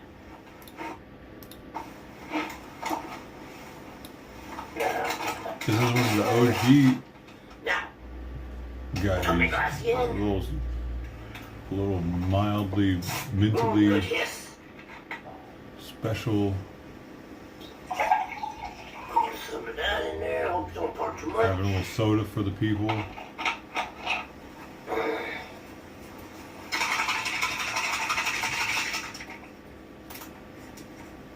Is he gonna put that in the drink? There we go. What the fuck? Why? Yeah, that's good. What?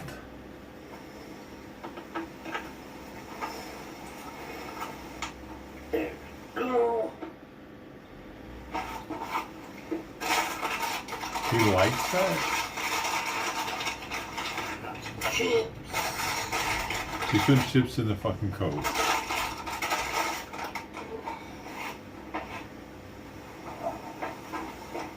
Okay, got my He's gonna. stir stick. What kind of dumb shit am I watching right now? Yeah. He's too old to be doing dumb shit like this, isn't he? Pepsi.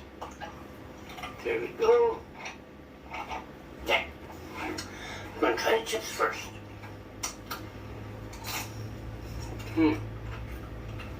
How the hell did he even chew that? Damn. Not that hot. Not gonna eat, but not too much.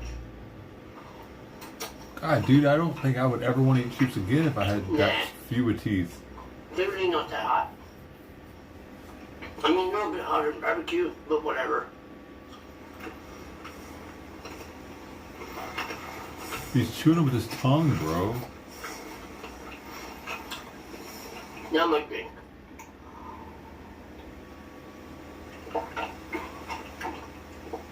Ooh, that drink is harder than the chips, like last time. Right. Another chip.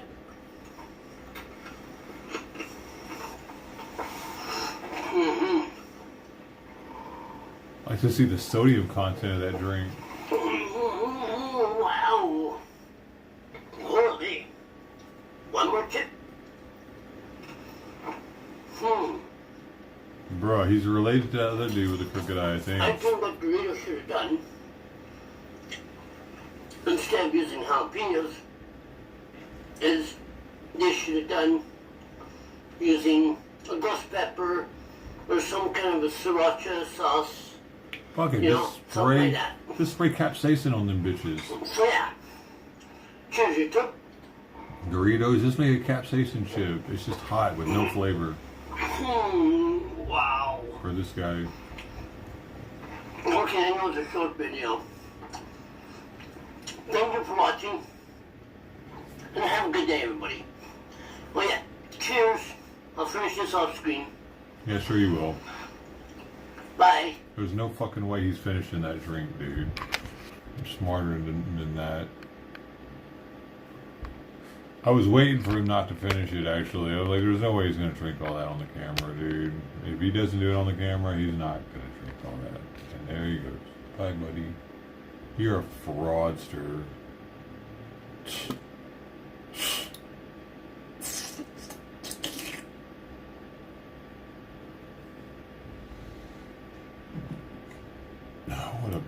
What a fraud.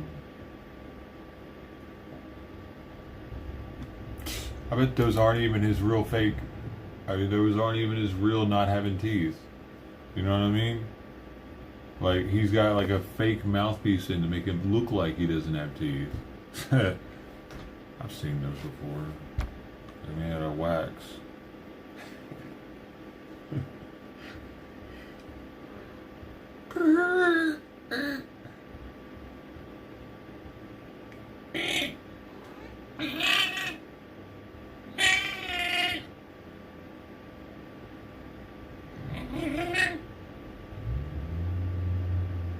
He's got such a unique meow, you know?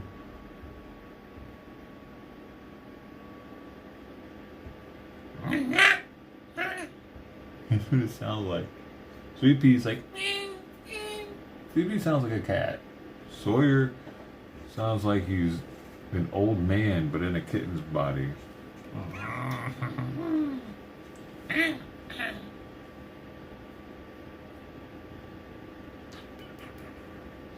I gotta get Simon his medicine soon.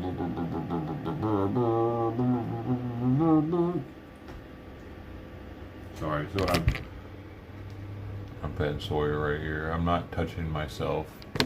It's not funny. But if I was touching myself, it's not any of your business.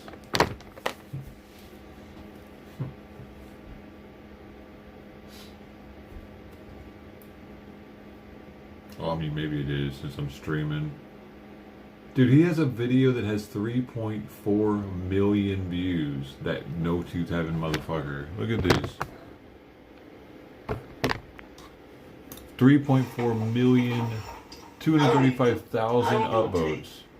This is going to be a very good and easy video, and I'll get right into it. Thank you all for what you've been doing. It's so wonderful. Okay, first of all, I got my glass. What the fuck? He it seems like he doesn't even really care. I got my Pepsi. And I got my hot sauce. This motherfucker's on drugs, dude. Now, what I'm going to do is I'm going to put the Pepsi in the glass. He looks like shit. Like he needs to... Nice crack. Love the crack. He needs to figure it out, dude. That beard ain't where it's at. Neither is the hair. He's past the point of no return if someone doesn't intervene, probably. Yeah, that much Pepsi. Now, I'm going to put the hot sauce in it. Love my hot sauce. Does he finish this one? Oh, we can't see. Simple and easy. Put that much. Yeah, we couldn't see that. It was kind of lame. Then I give it a roundy stir. See? Roundy stir. Oh, smells spicy. Hot saucy. Mmm. I don't get it. Is that supposed to be like... Hopefully it tastes good. Like he's a badass for drinking that nasty shit? Fucking stupid. Mmm. Wow. Oh. Wow. Spicy. Hot. You know, somebody on the other video I was watching said it tastes gross. No, it don't. Right. He looked like he had a hard time getting that one down. He's definitely doing this for fucking camera shit. Bullshit. The simple wizardy drink does it again. Wow. That was hot. What a fucking waste of life, whatever dude. happens. Like, really, what a fucking waste of a motherfucking life, dude. Like, this guy is like... What is he doing? He's old enough to be a fucking great-grandfather or some shit. What in the fuck, bro? I hope I'm not like this when I'm his age, dude. How embarrassing, though. It's like some shit you would see a fucking 18-year-old doing. What was his first video on here? Videos, latest, oldest. 4 years ago. Hello, YouTube. Me, Marty again. He's not all fucking weird I had yet. to make a new channel today. What the fuck happens to people, man? I swear, they get weird because they get views off of being weird, and it just makes them weirder and weirder. Something happened to my Gmail. I don't know what it was. But anyways, we got to put this on a new channel. It's called Marty and James. And we got some stuff. We're going to do metal detecting and magnifishing, same as the other channel. If you want to check the other channel out, if it's still available, it probably is. So yeah. So that's what we had to redo it. So he started off actually producing good content where he was going out and finding stuff and showing people what you can find if you're a metal detector, and like he started off wholesome and then he turned into a fucking retard. That's crazy. Look at this. Like he started off actually doing stuff that was interesting and neat and like different, and like you couldn't just find anywhere. He had to go do it. You know what I mean? Now he's just sitting at home doing some dumb shit. What the fuck, dude? No, he went from doing that a bunch, and he was even, what is this? He was playing video games, but at least he was like doing something that took some effort. Not, hey, I'm gonna put some hot sauce in a Coke and drink it and say I'm a wizard. Like, what kind of fucking dope is this moron on right now? Because all of them Oh wait, he is like going and finding shit still, but he's doing a lot of these weird drinking fucking shit videos now. Pepsi and lime drink, maple Pepsi review, the Canadian brew, crazy brew. When did they start with the drinking? That was, oh no, it's down here. Wild brew, wacky tea brew, the no good brew, cider hot drink, coffee brew, the tin of keys. I don't know what that is different. Spooky brew, dirty Pepsi, maple brew, dirty soda, Pepsi and hot sauce, Halloween brew, the hangover cure, the great brew, the how to make pickle Pepsi, the hot sauce taste test you didn't see coming in the drink. It looks like. Where did have we got? There's another one. Lemon lime drink. Is that where it started? The lemon lime drink. It had to start before that, right? Looks like that was the first one. Yeah, and then he just went crazy with them. Yeah, he started making the drink videos 1 year ago, and since then, 1, 2, 3, 4, 5, 6, 7, 8, 9, 10, 11, 12, 13, 14, 15, 16, 17, 18, 19, 20, 21, 22, 23, 24, 25, 26, 27, 28,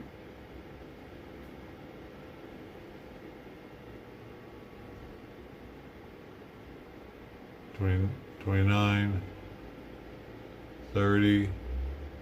He's made 30 fucking weird ass drink videos. Wow. That's probably half of all the content he's put on, at least a third of it. Yeah, this is what social media fucking does to people, dude. They would rather, homie would rather sell his soul for YouTube than actually produce educational, like, educational content. There's no way he views that as educational, him drinking some pickle juice mixed with Pepsi. If he does, he's mildly retarded.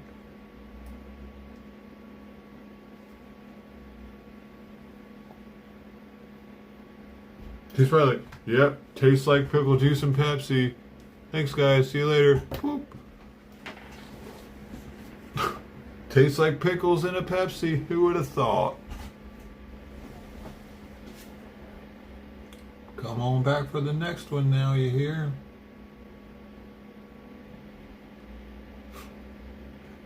And it's probably mostly kids watching it, right? I mean... See, I gotta give Simon his medicine, but he's not trying to go out yet. He's trying to hang out in here. I thought he was gonna ask to go out soon, and then it'd be perfect opportunity. Simon, come on, let's go outside. Come on. What are you doing? Let's go do the medicine. Let's go. Come on. We gotta get the medicine. Come on. I know. We gotta do that though.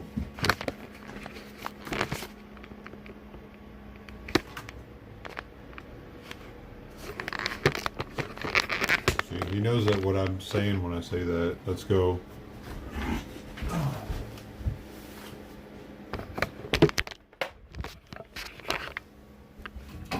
Come on. Smart boy. You're smart, Simon. Oh, look at that. Look at that. Wow. Hey, let me fix something over here. Hey, okay. I see you. Eating over here.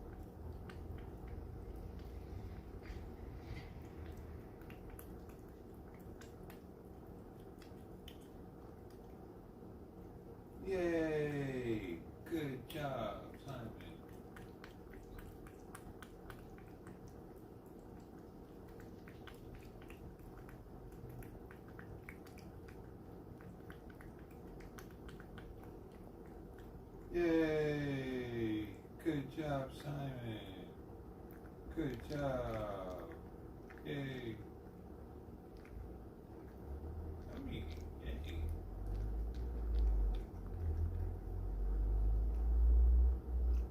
Yay. Yay.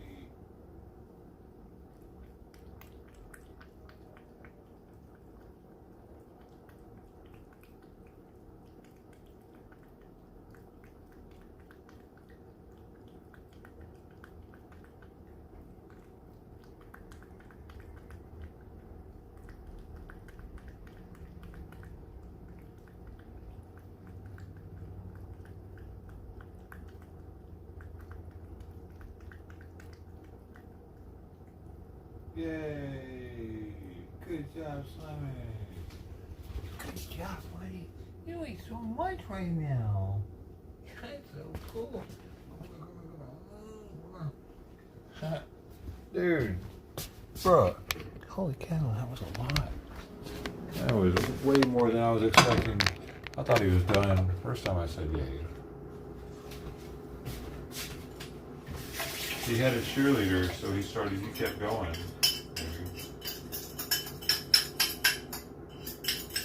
I didn't even eat that up. And I didn't even give him the appetite stimulant today or last night. The last time he got one was the night before last night.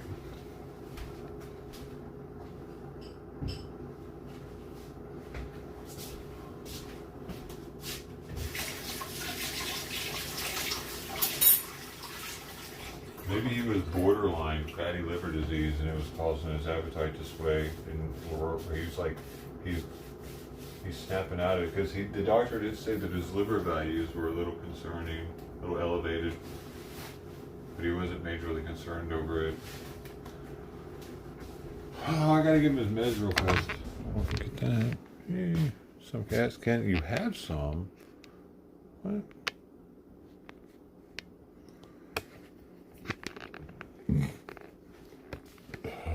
Motherfucking peppers.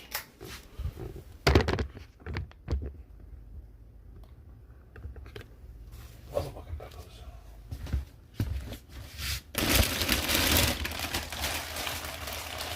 But I doubt that homie with the wizard dude that we were just watching, I doubt he spends much time on YouTube, honestly, doing this channel. He probably just gave up on it, so now he just started doing dumb shit.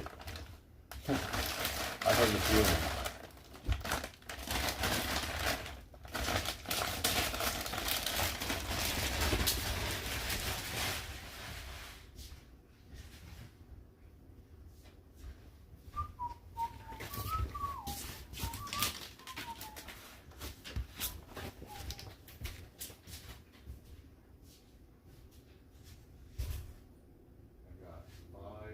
Water bottles left, y'all. I don't know if I can make that last till tomorrow or not. I do have some reserve water though too. I don't really have to go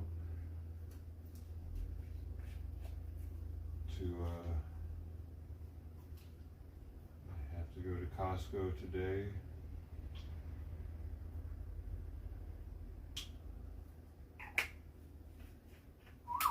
Nor do I have to order Simon's medicine like I previously thought today. There's a decent amount of them left. Ah.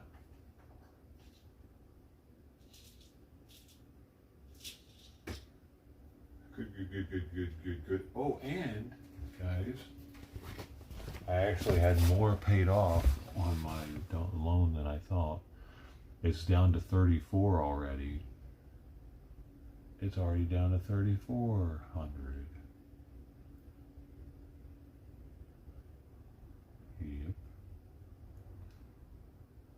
And I haven't made a payment yet this month.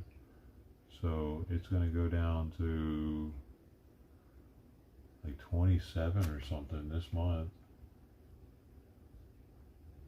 Man, I could have fucking... If it were for these cats and everything, I would have definitely had it paid off. Just from the major vet expenses that have happened this year alone. With Sawyer's neuter, and like all that went into the testing to make sure he was good to be neutered, labs and shit.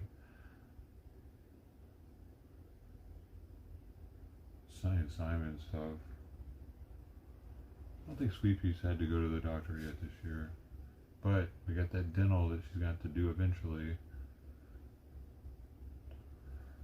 I'm giving her the antibiotics for the next, I think, 2 weeks I got left. Good boy. And then I'll have to take a month off of it, but it's buying me some time at least. The antibiotic that it pinpoints mouth bacteria, so keep it from getting to where she's like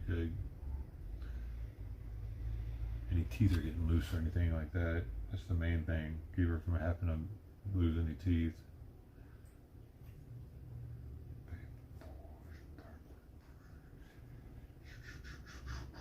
I mean, it's a really small dose of antibiotics.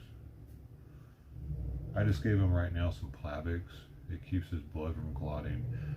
See, with his illness, he has like a 10% chance or so of getting a deep vein thrombosis in his like inner thigh that dislodges from his heart, and it'll get stuck in his legs, and it causes him to go. It paralyzes the rear legs, and it's extremely painful. But he's gotten a clot in his heart. They found it on the last echo. So that's when I started making sure to give him this one every day. It reduces the chances of it by half. So now instead of like a 10% chance, he has like a 5 or 6% chance. I forget what. Might only reduce it by 4%, but that's a half reduction. So now he has half the possibility. He can still get it.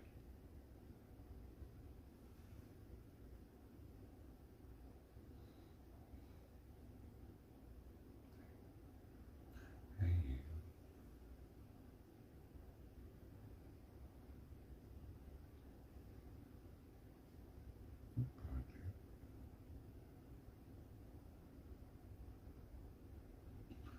Doing all kinds of stuff for you, get you healthy, get you feeling better. Now you just gotta gain the weight. You just gotta eat now, that's all. Just gotta eat, Poochie.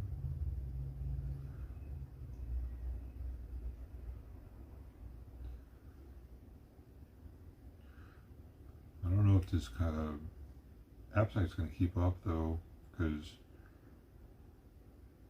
eventually that medicine might wear off. We'll see. It'd be pretty sweet if I just don't have to give him that, because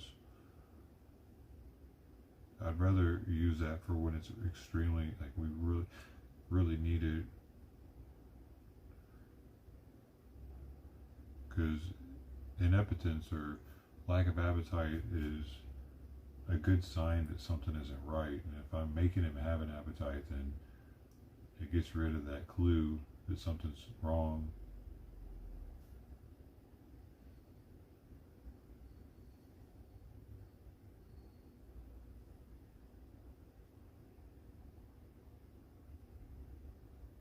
What are you making now, buddy?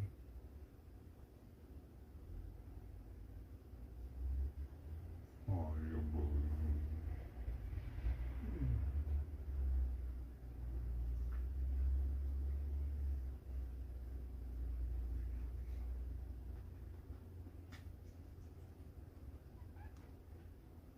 Sweet joy.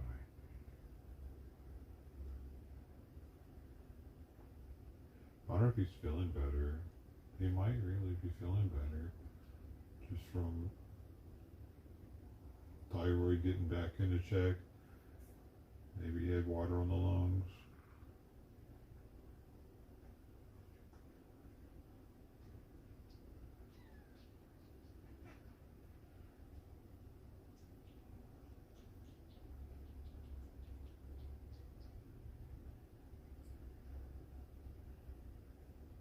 Sweet Pea's watching us at the gate.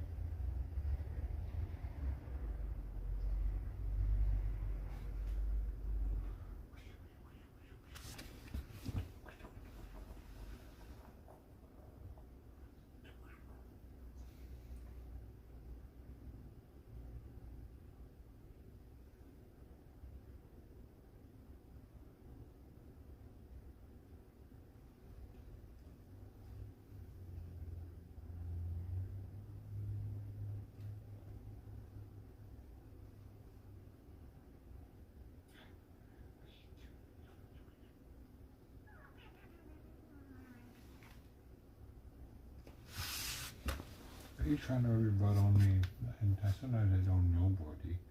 You like to rub your butt on me for some reason.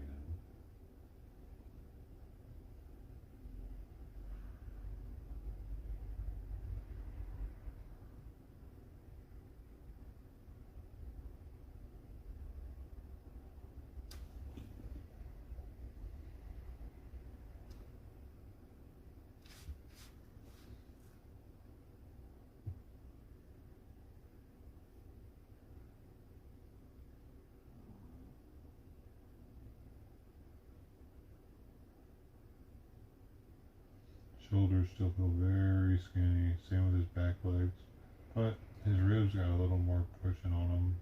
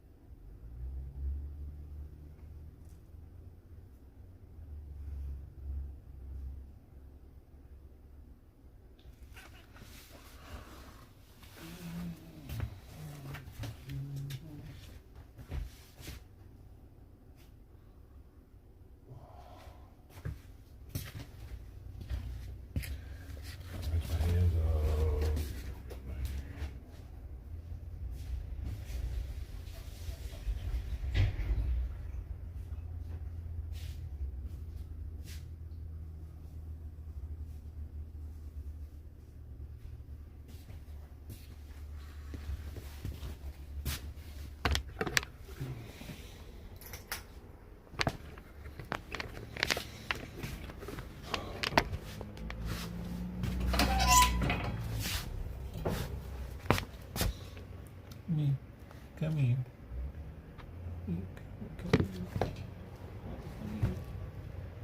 Come here. Squeeze way. Come here. Oh yeah, good stretch. Yeah. Oh yeah. Oh, you want to smell my fingers? Smell my fingers. Oh, you want to? Oh, you probably smells the treat on my fingers, even though I rinsed my hands off. I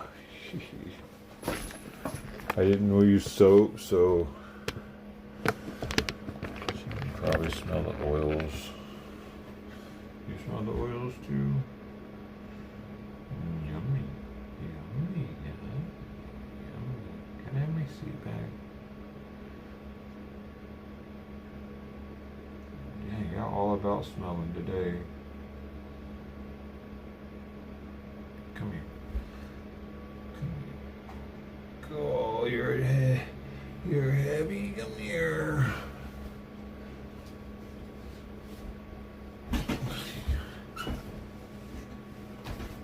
Hey, neato squishy, neato. Huh. Not so neato now, then, is it?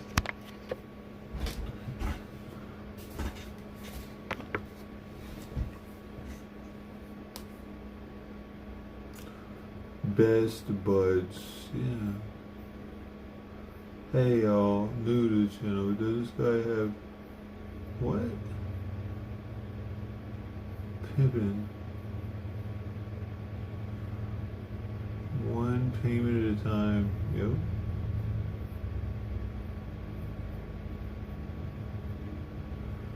Simon was getting a little chowing down action going on. Retarded pays good on the internet. I don't understand that.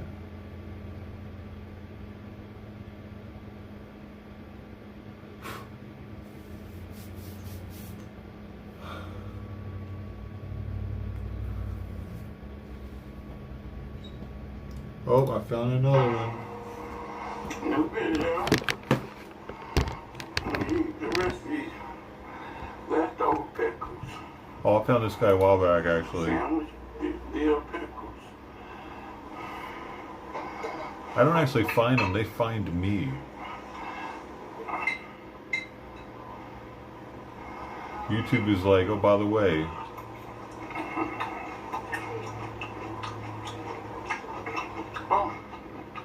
Yeah, I know, dog. I know. Pickles.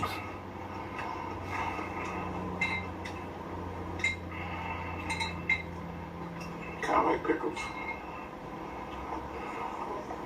They taste like pickles? Oh, interesting.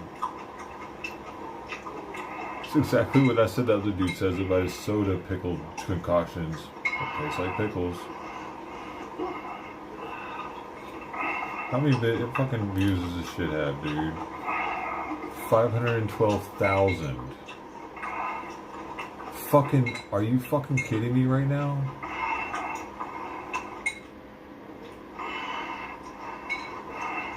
Why does it fucking pay to be retarded on YouTube?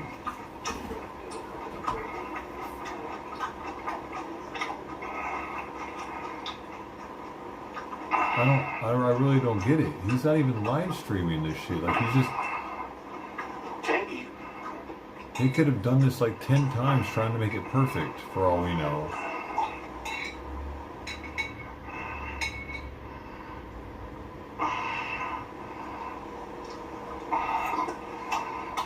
I mean, is this all it is? Is him fucking eating pickles?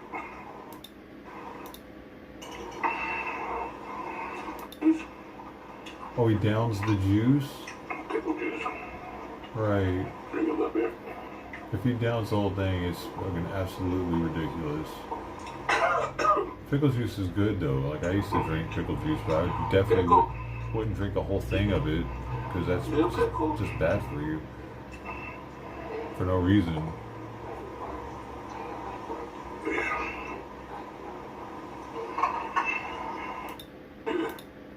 He does drink the whole thing for no reason. Wait, did he leave some? He did leave some. Why did he? Why? What? Oh no!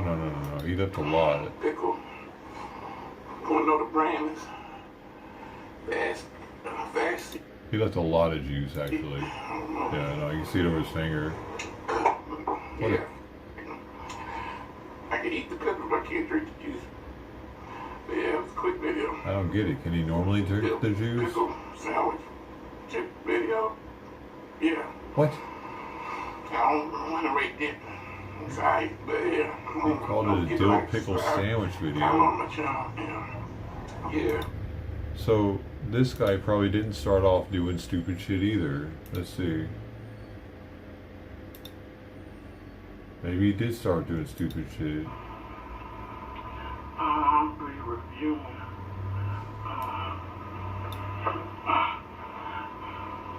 Hawaiian Punch.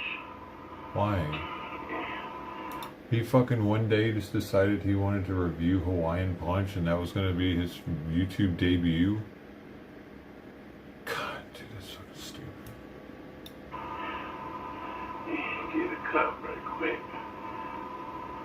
I don't get it, dude. Smells like Hawaiian. I don't know what Hawaiian smells like, but yeah. Hawaiian Punch. Yeah. He's drinking out of a fucking Ninja blender glass. I know, because it's got the screw lines at the top of it to screw it down onto the blender. Or no, maybe it's not a Ninja, but it's a Bullet, actually. Hawaiian Punch. Maybe I should have it in the camera. But he does have looks like a Ninja thing in the corner right there.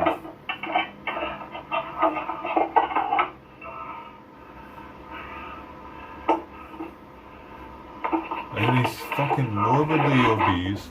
He's breathing heavy as fuck. Like, why do these fucking people get rewarded by YouTube and the algorithm and shit? Obesity and retardation are being rewarded. That's good. Like, that didn't used to happen 2,000 years ago. That shit wasn't rewarded. Therefore, people try not to be that. Now it's the opposite. People are trying to act dumber and be fatter because, I don't know, man, people feel sorry for them or some shit.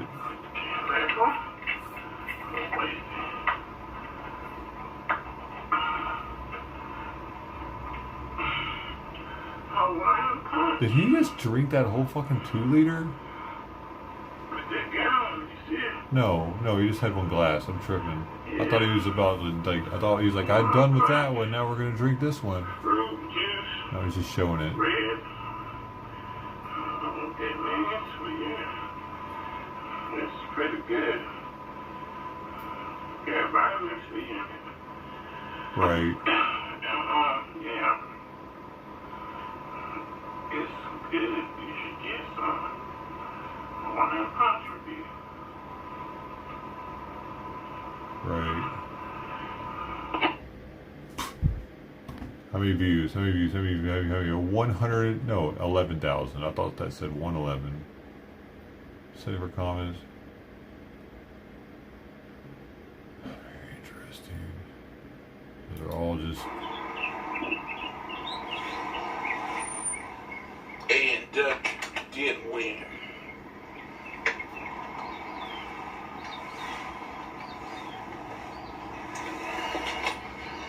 Bugs, root beer, did win.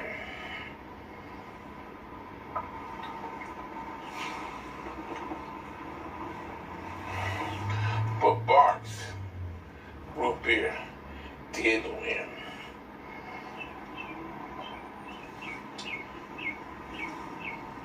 If somebody needs to tell him to stop drinking soda, when was this made?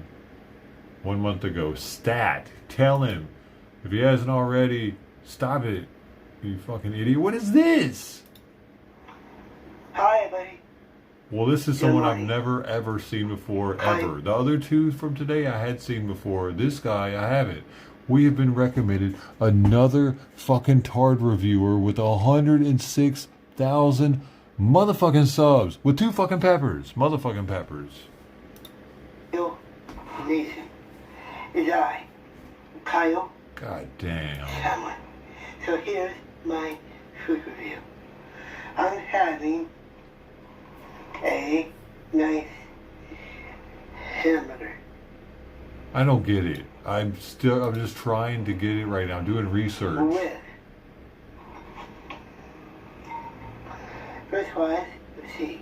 Right. He's got all kinds of nasty, crusty shit around his mouth right now, bro. How does he not know that? Let's try the hamburger first. Like, can y'all see it? That's good. God.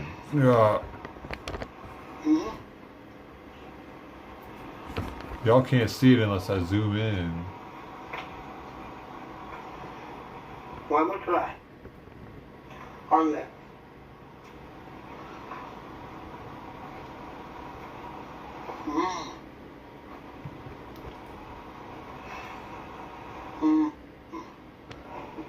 Where's he going?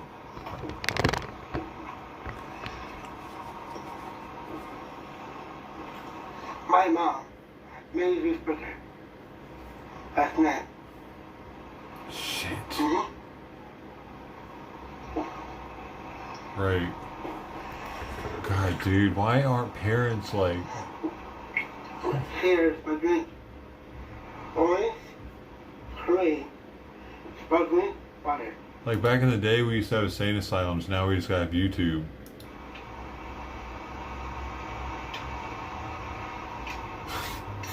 That's why I'm here.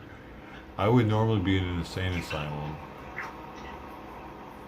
Mommy said to him, make us some money, baby. Oh no, he does have 100-something thousand subs, dude, so I think he's actually making the money. That's good. the finish line.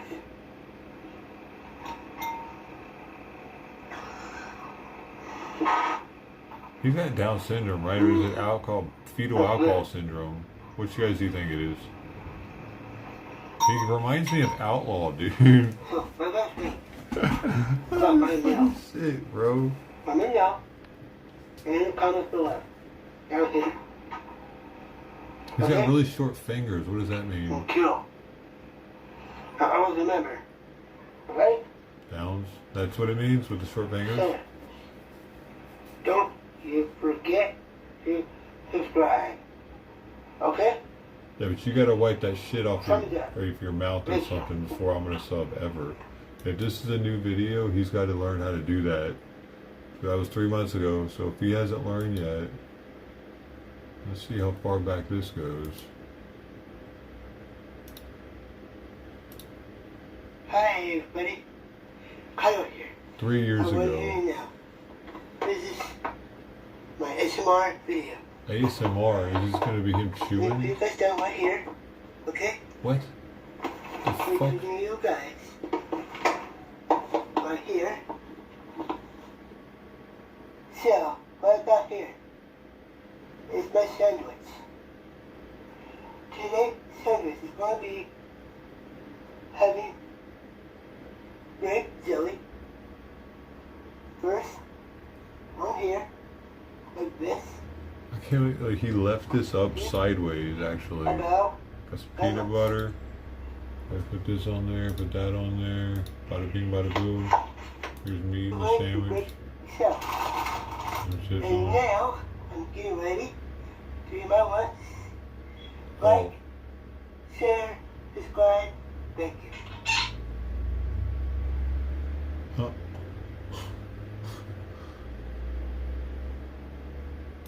There was a whole list of them. I don't know, dude. He's been really cranking these things out, though.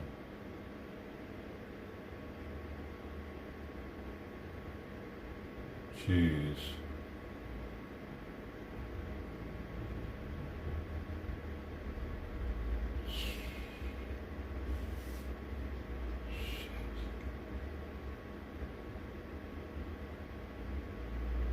He eats a fucking banana on stream, and that's the stream, him eating a banana?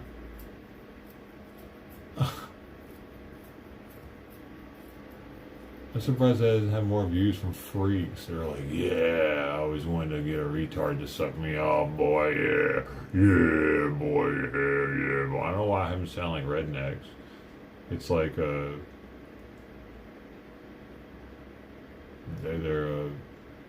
Deliverance. Look, he made it a point to make them all a minute long. They're all like 1 minute, 2 seconds, 1 minute, 1 second, 1 minute, 2, 1 minute 6, 1 minute 11, 59. He busts out all his movies at one point. He went on a movie rating spree. Wow, that one did really well. Toy Story or Dumbo. Well, Toy Story 2 though. That's 2. That's not the first one.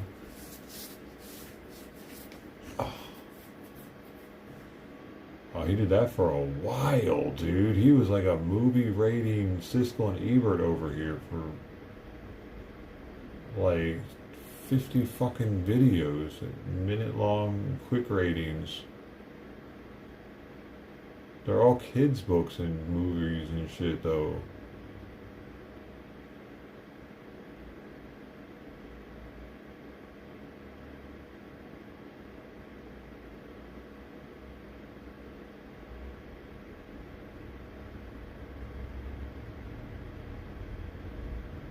Dude, he did so many of those. They just keep going.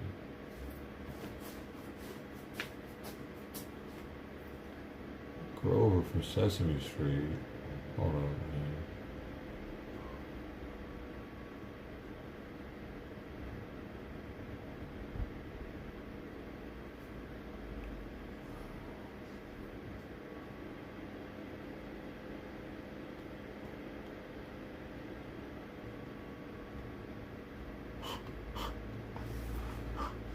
I'm not like it.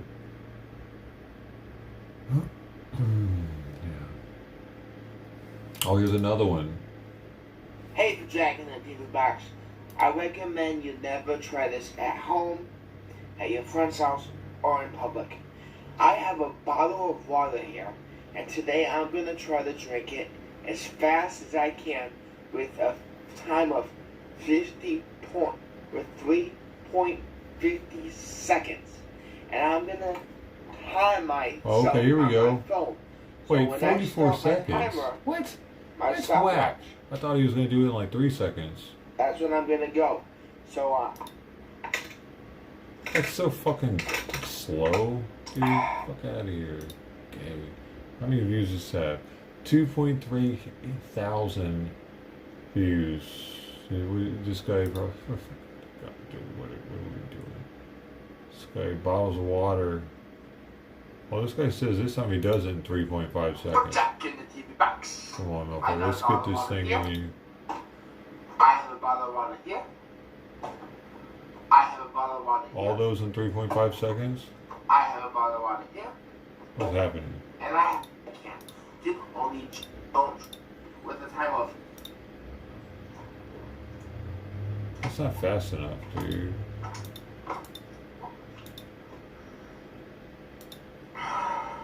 Be better to do it without it. It says 3.55 seconds, and it's a lie. You lied, dude. I wish I could.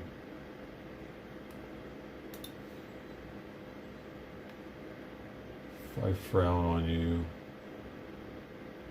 I frown on your head. Yo, look what they're doing.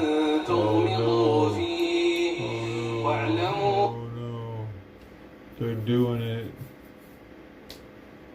They're going in circles, guys. Oh no.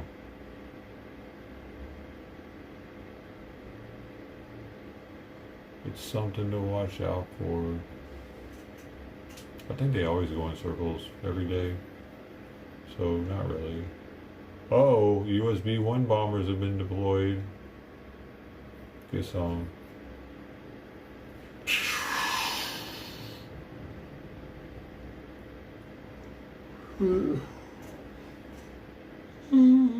What is this? What the fuck just happened? What the fuck did this happen?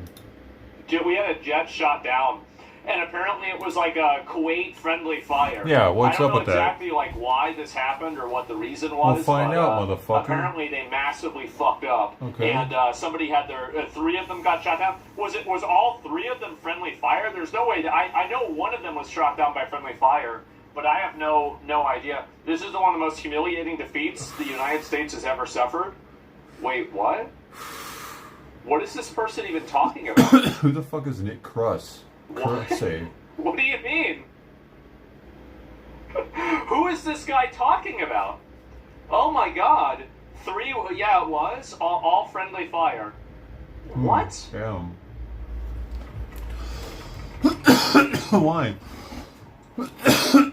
Sorry about that. You What deserve is it this? though for your Photos insolence. of the crew down by the F-13 jet. Iran Air Defense. Oh, this is by Jackson Hinkle. F-15 fighter jet pilot who was down over Kuwait moments ago under friendly fire accident is alive. He ejected and is now being taken care of by a group of Kuwaitis. Okay, that's good. Are you fine? New video shows a Kuwaiti man running up to an American fighter pilot after her fighter jet had been shot down by Kuwaiti air defense systems in a friendly fire incident. Jesus Christ. How the fuck is this happening? I mean, it's kind of embarrassing, isn't it? What the fuck are they doing? And these people don't understand that as a pilot, you'll never guard for friendly fire. These pilots will obviously evade attacks they anticipate. They turn off their transponder and refuse to identify themselves. Well, I don't think it really... Really? What? You need something to help you? I'm okay. You're in the middle of a desert. What do you mean you're okay? You're safe. Everything good? No problem. Thank you for helping us. Everything well? Man. Well, they're in friendly territory. Helping us. Thank you for helping us. No problem. Thank you for helping us. Everything well? It's almost like all the mentally ill fat communists on Twitter are wrong. and the people that are over there actually don't want to be oppressed by terrorists. I know. Big Fake surprise. shit. That is crazy. He said, "Thank you for helping us," like that. Like, huh? That's really neat. Because there was like, yeah, the Dems think that we're over there like colonizing them or some shit. They call us colonizers and for being in their countries. Guys, huge surprise. Oppressive Americans. 6 American Air Force soldiers crashed in Kuwait and safely ejected after a friendly fire incident. Kuwait mistook 3 U.S. planes Yeah, for how does that Iranian happen? aircraft. Oh my God. Well, okay, well, that's what happens, right? You can't win them all. No, but this morning we were speculating that maybe Iran has some sort of technology that spoofs Kuwait radar and makes it look like our planes are Iranian planes or some shit. Like, what's really going on? Would our government tell us about some technology that Iran has that we don't understand? Why would they tell? You know what I'm saying? Like, if they knew that we showed up as Iranian jets, would they be like, okay, people of America, just so you know, Iran's got some technology. We don't really know what it is or how it works, but somehow they're making our radars think what they're making them see stuff that's not there. They're making us think that our planes are their planes, and we don't know how it works, folks. We're working on it. They wouldn't do that, dude, because then they would think that we would think that they're not in control anymore, and people would start panicking. So it's possible that there's some sort of technology involved with that happening. Maybe it's like someone has to be close to the radar. Maybe they have somebody on the base with something that if they get it close enough to our radar system, they turn it on, that it does some weird shit. I don't know, man. And at least it's not Iran that's shooting them down. It's very weird that there's no explanation for it, isn't it? Wait, Iran has aircraft? There's no fucking explanation for it. Jesus, fog of war. Mistakes happen. No, I don't think so, though. Oh, jeez. That's too many at different times for it to be just a mistake. Oh, man. Because after the first one, they would start paying closer attention, right? How much money was this? Fuck.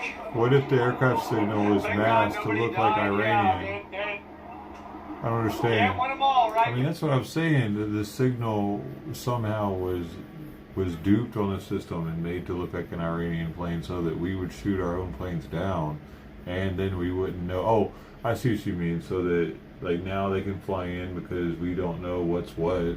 I mean, I don't think they would be dumb enough to do that, because our surface to air missiles aren't nothing to fuck with, right? Like, it's one thing when they got a subsonic missile coming in, it's another when they have, I mean, a supersonic missile coming in, it's another when they have a subsonic plane. A little easier to shoot that down. Guys! Listen, mistakes happen. In Kuwait, they can pay for them. That's alright. You know, we got I mean, $1 trillion. hell, Jeez. our surface-to-air defense is so good that we're shooting down our own fucking pilots. They can't even dodge the shit.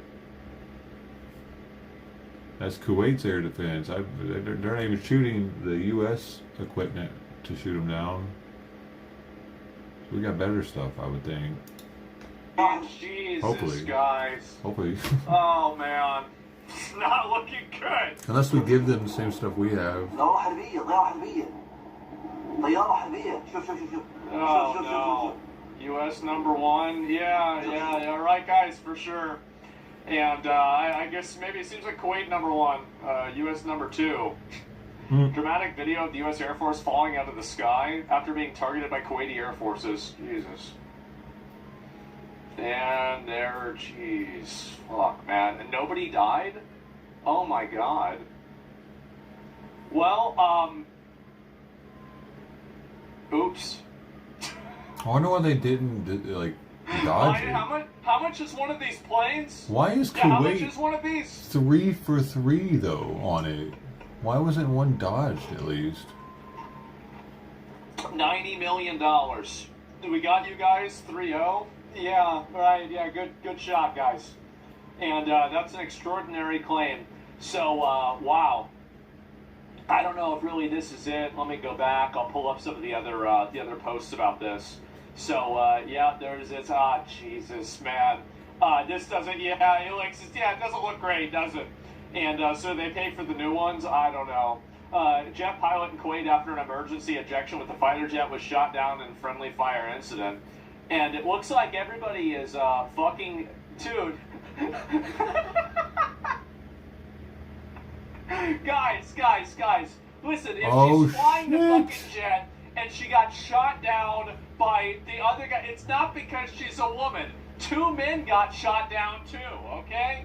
I think most of the people are joking about this. MAGA or incel piece of shit, we're just trying to have a little bit of fun, try to relax. What is this here, if I can find the other ones here? And, of course, breaking photos, pilot was downed, ran air defense, claims to have been taking a jet out. The U.S. claims the crash was friendly fire. Injuries reported. Yep, and then here's one more of them. Let's look at this. Jesus. Why? My tax dollars go to shooting down. Yeah. Oh, there they ejected right there. There's a chance that, don't forget, You can see him eject right there. Shooting down, yeah. Right. Yeah, and then here's one more of them. Let's look at this. Jesus. My Right tax there. dollars go Ding, to shooting ding. down, yeah. There's a chance that, don't forget, there's a chance that your tax dollars also could have gone to the Kuwait anti-air defense system that shot down the plane. So you could have paid to shoot down the thing that you paid for. That's possible. So don't underestimate it, alright guys? Oh my god. Was 1,000% our Patriot system? Who knows? That's what I was mean, thinking. if It might happened over be. Kuwait, it probably wasn't the Iranians, right? I mean, let's be honest. No, I couldn't fire the pilot ejected safely. Yeah, let's see. Is there? Yeah, there it is. Oh god. They're gonna, dude. The communists are gonna be reposting this, claiming victory over America for the next week. This is what's so annoying, right? They're gonna see this and they're gonna be like, "See, I knew we were the best. Yeah. Oh wow, we're so amazing." Yeah, this is at least one was killed. I didn't hear that. This is the first time. And yeah, Iran is going to love this. One of them was China's killed? going to repost this. Yeah, new material Wait, from really? IRGC. One of them was killed I from don't this? even know if they have the internet that much over there now. I mean, I don't think They haven't so. really been posting much of anything. Why is it so difficult to not shoot down your own plane? Friendly fire is always real. I mean, shit happens, man. Like, that's it. Here's, well, this one looks like a good one. Yeah, oh my god. I know, who's going to celebrate this, of course, right? And do all the videos that show jet crashing and the spin, is the spin by design? I'm assuming the spin actually is by design, so they can maintain the, basically so the plane doesn't go down a lot faster. Like, and I by the way, I'm making this up. I'm totally making this up. But it would logically make sense that the spin would be by design to prevent it from, going into like an accelerating force down and make it easier for the pilots to eject out of there. Like, that's logically what would make sense. But I don't know. I mean, I'm not a fucking airplane. I don't make airplanes, okay, guys. And let's see if there's any more of these that are that we can look at. But yeah, I did see this got shot. Title yesterday was from Secretary of Defense, Secretary of War. Yeah, definitely. Where is this here? Is an Antichrist tattoo? I have no idea about that. And where is this? The United States conducted this. Oh, we already saw this before. Iran shoots down an American F-15 jet in Kuwait. Wait, really?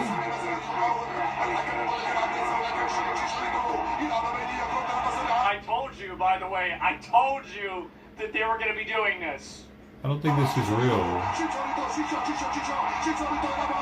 No. Wait, that's not one of our jets.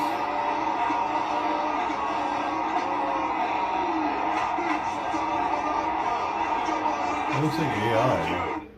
How is it? How do you not see? This is like a video game. Yeah. How do you not see this? Like, I don't... Is this real? Like, you're actually reposting this. Is this a real person? There's no way this is a real person reposting this. Iran standing alone against the U.S. Oh my God. This is an actual... We have no bases in Iran. Oh my fucking God. These people are out of their mind. We've just got some breaking news that's just come into us. Did that actually happen? The oil tanker? They say Iran's Revolutionary Guard said a fuel tanker was burning in the Strait. Wow, you set a fuel tanker on fire. That's great. Perfect profile message? Yeah, I don't understand, like people like this is one thing I really think does need to happen. Wait, what was the profile message? Like, fire, that's great. Perfect profile message? Yeah, I don't You will be forgotten as if you've never existed. understand, like people like this is one thing I really think does need to happen, is that the people that elevate this stuff and push this, like, narrative, like the fake bullshit, like, fake news stuff, I think that they do need to get deprioed in the algorithm. I think that if you have people that are, like, basically, if you're presenting, like, news of something that's happening in real time, and you're presenting fake information or anything else, buried, dude. You need to get, like, shadow banned. Because people see this and they get misled by it and they think something is happening that's not happening. I've said the same shit, I don't think anybody sent in the Eagle. That's not an F-15 Strike Eagle. That's an F-4 Phantom. Oh my God. It's just, Grok, is this true? Yeah, it looks like it's not. Stop posting misleading clips from video games.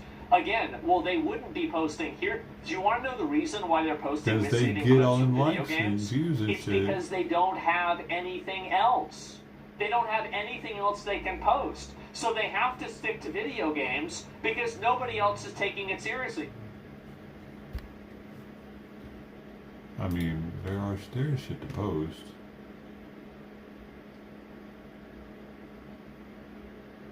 The missiles that they have getting through. They have some pretty epic clips of some missiles that they have getting through some systems, I think, and it's like, whoa, that is kind of epic. I didn't know that Iran had that capability. With that, because they're not really hitting with the same barrages they were hitting back in the Gaza days when they were hitting Israel. And they're still getting through. I think they're using more of the supersonics. That's why. And maybe there's some sort of top secret shit about the supersonics that we don't know about, where they're able to change their trajectory as they're coming in the last few seconds. To maybe they figured out something to counteract the Patriot system. Seems like it. Because why are we so sure that they're going to get through again?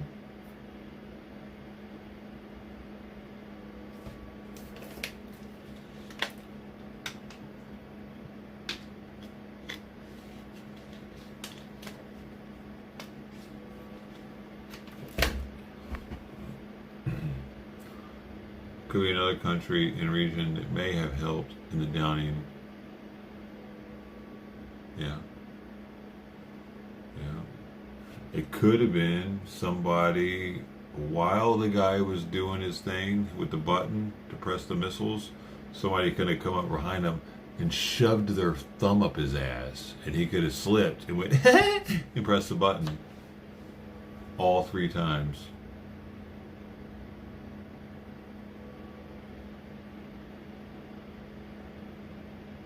Something to think about, something to investigate. Guys, if you could investigate that with your family members to see if it seems like it's probable.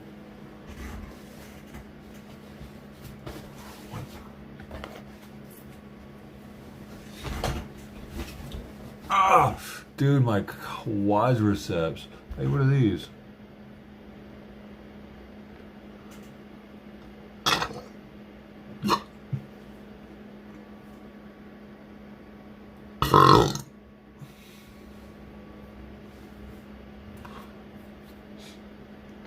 I don't know what the hell these are.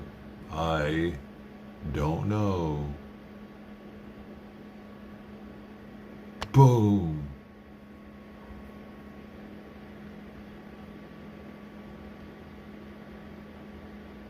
These.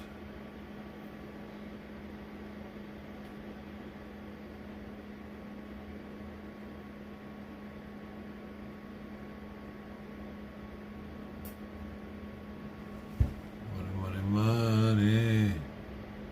Money. Why is it so little though?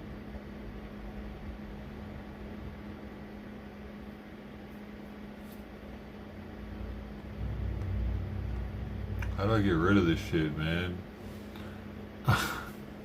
It's stuck there now. I don't know how to get rid of it.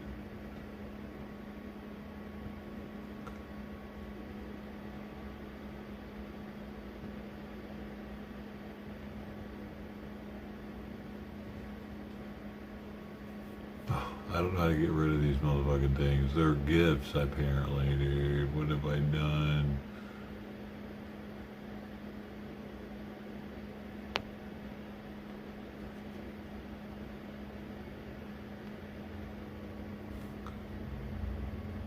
Oh, there it is.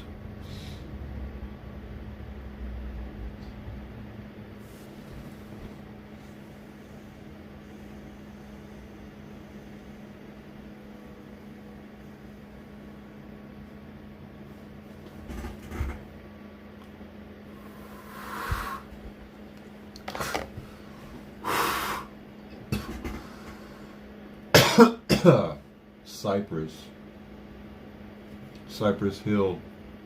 Cypress Hill. The hill. There's a hill in Cyprus.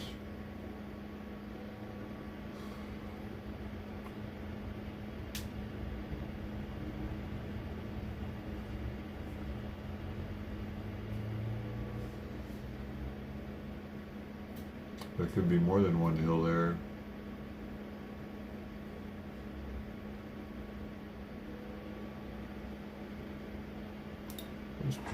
وسقوا الركاب فقال رسول الله صلى الله عليه وسلم ذهب المفطرون اليوم بالأجر متفق عليه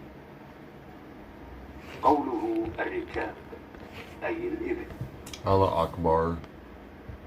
Are you guys Allah Akbar with me, عن right? عمرو بن العاص رضي الله عنه I mean, I'm pretty sure we're Allah أن Akbar رسول together الله now, صلى no الله matter عليه what. وسلم قال فصل ما بين صيامنا وصيام It's pretty أهل majestic, الكتاب though, honestly, whatever the hell this is in Saudi Arabia. متفق عليه How did, oh, عن that's أبي it. قتادة الأنصاري رضي الله عنه Oh, oil money. أن رسول If it الله weren't for صلى oil الله money, عليه where would these وسلم people be, you سئل know? عن صومه If it weren't for oil فغضب money, رسول الله I'm صلى gonna, you الله know what? عليه وسلم I'm gonna ask. فقال عمر رضي الله عنه If it weren't for oil money, would the Middle East be much further behind the rest of the world? Rest of the Western, well, let's see. In many Gulf and wider Middle Eastern states, oil money has dramatically accelerated development, so without it, they would likely be significantly poorer and behind today. But the picture is uneven, and not just oil, modern, no oil equals backward. Really? I think it does. Mecca, the Black Cube. Is that where it was? I don't think so.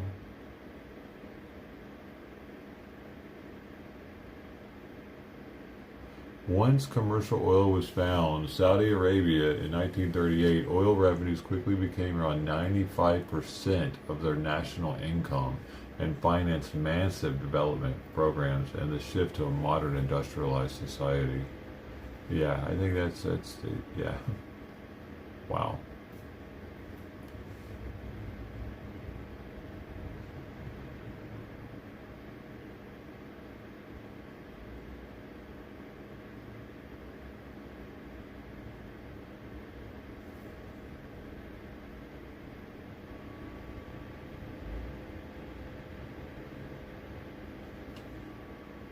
Well, there it is.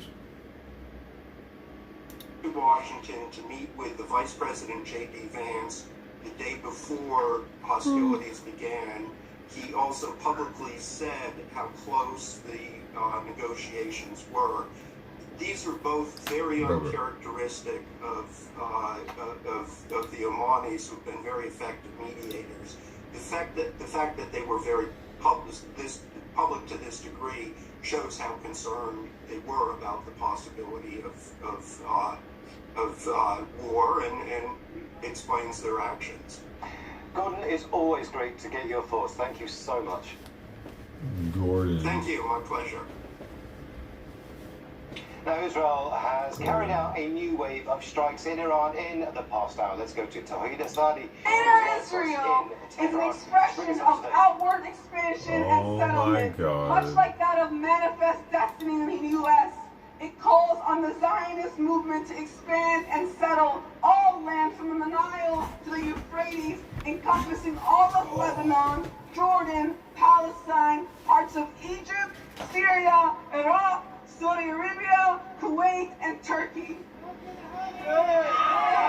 From the Nakba in '67 to the current assault on Iran, Israel has occupied the Sinai Peninsula and Beirut, and continues to occupy land in southern Lebanon and southwest Syria, including the Syrian Golan Heights. The past 2 years of genocide and the last 70 years of Zionist occupation cannot be satiated. It is on us to stop it in its tracks right now. When countries like Iran and those across the Arab world resist, Israel and the U.S. have destroyed hospitals, schools, town halls, and numerous other public institutions.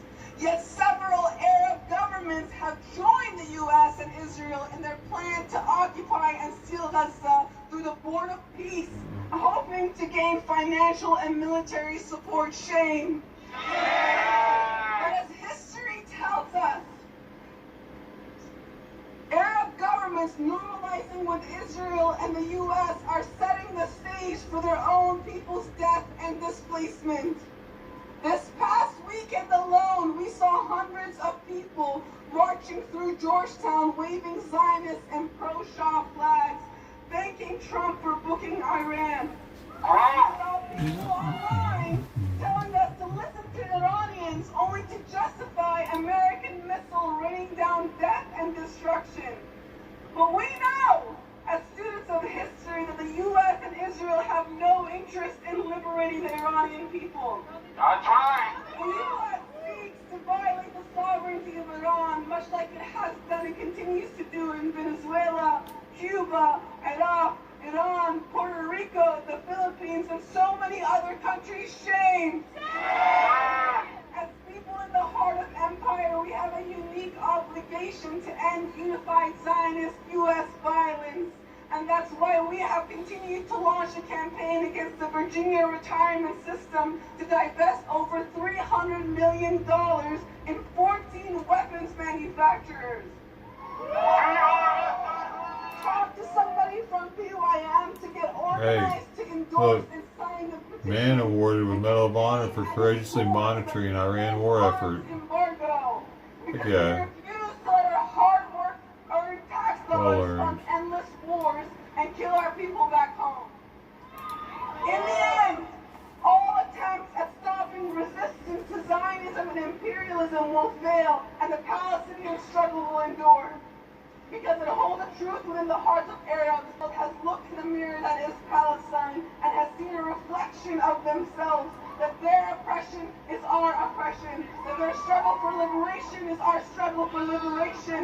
For Palestine from Zionism and imperialism will mean liberation for not just the entire Arab world, but for all people everywhere.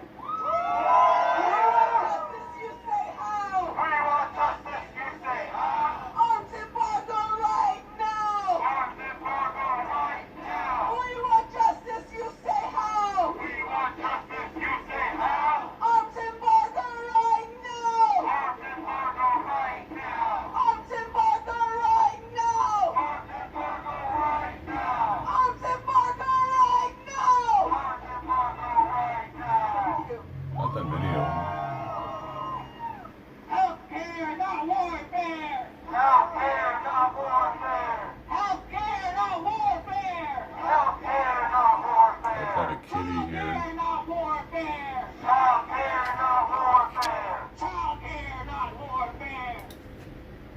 chance they're shit, aren't they, Sweet Pea?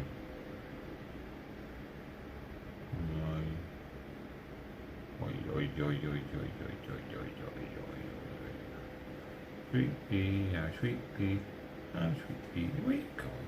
Where you going? Where you going? Oh, you're going down there.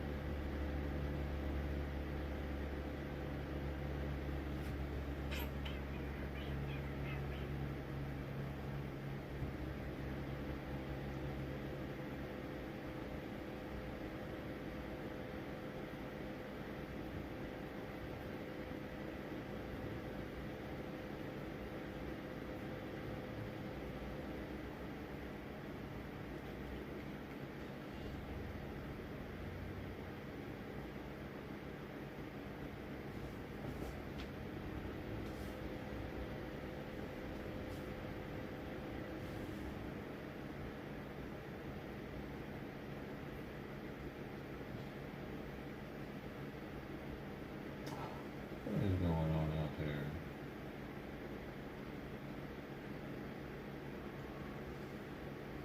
Okay.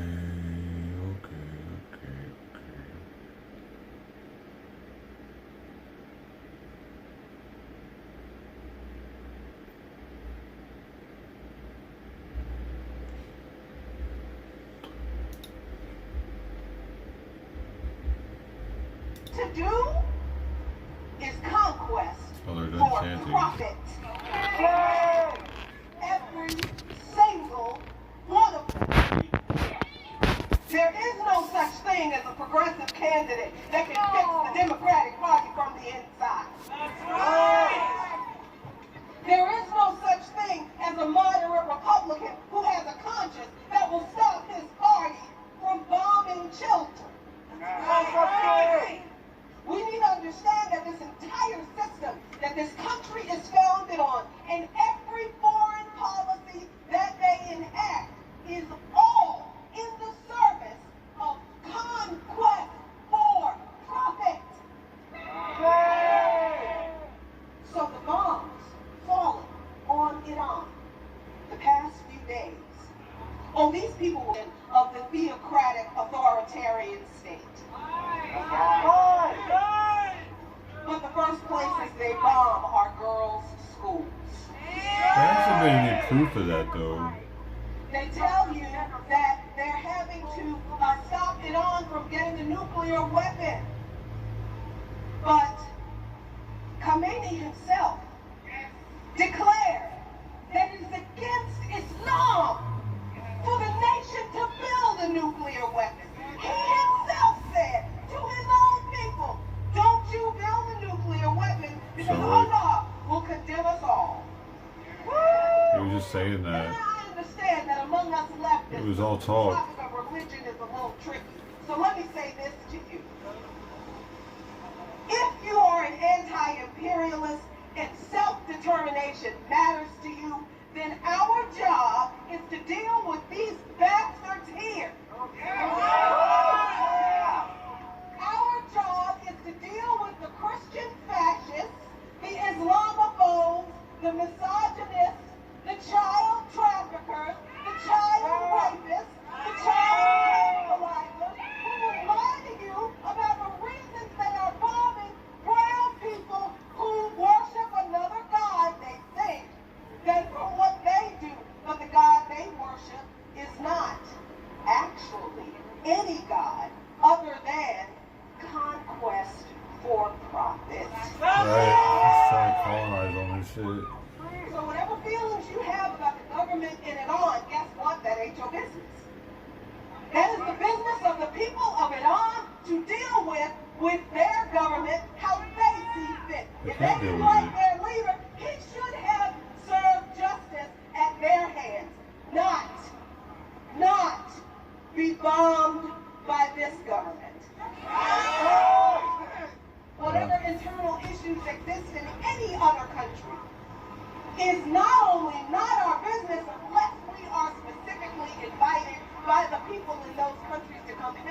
I mean, some of them did invite us. Trust these people to tell us what's going on in another country.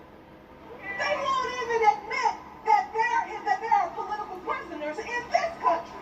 How you gonna listen to them talking to these people telling you what the government in Iran is or is not? When General Wesley Clark in 2007 announced that the U.S. government was planning to destroy 7 countries in 5 years, we should have paid attention and took those people seriously then. Because every single country on that list has been bombed incessantly, their resources stolen, the people exploited, and every time it happens, we respond to the one thing without connecting them all together. So we're always responding, we're always on the back foot, we're always waiting to see what they're going to do in between elections. But I'm here to tell you, my friends, we have to start studying these people and what they say. We need to stop waiting to see what they do, and we need to read what they say, because when they're amongst themselves, they tell the truth about what they're planning. Right. So when Wesley Clark made this announcement of these 7 countries, we should have been acting in solidarity with these 7 countries then. But we didn't. And now those 7 countries are listed as quote-unquote failed states. And they finally got to do in Iran what they haven't been able to do up to this point. But they were all planning it, every single one. Democrats, Republicans, Biden, Harris, Obama, Clinton, Trump, all of them.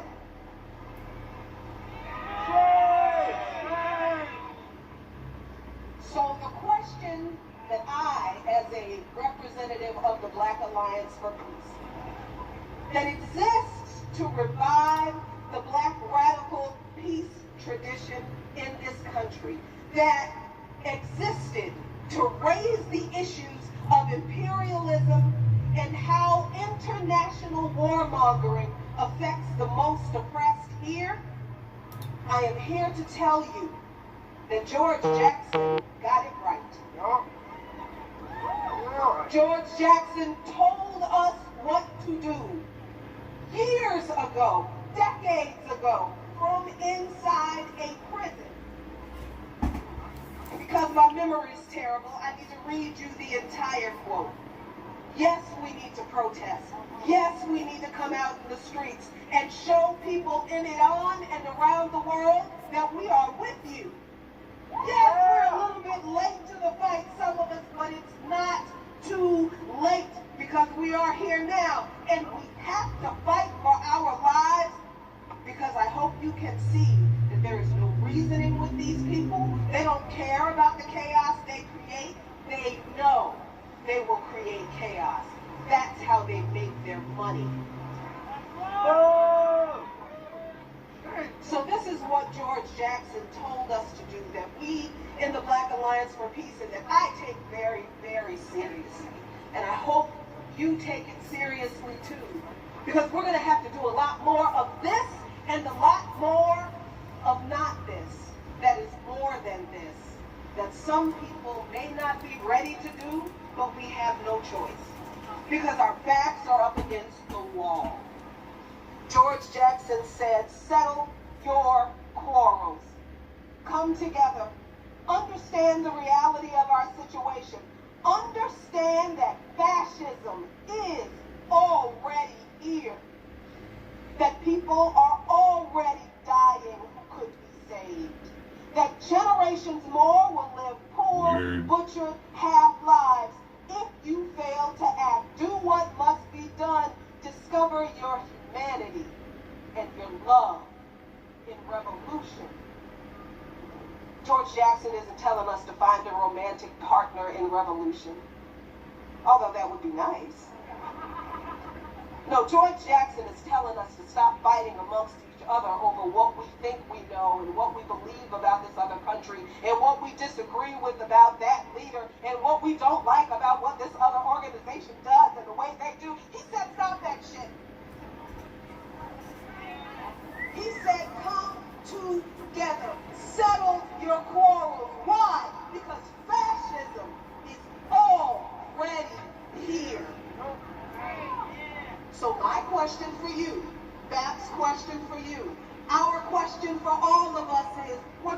do about it? What are you going to do about the fact that fascism is here? Fascism is bombing Iran. Fascism is bombing Palestine. Fascism is bombing Sudan, Congo. Fascism kidnapped Maduro in Syria. Fascism is starving Cuba. Fascism is controlling Haiti. Fascism is the National Guard in Southeast D.C. What you gonna do? Fight back! Fight back! When fascism is on our streets, what do we do? When fascism is on our streets, what do we do? When fascism is at your door, what do you do? When fascism is at your door, what do you do? Because we have to. Peace, but only if you fight for it. Thank you.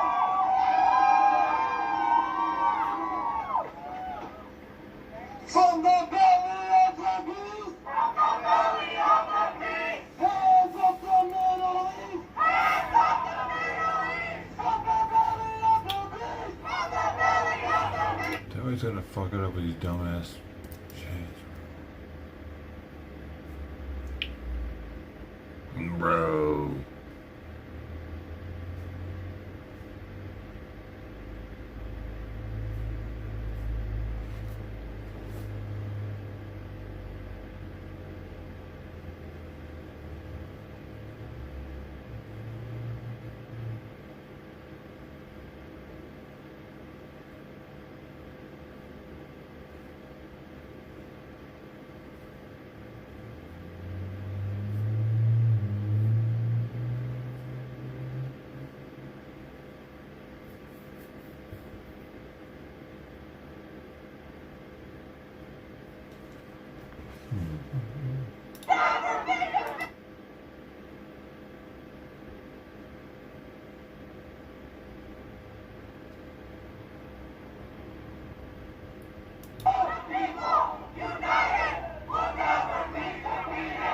Donald Trump, you're a liar. Donald Trump, you're a liar. Donald Trump, you're a liar. Donald Trump, you're a liar. We will pay for your crimes. We will pay for your crimes. We will pay for your crimes. We will pay for your crimes. Donald Trump, stop the lies. Donald Trump, stop the lies. We will pay for your crimes. We will pay for your crimes. Free Palestine. Free Palestine. Hands off Iran now. Hands off Iran now. Hands off Iran now. Hands off Iran now. Hands off Iran now. Hands off Iran now. Shut it down. Shut it down. Shut it down. Shut it down. Trump lie. Oh, you're supposed to say shut it down. Trump's lie. Shut it down. Trump's lie. Shut it down. Imperialism. Shut it down. Fascism. Shut it down. The whole damn system. Shut it down. The whole damn system. Shut it down. Endless wars. Shut it down. Shut. Well, they think they're having a great time out there? I do hope so.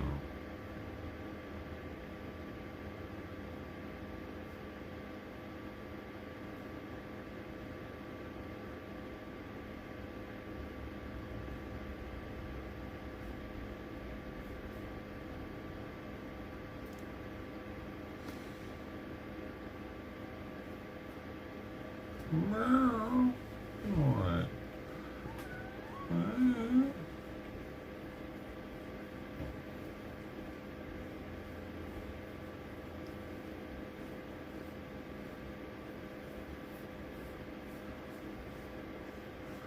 I just bought $200 worth of flea medication, which flea tick and ear mite, to give the outdoor cats that come up to the backyard. Because currently there are 4, and that would put me, what is it, by the 612. That put me like 5 months worth supply. But I can always use those on them too. That's wait, how many is that? 6, 12, that's 18 tablets, actually. And I have to get Fluffy one tomorrow, so. Yep. I probably could have went with just getting 2 packets of them. But they I think they last for a while. Let's see. I gotta see what the expiration date was on the last box.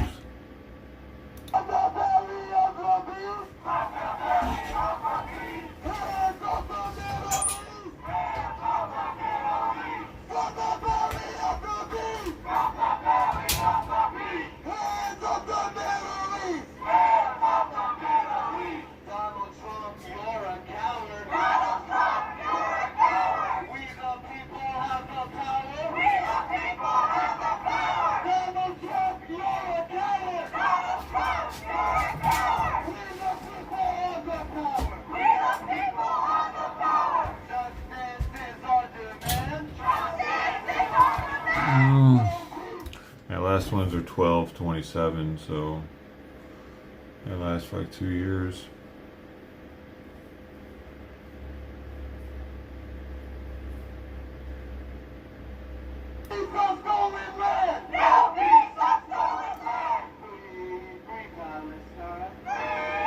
Well, I mean, I don't want to get parasites from them. If I'm going to feed them, I have to flea medicate them. That's why I'm not feeding the front yard cats, because Trident's just not taking the flea meds.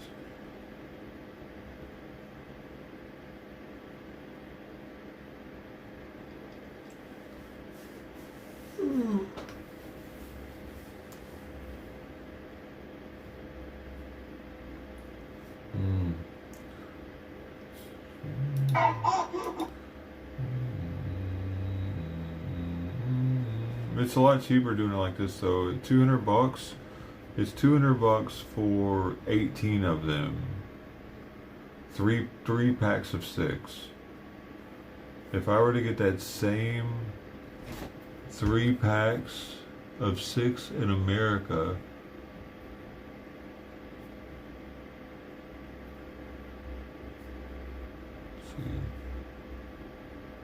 like with auto pay, which saves it like $7 per pack, which really ain't shit, it makes it $394. So I'm paying 50% off by getting them overseas right now, and I don't need a prescription. Next on our program, I want to introduce Zion from the American Muslims for Palestine.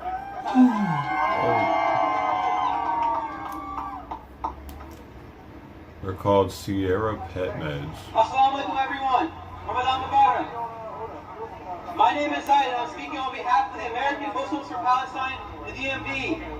On the 11th day of Ramadan, the holiest month for Muslims, the United States and Israel launched an unprovoked and unjustified military attack in both Iran and Lebanon. In the last 3 days, over 550 people have been killed in Iran. Shame! And over 31 in Lebanon, and at least 150 injured in the last night. Shame! These atrocities come after over 15,000 violations of the supposed ceasefire in Lebanon. Shame! Yet again, the U.S. is violently entangling itself in the Middle East, this time in direct partnership with a foreign entity that has acted with impunity for the past 70 years. The joint strikes have hit civilian targets, including a girls' elementary school in Minabi, Iran, where at least 150 children and civilians have been killed and more have been wounded. Shame! This was no accident. The same Zionist force that has killed Khomeini with exact precision have carpet-bombed Gaza throughout, intentionally murdering tens and thousands of children in the last 2 years. Shame! We witnessed this contradiction repeatedly. I wish they would stop doing the stupid shame shit, honestly. Democracy and liberation to our homelands. While the global attention shifts towards these attacks, Israel intensifies its assault across occupied Palestine through severe restrictions of Palestinian movement.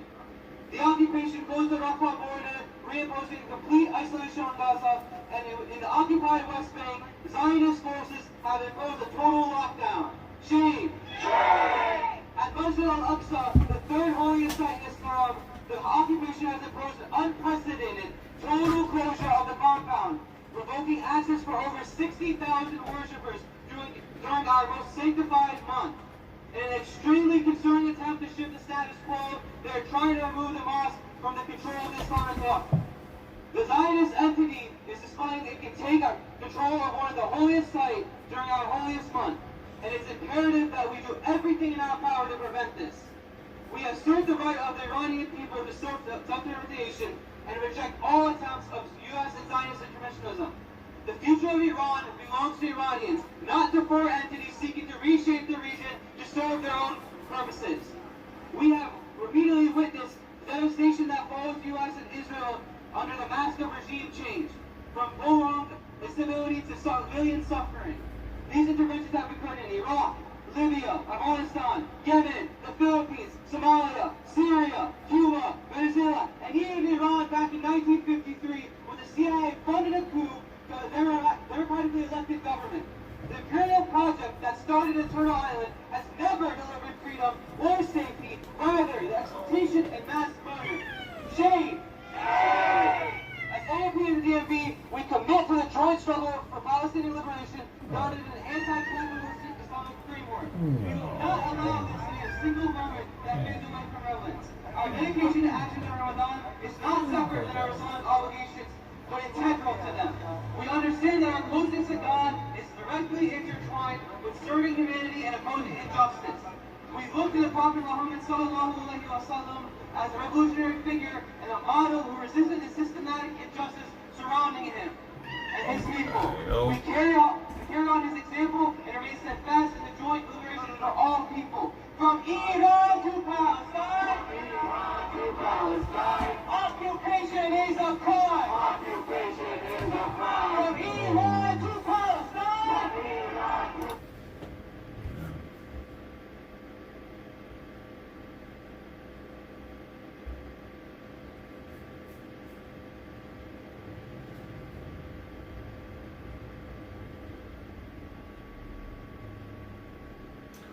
Damn, man, I didn't use up the last of them.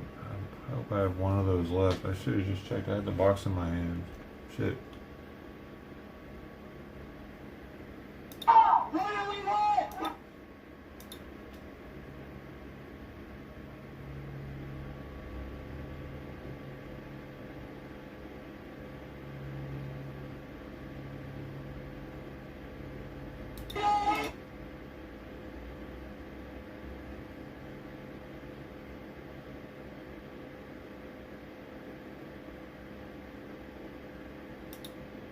I went to the fundraiser to support my friend Mia Lowy. All right. Excuse me, can I interrupt? I have There are another. photos that are being released of the secretary as she is testifying from inside this room. Can you please advise me as to whether or not that's permissible and consistent with the rules, particularly given that we have asked for a public hearing? If there are photos that are being released of the secretary as she is testifying, can you please explain how I'm that done occurred? with this. If you guys are doing that, I am done. You can hold me in contempt from now until the cows come home. This is just typical behavior. You will go off the record. Oh, for So I heaven's would like sake. to understand how that's permissible. It doesn't matter. We all are abiding by the same rules. I will take that down. Yeah, I well, would like to take a break at this moment. yeah, I'd like to have I'm done for now. What? I don't get it. Why is she pissed off that her picture's out there? Support journalism you trust. What the fuck Support kind of dumb media. shit is that? Like, we don't know she's there or something? It's a fucking picture. Who cares? What a weirdo. They're just looking for a reason to be pissed off. It's like an NBA player looking for a reason to act like they got fouled. Overreacting and shit. Anything on deals by the hour. What do we do?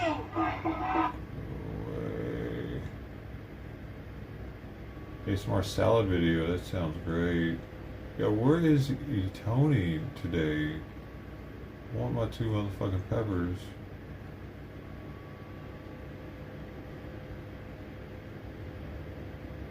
So Maybe he's trying to go underneath my shirt right now.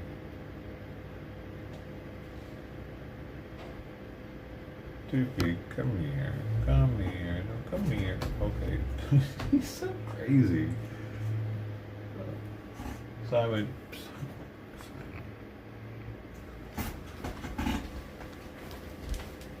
Come here. Come on. Come here. You want to come here? Simon. Want to come here? Want to come here?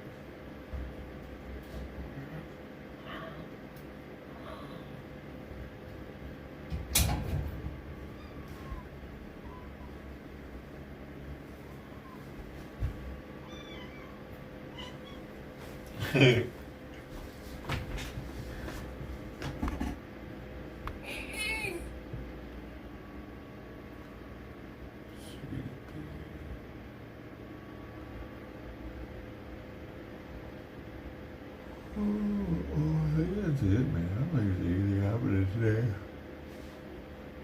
Tonight, ever.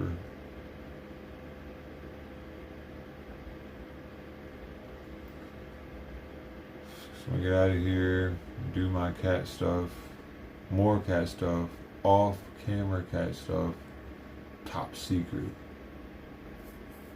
Hey, freaking out though. Just T, Ted Thomas, everybody, thank you. Hope to see you again on the next one now. Doug TV.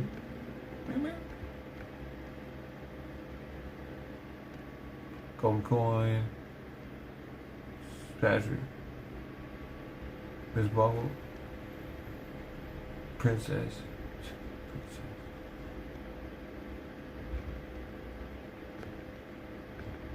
Everybody. Who was that?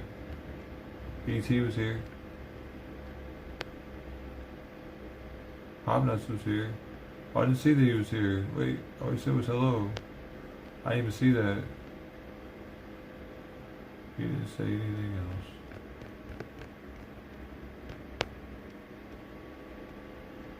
Interesting. Oh yeah, and Five of a Kind. Do you see? Oh. Ayo. Got the mayo. Later, man. Good evening. Been here for 9 hours and 46 minutes. Now it's time to not have the camera in my face. It hasn't been too bad though. It's been facing that way most of the time. So I can get butt naked with the kitties. That's silly. That's now people are gonna think that. Oh no! Come on, you wanna come in? Come on. That actually sounds dangerous, dude. All right, see you later.